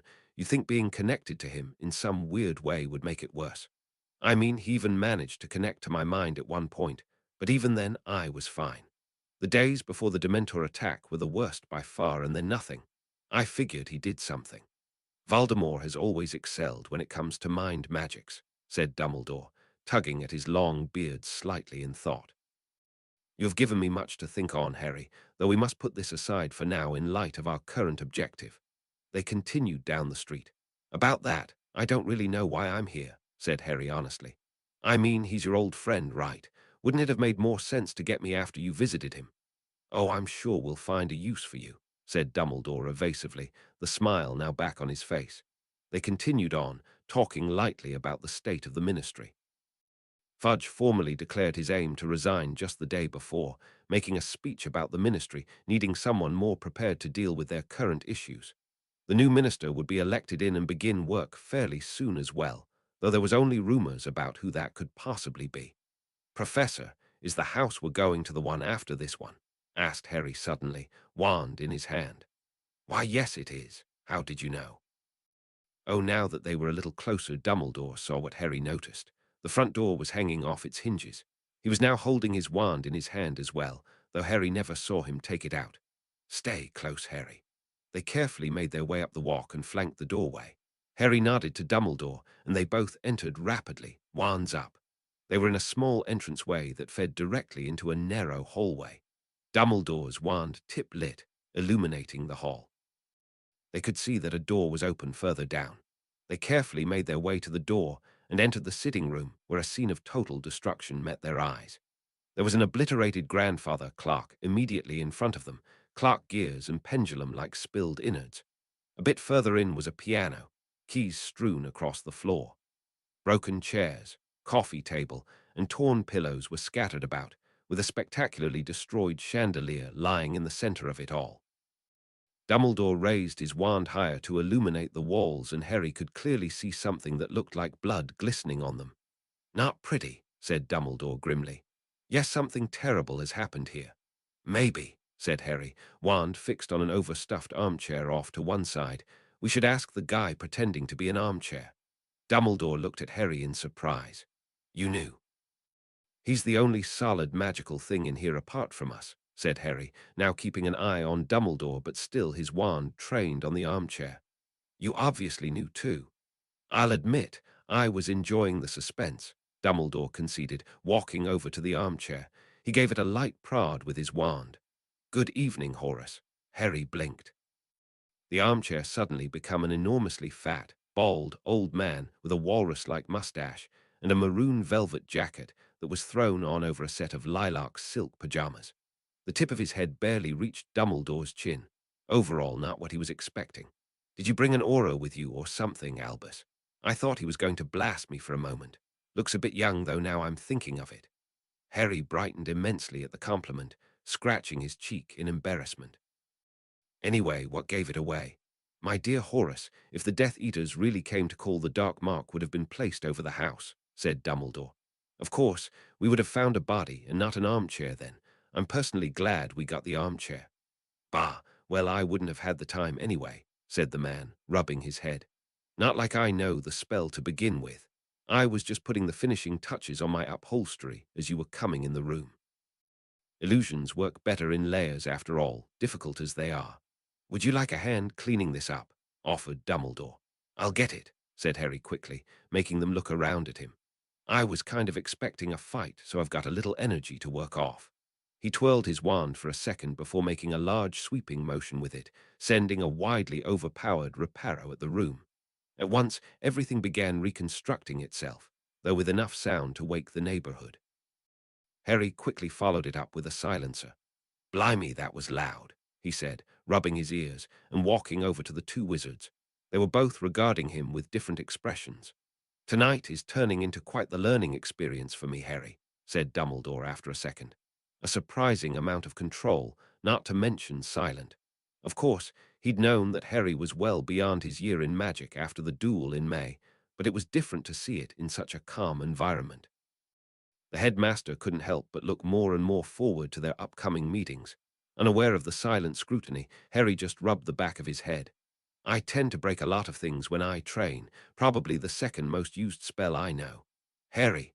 Oh, do forgive my rudeness, said Dumbledore at once. This is Harry Potter. Harry, allow me to introduce my friend and colleague, Horace Slughorn. Pleased to meet you, Mr. Slughorn, said Harry, shaking the man's hand. Oh, looks like the blood is still there, he added, looking at the walls. I guess it needs a cleaning spell. That's not from a person, right? No, it's dragon blood, said Slughorn, waving his wand at the walls. The blood seemed to be sucked right off them and flew into an open flask that he pulled from somewhere. And there's no way I'd ever use a cleaning charm on this. It's my last bottle, rather pricey to replace. He walked over to the newly fixed seating area and flipped on a lamp, filling the room with a warm glow. Dumbledore let his wand light go out. And to end this before it starts, no, he shot at Dumbledore, who was looking back innocently. I see what you're trying to do here, but it won't work. We've known each other for far too long, Albus. I suppose we could have a drink at least, asked Dumbledore, moving to take a seat. For old time's sake. Slughorn glanced at Harry for a moment before forcibly looking back at Dumbledore. All right, just one drink. While he busied himself with getting the pair of them drinks, Dumbledore motioned for Harry to take a seat by the fireplace, which Dumbledore lit with a flick of his wand. After handing a glass to the headmaster with a grumpy expression, Slughorn sank into the sofa with a grunt. Sorry, boy, all I have is the strong stuff. No worries, said Harry quickly, waving it away. So how have you been keeping, Horace? Dumbledore asked. Not so well, he replied instantly. Eyesight is on the go, can't move like I used to. Knees are beginning to creak all the time and my back. Well, that's to be expected after all. Old age, you know how it is. And yet you moved remarkably quickly to prepare such a welcome for us in such a short time, said Dumbledore, taking a sip of his drink. You couldn't have had more than 3 minutes. 2 actually, said Slughorn, and Harry could tell the man was pleased by the compliment. I didn't hear the intruder charm go off, and I was taking a bath at the time. Is that what it was? Asked Harry in interest. He thought something brushed the back of his mind a little before they made it to the right house. 5 houses out. That's a pretty sneaky spell. You're pretty sensitive to notice something like that, said Slughorn, looking impressed in spite of himself. I've been exposed to some pretty, extreme bits of magic over the years, said Harry with a shrug. Killing curse to the face, blood-based wards, Voldemort's undead spirit passing through his chest, basilisk venom running through his veins. Well, the venom was magical at least. Time travel, dementor's kiss, the diadem. The list went on and on. He gave an involuntary shudder. It was a miracle he wasn't dead. Quite so, said Slughorn, pulling himself away from Harry with an almost painful look. In any case, the fact remains that I'm an old man, Albus. A tired old man who's earned the right to a quiet life and a few creature comforts. You're not nearly as old as I am, Horace, said Dumbledore wryly. Slughorn just shrugged. So tell me, are all your security measures for the Death Eater's benefit or mine? What would they want with a retired old fogey like me? Dumbledore actually let out a small laugh, giving the man a pointed look. Slughorn just let out a defeated sigh. I've barely given them the opportunity to try, he said tiredly. Do you have any idea how terrifying it is to be out here when they could knock on your front door out of the blue saying join or die? I don't stay in one spot for too long, move from Muggle house to Muggle house. The owners of this place are away on holiday. It sounds a rather tiring existence for an old man looking for a quiet life, said Dumbledore. If you were to return to Hogwarts, no way in hell, Albus. I've heard rumors of the chaos that happened at the end of last year while you were absent. You think I need that kind of calamity? They both looked over as Harry snorted in laughter. Sorry about that. The school should be back to normal now that Umbridge is gone, he said. The Weasley twins are gone too. I imagine it'll get a bit tame, actually. I will miss them dearly, said Dumbledore with a nod. Exceptionally bright, if lacking in certain academic drive. Still there is nothing, Dumbledore cut off as a distinct gurgling emanated from his stomach. Excuse me, Horace, but if you could point me. Back into the hall, last door on the right, he replied. Not a second later, and Dumbledore swept away, leaving the other two in silence. They sat there for a minute before it was finally broken. I know why you're here. Harry raised his eyebrows at the man. Well, that makes one of us. Dumbledore just brought me along for the ride, I suppose. And you don't find it a bit odd for the headmaster to be taking a student on an excursion? Slughorn posed, looking skeptical. Well, I would, began Harry, but I'm not exactly a typical student. Enough insane stuff happens to me you could write a whole series about it. Instant bestseller. At this, Slughorn let out a bark of laughter, downing the remainder of his drink. He set the glass down next to a folded prophet. I read the paper about your duel. Sensational doesn't even begin to describe it. You and the rest of the country, muttered Harry, rolling his eyes. I'm pretty sure it's impossible for me to have a completely normal week. You weren't afraid. What? Of him? Dumbledore was with you, yes, but you still duelled him, not to mention Lestrange. Slughorn was giving him an unreadable look. Didn't it scare you? By all rights, you should have died. Scared, Harry repeated in amusement. I wasn't really thinking much about being afraid at the time. I assure you I was 100% not happy to see that guy. If I never saw him again, it wouldn't be soon enough. So what are you going to do about it? Asked the man. All this, the next Albus Dumbledore nonsense that the prophet has been spewing has made you out to be Britain's up and coming hero, after all. First of all, if the prophet is nonsense, then why even talk about it? And to answer your question, I'll fight back. What else can I do? Said Harry. You could always run, finished the teen. He shook his head. It might make my life longer by a little bit, but I'm not willing to get even a second if it's at the expense of those I care about. Harry let out a breath and unclenched his fists. Sorry, I can get a little passionate when I talk about that kind of stuff. I'm sure it'll work out in the end, though. Life will be pretty good after I take him down, you know. Now Slughorn was giving him a shocked look. And you think you can actually do it? When so many older and more experienced witches and wizards have failed miserably, when Albus hasn't ever been able to? Pretty much, said Harry with a shrug. Okay, maybe he was being a little bit overconfident here with a splash of dishonesty. But seriously, there was just something about this guy that made him want to be over the top. Anyway, forget about it. Talking about Voldemort kills conversations pretty easily. Ah, yes.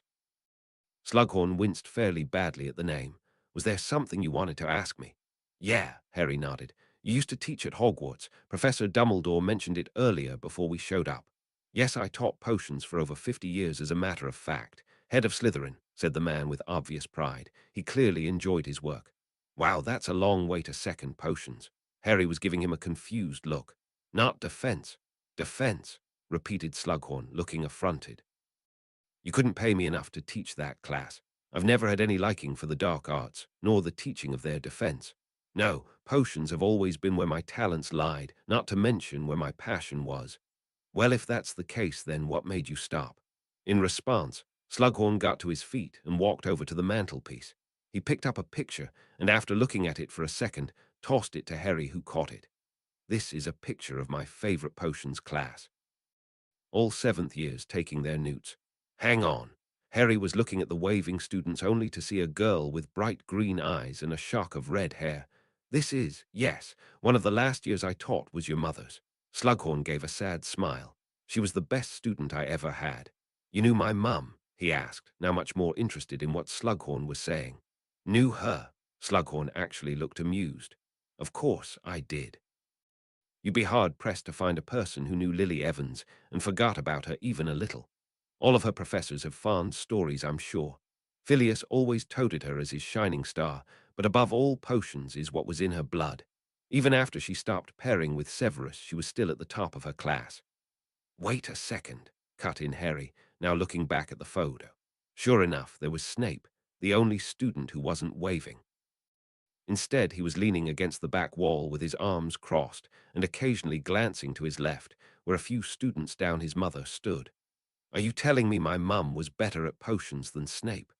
"Don't get me wrong, Severus is a genius when it comes to brewing," said Slughorn at once. "In fact, he's probably a bit better than your mother was, but their areas in the art were fairly different, not to mention their entire personalities. Severus was a solitary boy who preferred to work in silence, his movements impeccable and efficient, always finding better ways to do something solely from intuition. Every brew was a masterpiece. Lily, on the other hand, was simply an inspiration to be around. Her ideas, many of which likely came from her being Muggle-born, inspired so many projects, and she ran circles around the methods that classical potion brewers have been using for centuries. Both had intrinsic understandings of ingredients and the right mix of imagination and intelligence to be able to puzzle out how any two separate parts might interact. As a team, they were limitless. "That actually sounds really nice," Harry said, smiling slightly at the photo. It kind of reminded him of how it was whenever he was teaching someone in the does something that they were particularly good at. Were excited and eager to learn more, which translated back into him the desire to continue meeting that level. It was a nice circle. "It was," agreed Slughorn. "And that is why when I learned of her death that I couldn't continue teaching, I ended up leaving that Christmas, and people celebrate that day." Harry was taken aback at the disgust contained in his voice. "I appreciate it," he said finally, nodding his head in thanks. "But my mum would probably hit you with something if she could, you know. If you like teaching that much, I mean, sticking to the past isn't going to do anything for you." Okay, so he was a bit of a hypocrite here, but he was getting better. "That she would," Slughorn said with a small chuckle. "You're pretty wise for your age. You think I moved on because it was the wise thing to do?" Harry frowned deeply. "Sometimes you don't get a choice about the matter." The man's expression became more somber. "I suppose you would be one to understand such things, wouldn't you?" When he wondered, this conversation gone from elder and younger to that of peers, those who held the same grief. It was odd, but the boy before him really wasn't that at all, and Slughorn could tell he was going to go far.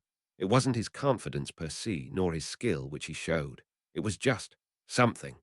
"I look to the future. Like when I put Voldemort 6 feet under for what he's done to my life, among others," Harry continued, punching his palm with a fist. The sound seemed to reverberate through the entire room with a sort of weight. "He's had it coming for a long time. That goes double for his goons." "Yes, far indeed. My sincerest apologies," came a voice from the side of the room. Dumbledore was standing there with a hand over his stomach. "I really have no idea what I must have eaten, but with luck, I won't ever have the misfortune of doing so a second time." He looked at his friend with a small smile, though it was certainly laced with some regret. "I'm sorry that you're so set on your decision, but of course I will respect your choices as I always have. It was very good to see you, and thank you for the drink as well." "Wait, are you leaving?" said Slughorn, hopping to his feet and looking back and forth between him and Harry. "Yes, I do need to get Harry home after all," said Dumbledore. "Please stay safe until we are next able to meet, will you? Come along, Harry." "Yes, Professor," said Harry obediently, walking over to his side. "Mr. Slughorn, it really was a pleasure to meet you. Thank you for telling me about my mother. I don't get those kinds of stories often, especially since the person who knew her best is a bit of a stick in the mud." "Oh, of course," replied the man, seemingly still caught off guard by the sudden departure. With that, Harry was herded outside by Dumbledore, who muttered "Don't worry, I'll explain in a moment," after which they began walking back to the street, though at an arguably slower pace than any time earlier that evening. They barely made it to the front gate when Slughorn came bursting out of the front door. "Wait! Albus, wait, you fossil!" Slughorn came to a rest a few feet away from them, panting heavily. His only change in appearance now was the addition of a pair of slippers that matched everything else he was wearing. "Horace, is there something wrong?" asked Dumbledore. "I'll blast it, I'll do it," said the man, finally standing up and giving him a glare. "I'll come back to teach. Merlin knows I'll regret it, but there you have it." "Marvelous!" exclaimed the headmaster, clearly delighted. "You may relocate to the castle at your earliest convenience. Feel free to bring whatever you like, as always." "I want a pay raise too," said Slughorn flatly. "A discussion for another time, Horace, but thank you." Dumbledore gave him a small bow. "Now we really must be off. I've borrowed Harry for a bit longer than I'd originally promised." "Off with you then," said Slughorn, making shooing motions at them. "Oh, and Harry." "Yes." He turned to find the man already making his way slowly back up the walk. "It's not Mr. Slughorn, it's Horace. Do remember that, will you?" Harry exchanged blinking expressions with the headmaster before grinning at the retreating man's back. "Sure thing, Horace." XX, excellent job, Harry," said Dumbledore, beaming at him as they walked back down the street. "Simply stupendous." "I don't really know what I did," said Harry, still a bit baffled by the whole exchange. "You showed Horace what he stood to gain by coming back to Hogwarts, something that I couldn't do as well because he's already so weary of me," explained the headmaster. "Additionally, you also got a very good friend of mine, possibly moving forward from something that I know has been heavy on his heart for a number of years. As his friend, I sincerely thank you. It's just—" Harry looked at his feet for a moment before meeting the headmaster's eyes. "I've never seen someone other than me so upset over the celebrations at Halloween. I've only ever gone to the feast for Ron and Hermione. I don't know if I've told you this before, but you have a remarkable ability to help those along with their issues, simply by speaking with them. It speaks to your character deeply." Thanks, Professor," said Harry softly, smiling slightly. "Of course. Now to explain my friend, you will find Horace is much like a large, hungry spider," continued Dumbledore, waggling his fingers to help with the picture. "He sits at the center of an immense web and does his best to maintain it by forming strong bonds not with prominent people, but people who will become prominent. This comes with the benefit that they usually remember him and send him gifts out of fondness and thanks. As such, he's lived a very cozy lifestyle, one that he is very wary of relinquishing for anything else. However, he has a true passion for teaching and seeing the young grow. As teachers, we all remember the students who have affected us the most, and outliving any of them is a tragedy none want to endure. For him, that was your mother." Dumbledore let out a small sigh. "What I'm getting at, Harry," said the headmaster, patting the boy's shoulder, "is that while Horace may appear at times to be a shallow individual, he is anything but. I hope you will remember that." "I will, sir." "Very good. So he'll be teaching potions then?" Harry asked. Indeed, as he said, defense against the dark arts is not something he'd ever teach, let alone go near. "Aha!" Harry exclaimed, pointing an accusing finger at the bearded man. "So you weren't actually in the bathroom. I thought that was odd." "I'm afraid I have no idea what you're talking about," said Dumbledore innocently. "As I was saying, Professor Snape will move over to the defense position instead." This caused Harry to look at Dumbledore in surprise. "Really?" "I always thought that you were doing your best not to give him that job," he said. "It goes a little deeper than that, but Severus has always been one of the best potions masters I've ever known, not to mention extremely young, and it is much more difficult to replace him as a potions teacher than find someone to fill defense for a year. The position is cursed after all." "Is it?" Harry said incredulously. "Wasn't that supposed to be a crazy rumor?" "Look forward to our discussions later in the summer," Dumbledore smiled. "In any event, the appointment will only be for the year." Harry scratched his chin and grimaced. "Right, well, I'm sure he'll be happy for the good news. Can't say the same for the rest of the school, though." "I wouldn't be worried," said Dumbledore with a small grin. "Severus is well acquainted with the dark arts. He will surely bring something to the class that many could not." "I'll say," said Harry, his imagination going wildly out of control as he pictured Snape torturing students who pissed him off. It was actually probably a blessing that he was teaching a class that did not consistently require the use of a wand. Actually, it sounds kind of interesting. Ah, don't tell him I said that. Dumbledore chuckled softly. Professor Snape is a highly accomplished wizard, Harry. I'm sure you'll learn a lot. He looked up at the darkening sky and nodded. Now, if you will take hold of my arm once more, Harry, we have one more place to visit. Once again, they were swept away in the whirl of apparition, depositing them a moment later on a dirt road flanked by thick hedges. The road stretched out of sight behind them and was lost at a curve a little further on. The evening sky was clearly beginning to darken, but with the sheer openness of where they arrived there was still a great deal of light, much brighter than where they just were certainly. "Where are we now, Professor?" asked Harry, turning to the man, but Dumbledore did not answer, instead making his way down the road in silence. Not really understanding what was going on, Harry kept close, absently rubbing the holster of his wand. As they followed the curve of the road, it suddenly sloped downwards, showing them a quaint view of a village tucked away between two steep hills. At last, Dumbledore stopped. "This, Harry, is Little Hangleton, the location of the old Riddle house." "Riddle? Mean Voldemort?" asked Harry quickly. He was still looking down at the village, particularly at the church and graveyard, easily visible from where they were standing. It made him feel uneasy for some reason. "No, not Voldemort," corrected the headmaster. "I am referring to his father, Tom Riddle Sr. Unfortunately, Tom Riddle Jr. was raised in an orphanage." "That's what he said." Harry's voice trailed off as he was struck with memory. At Dumbledore's look, he shook his head slightly. "Sorry. The night he returned, he told me he was raised in an orphanage because his father left his mother and she died giving birth to him. That night he stopped suddenly, putting two and two together. Professor, is Voldemort's father buried in that graveyard?" Dumbledore blinked at the question. "Well, yes, I would assume so. I admit I have never personally checked. No wonder that place gives me the creeps. It's where Voldemort came back using the ritual. I've been there before." "Ah, yes, I'd forgot," said Dumbledore. "He needed his father's bone, you said. Worry not, Harry, the village is not our destination tonight."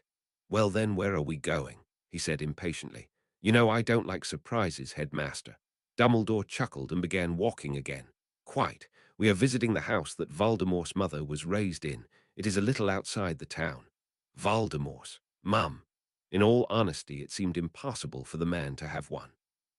"Do not forget, Voldemort is no less human than either of us," reminded the headmaster. "It is my hope to get you to look at him as you would any other. A person with desires, hopes, and ultimately flaws. It will help to understand his motives and his actions, not to mention being the right thing to do."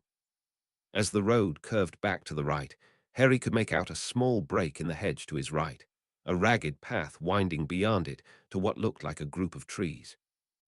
It was difficult to make anything out from where they were in the dimming light. Dumbledore motioned for him to follow as he took the path, now taking them away from the road.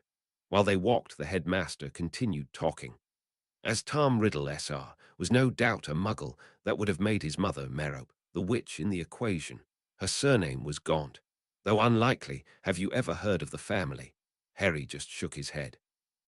The pure-blooded Gaunt family was one of considerable wealth, until the last handful of generations where it was squandered away, leaving the family to extreme poverty.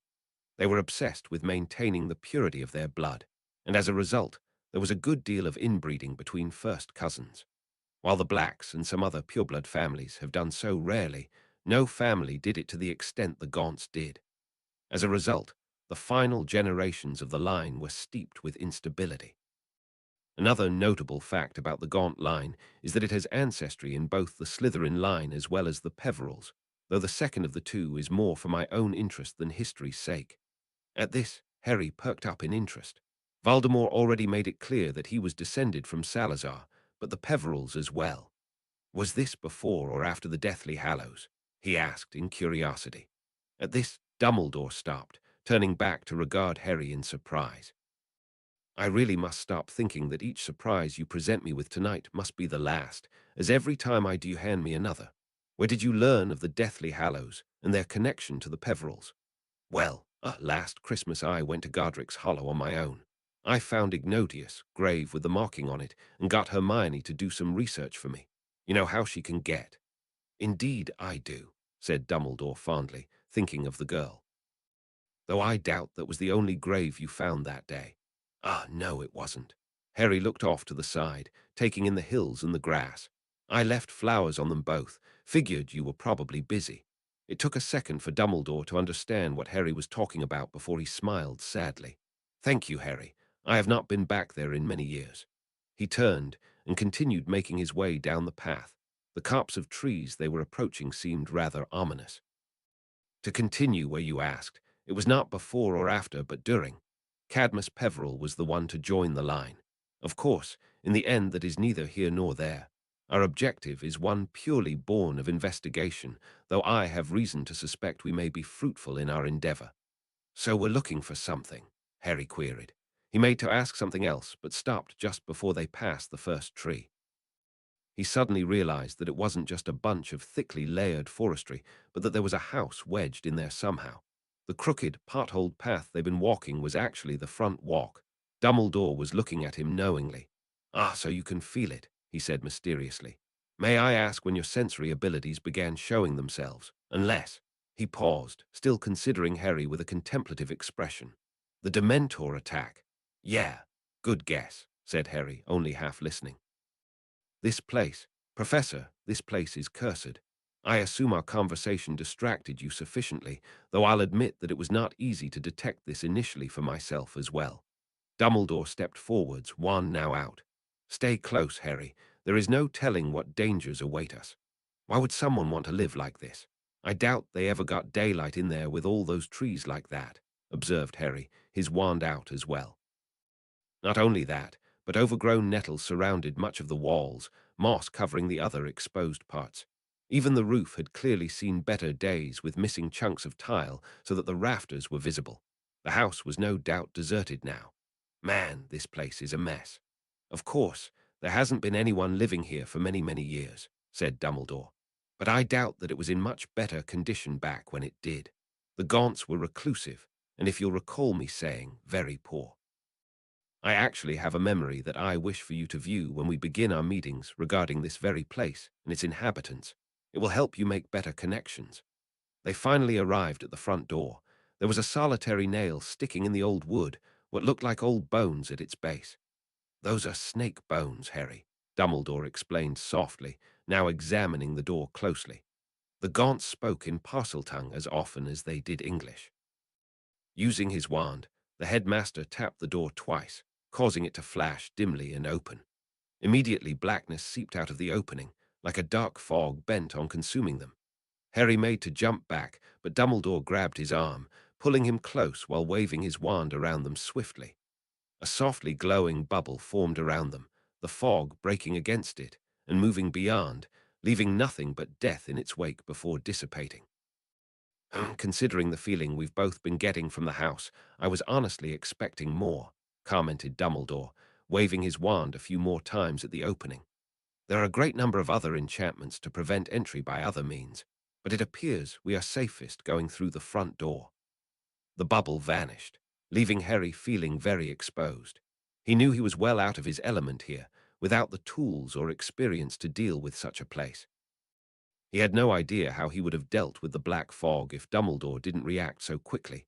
You know, I tend to try avoiding saying things like that, said Harry slowly, following him carefully inside. Usually whenever I do things, suddenly the door slammed shut behind him, sealing them inside, the clear feel of a powerful anti-apparition ward coming into effect. Certainly not one he wanted to attempt breaking through. Get worse, he finished. No matter, Harry, all traps have ways to be disarmed, Dumbledore reassured him, moving about the large room without much concern. It would appear that the main purpose was to lure intruders inside, but if that is the case, then what follows? Death or discovery? This is the true question we must concern ourselves with. Well, we aren't dead yet, muttered Harry, to which the older man agreed. Discovery it must be then. Look around, Harry. Trust your senses. Harry shook his head at the man's calm. Trust Dumbledore to remain unwavering in the face of what could already be certain doom. Instead, he looked around at the room. It was a combined kitchen and living room, clearly a wizard's home from the lack of anything electrical. There were also two rooms off the main one likely a bathroom and the other a bedroom. Everything was evenly coated in a thick layer of dust. What is that? He said finally, somewhat frustrated. I feel like it should be right in front of us. Oh, but it is, replied Dumbledore, looking at the small table positioned in front of the seating in the center of the room. Remind me to help you refine your sensory skills, as they will be invaluable to us in the near future. Sorry, I'm much better with living magic. You were saying, posed Harry, looking down at the blank table. There was nothing remarkable about it at all. Dumbledore, however, tapped it with his wand in a number of places, clearly trying different patterns before something clicked and a hidden drawer popped out of its side. Within it was a small jewelry box, clearly for a ring. The ease of which this has been makes me believe that it was his intent for whoever made it this far to find this. He frowned, placing the box in the center of the table. The ward that is trapping us inside is also tied to whatever is in this box, which is without a doubt what we are seeking. Though we cannot dismiss the large possibility that it is a fake, and this entire affair has been an elaborate trap, that would be most unfortunate. Professor, maybe we should wait. Caution is certainly agreeable, Harry. However, without taking the risk, we may never achieve the prize, interrupted the man. You will understand my reasons soon enough. The prize, Harry stated, incredulous. When was Dumbledore ever so impatient? Wait, but Dumbledore opened the box before he could continue, revealing its contents to them both. All at once, Harry was nearly overwhelmed with a feeling that he could never mistake for anything else. It was the exact same as the diadem, that mutual calling, the unknown connection he seemed to have with the object, and the indescribable desire for him to reunite with it. The point-blank sudden exposure nearly put him over the edge, but he was different than he used to be. While before he might have just reached out and grabbed it, unprepared to deal with the temptation, now he was in control of his body and mind, if just. Professor, stop. Harry barely was able to grab Dumbledore's wrists as the man picked up the ring without hesitation, entranced. He was clearly trying to put the thing on, staring at the stone intently. Get a hold of yourself, Professor. It's real. Dumbledore's voice was faint, but in the silence of the room it was still easy to hear. It's actually here. I've finally found it. Professor Dumbledore dropped the ring, shouted Harry, trying to make the man relinquish his prize without touching it. He knew what would happen if he touched it. On that note, how was Dumbledore holding it without going through what happened with him and the tiara? Luna was knocked unconscious from grabbing it for merely a second. There was no way that it could be anything different, this feeling. It was impossible. Dumbledore's hands inched closer, his pointer finger extended and ready to receive the ring. He seemed entirely focused on it, uncaring of the one who was impeding him. Was there a compulsion on the ring itself? It seemed likely given how the headmaster was acting. Just how strong was that enchantment? Shit, I know I'm going to regret this. Gritting his teeth, Harry pushed himself directly at the man, knocking him back into a chair as his hands went askew. In that moment, Harry let go of one wrist and grabbed at the ring, snatching it from the headmaster with all the speed he could muster. And then he screamed.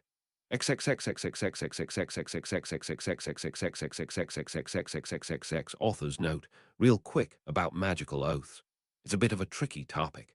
Very win-button mechanics, but I like the idea of such a thing existing. It fits a world's magic well. All it needed was a proper price to balance it. Love it or hate it, they exist. P.S. No, Narcissa was not married, though a contract. That bit of fandom has no place here. Harry won't find the classic one arranged to insert your favorite character here, stowed away in Gringotts. Arranged marriages, however, yeah, that makes sense for an inclusive bunch of paranoids. I'm doing my best here to paint a conservative yet modern wizarding society here, and just because they have magic doesn't mean their society should be much different from that of Muggles. I mean they're both human at the core and have the same needs, basic to complex. Other than that, it was a fun one to write. Couldn't help but keep the line where Dumbledore says they're probably safe from attack because he's fucking Dumbledore. Made me crack up in the book, still does here. Please review, fave, follow. The whole shebang. I would love to hear what you think of the summer so far. Your support thus far has made this experience an absolute joy. So keep it up, and I'll be doing my best to keep you all satisfied with new chapters. 20. Teetering on the Edge. I will find it, and I will bring you back. Albus Dumbledore, many, many years past. Chapter 20. Teetering on the edge, Albus Dumbledore awoke to the sound of screaming. Or more accurately, he was suddenly aware of screaming. What was he just doing? He was looking about a room for anything worth investigating, the table in the middle of the room drawing him at once. They approached it, both him and Harry. Harry, Professor, stay back. Harry bit out in between sharp breaths, fighting down the urge to scream once more. He was still slowly meandering about the room, clutching the ring as he battled it. It was an incredible risk, grabbing it the way he did. All he had to go off of was a very strong feeling, which in the grand scheme of things was a pretty weak argument. There was no guarantee that he would end up in the same condition as when he'd fought the diadem. For all he knew, the thing would kill him. Hell, even if it were the exact same thing, there was no knowing if he could for sure win the struggle. But in the end, it didn't matter. He had to do something, and he'd never let anything win over him if he had any say in the matter. Several tense moments later, the pressure ended, like a dam bursting. Immediately, he felt rejuvenated, filling with energy, as if he'd just taken an entire steroid potion. Without hesitation, he dropped the ring on the table where it bounced for a second before coming to a stop. Almost at the same time, Dumbledore enclosed the ring in a visible barrier, making it look like it was covered with an upside-down bowl. "Harry, are you all right?" said the headmaster at once, moving to take hold of the boy's shoulder. He looked like he was about to fall over. "Wait, don't." Dumbledore withdrew his hand not a second after he made contact with Harry's arm, almost as if he'd been burned. Harry was regarding the man with a somewhat strained face. "Troubling," muttered Dumbledore, waving his wand over Harry a few times with a frown. "Are you all right?" "Honestly," said Harry in grim amusement. "You probably won't believe me, but I feel great. I feel like I'm a bit full of energy, though it's—" He waved his hand to the side in a lazy way, as if to explain it that way only for the cabinets against the left wall to shatter in a spectacular mess of wood. Harry flinched, but no pieces reached them, the headmaster too quick with his wand. "Shit, I'm flaring again. It wasn't this bad the last time this happened." "The last time? Are you referring to the summer or—" Dumbledore looked down at the ring, still sitting innocently beneath the protections he'd cast. "Never mind that," he said quickly, shaking his head. "Clearly our evening together is not over, but here is not the place for us to talk. We must return to the castle. I'm not objecting, but—" Harry closed his eyes tightly before opening them again, clearly straining against something. "I'm going to break something again. I don't know how to stop it right now." Indeed, it would be a problem if Harry continued to flare about wildly, especially if he ended up harming himself. The build of pressure you are feeling is magical, so it would make sense that to lessen it we must give it some sort of place to go. Do you know any magically taxing spells? "Full meanies," Harry nodded. He missed Dumbledore's small look of surprise as he looked around at the room. "My strongest spell at the moment. Can't do it here, though. I'll hurt one of us for sure. We need to get out of here. The wards are still up, right?" Dumbledore walked over to the front door and opened it, surprising Harry, but the moment he tried to put his hand through the doorway, it was halted by an invisible barrier. No amount of forcing seemed to be making any difference.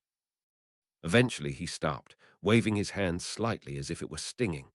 "Indeed, I doubt they have weakened any since we arrived," confirmed the headmaster. "That can only mean—" They both looked down at the ring, Dumbledore clearing the small ward. It was odd how calm both of them appeared to be, despite the circumstances. The elder knew they would be able to get out, and kept his attention solely there. The younger faith that his companion would help him, and so he held on. "Ring is still connected to the protections that surround us," he continued, looking at the thing closely. "I suspect that it must be worn to leave, however that still presents us with a handful of issues. It will only work for one of us. I doubt it can simply be passed off between us, and there is also still the chance that the ring will curse those who wear it. The compulsion that I so easily fell for surely supports that idea." "It's fine, Professor." Dumbledore returned his gaze to the Gryffindor. Was still wearing that strained expression, but there was no mistaking the certainty in his eyes. "And you know this." "Just a feeling, honestly," Harry admitted. "But now that the compulsion is gone, are you getting anything by looking at it?" "No." Dumbledore tugged at his beard for a moment before snatching the ring up and slipping it on his pointer finger. "You're going to give me a heart attack if you keep doing stuff like that, you know," said Harry roughly, slumping against the table a bit for support. He half panicked at the man's action, afraid of what might happen. "It appears your hunch was spot on," observed the headmaster, inspecting the ring on his finger. Perhaps whatever was happening while you were holding on to the ring destroyed whatever curse was on it. Anyway, once outside, I will assist you in exiting. Not like I'd be able to do anything, said Harry, not bothered at all that Dumbledore picked himself as the one to be able to leave. Yes, he needed to get out of the house to hopefully let out some magical pressure, but he'd be useless in getting the headmaster out afterwards. Who knew if the ring would even work to let himself back in for them to swap? With that, Dumbledore walked back to the open door, stopping just short of it. A few seconds later, he walked determinedly past the threshold, walking down the short steps and onto the dirt beyond. Well, it would be silly not to, right? Muttered Harry, making to follow the man. He'd seen the headmaster fail, but he couldn't help but want to try himself. So it was to his utter astonishment when, putting a hand out to test the barrier, that he met absolutely no resistance. Immediately he broke into a run, fully clearing the doorway and rejoining the headmaster. The house just sat there, looking as creepy as it did when they'd arrived. The door shut with a snap. Dumbledore shook his head, once again putting a comment off for later. We will think about it later, Harry. Please clear the trees and cast the spell into the sky as many times as you can until you feel better, away from the town so it is less noticed. Harry, however, was already well past the man and out in the open, wand out. Fulminis, he snapped, blasting lightning into the sky where it faded into nothing. Fulminis, meanwhile, Dumbledore was splitting his attention between Harry's light show and the ring now in his palm. Harry's presence possibly, no, certainly saved his life. Who knew what would have happened if he put the ring on when it was still cursed? He knew it was. Voldemort would never have left it clean. Shaking his head, he put the ring away in an inside pocket of his suit, turning back to the thing that needed his attention the most. Harry's control over the lightning was quite good, particularly for someone his age. It was still the most basic spell there was for the type, but that didn't mean he wouldn't progress. His alarming quantities of magic were just the beginning of the mysterious troubles that surrounded him, and it worried the elder like nothing else. For the ring was no longer a Horcrux, and it was all because of the boy before him. Roman 20 here, hold onto this. Harry looked down in confusion as Dumbledore placed what was unmistakably a children's toy into his hands. It was like a ball with a number of wires circling it, round beads threaded onto each. Didn't this kind of stuff normally make its way into doctors' offices for really young kids? Ah, thanks. Dumbledore chuckled at the teen's expression. I agree it doesn't look the coolest, but when it comes to functionality, there is nothing better. As to what it is, you are holding an object that was developed along with a number of others to help train witches and wizards of all ages who might potentially be labeled as squibs. Its entire design works off of channeling magic into it, as you would a wand. Almost at once the beads began moving along their wire tracks of their own accord. Harry just gave Dumbledore a blank look. I think I see what you're going for here, but this doesn't need much magic to work. I could do it in my sleep, he said. I know it isn't the best, agreed the headmaster. However, until we come up with an alternative to your issue, then it is surely better than nothing. Yeah, I appreciate it. Actually, you wouldn't happen to have another one, would you? As Dumbledore set him up with another one, Harry let out a long sigh. So we've got a lot to talk about. Again. Indeed, it does seem to be happening much more frequently than it used to, laughed the headmaster. He suddenly stopped, looking a bit apologetic. I do hope that my taking light of the situation isn't bothering you. You wouldn't be the first person frustrated by my seeming lack of seriousness. No, no, Harry assured him, shaking his head. Actually, it's a bit reassuring. That is nice to hear, said Dumbledore with a smile. He finally took his seat at his desk. Now to begin. I suppose I should ask if you know anything about what happened in that house, including the after effects. Before you begin, Harry, please tell me everything, even if it seems silly or unimportant. Right. Harry took a breath, knowing where he probably should begin. Well, to start, what happened back there wasn't the first time that's happened to me. I was in a similar situation during the second half of the last school year. It actually happened right before I objected to Ravenclaw House in the Great Hall. I remember that well, said Dumbledore with a nod. However, if that is the case, then you were not flaring like you are now, though correct me if I am wrong. What happened today was much closer to how you were directly after the dementor attack, though those two events have their marked differences as well. Continue. You know about the Room of Requirement? Asked Harry, curious. You mentioned it over conversation once, but it sounded like you didn't know what it was. I have actually encountered the room many times throughout my life, explained the headmaster. However, to this day, I still do not know the exact way to get in. While I could no doubt find out, I've been leaving it alone as a mystery. I appreciate it more this way whenever I do use it. I see, said Harry, not expecting this. He always wanted to fully explore the castle and learn all of its secrets, so it was a strange opinion to him. Well, I use it as a space to train my dueling, among other things. Long story short, while I was there one time I ended up grabbing hold of a tiara that felt exactly like the ring. You don't understand, Professor. Harry broke off for a second, watching the beads on the device in his hands spin steadily. Those things, they felt tainted, cursed. I knew it the moment I laid eyes on that tiara. Same with the ring, but it's more than that. They... He let out a breath, knowing it was going to sound crazy, but now wasn't the time to hold anything back. They call to me. They want me to touch them, to come get them, and I really, really want them too. I can't explain it. It was probably fortunate that Harry wasn't focused on the headmaster at that moment. Dumbledore momentarily showed what could only be described as fear, a horrifying thought crossing his mind.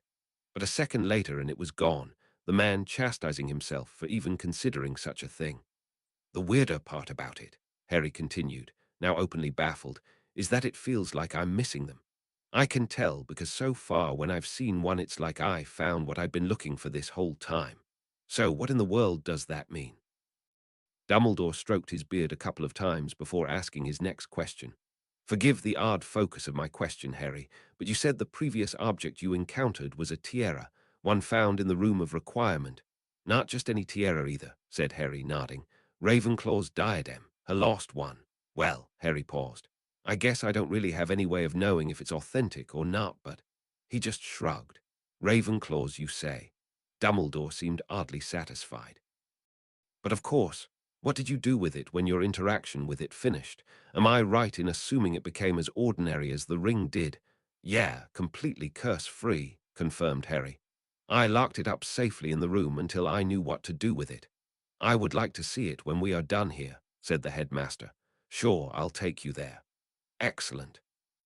Now, if you will allow me to recount what you have told me, as well as pulling together other facts that I know of, Dumbledore cut off, making Harry look at him in confusion before the teen realized that he was actually waiting for the go-ahead. A nod, and the headmaster was off. Last July you were kissed by a dementor which caused a change in your magic, he began. I think that is obvious in itself, even without the magical mishaps you've had since then. You have been developing at an extraordinary rate, even for the rare child with such potential. You can cast spells as well as any adult, a gap which we both know is not small, and yet you are still growing as you normally would, not to mention that you're developing sensory ability. So if the Dementor didn't kiss me, then you think I'd be just like I was at the end of my 4th year? Harry didn't really like the question, but he had to ask it. It wasn't a pleasant idea that his current abilities were all the result of some fluke. Perhaps, admitted the headmaster, but I am certain they would have developed with time anyway. It is just that you were more or less given a head start. Of course, he continued, now smiling, that has nothing to do with your progress. Our magical abilities grow with use, and if anything you have been doing so constantly for the past year, it is without a doubt a positive combination. That's good at least, said Harry with a nod. Indeed, agreed Dumbledore. Now another result of your incident was that your scar stopped hurting, though we've obviously confirmed that the connection between you and Voldemort still exists and is quite strong. The incident with Nagini, it wasn't the only time I'd been connected to him over the year, interrupted Harry. Seeing that Dumbledore was motioning for him to elaborate, he continued. He also contacted me the day of the battle in the Ministry. Some kind of shared mind space. You have not been in any type of contact with him since, correct? At Harry's nod, the headmaster continued. That is, all in all, for the better, I think. Lord Voldemort is a corrosive individual that is better avoided if possible. Now, the next major part of the year was the day you touched the tiara, continued Dumbledore. Considering that I received no word of lightning storms or the like, I'd have to guess that your reaction wasn't nearly as bad as it was this time. You've said as much already, but if you could be a little more precise. Well, began Harry, after I grabbed the tiara I was hit with pain. I was screaming and rolling around on the floor, fighting the thing for my life. It was better with the ring. At least this time I was able to move around. Forgive me for interjecting again, said Dumbledore, but if I recall correctly, you said that the tiara and the ring both called to you, wanting to return, as you put it. Are you sure you felt like it was battling you for your life? Perhaps like it wanted control? Yes, that's what I don't get, said Harry, shaking his head. Anyway, it didn't last that long before won, I suppose. I felt great, not that I was really thinking about it at the time. I was too preoccupied with Luna. I ended up in the hospital wing shortly after, and Poppy gave me a once-over. She asked me how I was, but now that I think about it, she never told me what the results of that diagnostic were. I didn't stick around long enough to find out, he added. Other than that, I was fine. It was nothing like earlier. Stopping at last, Harry looked over at the headmaster, who was watching him with his fingers interlaced, a familiar look on his face. You've got an idea, don't you? He said after a second. It wasn't really a question. Dumbledore gave a small smile at this. I do, and I will share it with you, but let us finish up to the current events. You were eventually contacted by Voldemort about retrieving the prophecy for him, which resulted in the battle at the Ministry. Following that, the next related incident would be the one that happened today, yes. That's right. Good. Now then. Dumbledore broke off for a second before letting out a small breath. Apologies, I hope to prepare you somewhat better for this conversation with a good deal of background information, but it is what it is in the end. After a great deal of research and what I consider credible evidence, I believe that Voldemort has succeeded in creating Horcruxes. Horcruxes, Harry repeated in curiosity. The word was a new one to him. It is old magic, Harry, the headmaster explained. Old and horribly dark in nature. A Horcrux is in essence a vessel that contains a fragment of a person's soul that has been split from the original, placed there for safekeeping. A fragment of a soul.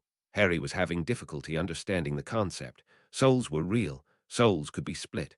How is that even possible? Well, there are acts that can injure a soul, many of which we condemn out of a matter of course. It is not quite as complicated as it seems. But why would anyone want to split their soul? He persisted. That sounds like it would make things worse for you, not better. So what does this have to do with anything? What if I told you that by creating a Horcrux, a person could avoid death, even if they were struck down by the killing curse? Dumbledore waited for a moment as the words settled into the teen, nodding as his eyes went wide. Yes, it was his Horcruxes that saved him on that night. If not then, I have no doubt the rebounded curse would have killed him. Oh, even then, I don't believe they worked the way that he originally intended them to. Are you saying that he can't be killed? Harry's voice was weak, but he couldn't help it. His whole life literally hinged on being able to take Voldemort down, and if the man actually couldn't be killed— No, no, said Dumbledore quickly, shaking his head. Merely harder than most. Before he can be struck down permanently, he must be rendered vulnerable without a single Horcrux tying his existence to this world. A great advantage in battle, certainly, however at a price that we can barely fathom. What kinds of things can you turn into a Horcrux? Asked Harry at once. If he wasn't thinking about targets to take out before, he certainly was now. Anything, admitted Dumbledore, his expression somewhat apologetic. Magical or not. Literally anything, repeated Harry, hopelessness creeping back into his mind. A random stone from the bottom of a river that he threw into the ocean. How can we possibly find them? First of all, while we have a good deal of discussion to get through before we identify any Horcruxes that Voldemort may have made, please believe me when I say that Voldemort would never do such an obviously intelligent thing. He is far too arrogant. This is the soul of Lord Voldemort, Harry.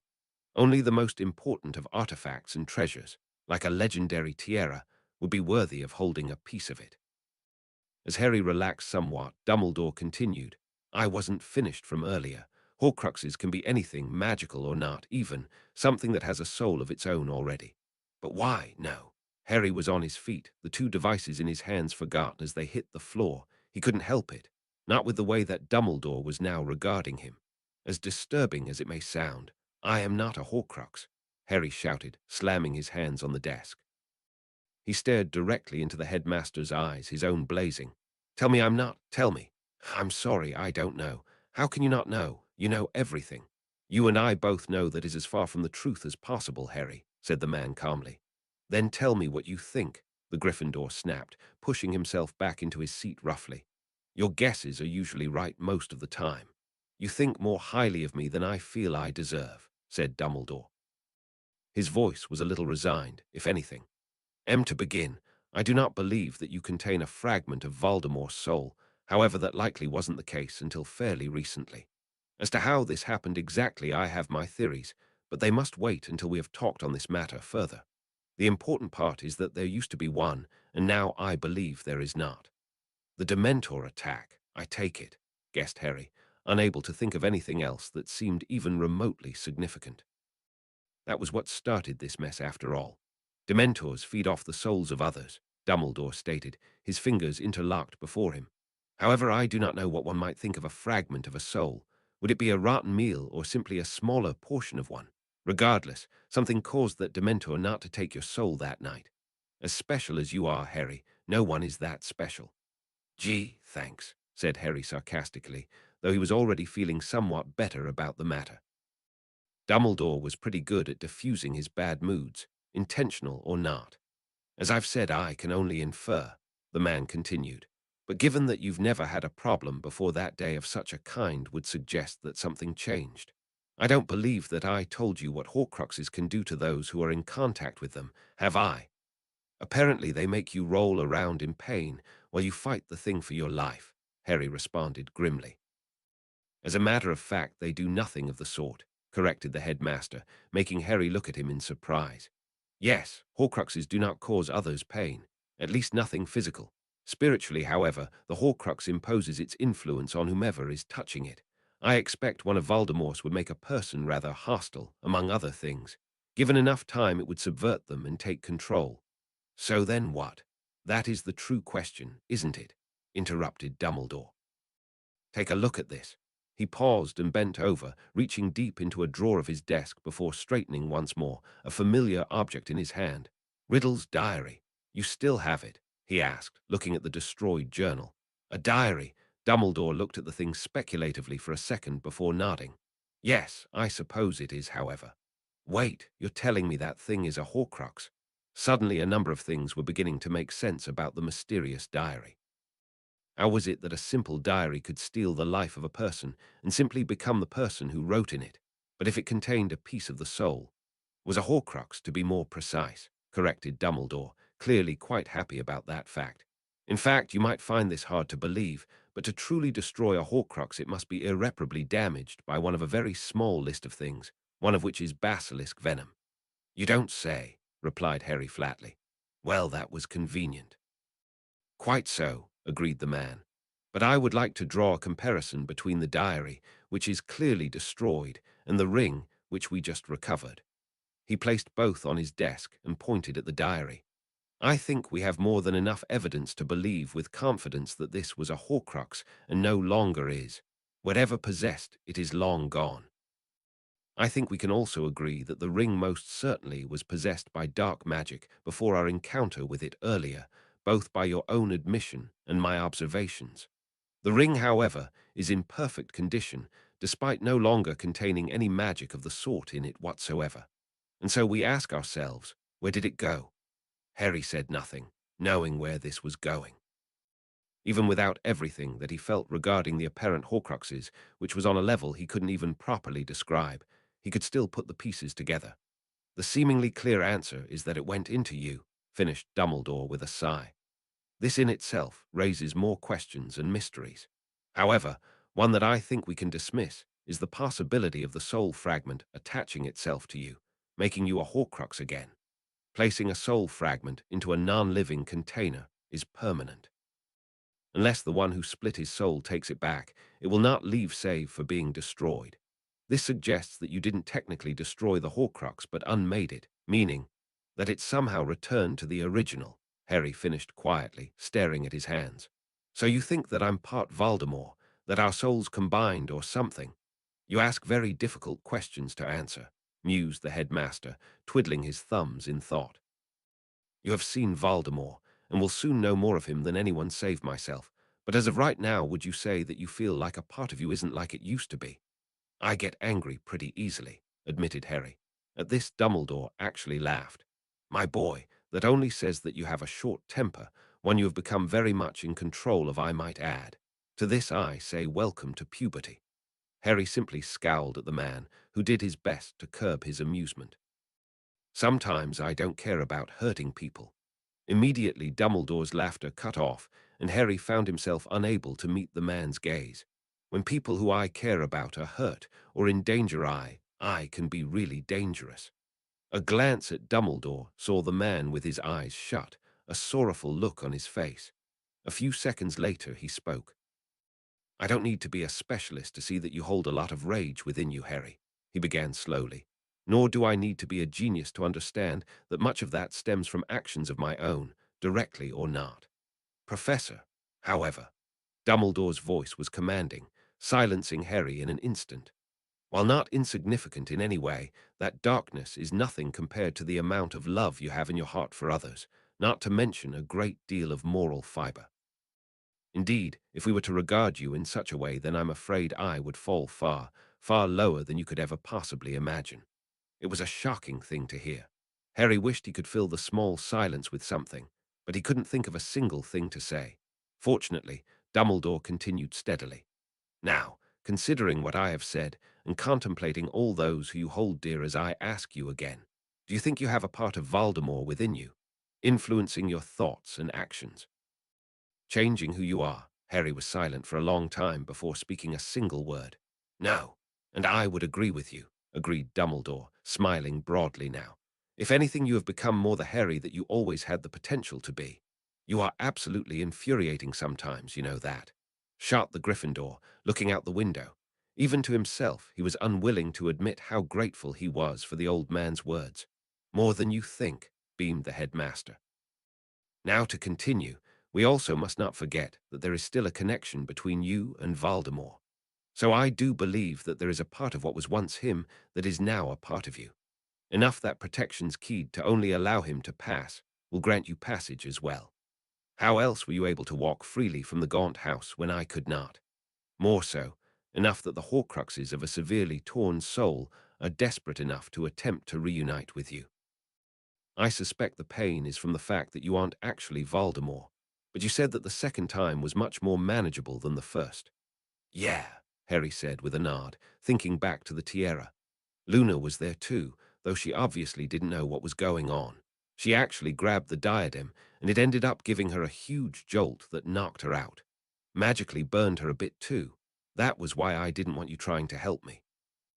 Then it is possible that the more this has happened, the easier it will be if it occurs again, reasoned Dumbledore. Of course, we should avoid it at all costs. Merlin only knows what will happen if this continues. So what about the flaring? Asked Harry, the thought reminding him to pick up the two things he dropped earlier, immediately spurring them into operation by feeding them magic. I know it hasn't been the same each time, but it doesn't matter. It can't be normal, not like the way it's been. Oh, you're quite right, nodded Dumbledore. I do not understand all of what you are going through or why, and that worries me. We will have to keep you checked by Madame Pomfrey periodically. The headmaster watched as his students slowly spaced out, staring out of the window to the side of the office. Harry, are you all right? This is all so hard to take in. He turned back to the elderly man, expression resigned. I take it that there are more Horcruxes than the possible 3 that we've found so far. Yes, I believe that to be the case, Dumbledore nodded, standing up and walking over to the teen. However, I am putting an end to our conversation tonight. Please return home and get some rest. We will continue this tomorrow, and you can show me the diadem then as well. Slowly, Harry got to his feet, walking over to the door of the room before he stopped, one last question on his mind. Won't Voldemort know everything that's been happening?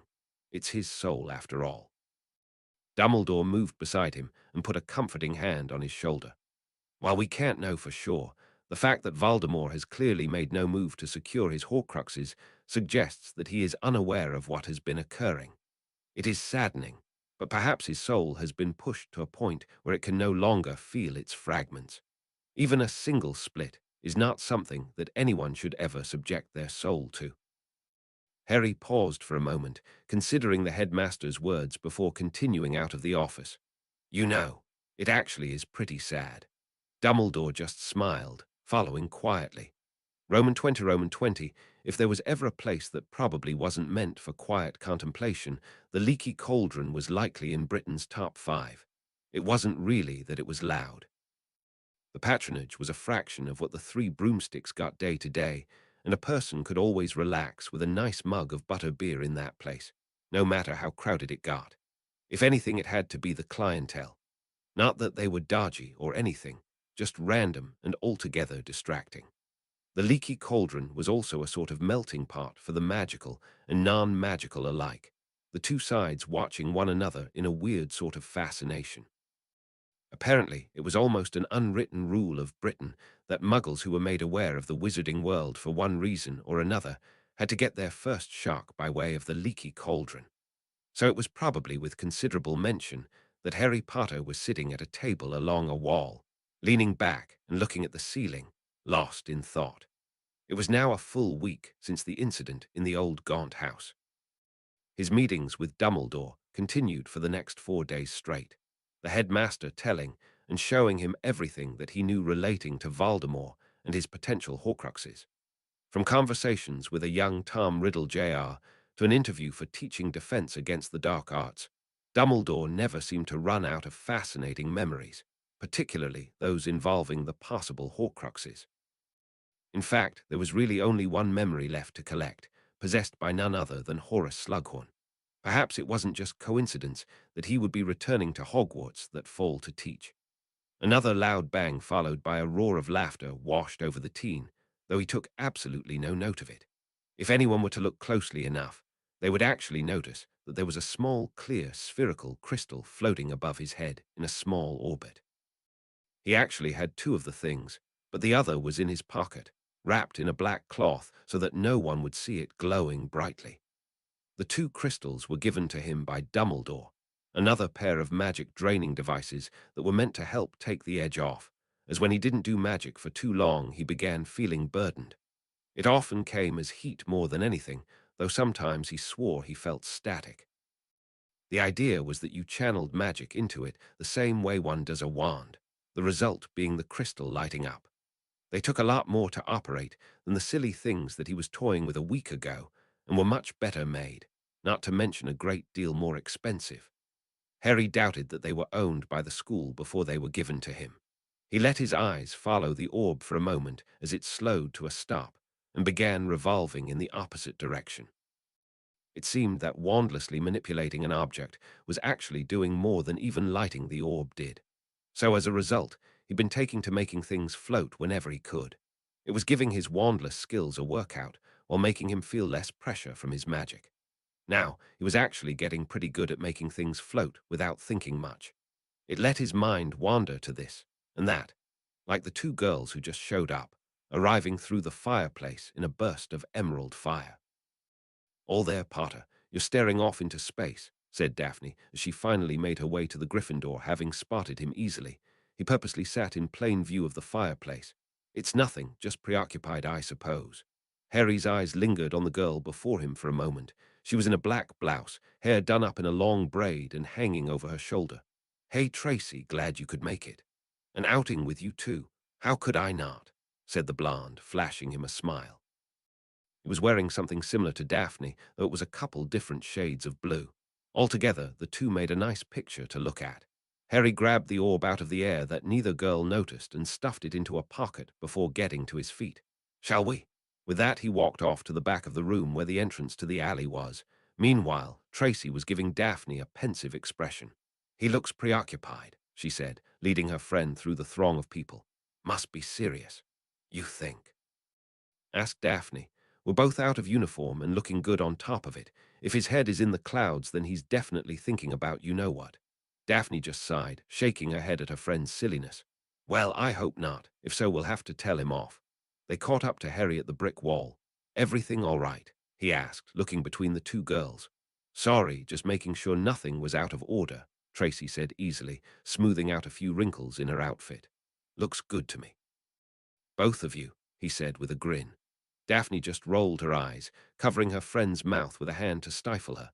"No more out of you, Tracy. Anyway, let's get going.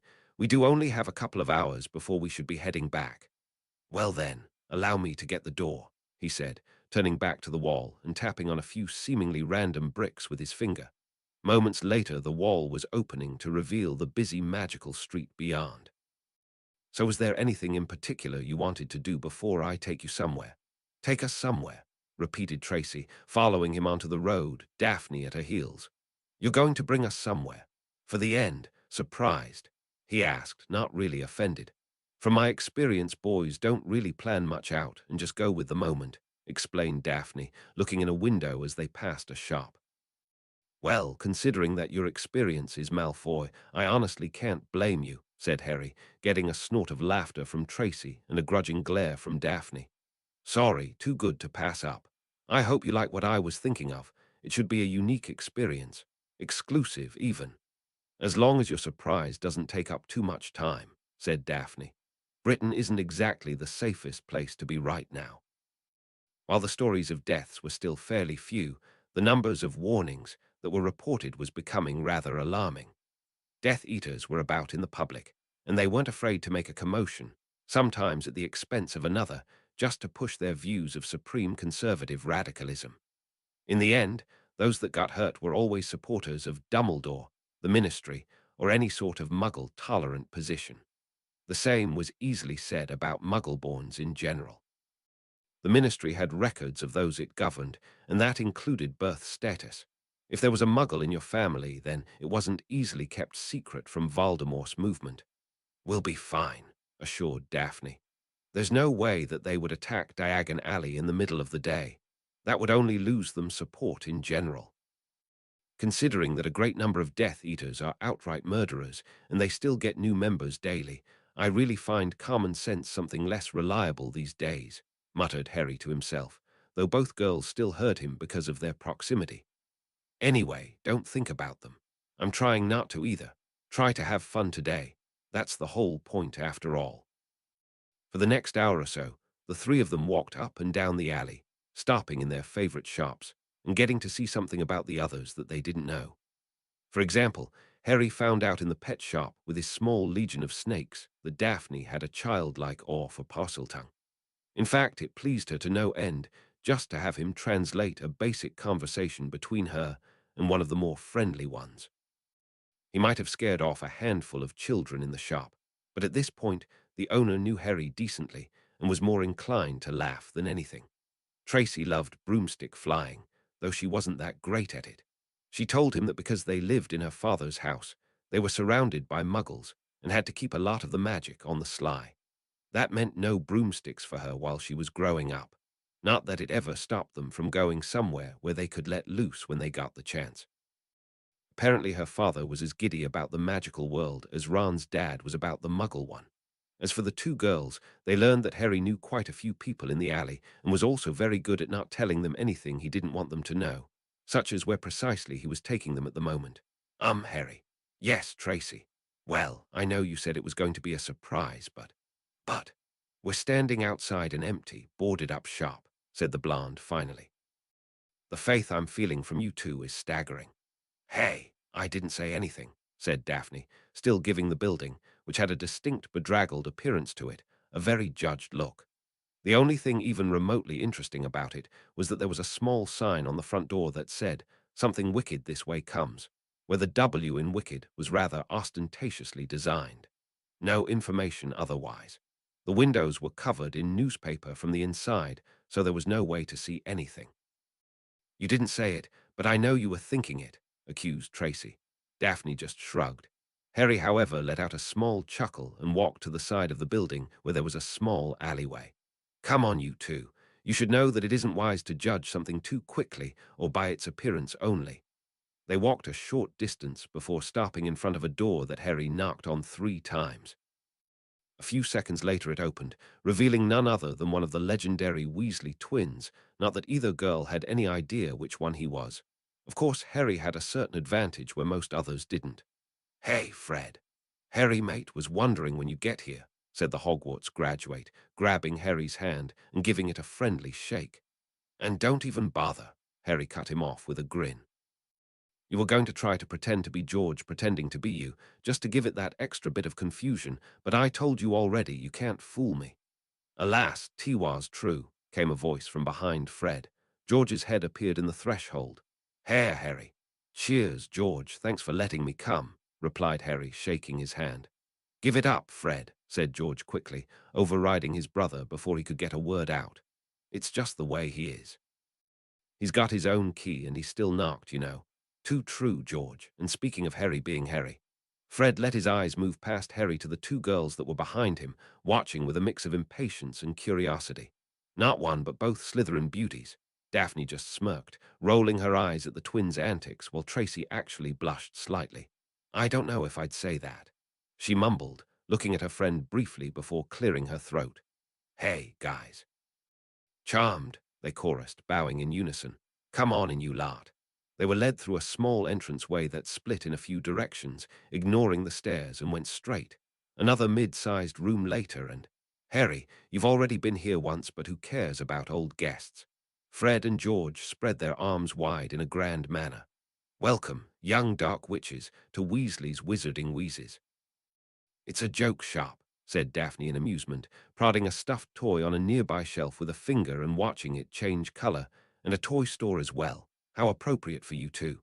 More like perfect, added the blonde, looking around in clear excitement. It was easily as large as Flourish and Blatz, though it felt much larger as areas weren't sectioned off by ceiling-high bookshelves.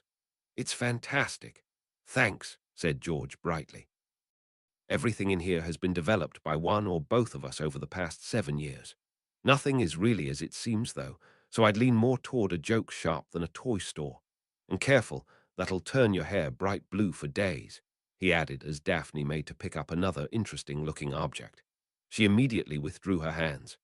Is that why you have so much stuff? Asked Harry. It certainly was a lot of merchandise, considering that they'd only just graduated. Actually, no, explained Fred, beckoning them to follow him. What takes a long time is making sure that whatever we've made works and won't randomly blow up in your face. Unless it's supposed to, added George. Unless it's supposed to, yes, continued Fred. When it comes to making the stuff, it's actually a lot quicker, especially if it's primarily potion components. I suppose charming things takes the most time out of those kinds of steps. But isn't it just you two? Asked Tracy, still taken aback by how much stuff they were passing that was organized and displayed on shelves. She'd been in Zonko's before, and this was just as packed. Sure, magic helped in a big way, but still. It won't be for long, said Fred, shaking his head. Of course, this all depends on how successful our start is. But ideally, we want to hire a couple of people to help run the shop so that George and I can focus on R&D. It's our life, so we don't have any issues putting the time in, but running the shop on top of it all will seriously cut into that. Still, he paused, leaning against the checkout counter with a grin. I won't deny that I'm really excited to do this myself for a bit first. Same here, agreed George, slinging an arm around his shoulder. Now, we're still days from opening, but that doesn't mean the stuff here is off limits to you. We'll let you take one thing each. Just remember to tell people where you got it if they ask. The effect of his words on the girls was immediate. Tracy looked absolutely thrilled, while Daphne looked equally horrified. She put out a hand to grab the blonde, but it was too late, nothing but a gleeful laugh where she'd been a moment before. Now look at what you've done, she said accusingly to the twins. I've been trying to get her to be more mature for years. Daph, get over here, these things are adorable. Oh, but these are just as amazing. You see, she promptly took hold of George's arm and began pulling him off to where Tracy went. You'll help me fix this, or by Merlin, I'll burn your store down. Yes, ma'am, said George with a quick salute. He gave the other two boys a wink over his shoulder before they vanished behind a display and into another aisle. Fred's chuckling immediately became laughter as he caught sight of Harry's face. So sorry. Would you rather she'd grabbed you instead? He teased, elbowing the boy in his side lightly. Harry just ignored the comment. You know, you didn't have to do that. We aren't just in it for the money, you know, said Fred with a small grin. Catching Harry's look, he let out a sigh. All right, you got us. We just wanted to talk to you for a bit while you were here. I know you keep yourself busy most of the time. Is everything all right? Harry asked at once, automatically standing a bit straighter. That's what we wanted to ask you, said the ginger. I can't imagine being the boy who lived is too much fun right now. There's already been an anti-ministry demonstration in the alley and a smaller one protesting Gringotts being run by goblins. What? Really? This was news to him.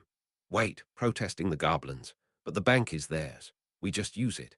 Which is exactly why that one barely got any publicity whatsoever, explained Fred. But now that we live here, it's made us aware of a lot of things that being a student shielded us from. Did you know that Nocturne Alley is over 5 times the size of Diagon Alley? Just goes on and on and on. The only people who know anything about it are the ones who go down there and the shop owners here that have been around for a while. Not like most people talk to either in depth when given the opportunity. All right, but what does that have to do with anything? Asked Harry, not really getting where he was going with this. Guess what I'm trying to say is that it's alarming how many people support so many of Voldemort's ideals, even though he and his followers have actually killed people, especially him, not to mention the other kinds of things the movement is willing to do to achieve them. It's like muggles are lower life forms to them. Harry moved behind the counter and took the solitary seat that was placed there, looking around the store but not really seeing it. People. People are attracted to power, he said finally. It's always been this way and probably always will. It gets people to do crazy things, like you've lost your sense of self and you're a puppet. It's easy to talk about, but different when you experience it from the other end. Fred just gave him a confused look. I get what you're saying, but what are you, the DA? Harry elaborated. I know it's not anything extreme, but that doesn't change it for what it was. I led a group, and you all followed. If I'd been more a person like Voldemort, I wonder how I could have manipulated you all. Harry, George, and I were there because we wanted to be, not because you forced us there. Of course you were, Fred. I'm not saying you weren't, replied Harry easily. But that's not what I was talking about. At the beginning it was because we all wanted to learn something, but why did you keep coming by the end? He leaned forwards, his joviality suddenly shifting to something more unsettling. It's because I'm strong.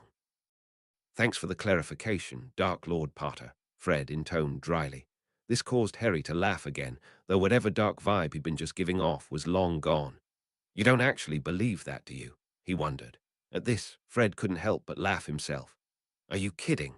You're one of the biggest do-gooders I know, helping old ladies to cross the street and saving little sisters from basilisks. You think George and I would trust you like we do if we thought otherwise? Harry just shook his head, appreciating the words. Though I do wonder why you brought that up, continued Fred, clearly curious. Not often you get serious on me like that.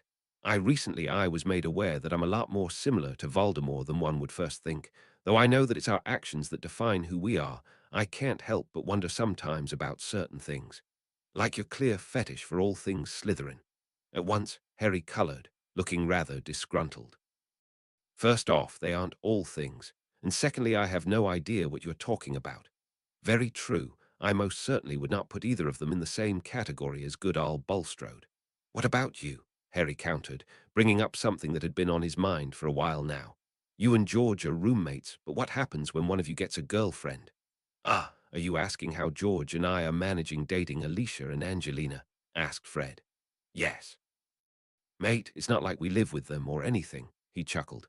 Ah, right, I knew that, said Harry, looking around for something else to talk about and not make himself look like an idiot. Fortunately, he was spared the effort by the arrival of the other three. Find something good, I take it, he asked them. I got a story or a pygmy puff, said Daphne, holding up what looked like a round ball of fluff. Mine is on backorder, explained Tracy, as Harry turned to her with a curious look. After all, she wasn't holding anything. Though I wonder how that's possible considering they haven't been open to sell anything yet, replied Harry suspiciously, though he wasn't going to press the girl if she didn't want to tell him. Fred and George did have a number of products that were marketed primarily for girls.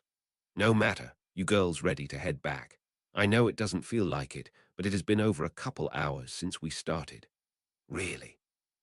Daphne looked at a clock on the wall to see that Harry was indeed right. They spent quite a while simply wandering around. You're right, we should head back to the leaky cauldron. Tracy looked a bit put out, but nodded agreement all the same. Thanks again, you two, said Harry as they saw the three of them out the alley entrance. Tracy and Daphne both nodded their agreement. Not a problem, mate, said Fred. We're opening pretty soon, should be interesting. We've got a nice show planned for the front of the store, added George. We know it looks awful. Just tell me the details and I'll be there, said Harry, waving over his shoulder as he led the way back to the leaky cauldron.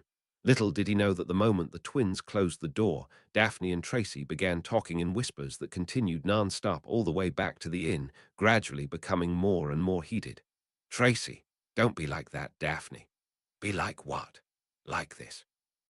You had a good time, right? Of course I did. And you'd like to do it again, yes. Well, yes, but then just say that. Honestly, you're always so difficult about this stuff. That's the thing. How am I supposed to let him know that I want to hang around him more without making it look like I like him? And what's so wrong with that? Everyone in the immediate area gave a small start as the sharp comment rang out over the lull of the crowd. Tracy was blushing, now the center of attention. Daphne just grabbed her friend and pulled her through the small circle of onlookers to catch up with Harry, who was still somewhat ahead of them. Fortunately, he seemed to be distracted still. Tracy, said Daphne after a second. The blonde was pointedly avoiding her gaze. Ah, sorry about that. I don't know. I'm sure you'll come up with something. Daphne's face just fell, mind immediately back on her dilemma. You're no help at all. And so, Tracy ended up watching Daphne in a mixture of amusement and annoyance, as the girl awkwardly said she wouldn't be opposed to doing this again sometime, with which Harry agreed. No matter how she felt now, there was no doubt it was a nice outing. It was just, XX, Tracy, what are you still doing here? Didn't you just leave? I decided to stick around instead, she explained, lightly kicking the floor behind her. Okay, so she just pretended to leave so Daphne would think she headed home. It wasn't like Daphne never did something of the sort behind her back before either. But I thought you couldn't stay out late, argued Harry. Daphne's parents are a little more strict than mine are, she replied with a shrug, crossing the fingers of her right hand behind her back. Since we were just going to stick to the alley, I don't think that Mum will mind as much. I'd rather stay out anyway. The last time we did something like this was back in October. It was a fun day, said Harry with a smile. Well, if you say so, I won't say no. We never got to eat either. 20 minutes, 4 butterbeers, and a smattering of random topic conversation later, the two Hogwarts students were sitting there in silence, soaking up the rowdy atmosphere of the room. Someone pulled out a flute at a certain point, and after that it just became bizarre. I've really got no idea what to think. Sorry, said Tracy in confusion, as Harry scratched his cheek. He was completely absorbed in the dancing cutlery on a nearby table. Admittedly, it was pretty good dancing for a bunch of forks and knives. Daphne, he elaborated. Harsh one second and then almost timid the next, like she can't make up her mind on how to act. At this, the girl smirked. Well, I won't deny you confuse the hell out of her sometimes. She's not used to so much change at once. Don't let it bother you. It's mutual. I mean, are we friends? He let out a sigh. That girl. Honestly, it was at that exact moment that Tom walked over with their food, and Tracy was saved from having to come up with a response. Admittedly, she had none. While they ate in silence, Tracy absently played with a piece of potato, her mind on less than happy thoughts. Thoughts that she believed she squashed ages ago. She was jealous. There was just no other way around it. Jealous of the attention. Tracy knew she was getting insecure again.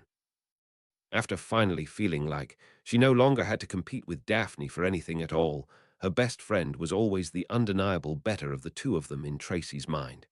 She was prettier, more physically developed, smarter, her family was better off, and she was a pureblood, a quality the Blondes secretly wished she possessed more than anything. Perhaps then her house would fully accept her. But they became friends, and as Daphne insisted, equals.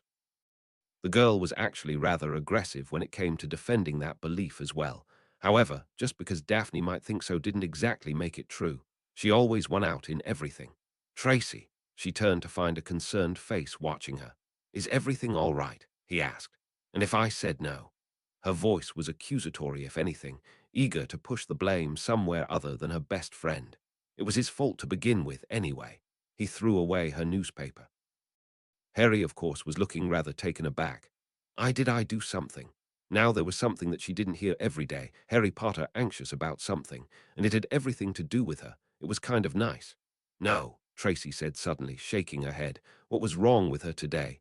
No, Harry, I'm sorry, I didn't mean that. I'm fine, really. Are you sure? I am, she said, shaking her head with a smile. She was the one who was spending time with him now. Stabbing the potato she'd been pushing around her plate, the girl wagged it at him playfully. Let's just do something fun. Roman 20, Roman 20. Now that the minister is here, I would like to begin. We all have work that needs doing anyway. Amelia, I'm not the minister yet, said the man at her right, feeling a little uneasy with the eyes of most of the Department of Magical Law Enforcement locked on him. It wasn't as if they didn't know who was going to be minister, but still. Amos, would you stop being such a stick in the mud about it, said the department head. I'm trying to do a briefing here. I still don't know why they didn't pick you, he muttered, taking the seat set aside for him. They did, I just told them to shove it, she said lightly, causing the man to chuckle. Amelia would always be Amelia. Now, pay attention everyone, as I'm only going to do this once. She pulled her wand and tapped a large blank board that was behind her. Immediately different colored lines appeared, twisting and turning into what momentarily became a picture of an area from above. This is a bird's eye view of the location of the upcoming event. The raising of a new minister is always a big event and naturally needs equally large security. Normally, I wouldn't be so concerned and give this to a couple squads and be done with it. However, considering that we have an extremely able and dangerous dark wizard on our hands who has openly declared his hostility towards the ministry, we need to take more care with this one. Now, she paused to draw a handful of X's at various points. The entire area will have a one-way anti-apparition and portkey ward around it. No one can pop in, but anyone can leave. This will allow all civilians to escape in the event of an attack. It will also allow anyone who invades to run as well, but we need to put the safety of the people first. Now, we'll have people at every access point, as well as the places I've marked. No one runs solo as usual, but this time we'll be keeping to groups of at least 3 apiece. About 50 total hit wizards and auras, with obviously less of the latter. It's not like the old days when the DMLE was at least twice this size. Amelia's words brought frowns all around. As the magical police for an entire country and then some, they were woefully understaffed. There were somewhere around 500 hit wizards at last count, and about a fifth as many auras. The Voldemort situation was putting a strain on an already stretched too thin department as it was. But it was what it was, and they would deal with it like they always. Anyway, continued the woman, looking about. Any questions? We doing this the usual way? Asked one of the senior auras, turning a number of heads from the group, all of which were hit wizards. That's right, confirmed Amelia. What Rollist is referring to is the way that many of the more risky assignments in the Aura office get distributed. Volunteers first, then I pick if I don't get enough. Senior members get priority, and you can't go if you can't handle it. But I know that all of you can do your jobs well, so I won't need to be concerned about that. Now I'll need 40 hit wizards and 10 auras. Scrimgeour will take your names. We'll continue with specifics afterwards. As the large group began to move, Amelia went to take a seat beside the soon-to-be minister. You know, if I didn't know any better, I'd say you looked nervous. I am nervous, Amelia, said Amos, watching the group of people mix about. I still think I'm a terrible choice for minister. If anything, that means you probably are a good choice, countered the woman.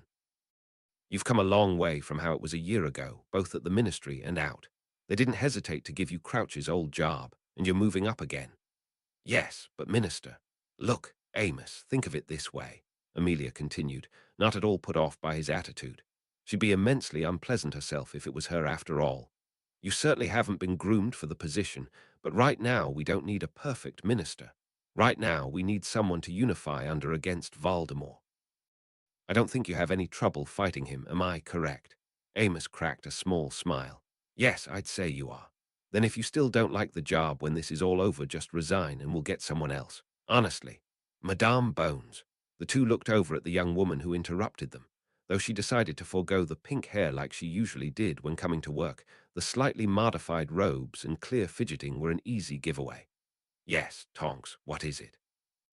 Asked Amelia, eyebrows raised. The girl clearly wanted something. Her momentum was somewhat stalled out, it being obvious the woman was onto her. You wouldn't say no to an extra wand, right? We're spread pretty thin as it is without this thing. True, but at this point, I'd rather trust the safety of the minister and our people to those I trust, rather than look for outside help, she replied automatically. Not that hired hands aren't useful, but we neither have the time nor the funds to find the right ones. I wasn't talking about some merc, said Tonks quickly. You actually know him. This had the department head truly stumped. Someone she knew. Well. Tonks leaned in for a second and whispered something into the woman's ear. Immediately her eyebrows disappeared into her bangs. Absolutely not.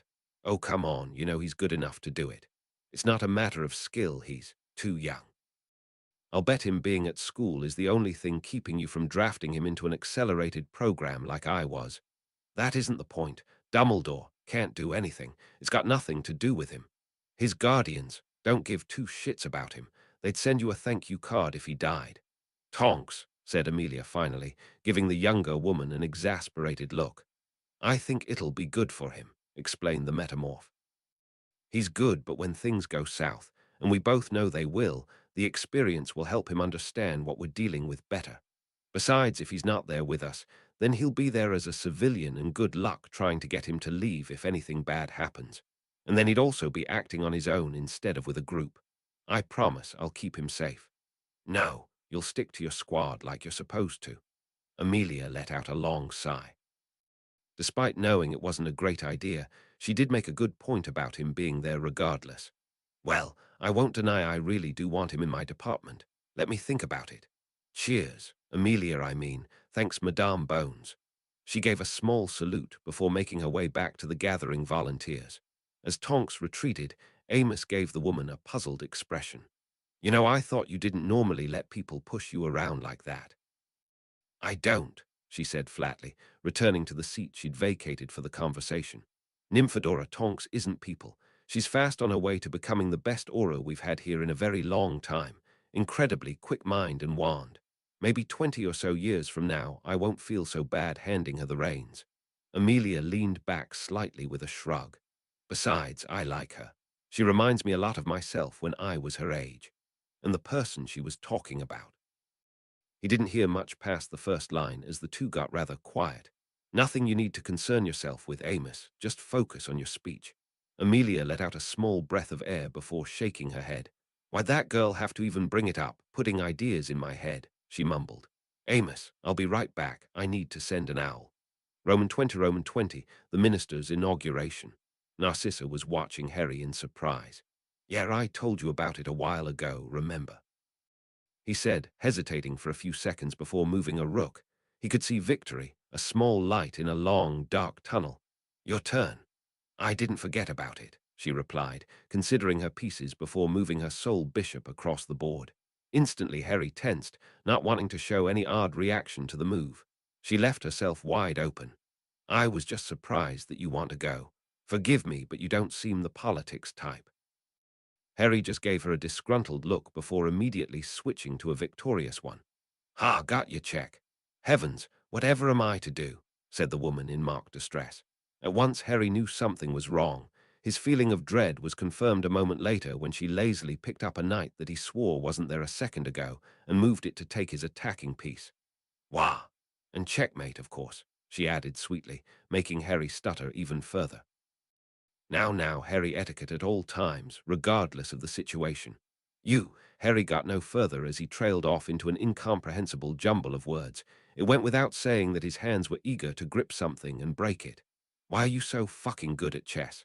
Ow, language, Narcissa chided absently, replacing her wand on the table. But it's unreasonable, he groaned. Can't you just let me win once, for my self-esteem? Were the one who refused to purchase a wizard's chess set. Something that I wanted, so I think that it's fair you don't get something you want, she replied with a small nod. Harry knew she was just playing around with him. She did so many times before this and would probably continue until she decided to leave, whenever that was, and it was never something worth getting all riled up over, despite that he just couldn't help it. That's because the wizard's pieces are all bloody annoying and don't listen to me. You'd think a fresh set would have a little confidence, but no, one look at the boar who lived, and they're ready to pack it all up. He turned to his right with an immensely annoyed expression. And while I'm at it, quit yucking it up over there, or I'll have crying babies painted in with you. Ouch, testy, said a grinning Godric.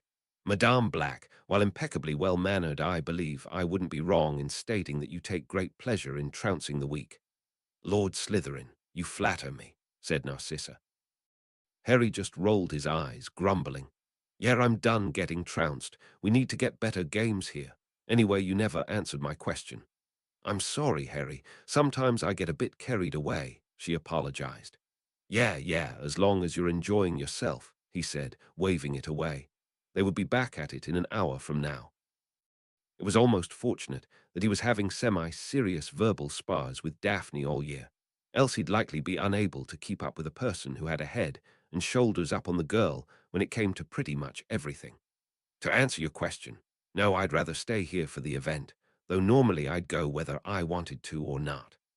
Narcissa waved her wand at the chess pieces, making them all hop back into the box they came in. Besides, I can listen to it on that lovely wireless you bought for me. Harry just shrugged. I told you I'd get you whatever you wanted to keep yourself busy, within reason. It's not like you can just kip out to shop. Well, not like this, she agreed. But as a snake wrapped around your arm, it's been working rather well. Better than I'd imagined for certain. Would you be interested in going out with me again in the next week or so? I'd like to try some new recipes, among other things. Sure, that sounds nice, Harry agreed. The outings that they had, one at the beginning of July and one a couple days before present, were, for lack of a better word, new. Originally, he somewhat shyly suggested the idea as a way to get Narcissa out of the house, and for some fresh air, something he knew she missed though was silent about it. He certainly felt awkward suggesting it, as she was afraid enough as it was about being located by the Death Eaters, not to mention she'd be in snake form just for the added security. It made it easy if they were in contact constantly in case he ever needed to emergency apparate. Also, neither of them were very good at spells that would help disguise the woman. One thing he could do, however, was put a one-way transparency spell on his shirt to allow her to see through his sleeve, though it wasn't without a few amusing miscasts, which just left him apparently topless. To his surprise, she agreed without much hesitation, saying they needed to do a proper food shop anyway. That in itself was a distinctly odd experience. If he strained his memory, he might be able to recall the 1 or 2 times that Petunia was forced to bring him along to a grocery store. One hand on the cart as he was made to keep up in silence. Asking for anything was simply pushing for some kind of punishment later. With Narcissa, however, there was no pressure, no time limit, just walking around talking about breakfast, lunch, dinner, snacks, dessert, drinks, whatever. In very hushed parcel tongue, of course. Have you ever eaten this? That sounds awful. Stuff like that. It was pleasant and, well, normal. Apparently Narcissa enjoyed it enough to want to repeat it, though doing different things. Window shopping and just walking around. She also thanked him for the ride every time they returned to the flat, though Harry knew she was just doing it to tease him. Not that he really minded. Was it really halfway through July? The summer seemed to be passing so quickly. Speaking of being a snake, began Narcissa, snapping Harry out of his thoughts. You've been working on your animagus transformation, haven't you? How has that been going? Well, since you've been helping me, I have to imagine a lot better than if you weren't, he reasoned with a shrug. But I feel stuck, just like I am with the wandless magic. I'm just missing something, you know. Like once I figure it out, I'll be able to do whatever I want. I'm as lost as you are, she admitted, watching him with a frown. It's incredible enough to see you moving about with random objects circling you like planets. You're not even focused on it anymore. Harry spared a glance at the single remaining orb he received from Dumbledore as it slowly made its way around them in a wide orbit, a few feet above their heads. He actually broke the other one by spacing out while pouring magic into it, shattering it into pieces. He ended up sending it back to Dumbledore with an apology, getting a promise to find something sturdier at the earliest convenience. It feels good. I told you I've been getting uncomfortable if I'm not using magic for a while. What he didn't tell the woman was that he was actually somewhat afraid of what was happening to him. While his magic was out of whack frequently over the past year, it always eventually stabilized. Now was no different, but the current stability was enough to cause him minor discomfort and want to levitate something to alleviate the pressure. This time normal wasn't actually normal. That worried him. Was it permanent? Hopefully not. I've been doing some research in the books you've got, but I haven't found anything to help you, said Narcissa. She actually looked rather frustrated. You would think someone's been through the same sort of thing at least once in the past. Well, considering that most of my books are about the history of magic, as opposed to the history of magical humans, I'm not surprised. Harry shrugged. Then we should expand on what you have, the woman said pointedly. As long as we don't go somewhere obscure, I don't mind us stopping to buy books. Harry just smiled and gave a nod. All right, I'm going to go check on Hedwig, then work on my animagus form. Oh, wait, it's my turn to do dinner, right? Narcissa just waved him on, moving to the kitchen. It's all right, I'll cook again. I'll get you when it's done. He thanked her before heading into the entranceway with the spiral steps. The room always made him chuckle due to how over the top it was. Apparently the trunk maker hated climbing ladders, so he never used them. The lid of the trunk opened to his touch, exposing him to the fresh air in the room. He left the window open constantly so that Hedwig could come and go. Also, it let any owls that had mail for him deliver it without any trouble. While wholly pleased with his living space, the only complaint that he really had was that he had no way of sending or receiving mail from within it. No doubt there were ways of having letters moved from inside to out, but that made him feel like the trunk would be less secure.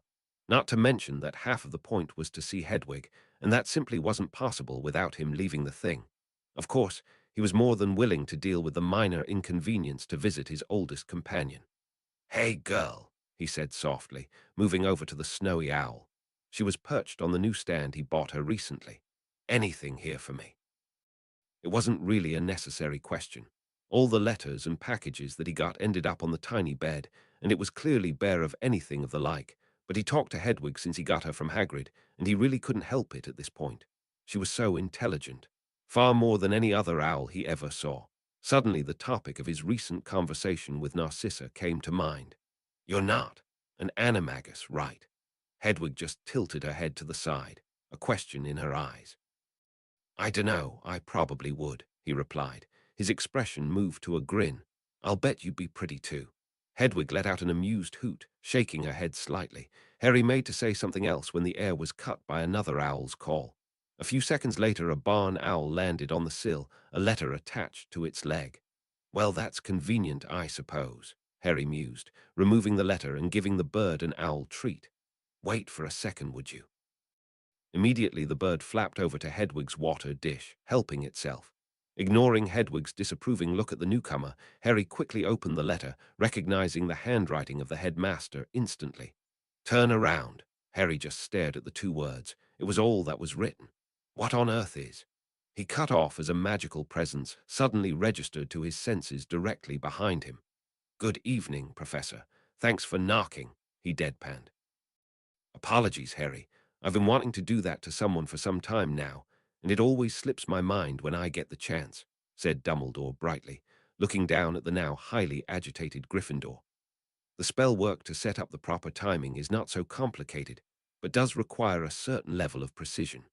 In any case, I promise I won't do it again unless it is an emergency, though in such a situation I doubt that I would have the time to wait for an owl to deliver a letter." "And then, you were saying," interrupted Harry, knowing that this could carry on for many minutes if he let it go. He moved to the trunk and sat on it, apparently waiting patiently for the headmaster to speak, though in reality he was just making sure that Narcissa didn't accidentally exit the trunk in the man's presence. "Yes, forgive me," said Dumbledore quickly. "I was recently contacted by Madame Bones with an interesting proposition regarding yourself. It seemed natural that I get your thoughts on the matter. This isn't going to suck, is it?" Harry replied flatly. He didn't need to contemplate his adventures too much to know that the majority of them had more negatives than positives. Dumbledore simply bowed his head slightly, taking a seat on the bed. "Possibly, but I think you'll be interested regardless." Roman 20, it was with a certain amount of nervousness that Harry watched the crowd of people standing before him. The minister's induction was already underway, with most of the official nonsense washing over him. The short version would be that there was a lot about duty to the ministry and the people, and you really shouldn't be corrupt because things will go to shit so much more easily if you do. Harry really only had one ear to the speaking, though, keeping most of his focus on the immediate area. It was his job, after all. He still didn't fully understand how he ended up in this situation. After all, how many times did the DMLE invite 16-year-olds or someone who'd be one in a week and a half on assignments like this? or like anything, for that matter. Sure, he showed that he was above the average Hogwarts student when it came to dueling, but did that really qualify something like this? She wants me to help with guard duty, Harry repeated incredulously. More or less, said Dumbledore with a nod. Though mainly for a specific reason, I do know that she would like nothing more than to have you align yourself with her department. Good enforcers of the law are hard to come by these days. And that reason is, he asked, merely that since you will be going anyway, in the event something happens, she would rather that you were working with her people from the beginning rather than on your own, explained Dumbledore. And you're okay with that. In the end, it was probably this fact that had Harry confused. Dumbledore, hero of I'll tell you later, champion of keep Harry out of everything, was actually supporting a rather front-lined plan. Not that he'd been like that at all recently, but old habits die hard. I am on the fence, he said finally, tugging lightly on his beard. However, if we are to play the game properly, then you must be prepared. It will be a good experience for you, despite the potential risks. So you do think there will be an attack, said Harry slowly. Perhaps, perhaps not, Dumbledore shrugged. While Voldemort is regaining the numbers he wants, the competence of his force is severely lacking. As little as he cares for anyone but himself, he would not waste resources in a fruitless battle. So I'm just going to stand there and look tough. Harry, battle is not the only thing that you need to learn, nor is it the most important in the end. One day, you will see that I am right. Yeah, the day I share a plate of biscuits with Voldemort over tea to settle our differences, I'll be sure to remember that. And so he agreed in the end. Not that he wouldn't have. It was either that or stay home, and the possibility of a Death Eater attack pretty much made his choice for him. He'd always go when he might be able to do something. Of course, at the moment that something was turning out to be a whole lot of nothing. Everyone who entered the warehouse-sized building was searched and scanned by dark detectors. The one-way apparition ward was working perfectly. Nothing to do but listen to the handful of speeches and sip from his flask of nasty yellow polyjuice. For the purpose of keeping Harry Potter out of the light, he'd been provided with essentially 3 to 4 hours worth of being someone else. An Azkaban guard named Ross, apparently. He wasn't told much more than that. The point was that the man was pretty short and thin, which meant that he'd be able to function normally while under the effects of the potion. He could still remember how cumbersome moving around as Crabbe and Goyle were for Ron and himself in their second year. They've got potions to regrow bones overnight, and it's too much trouble to get a decent flavor out of something basic. He grumbled after taking a swig, stowing the flask in an inside pocket. The story was that it was a light potion for his health. To his right, one of his two partners let out a short chuckle. He was a middle-aged guy with a medium build, complete with an easy-going attitude. It was too much to wish that he would be teamed up with Tonks for the operation. She wasn't difficult to miss, as she was on the stage with the other important people. He was more or less in the far back. Too true, mate. My wife is into coming up with homemade remedies for simple things, and she has me testing them out all the time. I'm still surprised I have a sense of taste. Sure she isn't just trying to poison you? Asked Harry, provoking a bark of laughter that was quickly stifled as everyone in the vicinity turned at the noise. There was still a speech happening after all. The third of their three-man group just shook his head and kept an eye on the people. She might at that, he replied, keeping his voice low. They both returned to looking over the crowd at the new minister who was currently giving his speech. Amos Diggory. That was a fairly large surprise for Harry when he found out. The last time he saw the guy was right after Cedric's death, where he was thanked for returning the body to them. If the country needed someone who held a hatred for Voldemort, then they definitely got it. I know that we have entered into another difficult time, Amos was saying, eyes moving over the crowd with a serious look. He, who must not be named, took much from this country decades ago and continues to do so today. My own son, Cedric, was unable to be here due to the actions of that man. I will not rest until the people have nothing to fear from dark wizards and their terror. I only ask that you have hope and put your faith in one another and the ministry as we all help each other through the coming months. Thank you. Harry joined in the applause, still only half listening. The talk about Voldemort was very brief throughout the entire event, but the message was the same. If he wants a war, then he'd get one. The ministry will fall. Amos paused, turning to where the shout originated from, the very center of the crowd. There was no way that they could stop him from where they were. They'd hit a civilian without fail. The Dark Lord will purge this country of blood traitors, mudbloods, and the muggle filth you all love so much, he shouted. For my lord. Harry almost took a step back, as the cry was repeated numerous times within the room, just as spells began flying in every direction from seemingly random places in the crowd, at least a quarter of them aiming directly at the new minister. That was the last thing that Harry knew before everyone began moving at once. In 1 second, everything went from fine to absolute hell. Screaming, spellcasting, and the cracking sounds of a constant stream of disapparation. Probably the only positive thing that was happening was that every second there were less and less people in the large room. Avada Kedavra. Harry only just heard the shouted spell over the chaos, though he had no idea where it came from. Panicking, he dropped to the ground, only for his laughing partner from earlier to collapse on top of him like a sack of bricks a moment later, trapping him. He struggled for a second before tugging his wand free and aiming it at the only Death Eater he could make out nearby. The quickly conjured mask was a dead giveaway, not to mention he was laughing and casting random spells into the thinning crowd. A second later he buckled as the stunner caught him in the side, followed by ropes to bind him.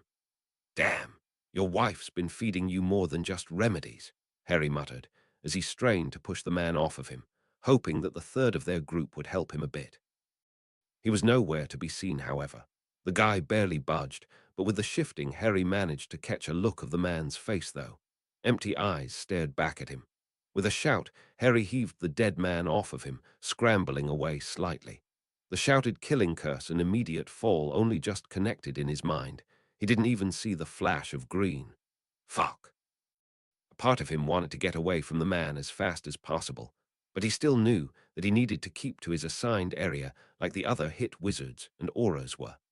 A flash of light drew his attention to his missing partner, who was helping out another hit wizard from a nearby group. Of course, these thoughts were nothing to the fact that Harry failed to keep his other partner safe. He was the one positioned in the middle of the group, after all. And the man, why couldn't he remember the guy's name? Harry's eyes fell on a Death Eater nearby, finally ready to take as many of them down as possible. Almost all of the civilians escaped by now, the injured and dead lying about as Death Eaters and Ministry fought. The Death Eater only looked at him for a moment before shooting a flare at the ceiling with his wand. A second later, every Death Eater disapparated, bringing the battle to a rather abrupt halt, throwing everyone off. Wah! Get back here, you bastards! Shouted Tonks, looking about frantically as if hoping that one stayed behind. I'll kill every single one of you. Enough! Snapped someone to her right. Harry didn't need to be able to see who it was to know that Scrimgeour. Tonks, calm down. We need to tend the injured. Get some healers in here. I need 6 or 7 of you who are by the entrance to take guard outside. Harry didn't immediately react as people began to move around. He was still taking in everything with a sort of blank expression. With the room mostly empty, he could now see that most of the people who were on the ground were still moving about as opposed to dead like he'd originally feared.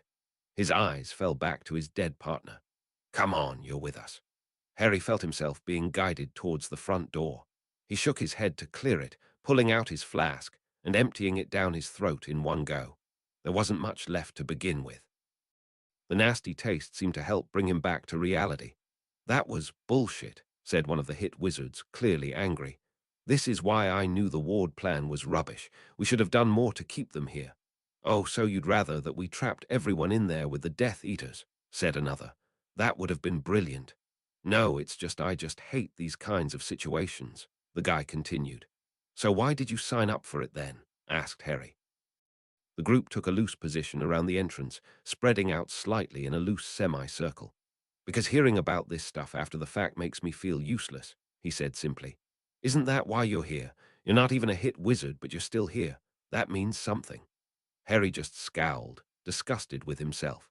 And a guy I was grouped with got picked off before I could do anything about it. If I was better, his wife might have gotten to eat dinner with him tonight. They were all silent at this. The outside of the building was completely quiet, the only source of sound coming from within. The entire area had a number of muggle-repelling charms around it, much like the Quidditch World Cup, though of course it was only a fraction of the size. The silence was suddenly interrupted by a large portkey in of healers. Everyone on guard went for their wands, but stopped when they saw Scrimgeour with them. He must have left earlier. At the exact same time, someone from the inside walked out to meet them. "Report," said Scrimgeour. "We're down 4 hit wizards," replied the woman immediately. "A number of them need healing. All auras accounted for and uninjured, including," she paused with a glance for Harry, 30 civilians with injuries, but no deaths.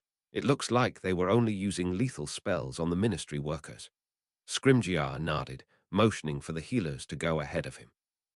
As they filed into the building, he said, "It makes sense.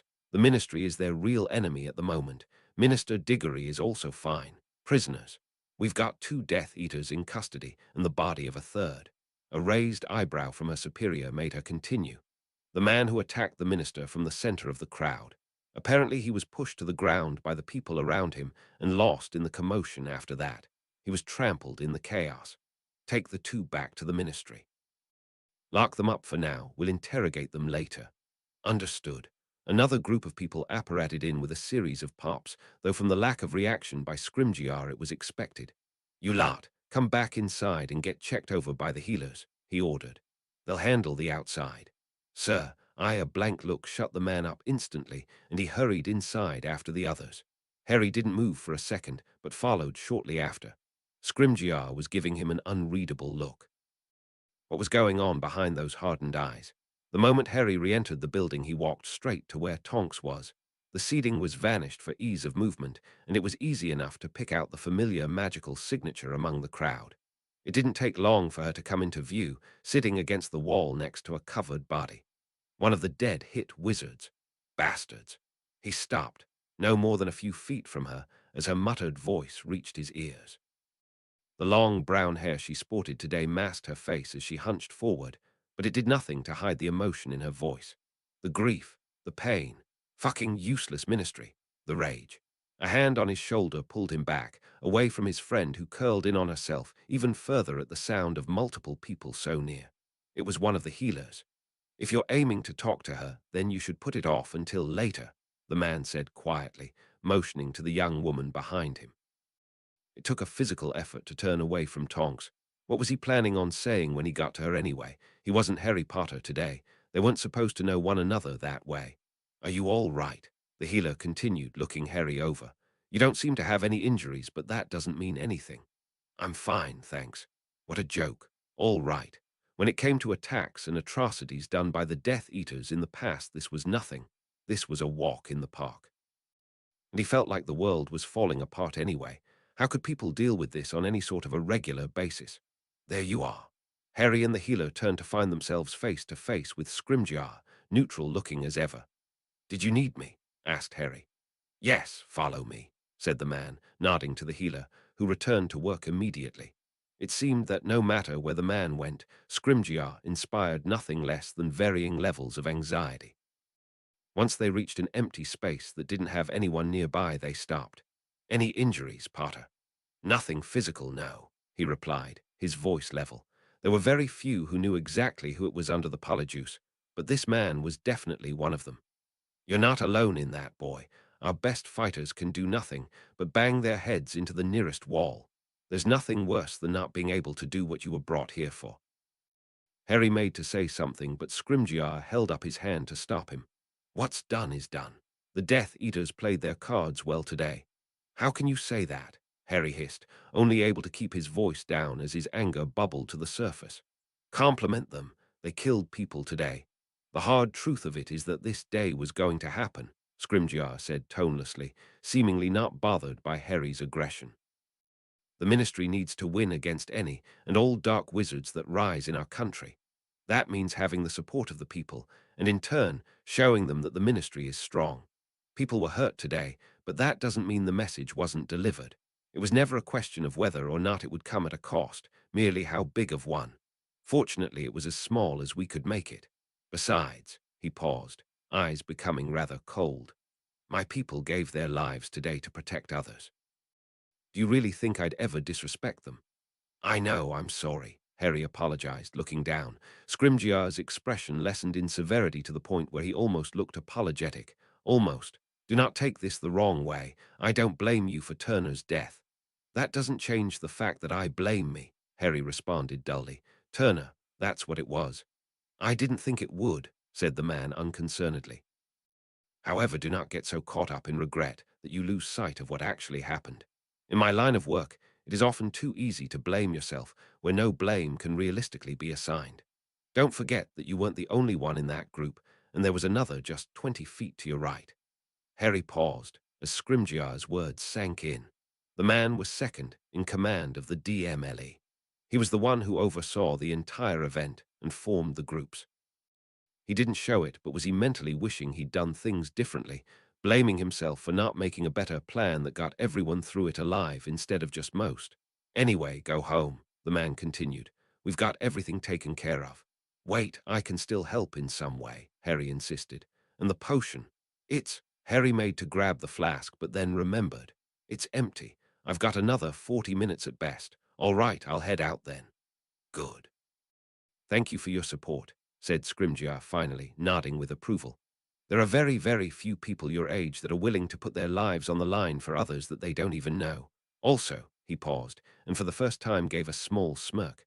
I'm still very interested in seeing you duel again. We'll be in touch when we might have a more straightforward battle. You will get your justice, Potter. Ah, right, said Harry, a little thrown by that last bit. Well, Dumbledore did say that there were people who wanted to sink their hooks into him. Until then. Scrimgeour nodded once before turning and walking away, leaving Harry to his own thoughts. XX, it was a few hours later that Harry returned to number 4. He waited out the Polyjuice in a secluded area before walking around Diagon Alley, listening to the gossip about the attack on the event and thinking about what happened. It was amazing how quickly things spread like that. Of course, the entire thing was broadcast over the Wizarding wireless. In the end, he decided that Scrimgeour was right. The situation was the best it could have been, and they were lucky not to have lost more people. He shouldn't blame himself for something like that. Still, it was hard. Harry was halfway through his greeting when he was caught up in a desperate hug. He was so surprised by it that it took him another full second to realize that it was Narcissa who was holding him, although there was obviously no one else it could be. Another few seconds, and he started to decipher the constant run-on sentence that she was speaking. Didn't know what to think when the attack happened over the wireless, and I know that people were able to easily escape, but you didn't come home for hours, and I had no way of knowing if you were hurt or not, and I knew that you'd fight them if they attacked, so I just... She cut off and pulled back slightly to take his features in. Are you hurt? It would be like you to run off without getting treatment. No, hang on. What do you mean by that? But Narcissa wasn't even listening, holding his face tenderly. Finally, she let out a breath of relief, pulling him back into a very warm hug. Thank Merlin, she muttered. Harry hesitated for a moment before letting out a small breath, his body relaxing. It was actually pretty nice, being worried over like this. And the hug, he supposed. Another new thing to add to the list that living with the woman started. On instinct, he ducked down the moment she let go of him, allowing her fist to pass through the empty air above him. It wasn't exactly the first time. You a bloody idiot. Please, Narcissa. Don't you please Narcissa me, she growled, hand reaching for her wand. You're eventually just going to get yourself killed doing something else stupid and give me a panic attack in the process. Why, wait. I thought the whole point was that I'm finally safe, he said in alarm, ducking behind the couch. He expected her to chase him, but after a few seconds of silence, he poked his head back up. Narcissa was standing where she'd been earlier, her face in her hands. I'm sorry, I'm a bit of a mess right now. I'm going to head to bed. Harry watched as she walked out of the room and into the hall, the door of the bedroom clicking shut gently behind her. Did I do something? He asked the room at large. She was simply scared, Harry, said Rowena, letting out a small breath. The founders remained silent through the entire encounter, exchanging mixed expressions. Scared you wouldn't be coming back. So were we, for that matter. It was still such an unfamiliar concept to be wrapping his head around, for her to care that much. I know your battles with this Dark Lord and his followers are unavoidable, said Salazar, but try not to leave those who care about you in the dark when it comes down to it. We will worry regardless, but at least one way causes less distress. Yeah. Harry took another look at the closed door before moving to the kitchen, eager for a butter beer or two. Roman 20, Harry let out a small groan as he sat up fully, staring at his reflection in the mirror on the wall. Was his hair getting longer by a little? It never seemed to change length, regardless of how much time passed. Bazaar didn't even begin to cover it. It was only a few days until he'd be back at the castle and able to see Stella. It went without saying that he missed her heavily, but that wasn't the only thing. The mystery surrounding who and what exactly she was still circled his thoughts, and he'd finally be able to make some progress the moment he got back. That wasn't even mentioning the interest he'd been developing steadily for Helga Hufflepuff. Every time she came up in a conversation with the founders, they reacted so peculiarly, especially Rowena. Something was up there, and he was going to find out what. Pushing himself off the edge of the bed, Harry held out his hand as his shirt zipped over from the nearby chair, allowing him to put it on. The remainder of his clothing followed in a similar way. Wandless manipulation was something of an old hat for him by now. He still had Narcissa holding onto his wand for him, except for the rare occasions that he'd needed it, and being forced to rely on wandless magic when he wanted to do any magic at all really taught him a lot. Casting spells just didn't happen wandlessly. He'd given up trying to do it as it just made him frustrated. He swore he could feel the magic build, but after that it did nothing. That was another thing he was becoming rapidly more familiar with, the feel of his own magic moving through himself. There was really no way to describe it, but he knew what it was. Harry suddenly braced himself against the nearby wall, clenching his teeth in pain as he felt his magic surge. It lasted only for a moment before it was gone, though, allowing him to take a few deep breaths to steady himself. That was the second time such a thing happened to him since the incident with the ring. The first happened the day before the minister's induction, just as quick, just as painful, and just as odd. Normally he wouldn't be bothered by something that could just as easily have been a muscle cramp, but this was magical, and considering what was happening to him lately, he was a bit more paranoid than usual. "Good morning, Harry." Narcissa smiled at him over her shoulder, poking away at a pan with her wand. He tried to get her to let him take breakfast duty once in a while, but she insisted that she rather enjoyed making it, so he let the matter drop. "Morning," he replied, waving a greeting at the founders. Moving beside the woman, Harry looked in the pan and then over at the table where a great deal of food was already laid out. "You know, these meals have been getting a bit bigger lately, don't you think?" "Well, so have you," she replied with a chuckle. "I'm pretty sure you've picked up an inch, or three." The fact that 2 days ago she went with him to buy a great deal of new clothing definitely supported the latter. It was an exhausting experience. They moved around so much he didn't even have time to be insecure about the whole thing. "I blame those potions," said Harry, moving to the fridge. Narcissa just let out a happy sigh, apparently not listening to him. "Boys grow up so fast, and I do hope you're reaching for the milk, Harry James Potter." Harry's hand froze a few inches from an ice-cold bottle of butterbeer. "Damn. Of course it is," he said, grabbing the milk. What was it with his full name invoking fear? "I won't deny, though, those potions you've been taking probably did add a little extra," Narcissa continued, bringing the final piece of breakfast to the table and sitting down. "You eat better than you used to. It's noticeable to me, at least. You should be done with them about now, right?" "Tomorrow, actually," nodded Harry, piling food onto his plate. "I just hope I don't have any after effects when I stop taking them. It's not hard to become dependent on things when you take them for a while." "I highly doubt that Severus would have given you something addictive," Narcissa said with amusement. They carried out the remainder of the meal in comfortable silence. Narcissa focused her attention on the day's profit, while Harry let his mind wander. It was only after they finished and were cleaning up that Narcissa spoke again. "So, what are your plans for the day? More animagus practice? You did swear you'd figure it out before school started up, and you've only got a few days left." "Actually, I did," said Harry with a grin, not at all displeased with the shocked look the woman was giving him. "4 days ago, I just didn't say anything." Well, what are you waiting for?" she said impatiently. "Let's see it." Another time I'm on a tight schedule," Harry evaded, darting over to the entranceway and pulling on his shoes. "I'll be back later. Lots to do, you know." "That boy," Narcissa sighed, watching him go. "I'll bet he did something ridiculous again." "He's never been one to lie, though," said Salazar with a contemplative frown. "Perhaps he's embarrassed," suggested Rowena. They were all silent for a moment then. "Bets on his animal. posed Godric, making the other three grin. XX, Harry, I'm going to give you advice that I think you should really take. When a girl invites you over to her house, you don't go directly to the hammock in her backyard before anything else. At least tell me I look nice today. Hermione, you look nice every day. Besides, you didn't invite me over because you wanted to see me. You just want me to do magic for you, Harry accused, his eyes still focused on the high branches of the tree the hammock was attached to. It was a beautiful day. That's not true, she defended, standing next to him with her arms crossed. I haven't seen you all summer. Speaking of, she looked him up and down, much the way when she first saw him. Mind telling me why you've grown more than Ron usually does? It's not that much, Hermione, Harry said, shaking his head. I'm sure Ron is 6 feet tall by now, though. Well, no, I suppose not, but you do look a little different. It suits you. Right back at you, he responded with a grin. Hermione didn't get much taller, but she'd definitely grown in other areas. She was almost a year older than him after all, so it made sense that she was a bit more developed than her classmates. Of course, there were exceptions to the rule like Susan Bones and Millicent Bulstrode.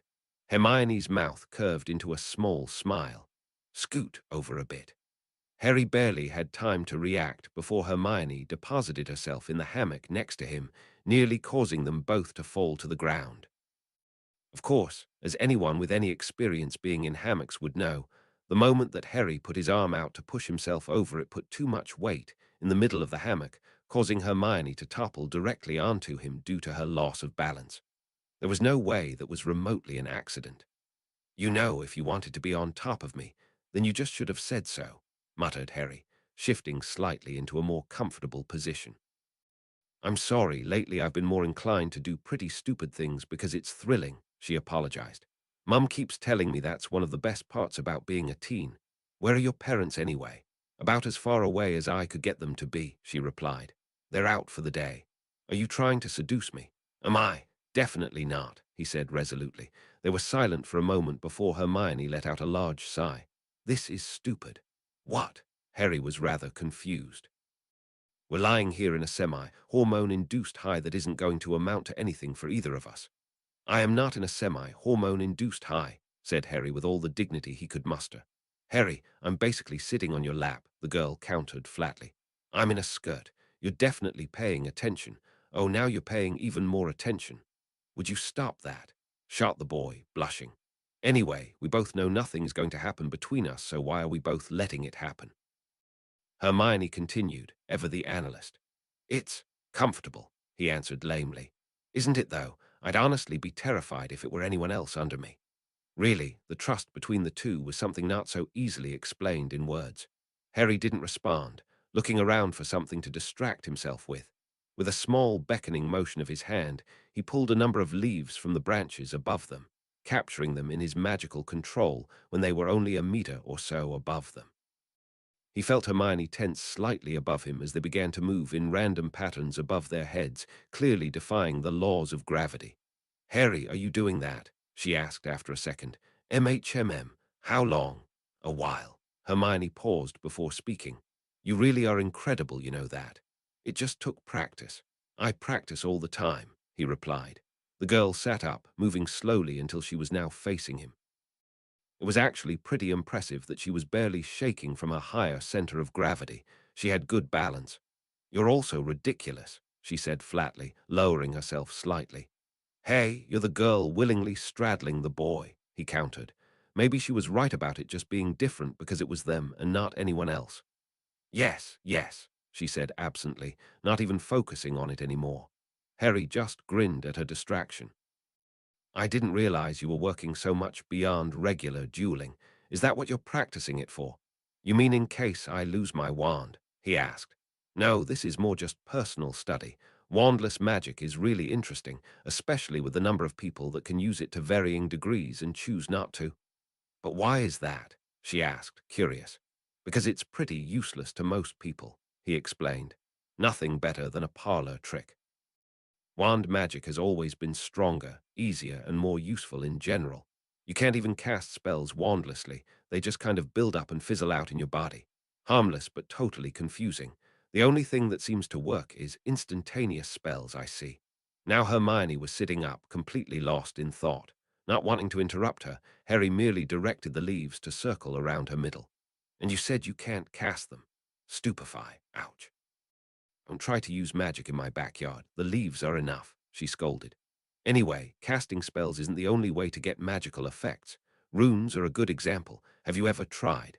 I dunno, touching something while trying to cast one of those spells. Seeing Harry's blank look, she continued. I mean, the wand doesn't make the magic we do, so it must work some way without a wand. Aye, but she got no further as she suddenly collapsed forwards, unconscious, Harry's hand resting on her thigh. The sudden fall completely threw off the balance they'd been maintaining, and both were unceremoniously dumped on the grass below. Cursing, Harry immediately put a hand on her shoulder, shaking her lightly with the hope he didn't stun her too badly. Fortunately, the wandless spell looked to have been very weak, as not a moment later Hermione groaned, her eyes fluttering open. Harry, what happened? Why are we on the ground? Harry was barely paying attention anymore. Hermione was fine, and he got an answer to his problem. And what an obnoxiously simple answer it was. How didn't he test it all this time? He was so happy he could kiss her. Hermione, you're brilliant. I just focused and touched your leg. There was just this feeling, and he trailed off. What? Hermione was giving him a rather stunned look, fingertips to her lips. You just... Harry blinked, touching his own lips for a second. Oh, damn it. Roman 20, you have no idea how awkward it was. Serious. Harry groaned, chin resting on his crossed arms. The kitchen table at 12 Grimmauld Place was as sympathetic as it ever was. Especially after that whole time on the hammock. We were just fooling around. It wasn't anything serious. No idea. You really think I don't remember what it was like to be a teen? Said his godfather, highly amused by the whole conversation. You know, I used to be down on myself about not being able to help you out like your dad would have. Well, I'm more than pleased to say that James would have been the absolute worst person to go to for girl advice. He really only ever thought about one.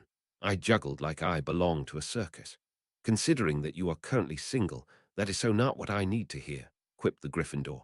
Hey, I was in Azkaban, so that doesn't count at all. Excuses. So what are you going to do about it? Harry just sighed. Nothing, I don't know. Just don't avoid her, Sirius warned him. Sirius, she's the closest friend I have, said Harry with a sigh. I wouldn't lose that for anything. Well, at least you understand that much, said the man, patting Harry on the back. Did you stay much longer after it happened, or did you run as fast as possible? Stayed until dinner. I promised her I'd spend the day with her, he shrugged, ignoring Sirius' raised eyebrows. Nothing happened, relax, you mutt. All right, I'll stop, chuckled Sirius, holding up his hands in surrender. Anyway, you said you wanted a favor. Yeah. He broke off as his main purpose came back to mind. This wasn't going to be easy, but tomorrow was the 31st. He was out of time. I need you to make me a portkey somewhere. Roman 20 cold. That was the first thing he noticed when he gained his bearings. Portkey travel was still the most disorienting of them all for him.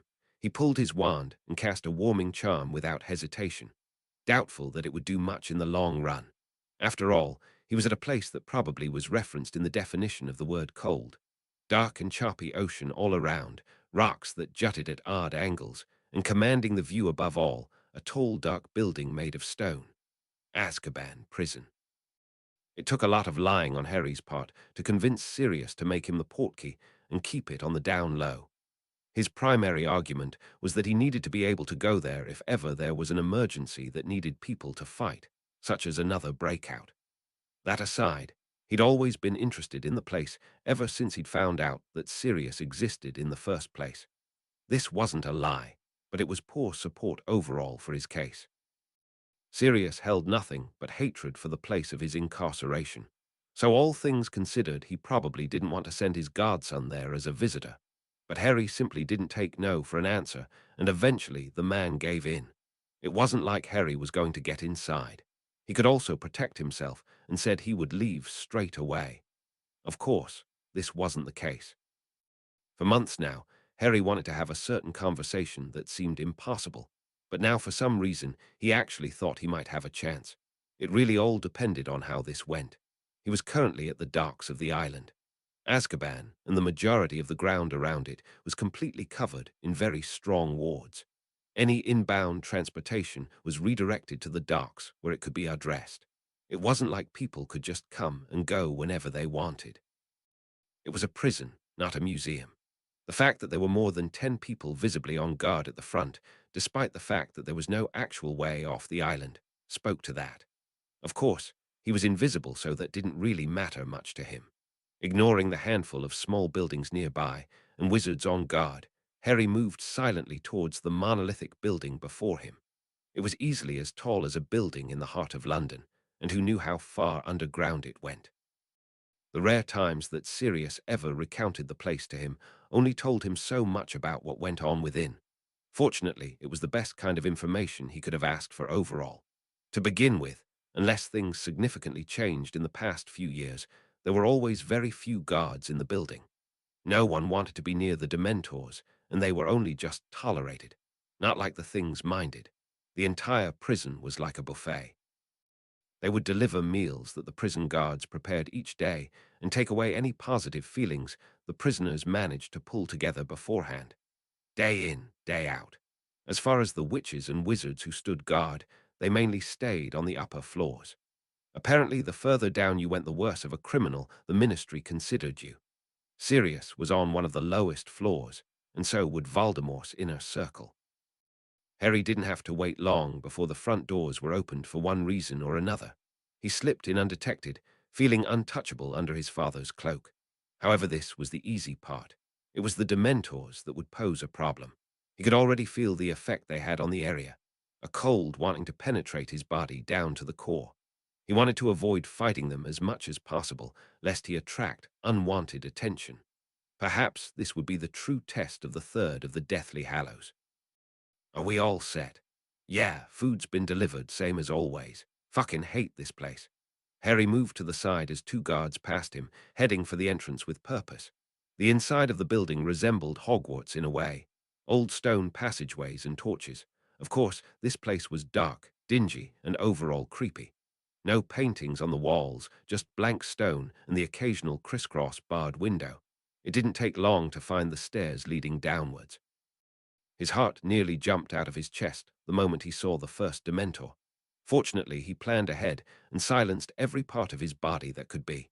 They were truly terrifying creatures to be around. Only his prior experience being around them made him able to do this. The thing was moving away from him, unaware of his presence.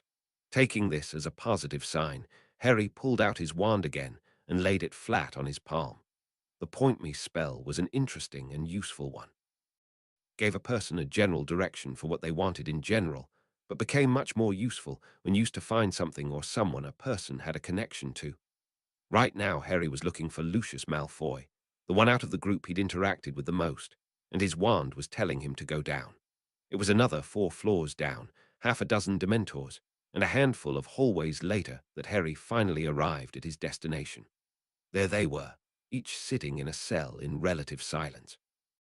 One was sobbing quietly. Another was drawing on the back wall with something. A rock, maybe. Harry supposed the guards really didn't care if one of the prisoners hurt themselves. Less prisoners would be less of a hassle after all. A tap of his wand cancelled the silencing charms, and he pulled the cloak off of his body, finally able to stand up normally as the jaw of a man who just realized a person materialized out of nothing before him dropped. Good evening, Lucius Malfoy. XX Potter. Malfoy's voice, rough from misuse, was loud despite being a harsh whisper. At this, every one of the Death Eaters was at their cell doors, looking out at the teen who appeared from nowhere. The one and only, he said with a small bow. I'm here to break you all out. What? Harry only held on for a few seconds before bursting out in laughter, cutting off all the cries of shock. That was too good to pass up. I think I'll use that one for a patroness.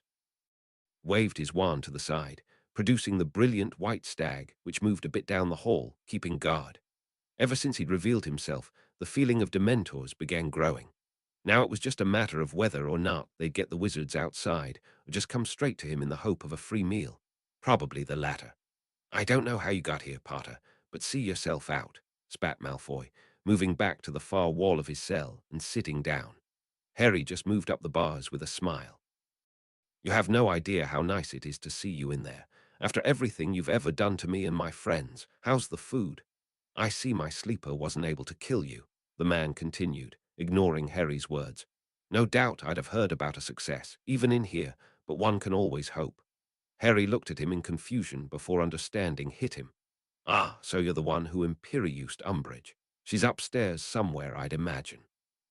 I can only imagine how you became so good at using that spell. Malfoy just smiled. By using it on as many people as I want to make them do things they normally wouldn't, Potter. Clearly being in the prison was taking its toll on the man. Already he was speaking differently than the other times Harry experienced. Gone was the controlled but dignified arrogance and superiority.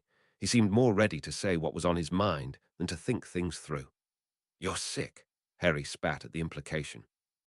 Fortunately, I didn't come here to chat with you. Lestrange, where are you? What do you want with me? Harry turned around to the cell directly behind him. Radolphus Lestrange was also sitting against the back wall of his cell, though he seemed much more at home than Malfoy likely ever would. Like it was just another day to be in one of these cells, surrounded by soul-sucking monsters. Then again, he'd spent nearly all of the last 15 years here, so maybe that wasn't so off. Harry moved close to the bars before pulling his wand and giving it a small twist. He did not want this overheard by the others. I want to know about Bellatrix. My wife, he repeated. If anything, he likely expected information on Voldemort.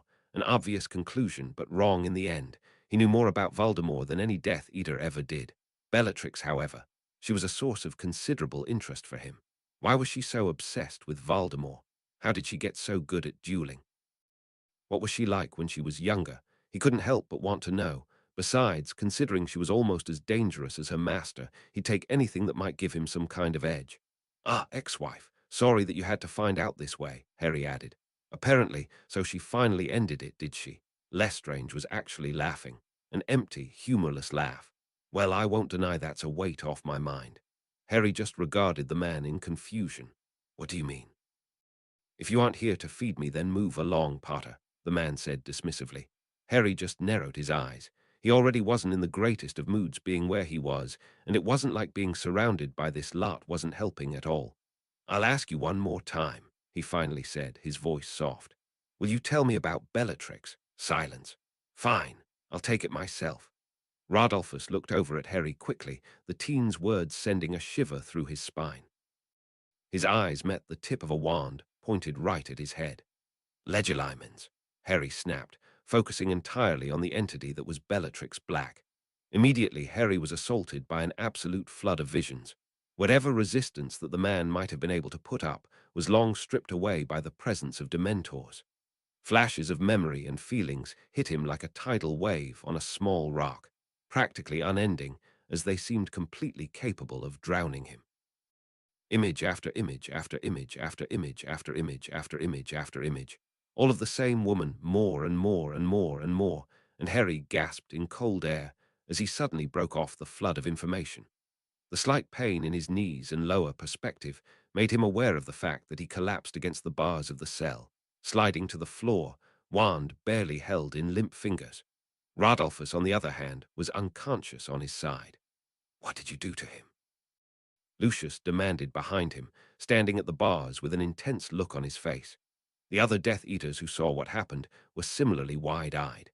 Don't think it was supposed to happen that way, Harry muttered, still trying to get his bearings as he pushed himself back to his feet. When he realized that there was no reaction from the onlookers, he realized that the small privacy ward he'd erected around the cell and himself was still up. Sound could get in perfectly, but nothing would leave. A twitch of his wand dismantled it. Shut your mouth for a second, Lucius. I'm trying to think. Lucius sneered. Normally, his well-groomed appearance helped to give the look more of an imposing feel. The lack of it was easily noticed. You play a dangerous game, Potter. You think that because of who you are, you can do whatever you want without consequences. Soon enough, you will find that you are woefully wrong. Listening to you talk to me about consequences is disgusting, said Harry, glaring at the man with loathing. Everything you've ever done was to benefit yourself and harm the people you didn't like. Even your own wife. Harry cut himself off, inwardly cursing at the slip. Lucius, on the other hand, looked even more angry, his eyes narrowed further. And what do you think you know about my wife? He said coldly. Harry grinned. Apparently Narcissa was a sore spot for him. Enough to let you know she recently cut her losses and left that miserable excuse you call a home behind. Congrats, you're a single parent now with a failure as a son. The man just smirked. Do not try to upset me with ridiculous lies, boy. That woman needs me to live. She's too reliant on the home I've provided her with and the money I let her use for entertainment, not to mention her duties to my son. She doesn't belong to you like some housemaid, Harry shot. What do you care about my worthless wife anyway, Potter? I never imagined you fancied older women. He smiled at Harry's obvious rage at the implication. She was quite something when she was younger, not that you'd know. A woman I originally thought worthy to take the Malfoy name. Sadly, I was mistaken, as time only showed. Somehow I find that extremely hard to believe considering that the Malfoy name is worth shit. The Blacks were leagues above anywhere you'd ever be able to get in your lifetime. Lucius scowled in anger before letting a smile find its way back to his face. You say she's cut her losses, yes. That means she's on the run from the Dark Lord, and from your sudden interest, I take it you somehow are the one protecting her. Harry's silence was all the confirmation he needed. You seem to have become rather attached. In that case, the moment I get out of this cell, I'll make it a priority to remove that woman's head from her shoulders, Potter, if only to see you suffer for it. She wasn't long for this world anyway. The Dark Lord has no place for weaklings like her. Nor do I, not gonna happen, Harry snarled under his breath. In one swift motion, his wand bent the bars of the cell as if they were tin foil, allowing another jerking motion to throw the man out into the bars of the opposite cell. Another flick of his wand knocked him down the hall a number of meters, skidding to a stop near Harry's Patronus, which was still giving the hall a great deal of light. Then it was gone, and only the torchlight remained. All at once, the suffocating feeling of at least a dozen dementors was upon them all, Rodolphus being the only one spared due to his unconscious state. The torchlight dimmed to practically nothing as the dementors drew closer. The thin white fog of an incomplete Patronus emerged from Harry's wand, keeping them back, but only just. So this is the true Harry Potter. The teen looked down at Malfoy as he spoke in an amused voice, the quiver from fear subtle but present. A small amount of blood was staining part of his pale blonde hair where he'd struck the metal. You give yourself far too little credit, boy. You are far more like the Dark Lord than I ever imagined. I wonder what people would say if they knew. This isn't about being like him, Harry growled, barely able to keep his own voice from quivering from rage. And it's not about what other people think. I'm not going to let you escape this place only to hurt and kill more people. People I care about. It was amazing how little the Dementors were affecting him at the moment. Similarly, the Dementors didn't seem to be interested in him at all. Perhaps the ones who were so often used as guards knew who was a prisoner and who wasn't. Care about. You really are sleeping with my wife, aren't you? Go to hell. And with that, Harry let the fog drop. The Dementors surged into a clump on top of Lucius like a pack of starved animals. His scream of fury and terror was short-lived. Harry forced himself to not look away. His heart was beating so fast it was a wonder no one else could hear it. A few seconds later, the group of Dementors parted, allowing him to see the one that won the small fight for the Death Eater's soul. They were all watching him silently, as if deciding whether or not they should continue with him. Do it, and I'll kill every single one of you, Harry said coldly, raising his wand slightly. He'd never heard of a Dementor being killed, but that didn't mean it couldn't be done. The image of his Patronus skewering them all on its antlers was a tempting one to begin with. He hated the foul creatures with a passion. They hesitated for a moment before turning slowly and gliding away, leaving their victim behind on the ground. Harry could see him breathing, but beyond that the man wasn't doing much of anything, simply staring blankly at the ceiling. A look that he saw once before on Barty Crouch Jr.'s face. Unable to keep watching, Harry turned away, looking at the remaining Death Eaters. They were all looking at him with nothing less than horrified shock. Well, not that he blamed them much. Just because they all likely killed multiple people didn't mean that they were prepared to see their master's greatest enemy, the apparent hero of the light, murder someone. Murderer. Harry let out a shaky breath, turning his back on the still incarcerated men. He needed to get out of this forsaken place. Roman 20, I went to Azkaban today. Narcissa looked at Harry curiously as she joined him at the table. She just came from the kitchen, preparing dinner for when he returned from wherever he went. It was the last night of the summer, so she did her best to make both of their favorites. Harry was silent since returning, washing up for the meal and sitting at the table with barely a word. Whatever for? Asked, sitting down and blowing on her tea. It is an unpleasant place even when you're just looking at it from the perimeter of the wards. I wanted information on Bellatrix, he added for clarification. The only person I could get it from was in Azkaban, so I went there. My sister, now Narcissa, was even more thrown off. How did you even get there? The location isn't exactly public knowledge. I got Sirius to make me a portkey. He didn't like it, but he did it anyway.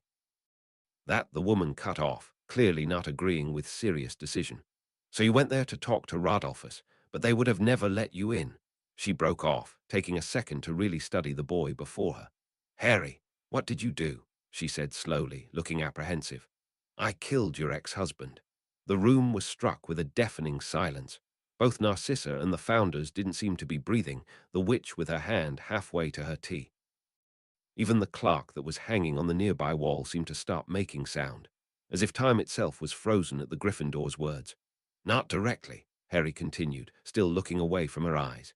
It was I asked Rodolphus about Bellatrix, then I ended up getting into it with Lucius. About you. Harry broke off, his teeth clenched tightly. He said things, and then threatened to kill you when he eventually escaped. I had to do something. He was too capable. I couldn't take the chance. It's only a matter of time before Voldemort breaks them all out too. It felt good to be angry at the Malfoy head again. It pushed away the feeling of disgust he'd been left with after escaping the prison. The sensation of being dirty in a way he couldn't wash away. He'd returned to his home with nothing but self-loathing for what he'd done. Murderer. You. Cursed him. Narcissa's voice was so soft Harry almost didn't hear her. He shook his head. I let the dementors have him. If anything, Narcissa's expression became even more horrified. Harry still wasn't looking at her. He simply couldn't. If he hated himself so much for doing such a thing, he could only imagine what she felt for him now. But he couldn't keep it from her, and he couldn't lie to her. He just wanted to try to explain something he barely understood to begin with. How he got to a point where he was willing now, where he literally killed someone to keep her safe. Did he do the right thing? No. Did the bastard deserve it after everything he ever did, not just to Narcissa, but other Muggles and Muggle-born families? Not to mention his own friends. Absolutely. After a long stretch of silence, Harry eventually allowed himself to look up only to find that Narcissa's seat was empty. He nearly jumped as she appeared to his right, placing a plate of food in front of him. Dinner's ready, Harry, she said softly, placing hers down as well. He made to say something but was brought up short when arms encircled him from behind. Stop, it's all right. Thank you for telling me. I killed someone that you've been married to for years, he said hoarsely. Despite all the bad he's done in his life, he couldn't fight back in that cell and I ended his life. How can you not be mad at me? Hate me even? She withdrew after another few seconds and returned to her seat across from him, frowning at her plate. Harry, what you just told me. There is more going on in my mind than you can possibly imagine right now, and later I will probably cry for a long time, but I won't deny that I'm feeling some relief at the same time. She shook her head. Still, that isn't important right now. Silence stretched on again before she spoke once more. You aren't a bad person, Harry. Harry, would a person who has no morals or heart take in the mother of a boy who has done his best to make your life hell at school? Would a bad person take in the wife of a Death Eater who has done his best to see you dead, to give up his home to a complete stranger? We're not really strangers anymore, he muttered, as if that was a proper response. Harry, you asked me for help and you needed it, he said shortly. How could I possibly say no? No one deserves to suffer. He paused for a moment before adding, almost no one. So then stop putting yourself on the same level as them. She didn't elaborate on who they were. It pretty much went without saying. Your actions were still driven by the want to keep someone. Me, safe, it matters. No, it doesn't, he argued, unwilling to allow himself to be forgiven so easily. He wasn't even sure if he was being forgiven, but it sure sounded that way. Killing is killing. It's because of what it is that the motives do matter. Are you saying that if he threatened someone other than me, you wouldn't have done the same? She asked, frowning. I doubt it, he admitted. At the look she was giving him, he continued. You don't understand. I've never done this before. This, he said, motioning at themselves when he saw her brow furrow a bit. Having meals with someone who asks how my day went. What did I do? Who did I see? Did I have a good time? Teasing me about girls. How's my schoolwork going? Do I need any help? I read an interesting book today. Something funny happened while you were gone. I found a new recipe we should try. We need to get more eggs. Let's go for a walk. You look good wearing that. Telling me I shouldn't cause trouble.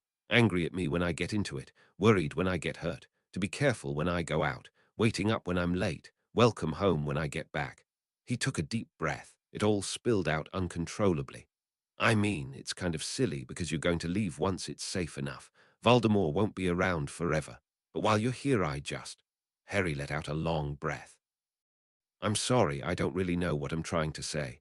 Narcissa lowered her head so that he couldn't really see her face anymore, her bangs hanging down over her eyes. You really don't know how to hold back, do you? Came the almost inaudible voice. What do you mean? He asked in confusion, but she didn't elaborate, instead shaking her head. You got something wrong in all that. I'm not leaving. Wait, what? He said quickly. So surprised he was that everything he'd been thinking about since he got home left his mind completely. I'm staying, she repeated, smiling at him for the first time since they'd originally sat down.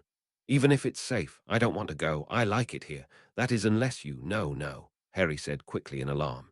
It's totally all right. You can stay as long as you want. That's good. Now, she motioned to the food. Let's forget about everything and just eat. I think we'll both be in a better place after we've had our fill. Yeah, thanks for cooking. You're welcome. Roman 20 Narcissa sat on the couch in silence.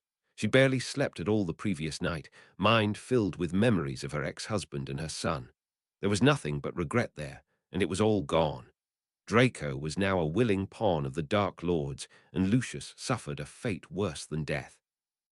Even with the sizable list of things that she could come up with against him, no person deserved having their soul destroyed. But what was done was done.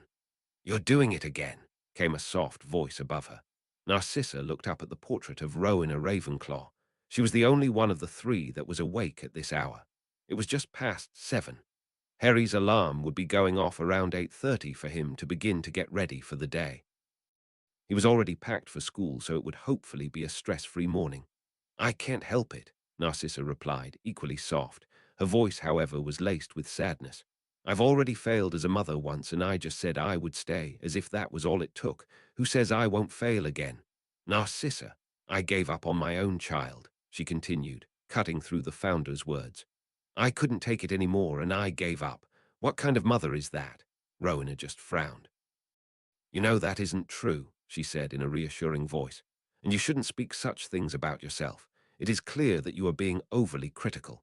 But if I worked harder, done things differently, they'd probably be the same.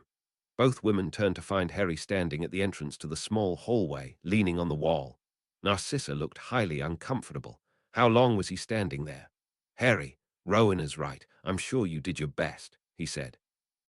I haven't known you for that long, but I can tell you would never let something go because it was difficult.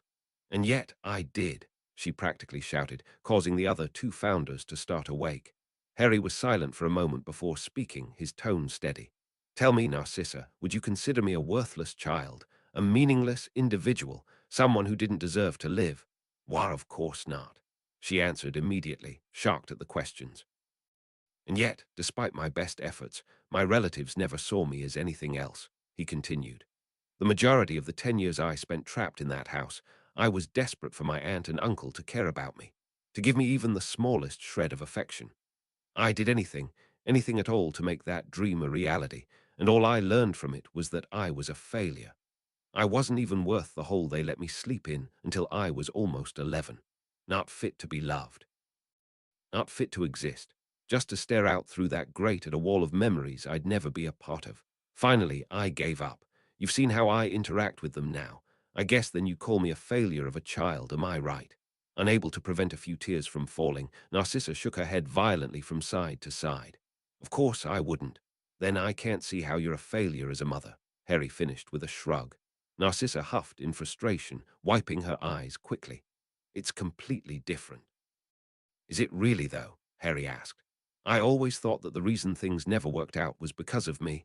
I was told that too, constantly. But one day I considered the idea that it was them and not me. I still have no way of knowing, and I can't just shake 10 years of being told that I'm worthless, but I like that idea and I'm sticking with it. Anything to help me live better. He let out a small breath. Lucius ruined a good chunk of your life. That doesn't make it your fault. You're just going to make yourself miserable like this. I know you've been doing it to yourself since you got here. Narcissa just looked at her hands in silence. So you shouldn't be so hard on yourself. Besides, Harry paused and looked away. I think you're doing a good job around me. He turned and made his way back to the makeshift bedroom he'd been using all summer located in the closet. His final words lost their volume and ended in a mumble. Occasionally he found himself thinking that he was disrespecting his mother's memory, but if she was anything like he was told, then she'd understand or maybe even support him. At least he hoped so. Narcissa just stared after him wide-eyed and silent. How could you possibly say no to that? Mused Rowena, also watching where Harry disappeared. Narcissa just shook her head, unable to keep a small smile off her face. Where are you going? It's your turn to cook, and I want carrots. Harry just let his head thud into the door he'd been about to open.